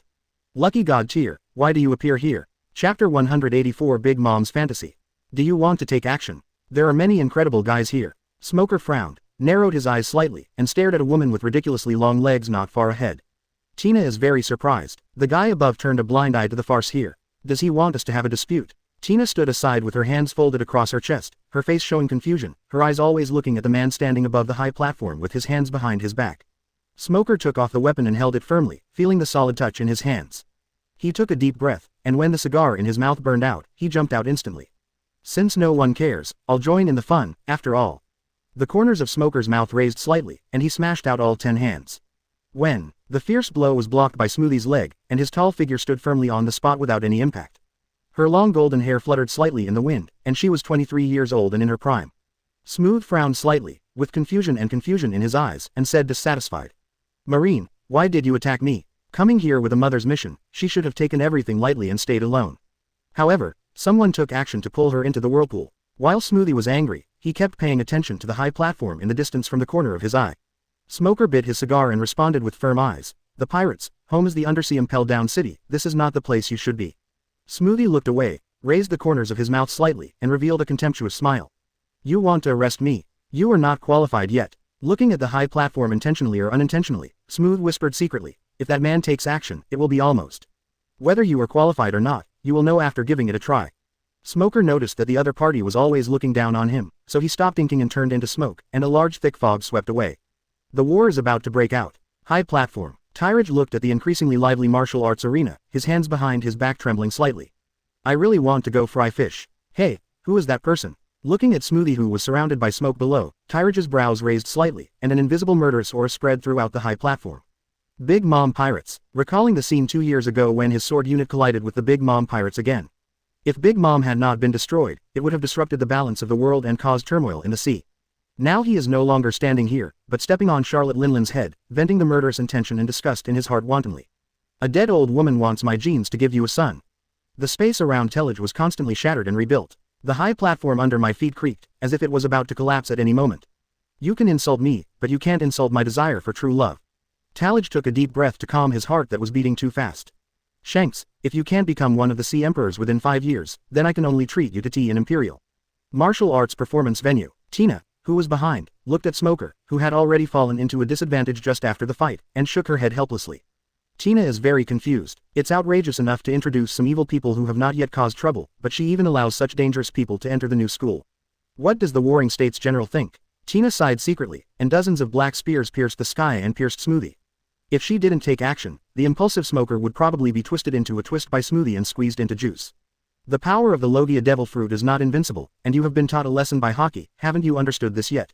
Tina's wrists are equipped with powerful arm domineering energy, ever since the man told her that only domineering power can override everything.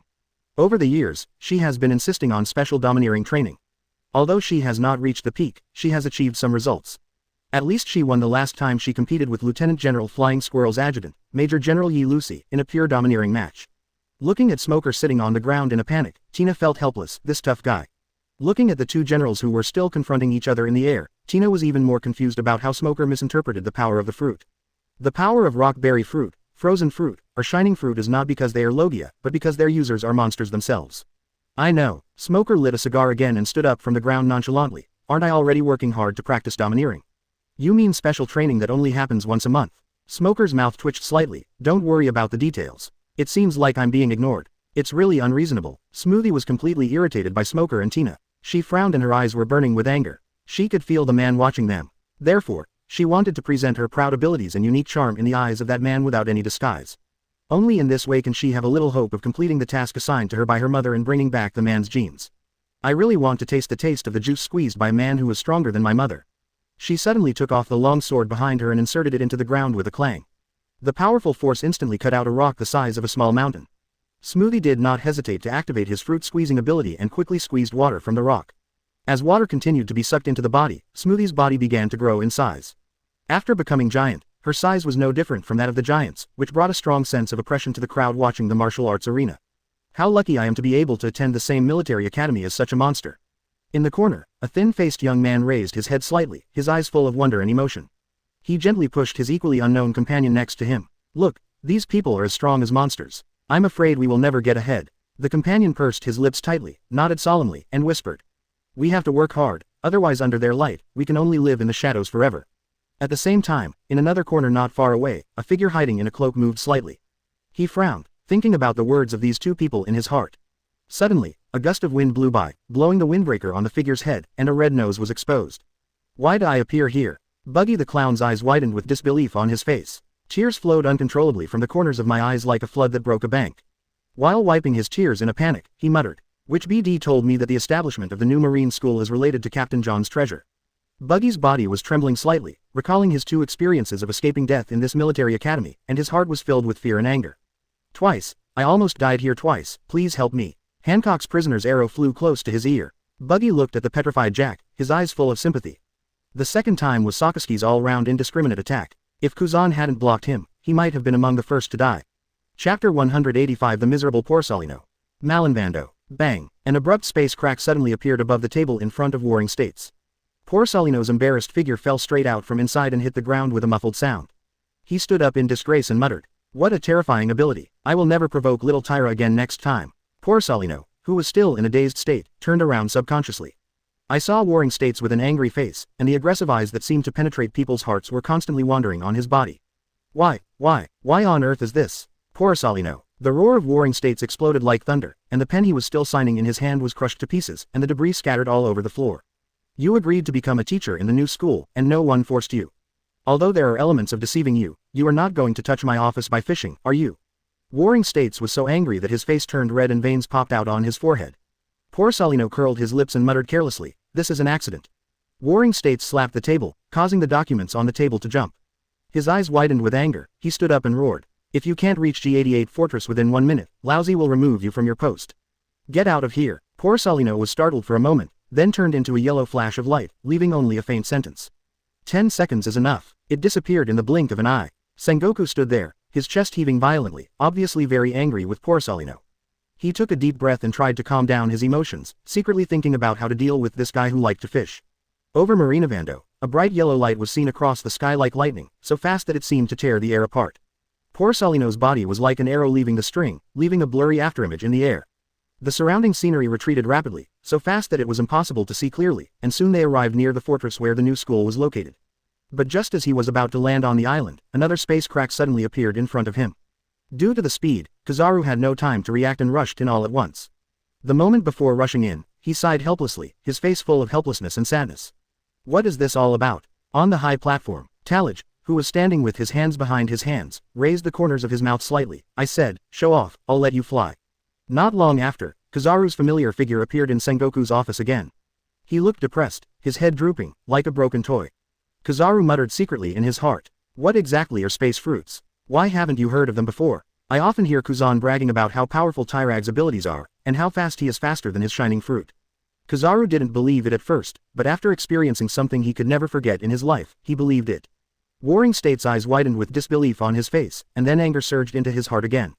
Porcelino, what the hell are you doing? Warring States roared, his voice shaking the office windows slightly. Kizaru shrugged helplessly, spread his hands and said, Mr. Warring States, this matter really has nothing to do with me, Ty. Just as he was about to explain the reason, he was ruthlessly interrupted by Warring States. I don't want to hear your explanation. Go to G88 Fortress again. If something happens again this time, you will be imprisoned. Kizaru grimaced and responded slowly. Okay, if you say so. He turned into yellow flash again and disappeared into the office. But this time it was even more extreme. Hundreds of cracks suddenly appeared near Malinvando, and a strange light flickered, as if it was going to swallow everything. Kizaru's eyes widened, his facial expressions were colorful, and emotions such as surprise, helplessness, and depression were intertwined. This is too exaggerated. He secretly cried out in his heart. After a while, Kizaru gritted his teeth and walked in resolutely with the momentum of a strong man who would never return. Not long after, Kizaru appeared in Sengoku's office again. This time, Warring States couldn't bear it anymore, so he transformed into a giant Buddha and slapped him with a huge palm with the sound of howling wind. Kizaru was photographed and rolled several times in the air before he stabilized his body. He looked aggrieved, but he didn't dare to say anything, so he turned into a ray of light and rushed out again without believing in evil. This time, Kizaru was smarter. He was wrapped with powerful armed haki from head to toe, and his speed was increased to the limit that he could reach. He didn't believe it. How could Tyrage's abilities be so evil that he couldn't even resist? However, fate seemed to be playing tricks on him. With a sound of space vibration, the entire sea mile around Porcelino was directly hollowed out by the crack, forming a complete and huge space gate. The next moment, he appeared in Sengoku's office again. The two people looked at each other with big eyes and small eyes, and they went back and forth many times. The Warring States period also became Buddhist. He pointed to the door, but didn't say a word. Kizaru opened his mouth, wanting to tell him his grievances, but seeing Sengoku's expression, he swallowed his words back. He silently pushed open the office door. He didn't bother to fly this time. Anyway, no matter where he went, space cracks always followed him. Sure enough, before Kizaru had taken a few steps, the crack that had already frightened him appeared again. To log, wo nendai, Kizaru looked at the two space gates in front of him that were completely different from before. He made up his mind to let his son call him grandpa in the future. Two cracks, one is an ordinary dark space door, the other is a, please, gesture composed of countless space fragments. Looking at this gesture that seemed to be mocking him, Kizaru walked in expressionlessly. Warring States sat at his desk with his brows furrowed. It seemed that Tyrage's fruit ability was stronger than what he described. There is a chair there. You are allowed to fish openly today. Go ahead. Sengoku thought several times to comfort Kizaru, who finally had other expressions on his face, and finally chose the one he thought was most suitable. Yes, Porcelino responded with a low voice, sighed, and sat back on the chair. Why is it that things that should make me happy in normal times now make me feel nothing but depressed? Fortress, high platform. There is a spatial mirror condensed in front of Tyrage, and the picture played on it is the Warring States office where Kizaru is located. Have you finally stopped trying? A few strands of hair in front of his forehead were fluttering in the wind, and he frowned slightly, with a look of tiredness on his face. Use the positioning space fragments to lock the location of Kizaru first. Opening a space gate at a long distance, although it looks very strong, does not have any lethality. Tyrage shook his head slightly, with a helpless smile on his lips. He leaned lazily on the lounge chair, relaxing slightly. Besides, the energy consumption is not as high as usual. Tyrage sighed softly, with a trace of thought flashing in his eyes. Although his abilities are powerful, at present, apart from developing long-distance teleportation. As for the application of strength, we are still in a state of confusion, and there is still a long way to go. 6SF. Chapter 186 The Old Conspirator. Sakazuki and Kuzan did not fight in the end. The two of them stood proudly on the high platform, with angry expressions on their faces. Sakazuki frowned tightly, as if two sharp swords were thrust upside down, and the anger in his eyes was still burning. Kuzan's face was indifferent, the corners of his mouth were slightly raised, and the disdain was blowing gently like a breeze. Only occasionally he glanced at Sakazuki with a hint of complicated emotions that was difficult to detect. Tyrage stretched out greatly, his face full of boredom. He shook his head helplessly, opened his mouth slightly, and let out a long sigh. You all understand the importance of this place. Who are you going to show this fight to that is obviously impossible to fight? Tyrage's eyes glanced back and forth between Sakazuki and Kuzan, his heart filled with doubts. The G88 fortress, where the new school is located, was built by Sengoku and others with great pains after obtaining the consent of the fleet admiral. No one is allowed to carry out large-scale destruction here, which is why Tyrage and Porcelino did not stop the two from fighting. Sakazuki and Kuzan looked at each other with deep meaning in their eyes. Sakazuki narrowed his eyes slightly and took a deep breath, which seemed to suck all the surrounding air into his lungs. Then he slowly exhaled the smoke, and the smoke curled up. His expression returned to calm, and his anger completely disappeared. Who knows? Sakazuki said in a low voice, with the corners of his mouth raised slightly, as if he was hiding some ulterior secret. Kuzan also returned to his usual laziness. He walked slowly to Tyrage and sat down, squeezing in as hard as he could. He glanced at Sakazuki with disdain, his eyes shooting towards him like sharp arrows. Who else can he show it to? Open your eyes wide and see the way those colleagues below look at him. There was a hint of sarcasm in Kuzan's tone, and he seemed to be disapproving of Sakazuki's behavior. There is only one general position, but the students below are divided into three camps: marine, pirates and civilians. Kuzan said slowly, a trace of thought flashed in his eyes. Although I can't stand his cruelty and his character of hurting innocent people, it is undeniable that a man like him is more recognized by our marine soldiers. There was a hint of helplessness in Kuzan's tone. He seemed to be dissatisfied with this reality, but he had to admit it. Performing a fight that is impossible to fight in the first place can gain the military's support. This guy is an old conspirator. Tyrage was stunned, his eyes widened with shock. He stared at the two guys in front of him, as if he wanted to see through them. No, brother and you have a heart-to-heart relationship, and you are playing tricks with your brother. His hands were clenched tightly, his body was trembling slightly, and the anger in his heart was like a volcano about to erupt. Then why are you cooperating with him? Tyrage grabbed Kuzan's collar and glared at his big brother. He was still pretending to be a master, standing on the high platform. The clouds were calm and the wind was gentle, scolding Fang Shu. Looking back, I saw that everyone around me had their own hidden agendas and picked the peaches in dirty ways. Kuzan looked stunned and did not explain. He was afraid of irritating his younger brother. He lowered his head slightly and avoided Talag's gaze, feeling helpless in his heart. On the side, Sakazuki looked at the odd and passionate eyes of his fellow Marines on the martial arts field, and nodded secretly. He knew that his goal was achieved. The corners of his mouth raised slightly, revealing a proud smile. After giving Kuzan a meaningful look in return, Sakazuki turned back to look at Tyrage. There is only one reward for the first place. My strength will gain military morale, while his protection will take away public opinion. Everyone gets what they need. Mad, when you say this, why am I becoming more and more like a clown?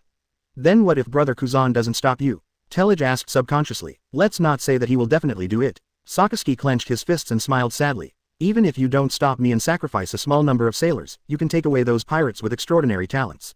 No matter how I calculate this deal, he won't lose. There was a calculating light in Sakazuki's eyes, as if everything was under his control. Right, Kuzan. HMPH, it's our Marine's misfortune that a guy like you can reach the position of Associate General. Kuzan had a look of disdain on his face. He leaned back on his chair and closed his eyes, as if he was not interested in anything. You two, stay away from me from now on. Tyrage silently interjected. From this moment on, he had a new understanding of these two guys. Fortunately, there is still the pirate camp to choose from below, and Tyrage did not lose too completely. After all, he has never forgotten his promise to move his headquarters to the East Daxia Sea when he was promoted to Fleet Admiral. But in this case, poor Solino, who was exiled by him, is the biggest loser. Forget it, everyone sweeps the snow in front of their own door and doesn't care about the frost on other people's tiles. Thinking of this, Tyrage suddenly became enlightened. He looked back at Smoker and the others who were still fighting. After careful consideration, he suddenly shouted, Charlotte Smoothie, defeat them and I will make you the class president. How about recruiting talents? Who can't do such a simple thing? As long as I make a small move, it is already the limit of this technology. Kuzan and Sakazuki looked at each other and spread their hands helplessly. Why do you always feel like something is missing? Kuzan frowned and looked around on the high platform. I feel the same way. The same is true for Sakazuki. I always feel like there is a missing voice here. Malinvando, Warring State's office. Ah, sneeze. Kizaru, who was reading the newspaper leisurely, sneezed hard. Who missed me? He scratched his head in confusion, and then tasted the tea made by Warring States himself. Bah, there's so much foam in the tea, isn't there any Bilawachan? He was used to drinking tea from Talage's house, and he began to dislike it. Hearing this, Zongguo's face darkened. I let you fish in an open and honest manner, but why are you so picky? What's wrong with too much tea foam? If there's a lot of foam, can't you blow it on? A martial arts arena, that guy, Smoker, who was in dire straits, dodged Smoothie's blow in a panic. He raised his head and stared fiercely at the high platform. As a student of Teacher Zephyr, you just don't want to help me, but you still irritate the other person. After Tina waved hundreds of black lights, she temporarily left the battlefield, panting slightly. Be careful, the other side is holding a big one, and it has absorbed a lot of water. She had just been fighting in close combat with Smoothie. She was so focused that she didn't hear any sounds from the outside world. Half of Smoker's body instantly turned into smoke, with a determined look on his face. I'm going to take her blow, and you find an opportunity to support me. Before Tina could refuse, Smoker's figure rushed forward. He waved out a large cloud of smoke with both hands, sweeping towards the giant Smoothie ahead. White spray. Tina covered her face. I haven't agreed yet, why is this guy so impulsive? But now it's too late to stop him, so Tina has no choice but to use her fruit power to provide Smoker with long-distance fire support. Chapter 187 Hancock's Jealousy. In the martial arts arena, the atmosphere was tense and intense, as if the air was frozen by this tense atmosphere. Smoothie stood there, her tall body like a majestic hill, her eyes flashing with excitement and expectation. I did it. I succeeded in getting that man's attention. Smoothie was secretly happy, and the corners of his mouth slightly raised, revealing a confident smile. Although I don't know what position the squad leader holds, at least the man remembered his name. One step closer to taking away his genes. However, reality quickly pulled her back. Smoker's attack came like a violent storm, and white smoke instantly covered her sight. Smoothie was shocked and immediately came to his senses. Her eyes became sharp, and she grasped the hilt of the sword tightly with both hands, preparing to meet Smoker's attack. HMPH, it's time to deal with you. Smoothie roared angrily, and all his energy exploded instantly. For the ultimate goal, her fruit power began to operate at full capacity. The water squeezed out from the surroundings quickly gathered towards her as if attracted by a magnet. Her body seemed to have turned into a huge sponge, constantly absorbing water. With the continuous influx of water, Smoothie's strength is also increasing. Take the move, Smoothie shouted loudly and raised the long sword in his hand high. Her body squatted slightly, and then jumped up suddenly, like a ferocious cheetah pounced on its prey. Water storage slash. The hands holding the sword swung violently, turning all the water absorbed into a raging water accumulated slash. Powerful waves of water bombs poured out like a storm, piercing the sky and attacking the large white mist ahead with astonishing power. Smoothie's eyes were full of confidence, and she believed that this blow was enough to defeat Smoker. Smoker couldn't help but feel nervous as he looked at the hundreds of water-slashing waves coming towards him.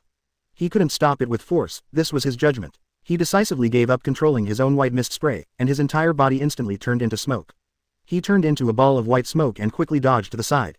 However, Smoothie's slashing wave was extremely fast. Although Smoker tried his best to dodge, there were too many slashing waves. His armament, color and domineering skills are not very mature, let alone his knowledge and skills. Facing Smoothie's domineering water slash, he was still hit head-on after being atomized. I can't lose, Smoker roared in his heart, his eyes shining with unyielding light. After Smoothie made this slash, his body returned to its original size. Smoker knows very well that this is her vacuum period. As long as he resists these slashes and attacks Smoothie before she squeezes out the water again, he is very likely to win this duel.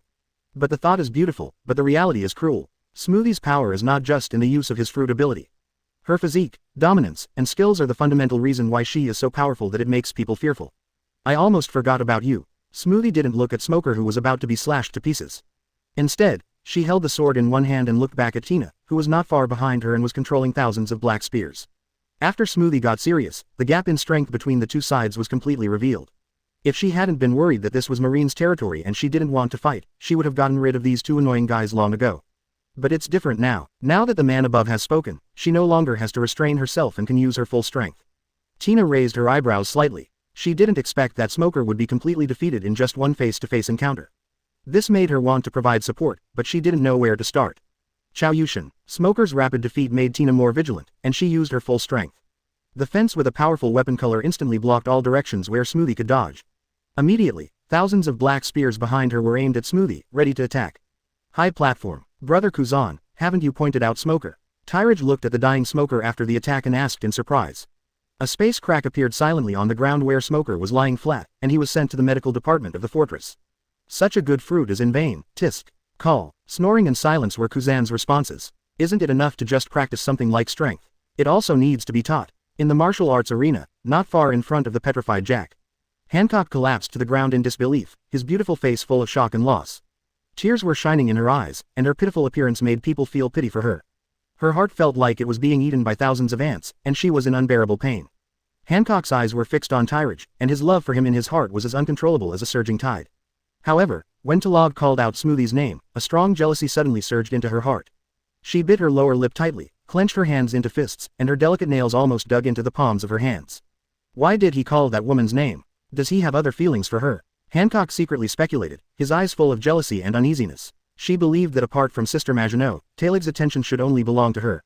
But now he has set his sights on someone else, which she can't bear. Her beautiful eyes were flashing with pain and struggle. She tried to calm down, but the jealousy in her heart grew stronger and stronger. She stood up, her graceful body trembling slightly. She wanted to rush up and ask Talog why he called Smoothie's name. But she was also afraid that this would offend Talog and that this man would never be seen again in her world. Hey, mother-in-law, I seem to be seriously ill with lovesickness. Reason ultimately failed to defeat emotion. The anger in Hancock's heart erupted like a volcano. Her eyes became sharper, as if she wanted to see through Smoothie, who was holding a sword in one hand. She looked at Smoothie's figure on the battlefield, and her heart was full of hostility. That woman dared to take away his attention from me. I want to kill her. Hancock roared in her heart. She clenched her hands into fists, and dug her nails deeply into her palms without feeling the pain. Hancock moved his feet and rushed towards Smoothie like lightning. Her long hair was flying in the wind, like angry flames. Everyone around was startled by Hancock's sudden behavior. They were surprised to see the usually cold and noble queen acting like an angry lion. Hancock has only one thought in his mind, and that is to kill Smoothie. She wanted this woman to disappear from Telige's world and let Telige's eyes return to her. In the process of rushing towards Smoothie, Hancock exuded a powerful aura, and her conqueror's domineering spirit was involuntarily released. The strong sense of oppression made it difficult for everyone around him to breathe. Smoothie was concentrating on preparing to deal with Tina's attack, when he suddenly felt a powerful killing intent coming. She turned around and saw Hancock rushing towards her with an angry face. Smooth frowned slightly, secretly complaining. Where did this crazy woman come from? Smoothie cursed in her heart, but she did not dare to underestimate Hancock's attack. Even she would rather bear Tina's black spear formation with her body than take Hancock's angry blow. Chapter 188. No one can ignore the charm of my concubine. In the martial arts arena, the smoke of the battle has not completely dissipated, and a tense and chaotic atmosphere still envelopes the entire venue. Kuzan, who was kicked off the couch by Tyrage, sat lazily aside, looking careless as if he didn't care about everything around him. However, his eyes were always playfully scanning the two women fighting together below, with a hint of amusement in his eyes. "Ah la la, boy Hancock." Kuzan lengthened his voice, with a hint of ridicule in his tone. The corners of his mouth raised slightly, revealing a faint smile. "Little Tyra, is it because of this woman that you are often kicked out of the house by Maginot?" Sakaski on the side had a straight face from beginning to end. Although he didn't show any obvious reaction, the slight movement of his ears betrayed his inner curiosity. 8 men are young until death, 8 trigrams and so on, he really likes it. Tyrage, who was sitting on the recliner, had a dark expression on his face. "What the hell, why don't you open a certain pot and pick up a certain pot? You have nothing to say, right?" He gave Kuzan a hard look that seemed to say, "Can't you just be quiet?" Recalling what happened before, Tyrage felt helpless. Not to mention the friendship that existed 6 years ago, Hancock came to his wedding with a boatload of gifts, so he couldn't kick him out, right?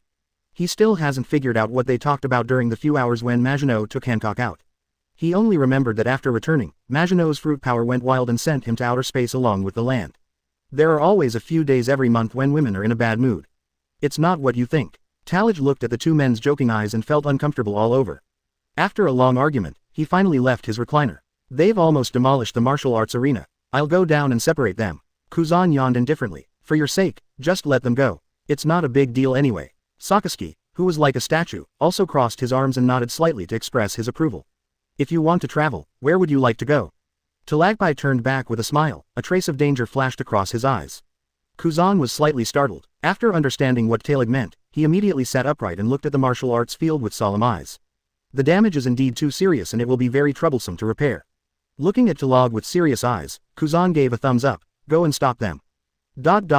A martial arts arena. The Conqueror's domineering energy exuding from Hancock's body became stronger and stronger, and the powerful aura spread to all directions like turbulent waves. Many students who are not strong enough have fainted because of this.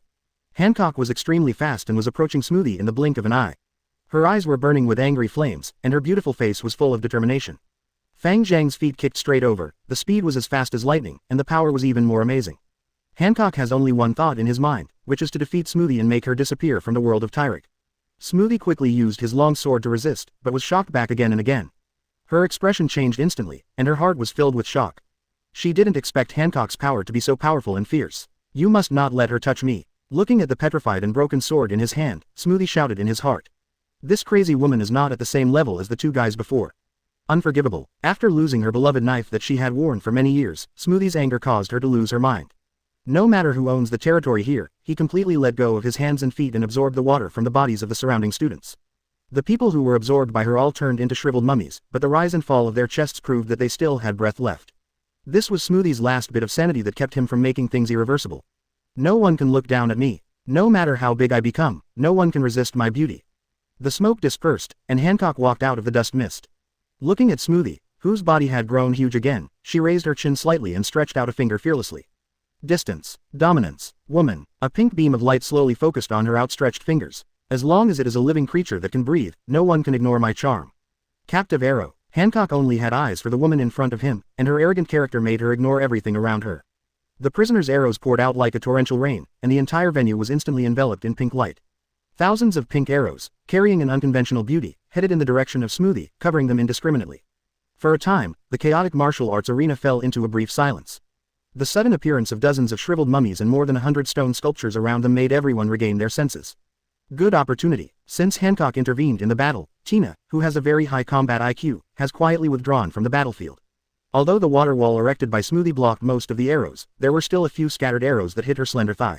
So much so that her lower body was completely petrified and unable to move at all. Tina spotted this opportunity and brandished her spear, preparing to take the opportunity to sneak attack and kill her. "Damn it." Smoothie frowned. She was careless. Enduring the pain, he pulled out the broken blade stuck in his arm. She knew very well that she couldn't resist Hancock's charm, so she used pain to divert part of her attention. That's why she wasn't completely petrified. Looking at the black spears shooting from all directions, Smoothie found that he was unable to stop them. "Are you going to die?" Smoothie lowered his head helplessly. "Mom, I'm sorry. She didn't complete the mission and didn't get that person's genes back." High platform. "You still won't take action." Kuzan raised his head in surprise and looked at Tyrage in front of him, who kept saying to stop him but never did anything. "The people sent by the 3 emperors cannot die here, otherwise this finally calm sea will fall into endless disputes. Isn't that just right? Sakazuki interrupted coldly. Our Marine's combat power is currently a bit bloated. It is not unfeasible to take this opportunity to eliminate the 2 Imperial regiments. Sakazuki. Kuzan likes the current peace very much and does not want to go back to the wars of previous years. No one likes war. He couldn't help but come forward again, and glared at Sakazuki viciously. You two, stop arguing. That woman is so proud that she won't let her prey die in the hands of others. I'm not nervous. Why are you so nervous? Tyrage turned back angrily. He was engrossed in watching the show, but his good mood was interrupted again. Chapter 189 Dramatic Ending. Tina's black spear was like a life-threatening arrow, approaching Smoothie. Smoothie closed his eyes in despair, filled with reluctance. She knew that she had not fully used her strength, but was about to fall into the hands of a Marine woman whom she considered despicable. She secretly swore that if there was a next time, she would kill the Marine woman first with Hancock's angry blow. However, at the critical moment, pink light flashed, and Hancock appeared in front of Smoothie again. She raised her chin slightly, her eyes were arrogant and disdainful, as if everything in the world was at her feet. My prey, I am the only one qualified to decide your fate. She snorted softly. Conqueror's domineering power erupted again, and Tina's spears fell to the ground one after another, making crisp impact sounds. Smoothie has no gratitude for Hancock's rescue. In her opinion, the fate is determined, it just depends on whose hands the decision is. She bit her lower lip tightly, her eyes were stubborn, and the pride in her heart made her unwilling to bow her head. On the other side, Tina's face changed slightly when she saw this. She was full of doubts. Who was this woman? For some unknown reason, she did not attend Talag's wedding, so she knew nothing about Boya Hancock. Tina glared at Hancock, held the black spear tightly in her hand, and asked, Who are you? Why are you stopping me? Hancock narrowed his eyes slightly, a dangerous light flashed in his eyes, and his voice was cold and full of majesty. Are you questioning me? She straightened her body, and her powerful aura spread out, as if it could overwhelm everything. I am the king of Amazon Lily Kingdom, Boya Hancock. How dare you, a mere marine, be so rude to me? Hancock speaks domineeringly, and his beautiful face is as cold as ice. Tina frowned, not expecting that this woman was actually the head of a country. Amazon Lily, isn't that a country of pirates? Although Tina has doubts in her heart, as a marine, she cannot back down, especially when facing a woman who may come from a pirate country. No matter who you are, this is Marine's territory, and Tina won't tolerate your arrogance. Tina responded without fear, and instantly swung the spear in her hand. At this time, in the corner of the martial arts arena, Buggy sat next to the bearded man with lingering fear and asked in surprise. What are you eating? After struggling for a long time, he was already hungry. Looking at the familiar big man in front of him, he was wondering if he could get some food from him. The burly, dark-skinned man kept taking cherry pies from the box. He glanced at the equally familiar Buggy beside him and paused slightly while chewing the food. The kid on Roger's boat. Buggy secretly took a piece of cherry pie. When he heard this, he turned around in shock and was instantly sweating. Looking at the guy in front of him with a sinewy face and heavy dark circles under his eyes, the cherry pie in Buggy's hand fell to the ground. You are. Buggy's mouth opened wide and his voice became sharp. You're the guy on Whitebeard's ship who didn't sleep for 3 days and 3 nights. The two of them asked in unison almost at the same time, why are you here? Lousy has his own purpose. The two voices overlapped and were full of stubbornness. Return to the middle of the martial arts arena. Facing Tina's attack, Hancock's eyes flashed with contempt. Over the years, under the cultivation of Rayleigh and Shaki, her strength had become much better than before. Tina's attack seemed to her like a child playing house, and she didn't even bother to dodge. The domineering color of his right hand's armed weapon flowed, and he intercepted the black light with a single wave. For the sake of Lord Tyrage, I won't care about it this time and stand down. Hancock's eyes were cold, but a blush appeared on his cheeks. She held the intercepted black gun in her hand and threw it back faster. Tina couldn't dodge, so she had to wrap hockey around her arms and cross them to resist. But it was both domineering and powerful, and the black gun penetrated her arm directly, taking her whole body flying backwards. Hancock looked up at the high platform in the distance, and she felt that the man was watching her. His heart moved, and a hint of shyness suddenly appeared on his face. She instantly transformed from a cold and domineering empress to a delicate little woman in just a moment. My lord is looking at me. Has he noticed me? He wants to take a concubine. The breeze was blowing, and Hancock was dressed coolly. In just one moment, she imagined the entire process from the wedding to the funeral. Her eyes were full of anticipation and shyness, her cheeks were flushed, and her hands were clasped together unconsciously, like a girl in love. The joy and tension in her heart were intertwined, making her heart beat faster and her breathing become rapid. She lay quietly on the ground, waiting for the man's next move, her heart filled with longing and fantasy for the future. High platform, are you sure you didn't do anything to her? Kuzan was sulking aside, and the 8 trigrams fire in Sakazuki's heart was burning brightly. He was forced to ask subconsciously, but by the time he reacted, it was already too late. Tyrage and Kuzan raised their heads one after another, looking at him up and down with surprised eyes. Is this still the Sakazuki I know? I don't know, it's probably written in the book that his body was taken away. The two of them looked at Sakazuki unabashedly. Anyone could ask this question, but not him. The character is broken. The disputes in the martial arts arena have ceased, and there are less than 300 people giving feedback. Hancock's sudden situation caused the semi-petrified smoothie to successfully survive. Sakazuki's face was full of embarrassment. He really wanted Porcelino's ability now. In this way, he can leave here in an instant and come back with a majestic look. Tyrage stretched and slowly stood up. It's time to bring a perfect end to today's opening ceremony. He narrowed his eyes slightly, and there was a sharp flash in his eyes. Taking one step forward, the space shook, and in the blink of an eye he appeared in the middle of the shattered martial arts field. The real master is here, there's nothing left to watch. Teach patted his butt and stood up, glancing at Buggy who was punched into the ground by him. The revenge of that kick back then is finally avenged today, so comfortable. He was in such a happy mood that he didn't notice that his cherry pie had been dropped. Buggy's eyes were swollen in the pit, but he didn't feel any pain, only endless excitement. Let this old black guy taste the power of my newly developed Buggy bullets, ha ha ha ha. Tyrage glanced around at the people who were still shouting and cursing, and suddenly felt a splitting headache. It's hard to be a teacher, and it's even harder to be a pirate's teacher. Even though so many people have died, he is still so dishonest. Although there was no recurrence of the previous disputes, the dirty words were still unbearable. He raised his head slightly, and a conqueror's aura that was completely different from Hancock's previous domination burst out of him. This qualitative change of domineering energy spreads around like a raging tsunami. Everyone in the martial arts field, regardless of their strength, was lying on the ground unable to move at all under this overwhelming domineering force. Except for Hancock and others who were obviously stronger, most of them fainted on the spot. Chapter 190 Frog in the Well, Moon in the Sky. The martial arts arena was shrouded in powerful domineering energy, and everyone was intimidated by Tyrage's aura. Hancock lay on the ground, but a different kind of emotion surged in his heart. Is this the domineering power of Lord Tyrage? I like it so much. She felt Tyrage's powerful domineering power. Unlike others, she not only did not feel pressure, but instead felt a strange pleasure spreading in her heart. This woman. Tyrage was slightly startled, looking at Hancock with a trace of helplessness in his eyes. He gently took back part of the domineering force that was suppressing Hancock, but after all, he still couldn't bear to be cruel to her. As the pressure subsided, Hancock slowly stood up. However, she did not immediately step forward to greet Tyrage. Instead, she dodged like a frightened deer and hid behind a stone sculpture in the distance. Her cheeks were crimson, and her eyes were shy and hot. Through the gaps in the stone carvings, she secretly observed the man who seemed to be so close yet so far away. When Tyrage saw this, he shook his head with a smile and ignored her. Tyrage's eyes fell on the students lying on the ground again, and his voice was cold and majestic. The new school, as the name suggests, means teaching. There are 4 teachers here. You can make your own choice based on your own situation. The first rule of our school is that students under the same instructor are not allowed to conflict, otherwise they will be rewarded with a 7-day trip to Propulsion City. At this time, Buggy climbed out of the pit with difficulty. Perhaps because he was used to Conqueror's domineering power, he seemed much more relaxed than others when faced with Tyrage's domineering power.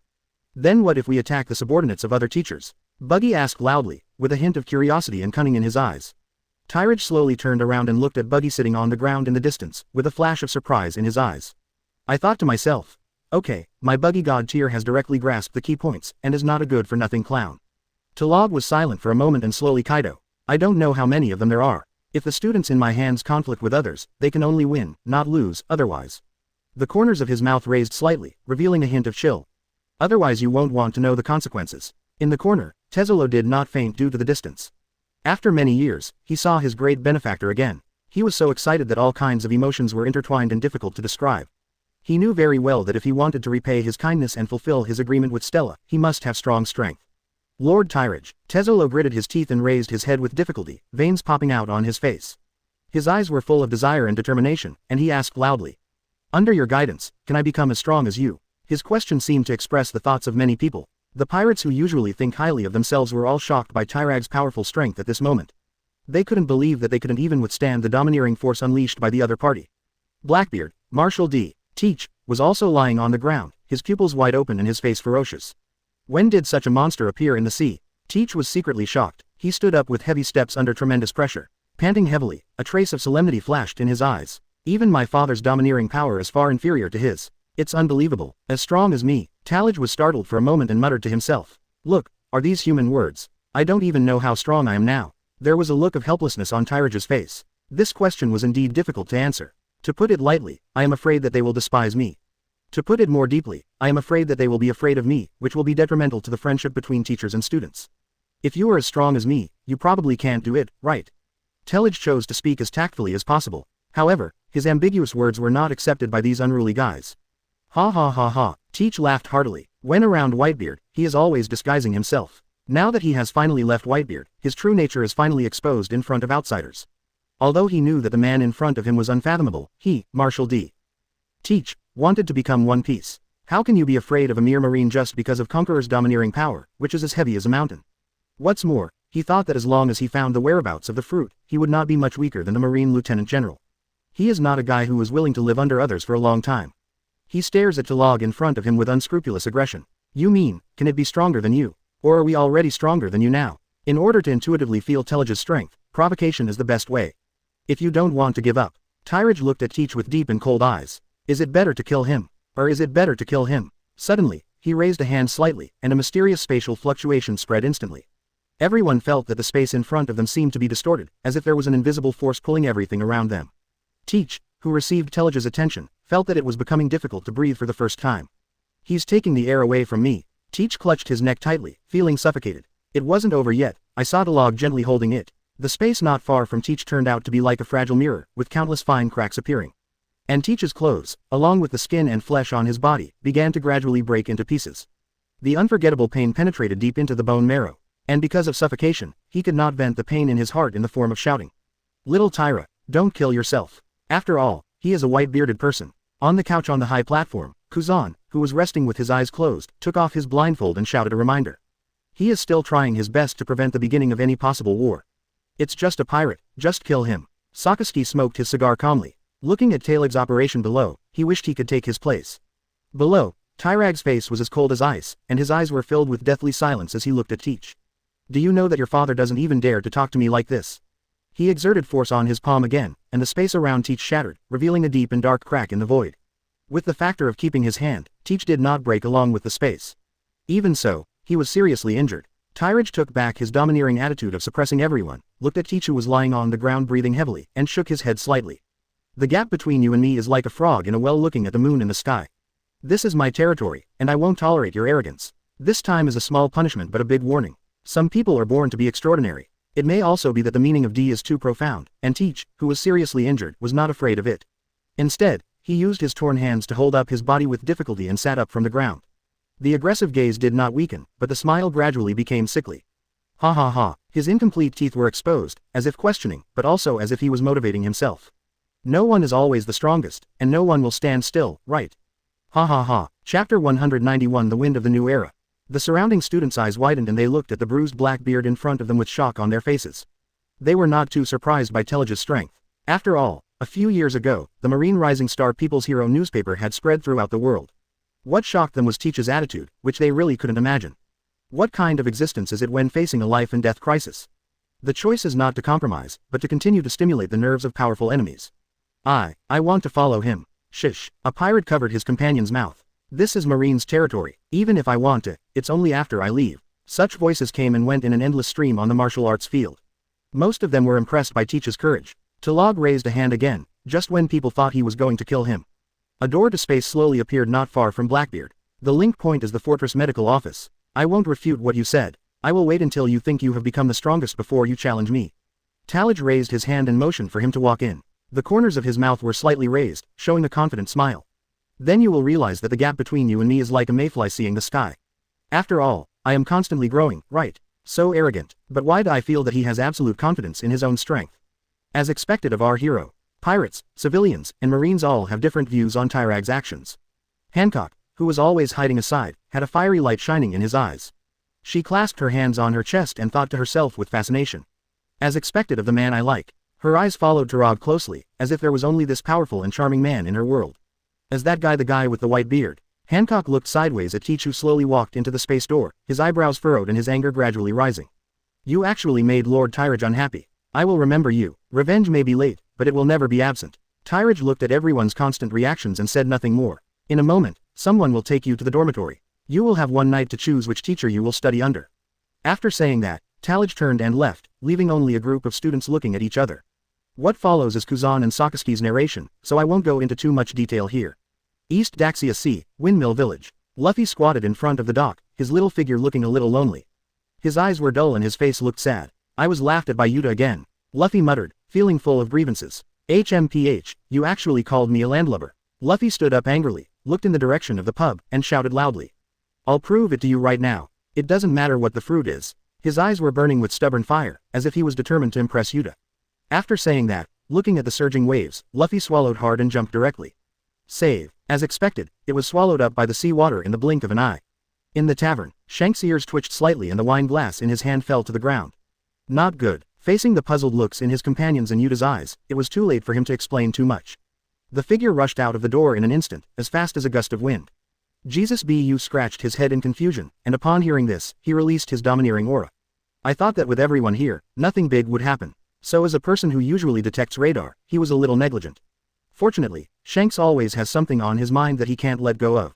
So always wrap this small island with knowledge, otherwise things will be serious. No, something happened to Luffy. With his far-sighted vision, Jesus noticed the anomaly immediately. While explaining it to everyone, he chased after him. The cake in Yuta's hand fell to the ground, and she looked at the panicked figures of Shanks and Jesus. Thinking that Luffy had been tricked, the corners of his eyes suddenly became filled with water. The small figure squeezed through the crowd and rushed out, with endless panic in the sharp voice. Luffy, you don't want to die. Pier, boss, where is Luffy? Jesus rushed over in a panic, but only saw Shanks standing on the shore holding a knife, but Luffy was nowhere to be seen. Shanks was silent for a long time and let out a long sigh. He took off his straw hat and looked at the dark shadow gradually emerging from the seabed in front of him, silently lost in thought. Jesus Bu, it's time. Shanks smiled with relief and looked at Jesus Bu with deep meaning in his eyes. Jesus Bu immediately understood what his captain meant. Suddenly a pain surged into his heart. He clenched his fists and took a step forward unwillingly, his eyes full of sadness. Boss, do you have to do this? We, Luffy and even Tyrage. It must be so. Shanks waved his hand to interrupt Jesus Bu's persuasion, and stuck out his tongue at him pretending to be relaxed. The wind of the new era has arrived. As the successors, it is enough for us to do our part. Jesus was the first patriarch to follow Shanks and knew many secrets. Even so, facing his own captain's self-defeating martial arts, as a brother or even as a subordinate, he couldn't help but watch like this. He stepped forward to take Shanks' straw hat and looked at him seriously. I'll go for you, okay. Shanks patted his shoulder, took back the straw hat and put it on his head. I am your captain. Thump. Jesus Bu on the shore looked at Shanks swimming away into the distance.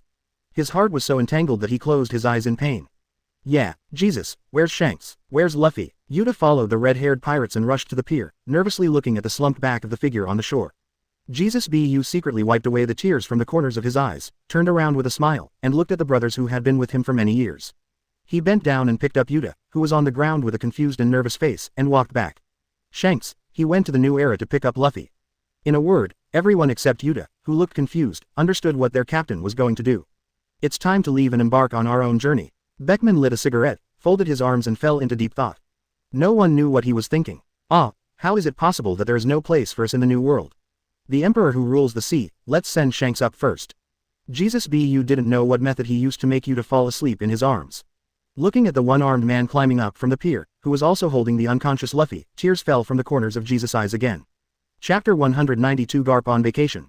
East Daxia Sea, Windmill Village. Warm sunlight pours down through the dense branches and leaves like a golden gauze, intertwining the variegated light and shadow of Madara on the ground. Garp had a look of helplessness and anger on his face. This time he took another vacation and returned home due to illness. His supposedly good mood was completely ruined at this moment. In his big hands, which were made of steel, he was tightly holding a skinny monkey with a big head, Luffy. He walked quickly through the dense forest with long, meteoric steps, each step bringing with it a strong gust of wind. It was as if he wanted to vent the burning fire in his heart through these powerful steps. Luffy struggled desperately in Garp's hands, and his calves flapping back and forth were like small drumsticks that were beating rapidly, beating the empty air with all their strength. His little face flushed as red as a ripe apple, his eyes burned with stubborn and unyielding fire, and he shouted at the top of his lungs. Grandpa, I told you, I want to be one piece. Then, he shouted angrily. Let me go, BD. Luffy's resistance became more intense, and his small fists continued to hit Garp's hard calves like raindrops, each punch carrying his inner reluctance. However, how can Garp be easily shaken? He frowned slightly, and his majestic face seemed to freeze the air around him. Another, iron fist of love, hit accurately, making a dull sound. Garp pinched the corners of Luffy's mouth and lifted him up like a naughty kitten. His eyes widened, as if there were lightning flashes in his eyes, spittle flew out like bullets, and he roared loudly. What one piece? You ate the devil fruit and you still dare to talk nonsense. You and Ace must become more powerful Marines than your uncle from now on. Luffy was still struggling unwillingly, the belief in his heart was like a raging fire that could not be easily extinguished no matter what. That's impossible. I have promised Shanks to find a group of partners who are stronger than them and find the ultimate secret treasure. Luffy's eyes shone with longing and desire, and that light seemed to be able to penetrate the endless darkness and illuminate the dreams in his heart. He seemed to have seen the moment when he stood at the end of the Great Root and became one piece.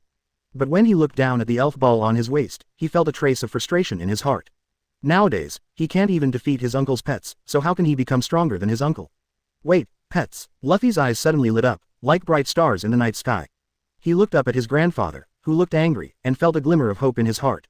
Shaolin, save me. Luffy's voice was filled with eagerness and anticipation. A dazzling white light flashed, and Lucario appeared domineeringly. Its body is as tall and straight as a proud green pine, its hair flutters like blue flames, and every hair seems to be full of power.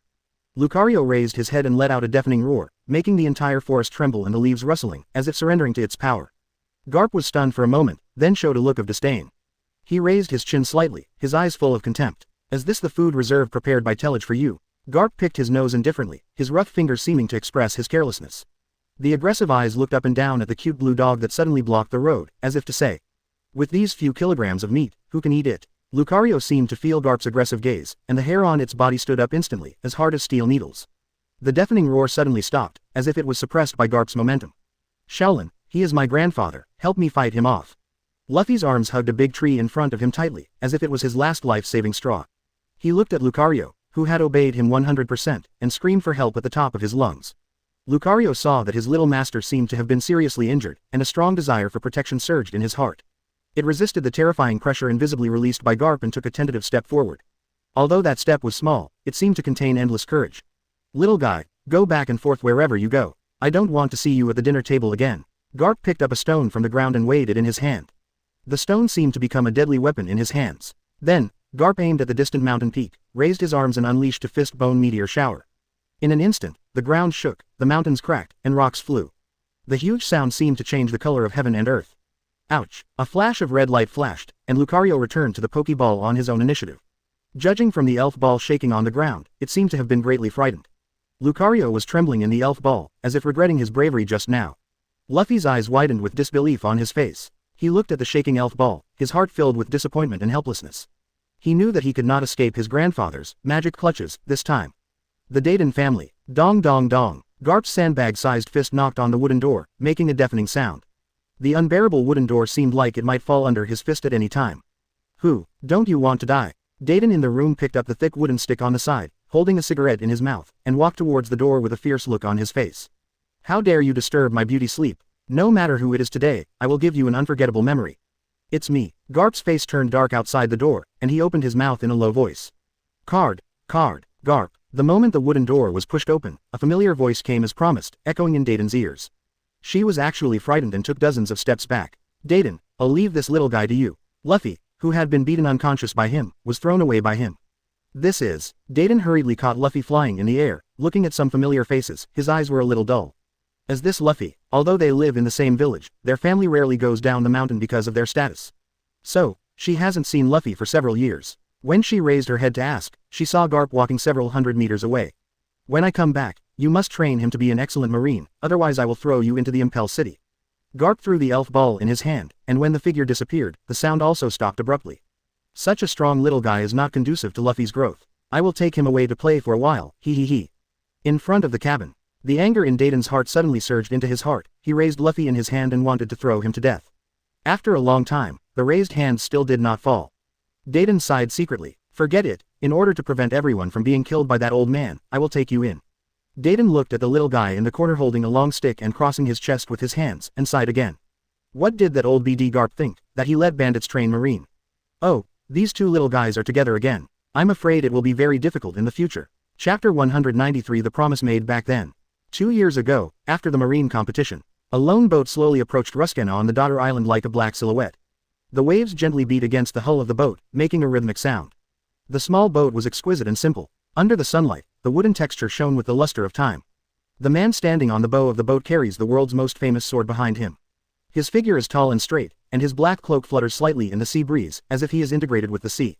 Mihawk's eyes were as sharp as a falcon, staring quietly at the increasingly clear island in front of him. His face was stern, like marble carved by time, without any extraneous expression. With the black sword behind me, there is no one who can't stand me in this world. Tyrage, after defeating you, I will become truly the world's greatest swordsman. Mihawk slowly took off the black sword behind him and looked at the unique lines on it. It was not in vain that he had fed his domineering energy day and night over the past few years. At this time, Tyrage, who had been kicked out of his home, had been waiting on Ruskena Island for a long time. And on this island is the country's newly crowned empress, Boya Hancock. Hancock, you are so far away, can you really hear me? Tyrage scratched the back of his head inexplicably, and shouted loudly at a small black spot in the rock crevice in the distance.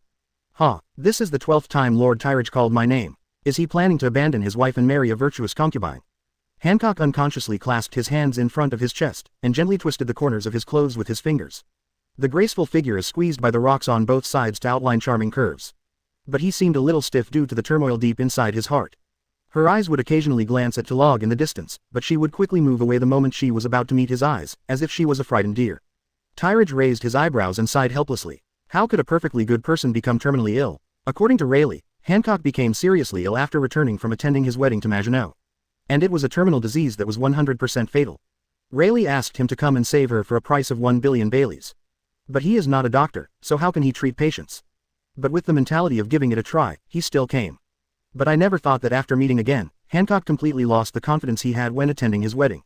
Always like a frightened kitten, hiding from him everywhere. Tyrage was puzzled by this. It didn't look like he had a terminal illness. Forget it, I'd better not worry about it blindly. Looking at her like that, she might live longer than me. Tyrage took off the Murasama from his waist and quietly felt the cold light emanating from it. The agreement made back then will finally be fulfilled 4 years later. This battle will determine who can sit on the throne of the most powerful swordsman in the world. It is also a key battle for whether he can take Mihawk under his wing. I used my physical skills to crush the 3 Marines. When they used the fruits, we could even fight to a draw. Mihawk, what can you do to win against me? Tyrage stared at the boat slowly appearing in the field of vision and murmured. This is a promise between men, as he once said, until death do we part. The boat slowly docked, and Mihawk's tall figure exuded a cold aura like a sculpture. He held the supreme black sword tightly in his hand, and the sword seemed to be alive, exuding a frightening edge. Mihawk moved forward slowly, each step was steady and powerful, as if carrying great strength. The sand and gravel under his feet dented slightly under his steps, making a slight sound. At a certain moment, Mihawk suddenly increased his speed to the extreme. His figure flashed across like lightning, instantly shortening the distance between him and Tyrage. The black sword in his hand was raised high, and with an indomitable momentum, he struck out a flying slash at Tyrage. This is a form of greeting between top swordsmen, full of gunpowder. Tyrage stood there, his eyes calm and deep. Looking at the green sword light that arrived in the blink of an eye, he laid Murasama on his chest without any haste. I actually plan to use this form to feel what level of strength Mihawk has reached now. I haven't seen you for many years, but you're still the same. Mihawk stopped where he was, looking at Tyrage's flashy blocking moves, and commented expressionlessly. No, there are many real things. It just depends on whether you have the strength to force me to use them. Tara responded in a neither humble nor arrogant manner. Murasama waved her chest casually, and the green sword light was instantly split into 2 from the middle. You are too arrogant, Mihawk frowned. He was not good at words, so he had to use the black knife in his hand to make this man realize the reality. Tyrage looked at Mihawk rushing towards him like lightning, without any fear in his heart. He quietly felt the cold light emanating from Murasama in his hand, as if he was communicating with the knife. The moment Mihawk's slash was about to come, Tara moved. His figure flashed past like a ghost, easily dodging Mihawk's slashes. The Murasama in his hand instantly unsheathed and stabbed towards Mihawk with a cold light. Tyrage's movements were smooth, without any sloppiness, as if he and Murasama had become one. Mihawk looked at Murasama who was stabbing him, with a hint of surprise in his eyes. But he did not panic, but quickly adjusted his posture and blocked Tyrage's attack with Black Blade Knight. The 2 peerless swords collided together and made a crisp sound, as if announcing the beginning of the battle. After the blow, Mihawk and Tyrage separated instantly, each standing in the same position. Their eyes stared at each other closely, as if looking for each other's flaws. Their breathing was steady and rhythmic, not at all disturbed by the confrontation just now. Mihawk, do something you know you can't do. Is this your path to become a swordsman? Tyrage's voice was deep and strong, as if he was questioning Mihawk. Mihawk narrowed his eyes slightly, revealing firm belief in his eyes. No, it was the path of swordsmanship that chose me, not me choosing swordsmanship. That throne, from the moment I touched the sword, I knew it must belong to me. His voice was cold and decisive, without any hesitation. Tyrage looked at Mihawk with admiration in his heart. Okay, then let me see how far you can go as a swordsman. Tyrage's eyes were burning with the fire of battle, and he held the Murasama in his hand tightly, preparing for Mihawk's next attack. However, an accident happened at this time. The man who dares to hack me with a knife on my territory will turn me into stone. Go kowtow and repent. Big fragrant feet. Hancock, who was supposed to be watching from a distance, actually lost his mind after the 2 Tyrages fought with each other. She fell into a state of rage, and her domineering and protective temperament came over her face. No, Hancock. Tyrage's heart suddenly tightened. The battle between him and Mihawk was not something anyone could interfere with. That will kill people, but the shout was already too late. As soon as Mihawk discovered that a stranger had intervened in the fight, he slashed down with the black knife in his hand without any effort. By the time he heard Tyrag's cry, the slash, which contained 80% of his strength, had already shot out from the blade. Hancock, danger. Chapter 194 Domain. The final moments of the marine competition. Poor Solino held Tien Kong Yun's sword in his hand with a careless smile on his lips. Little Terra, the power of the shining fruit is enough for me to slash 100 swords in 1 second. How can you resist it? Not to mention, he looked at Kuzan and Sakaski, who were also elementalized. Your physical strength is gradually running out, and you are faced with 3 of us attacking without mercy. How should you make a choice? Opposite. Tyrag's chest kept rising and falling, and his breathing was rapid. This battle has been going on for 7 days and 7 nights, but there is still no suspense of victory or defeat. Through the Conqueror's domineering power, they can't predict my next move, which is the foundation of my invincibility. Tyrage clenched the sharp blade in his hand and looked at the 3 people in front of him solemnly. If you were to face any of them alone, a single move would determine the outcome. But if he uses this technique now, although he can take away one of them, he himself will also suffer ruthless blows from the other 2. I don't have enough physical strength anymore. If I continue like this, I will lose sooner or later. Isn't there the kind of ability that can give me a short rest? Tyrage turned sideways to avoid Sakaski's tentative magma attack, his eyes wandering. I know sword skills, 6 styles, domineering, and murderous intent. A flash of light flashed in Tyrage's eyes, and he seemed to have found a feasible way. The domineering force is so strong that it can control people's actions from a long distance. His murderous aura can also do this, so is it possible to combine the 2?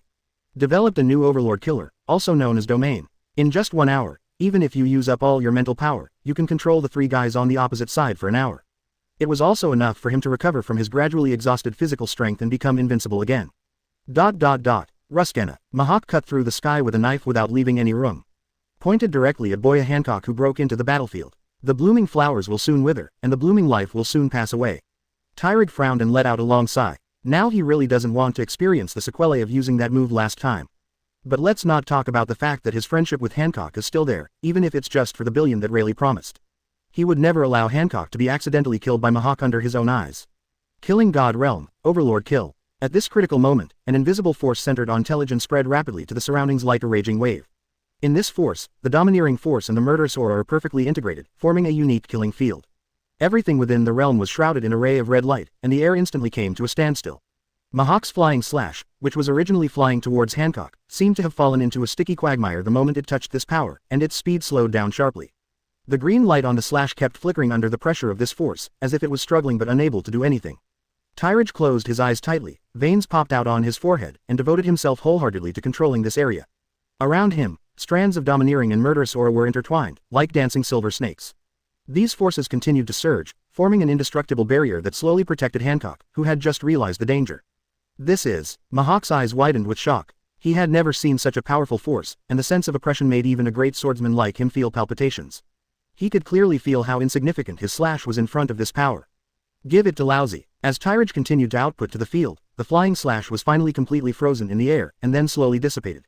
He saved me again. What will happen to me? Hancock's originally horrified eyes were filled with gratitude. Can I only promise you with your body? She stared at Tyrage blankly, with an unspeakable complex emotion welling up in her heart. Mahawk, who was in the distance, held Heidao's hand trembling slightly. He knew very well that the appearance of Taylag's move completely broke the balance of the battle between them. This is not only a powerful display of strength, but also his own courage, which has long surpassed his performance. The entire battlefield seemed to be shaken by Tyrage's move, and the air was so silent that it was suffocating. Only the constantly surging domineering and murderous aura showed the power and majesty of Tyrage at this moment. However, just as Hancock was thinking wildly and Mahawk was deep in thought, a miserable wailing sound came from the position where Tyrage was just now. The 2 heard the sound and hurriedly looked up. Immediately, everyone's pupils widened, completely in disbelief. What the hell is this happening again? The blood lines all over Tyrage's body were like pillars, and the blood was like a torrent that had been blocked for a long time, spurting out from the broken blood vessels on his body surface. This was the case the last time he used it. This time he only used half of his strength. Why is it still like this? There was nothing unusual when I used it, but why did it come so violently the moment after it was taken back into the body? Tellage crossed his arms over his chest, straightened his body, and looked ahead. He screamed not because of pain, but because of the fatal side effects of this trick, and he was unwilling to do so. Mahawk looked stunned. He thought he would end in a disastrous defeat today, but unexpectedly things took a turn for the better. In a battle between men, especially between swordsmen, as long as the opponent does not fall, it can be regarded as still having the strength to fight. The black sword behind Mahawk returned to his hand again, and his sharp eyes stared at Tyrage in the bloody abyss. Can we still fight? Tallage raised his eyelids slightly. Why not? Just as he was about to respond, his mouth was suddenly blocked by a pair of slightly trembling slender jade fingers. Hancock's graceful figure looked a little flustered at this moment. She never thought that someone would do this for her, especially when that person was Tyrage whom she missed so much. In response to this, Tyrage frowned slightly. This woman seemed to have a serious illness. I risked getting hurt to save you, but can't you leave here peacefully? You're so meow. Tyrage threw her hand away and was about to curse, but was speechless for a moment. Just because of the woman in front of her, tears were silently flowing down from the corners of her eyes. From Hancock's flustered demeanor, we can see his undisguised concern and eagerness for him. In the blink of an eye, Tyrage was already 19 years old, but she was still as young as ever. Women's tears were something he couldn't accept. Well, Tyrage sighed and patted her shoulder in comfort. He raised his head and looked at the confused Mahawk in front of him, and said in a calm voice. I can no longer fight today, you win. Congratulations, you are the world's greatest swordsman. In order not to make Mahawk feel regretful, Tyrage pretended to smile with relief. It was as if he was sincerely congratulating this friend who he had known for many years. The black knife in Mahawk's hand was slowly inserted into the ground, and he stared at Tyrage ahead with a serious expression. What do you think of our fight? Mahawk's sharp eyes seemed to see through Tyrage's innermost thoughts for a moment, and he asked in a cold voice. Seeing Tyrage's silence, Mahawk looked at the woman next to him again. Is it this woman? Is it because of the appearance of this woman that your sword hesitated? Hesitation will lead to defeat, and women will only affect the speed of drawing the sword. This is what Mahawk thinks at this time. He was constantly suppressing his trembling right hand, as if he might take action at any time to kill the woman opposite whose shoulders were still shaking slightly. Chapter 195 The First Taste of Forbidden Fruit in Dream Space. Tyrage rubbed his temples and finally insisted on his idea. The only things in the world that cannot be let down are the tears of relatives and women. What's more, he also has his own idea, that is, the throne of the world's greatest swordsman must be occupied by Mahawk no matter what. The world has undergone earth-shaking changes since his arrival. Everything I knew in my previous life is now blurred. Just like Mahawk said, it was the swordsman's path that chose him, rather than him choosing the swordsman. This throne should be his by birth, and it can only be him. Fame, wealth and power, if you choose one of the three, you will be worthy of this life. You live alone, how can you know what others are thinking? Because you live alone, how do you know what the tears of relatives and women mean to me? Because you were alone, the outcome of this battle was actually decided from the beginning. Looking at Hancock, who had red eyes and was still sobbing, Tyrage took out a pack of tissues from the system space and threw it over. Immediately, looking back at Mahawk who was looking thoughtful, Tyrage shook his head and said with a smile. You and I have different ideas and even thoughts from the beginning. What you want is how to become the strongest, how to use the sharp sword in your hand to defeat all powerful enemies that stand in my way. Tyrage silently reached out and took out a photo from his arms, looking at the figures on it, the smile in the corner of his eyes reached the bottom of his heart. Above is a family photo of Garp, Maginot, Luffy, Ace and Dorag spliced together. But my philosophy from beginning to end is only about protection. Let me ask. Tyrage subconsciously wiped the corners of Hancock's eyes and stared at Mahawk ahead through the sky. How can I, who regard these two words as my life, forget my original intention and abandon everything to fight with you? Their existence is my life. When at a certain moment, my ability is not enough to protect them, that will be the biggest defeat in my life. Tyrage sighed with relief, smiled lightly, and then said, It's precisely because I think I can't completely protect her in your hands, so you win this battle. Hancock's delicate body trembled slightly, and she forgot to cry when she raised her head. In his eyes of disbelief, it seemed that only the man in front of him could be seen. Opposite. I see. Mahawk breathed a long sigh of relief, and steadily pulled out the black knife on the ground with his right hand, carrying it behind his back. It turns out that this is the meaning of your fight. I understood it wrong from the beginning. After listening to Tyrage's long speech, Mahawk seemed to have grown a lot in an instant. Are family members and protection the basis for his strength? Could it be that my idea of giving up everything and moving forward was wrong from the beginning? Mahawk is a pure person, so pure that only the sword is in his heart. But at this moment, he was a little confused. He could feel that people who had their hearts and bodies could often become stronger than everyone else at a certain moment. This is not only powerful in terms of strength, but also powerful in mind, spirit, and even soul. While Mahawk was thinking, he unknowingly boarded his boat. When he came to his senses, he actually forgot to say his final farewell to that man. Although according to your idea, I did win. Mahawk's passionate cry that could never appear in his life appeared on this island full of regrets. But on my path to becoming the strongest, I don't think I can defeat you head on. So, Mahawk smiled, and his cold temperament seemed to completely disappear the moment he smiled. So I will serve as Shichibukai and guard the New World Fortress for you Marine for 10 years. As long as I'm here, that's where your army belongs. With that said, Mahawk, the world's greatest swordsman, took advantage of the breeze and set sail. Time returns to the present. Faculty dormitory building. A roar that broke through the sky came from far away from Tyrage's dormitory. Hancock, this is my dormitory. Tyrage's eyes were red, and he threw a blanket over in an instant, covering the graceful figure on the bed. Although he has no affection for women other than Maginot, he is still a normal man. How do you stay calm in front of the most attractive woman in the world? His wandering eyes glanced at the clothes scattered on the floor, and then quickly looked elsewhere. I have recited this in my heart tens of thousands of times. Don't look at anything that's not polite. don't hear anything that's not polite, don't say anything that's not polite, don't do anything that's not polite. What's going on with Ella watching the gate? You can actually let a woman in, a woman who has evil thoughts towards me. Has he lost his way in life again? In his mind, Tyrage repeatedly whipped Ella's body, which he had sentenced to death, and thought of hundreds of ways to mess with him. At this time, the guard room of the dormitory building, Ella turned into a stone statue, and her eyes turned into two little hearts. It was as if there was a voice in the dark telling him that he was going to die. For the first time, 2 lines of tears shed from the corners of the stone statue's eyes. Tyrage's dormitory, Hancock, who had already slept on the bed, sat up lazily. At this time, her cheeks were already red and congested, and there was still heat rising from her hair. No matter how shy and embarrassed she was, she still meticulously completed the method given to her by Shaki. Before coming here, 9 Snakes Palace. If you want to conquer a man's heart, you must first conquer the man's body. If the rice is raw and the rice is cooked, can that little guy Delog still accept you? Shaki pointed to the foot-washing water on the ground and let Rayleigh, who was being corporally punished, fall down.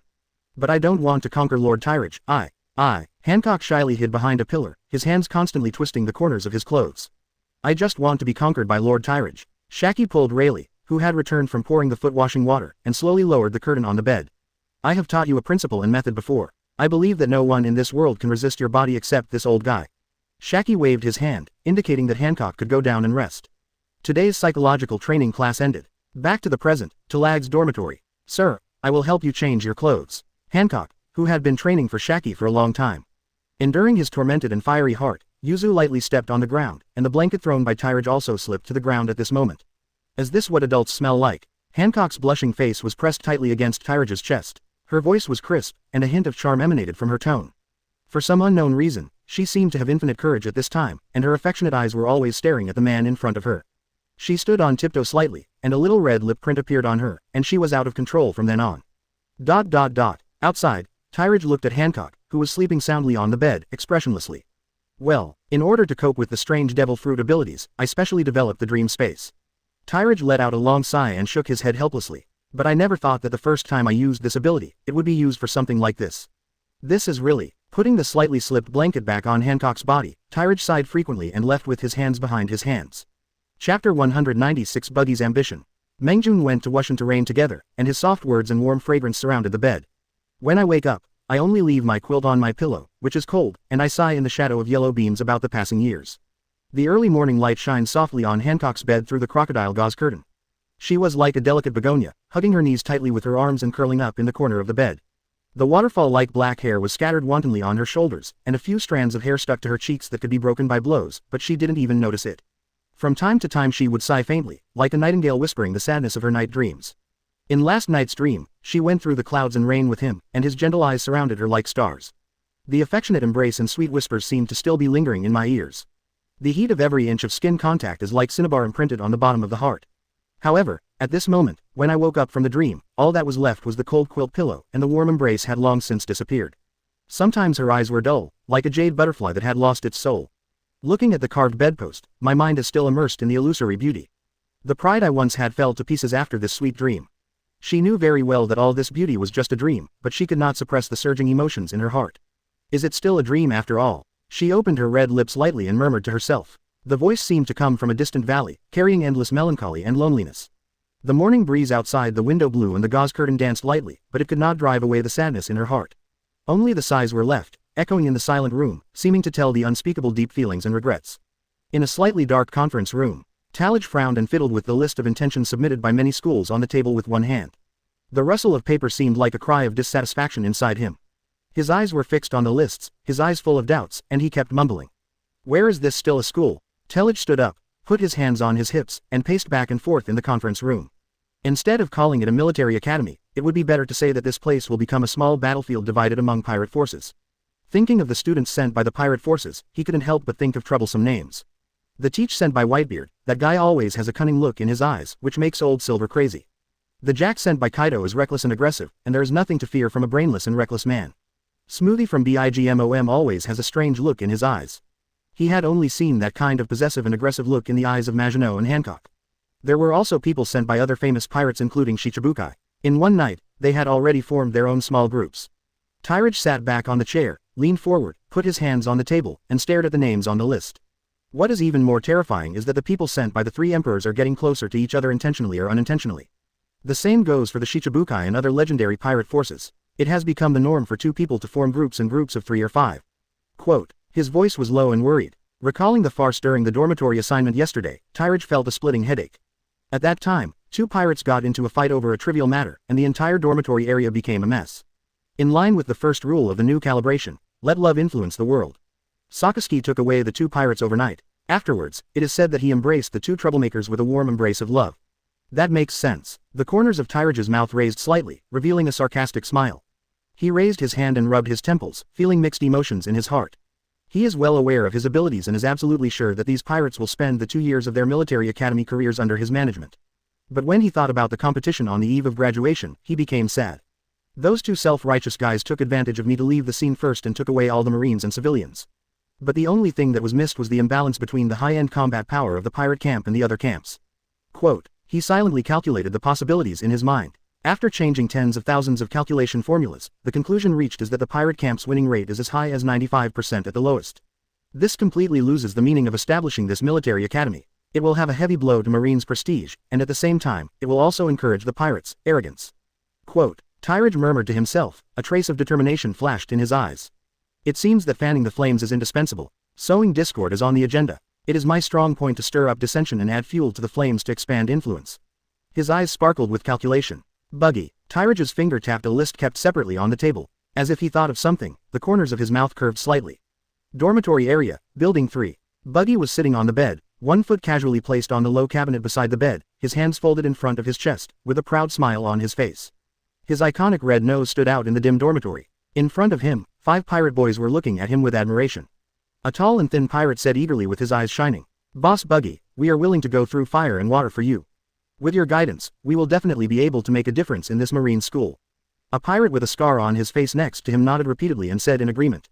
That's right, boss, your experience is really unbelievable. If it weren't for... Scarface looked down at the photo in his hand. If there were no pictures to prove it.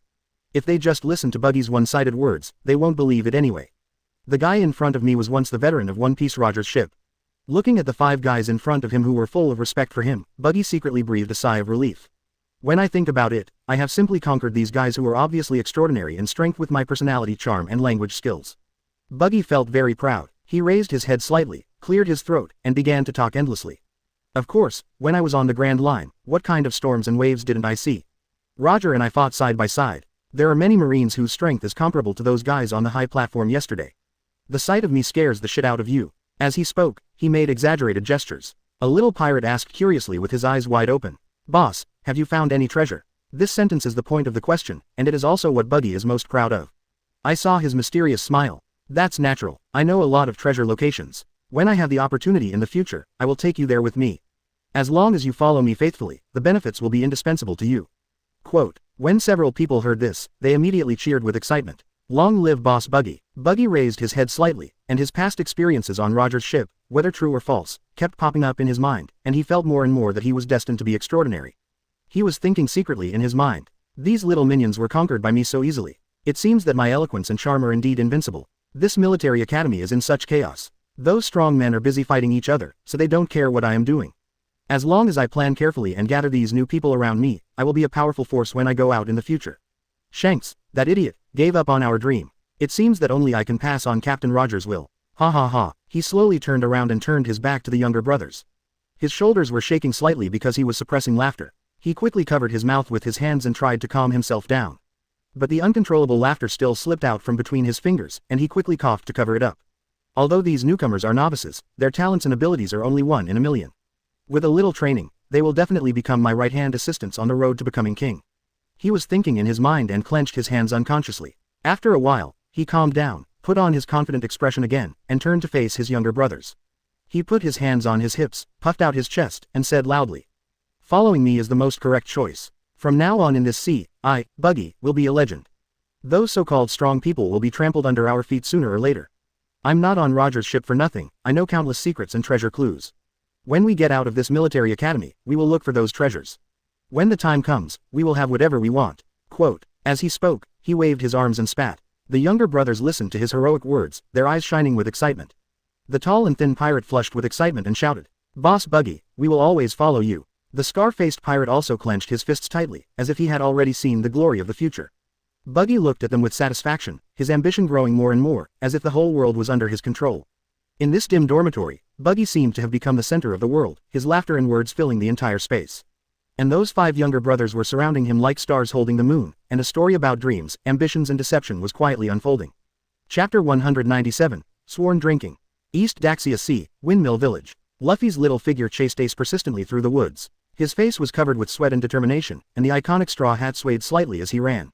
Ace's posture was strong and vigorous, like an agile cheetah, and he shuttled quickly through the forest, completely unaware of the figure following him not far behind. Luffy's pursuit, day after day, rain or shine, finally came to fruition today. This was the first time that he didn't lose Ace and successfully found his and Sabo's secret base. Just as the two were checking the amount of treasure, Luffy's childish shout came over. "I heard it, not good." Ace instantly became alert, a trace of anger flashed in his eyes, and after looking at each other with Sabo, he decided to control Luffy first. They tied Luffy tightly with tough vines, and the 3 brothers officially began to love and kill each other. "How did you, a follower, find this place?" Ace frowned, his tone full of impatience. Luffy's eyes were shining with sincerity, and he said eagerly, "Ace, I want to be your friend." Ace snorted coldly, feeling that Luffy was very troublesome, and discussed it with Sabo in a low voice. "He knows where we hide the treasure, we can't keep him." Although it was the first time for Sabo to meet Luffy, he felt that what Ace said made sense. So he nodded and said, "Then kill him." Hearing this, Luffy, who was tied up, felt extremely frightened. Tears instantly welled up in his eyes, and he cried loudly. "Don't kill me." His shouts echoed in the woods, attracting bandits who were searching nearby. When Ace and Sabo heard the bandits' movements, their expressions suddenly changed, and they instantly realized that the danger was coming. The two looked at each other again, and then hid in the dense bushes nearby without hesitation. The whole process was very smooth, but Luffy was the only one left behind who was tied up. "Kid, where did those 2 guys go?" The ferocious-looking bandit lifted Luffy's collar and asked Ace about the whereabouts of the 2 of them. Luffy subconsciously looked at the position on his waist, but immediately realized that his Shaolin had been stolen by his grandfather. But betraying a friend or something like that is something he would never do even if he died. Luffy's pouted lips were turned aside. I don't know." The bandit didn't say anything when he saw this, but gave a cruel smile and left with Luffy. Seeing them leaving, Ace and the 2 walked out of the bushes. Sabo looked at Ace nervously and said, "Ace, do you want to save him?" After all, Ace gritted his teeth and said, "That guy might betray us. Let's move the treasure first." With that said, he took the lead towards the location of the treasure, and Sabo had no choice but to follow closely. During the process of transferring the treasure, Sabo looked back worriedly from time to time in the direction where Luffy was taken away, but Ace only wanted to ensure the safety of the treasure first. After they carefully hid the treasure, time passed by and the sun gradually set in the west. The surroundings were unusually quiet, and the bandits did not come as they expected. Sabo sat on the ground and gasped, "Ace, why haven't the bandits come yet?" Luffy really didn't say anything, did he? Ace also murmured in his heart and began to feel a little uneasy. He recalled Luffy's longing eyes, and felt a twinge of guilt in his heart. In the bandits' base, Luffy was hoisted high. The bandits waved their spiked iron fists and smashed them at Luffy. The spikes on the iron fist pierced Luffy's body, and blood seeped out instantly. Luffy cried out in pain, and the sound echoed in the empty base, which was heart-wrenching. But no matter how much the bandits tortured him, he gritted his teeth and refused to reveal any traces of Ace and Sabo. The bandit leader lost patience and drew out the long knife from his waist. Under the afterglow of the setting sun, the blade of the sword shone with a cold light. "You're such a stubborn kid, so go die." He glared at Luffy fiercely and prepared to kill him with a knife. Time goes back 10 minutes. Ace and Sabo realized that Luffy may not have betrayed them. Ace stood up suddenly, clenching his fists. "We go to rescue him, we can't leave him behind." Sabo nodded without hesitation. He had wanted to do this for a long time, and the two quickly ran towards the bandit base. Just when the sword was about to fall, Ace and Sabo arrived. Ace roared, rushing towards the bandit leader like an angry lion, flying up and kicking his knife hand. The long knife clattered to the ground, and the bandit leader turned his head in shock. Sabo quickly shuttled among the bandits, punching and kicking them, knocking them around. The bandits were caught off guard by this sudden attack and were thrown into chaos. After Luffy saw Ace, the pain in his body seemed to disappear instantly, and tears of emotion shone in his eyes. "Ace, I knew you were coming." Ace looked at the scars all over Luffy's body and felt a pang in his heart. "Feel sorry." In the forest at night, the moonlight is like water. Next to a rock, Ace held the iron rod in his hand and looked at the bruised Luffy sitting on the rock and asked, "Why do you want to be friends with me?" Luffy sniffed, his eyes still red, and suddenly cried out, "Because I have no other support. Being alone is even worse than pain." Ace was silent for a moment and asked in a low voice, "Wouldn't you be sad if I were here?" "Yeah." Luffy nodded vigorously. Hearing this, Ace's hand holding the iron rod trembled slightly. He fell into the memories of his childhood. In the tavern, the pirates said in disgust, "This guy is a devil who is not even allowed to be born alive." And with Luffy's shouting at the top of his lungs, Ace seemed to have found the value of his own survival in an instant. "Do you want me to live?" He lowered his head, as if he was afraid to face Luffy's next answer. However, Luffy's attitude was more determined than he imagined. Luffy struggled to hold himself up and shouted in the direction of the forest. Of course. Someday soon. Ace raised the wine glass in his hand and said solemnly. From today on, we are brothers. Sabo and Luffy also raised their wine glasses. Luffy's eyes were bright and full of anticipation. Sabo was smiling and his eyes were firm. The three of them drank all the wine in their glasses. The wine, with a slight sweetness and sourness, flowed into their throats, seeming to imprint this brotherhood in their hearts. From then on, they became truly inseparable brothers. Chapter 198 Threats and Compromises. Marine G-88 Fortress. Tyrage had an angry look on his face, holding the hotline phone tightly in his hand, and veins popped out on his forehead. This is unfair. Why can poor Salino resign as a teacher? His voice was sharp with jealousy, and his eyes were full of envy. I'm going to ask you, what did you do on the day of the opening ceremony? Sengoku's calm voice came from the other end of the phone. The calm tone made Tyrage feel particularly harsh. He was filled with anger and thought to himself, is it my fault that I let poor Salino fly? Who asked him to show off? Is it my fault that I let students kill each other? Isn't that to save yourself some worries in the future? I strongly protest against this. Poor Salino must come back. Otherwise, I won't do it anymore. Tyrage's eyes widened angrily, veins popped out on his forehead, and he roared at the phone bug. He could give poor Salino the warmth of the sun. But he will never be allowed to dive and fish with peace of mind, absolutely not. In the Sengoku office of Marine Headquarters, Warring States took the document handed over by Chongjia, with an imperceptible smile on his lips, which was a bit cunning. If your wife knew that you had hidden 340 million bellies private money. When Tyrage heard this, his face instantly turned pale and then turned livid. Lao Dang, how dare you threaten me? He gritted his teeth, but he was wondering in his heart. As the saying goes, the most dangerous place is the safest place. How did Lao Dang know that I hid my personal money at the bottom of Dad's snack cabinet? Warring States ignored Tyrage's anger and continued to read the contents of the document. If your wife knew that there was a woman who wanted to give you a child. Tyrage looked stunned and was shocked. Has this old man investigated me? As the saying goes, people have to bow their heads under the eaves. Although he didn't take the matter between Bigmom and Smoothie seriously. But Maginot is currently pregnant, so it's better not to spread this matter to her ears. He glanced at the phone bug in his hand impatiently, curled his lips and said. Promise me a condition, and I won't pursue the matter of poor Salino. He originally thought that the Warring Council would agree to this, but he thought too much. Warring States still looked at the document, and immediately read out the more exciting content. If your wife knew that a woman entered your dormitory not long ago and didn't come out all night. Crack. The phone bug in Tyrage's hand was instantly crushed to pieces, and his face was as dark as the bottom of a pot. This isn't an investigation at all, this is obviously surveillance. He roared in his heart, his eyes full of anger and doubt. He paced back and forth in place, thinking about who betrayed him. Don't let me catch you, otherwise you will suffer the same consequences. In the Fortress Martial Arts Arena, Ella was organizing the team when she suddenly sneezed hard. Strange. Who is thinking about me? He shook his head, then pointed at the noisy team in front and shouted. Buggy, get off your sedan. Do you think you are Lord Tyrage? You can sleep wherever you want. Although Tyrage knew that he didn't do anything to Hancock that day, there was a question about fantasy space. If you haven't been there, you won't understand it at all. As the saying goes, a person who is clear will be cleared up, but he also prioritizes things. It is better to keep this matter in the stomach. Thinking of this, Tyrage glanced at the dead phone bug on the ground. After losing his wife and losing his troops, not only did he have to succumb to the insidiousness of the Warring States period, but he also had to pay for Kuzan's phone bug. Tyrage sighed secretly. Once again, he took out a phone bug that he had temporarily borrowed from Sakazuki using the space fruit. Brew. The loser's sneer was just right on his face. I admit that I spoke a little too loudly just now. One day later, Fortress Martial Arts Arena, in front of Tyrage, Kuzan, and Sakazuki, there was a team standing respectively. Yesterday's call ended with Tyrage's complete defeat, but the Warring States period also gave him a reason why poor Salino must withdraw. That is, a major accident occurred at Eggman's future island, where Vegapunk is located. An important researcher stole Vegapunk's latest research results and is currently missing. As the immediate boss of the Marine Science Force, this matter undoubtedly fell on poor Salino's head. Ahem. Tyrage cleared his throat and prepared to talk about what needed to be done today. Not everyone was involved in the melee that day. Therefore, apart from those conspicuous monsters, the three of them did not know the strength of the others. None of the three could teach their ideas through words. The only thing they could do was to teach through words and deeds.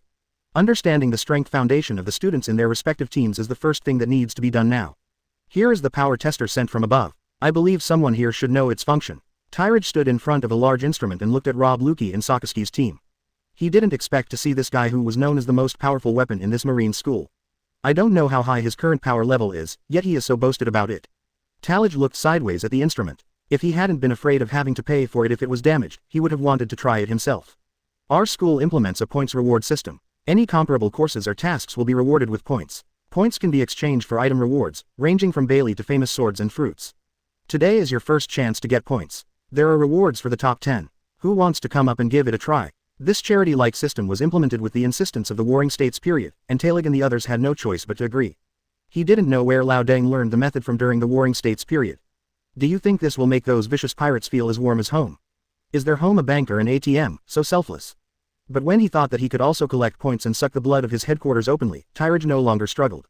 Tyrage looked around, looking for the first guy who was willing to come up and give it a try. His eyes lingered on Buggy intentionally or unintentionally. This guy is out of luck. In just a few days, he actually managed to trick more than a dozen newcomers into becoming his little brothers. Under the hot sunshine, Buggy was surrounded by a group of younger brothers at the front. He tried hard to maintain the iconic exaggerated smile on his face, with his hands folded in front of his chest. He seemed calm and composed, but in fact, he was already like an ant on a hot pot. His eyes seemed to be wandering around inadvertently, but in fact he had been secretly paying attention to Tyrage's every move. Sweat slowly fell from Buggy's forehead, but he didn't dare to raise his hand to wipe it, for fear that this subtle movement would attract Talag's attention. Which one of you will be the first to come up and try? Tyrage's voice with a hint of joking came again, and his malicious eyes fell directly on Buggy. Buggy's heart skipped a beat, but the smile on his face didn't change at all. The corners of his mouth twitched slightly and quickly returned to normal. He raised his chin slightly, cleared his throat and said, I think this kind of thing should be tried by my younger brothers first. As the boss, I have to coordinate the overall situation and observe the situation. His voice sounded smooth and strong, but only he knew that there seemed to be a fire burning in his throat, which was painfully dry. He pretended to be calm and glanced around the younger brothers around him, with warning and hints in his eyes.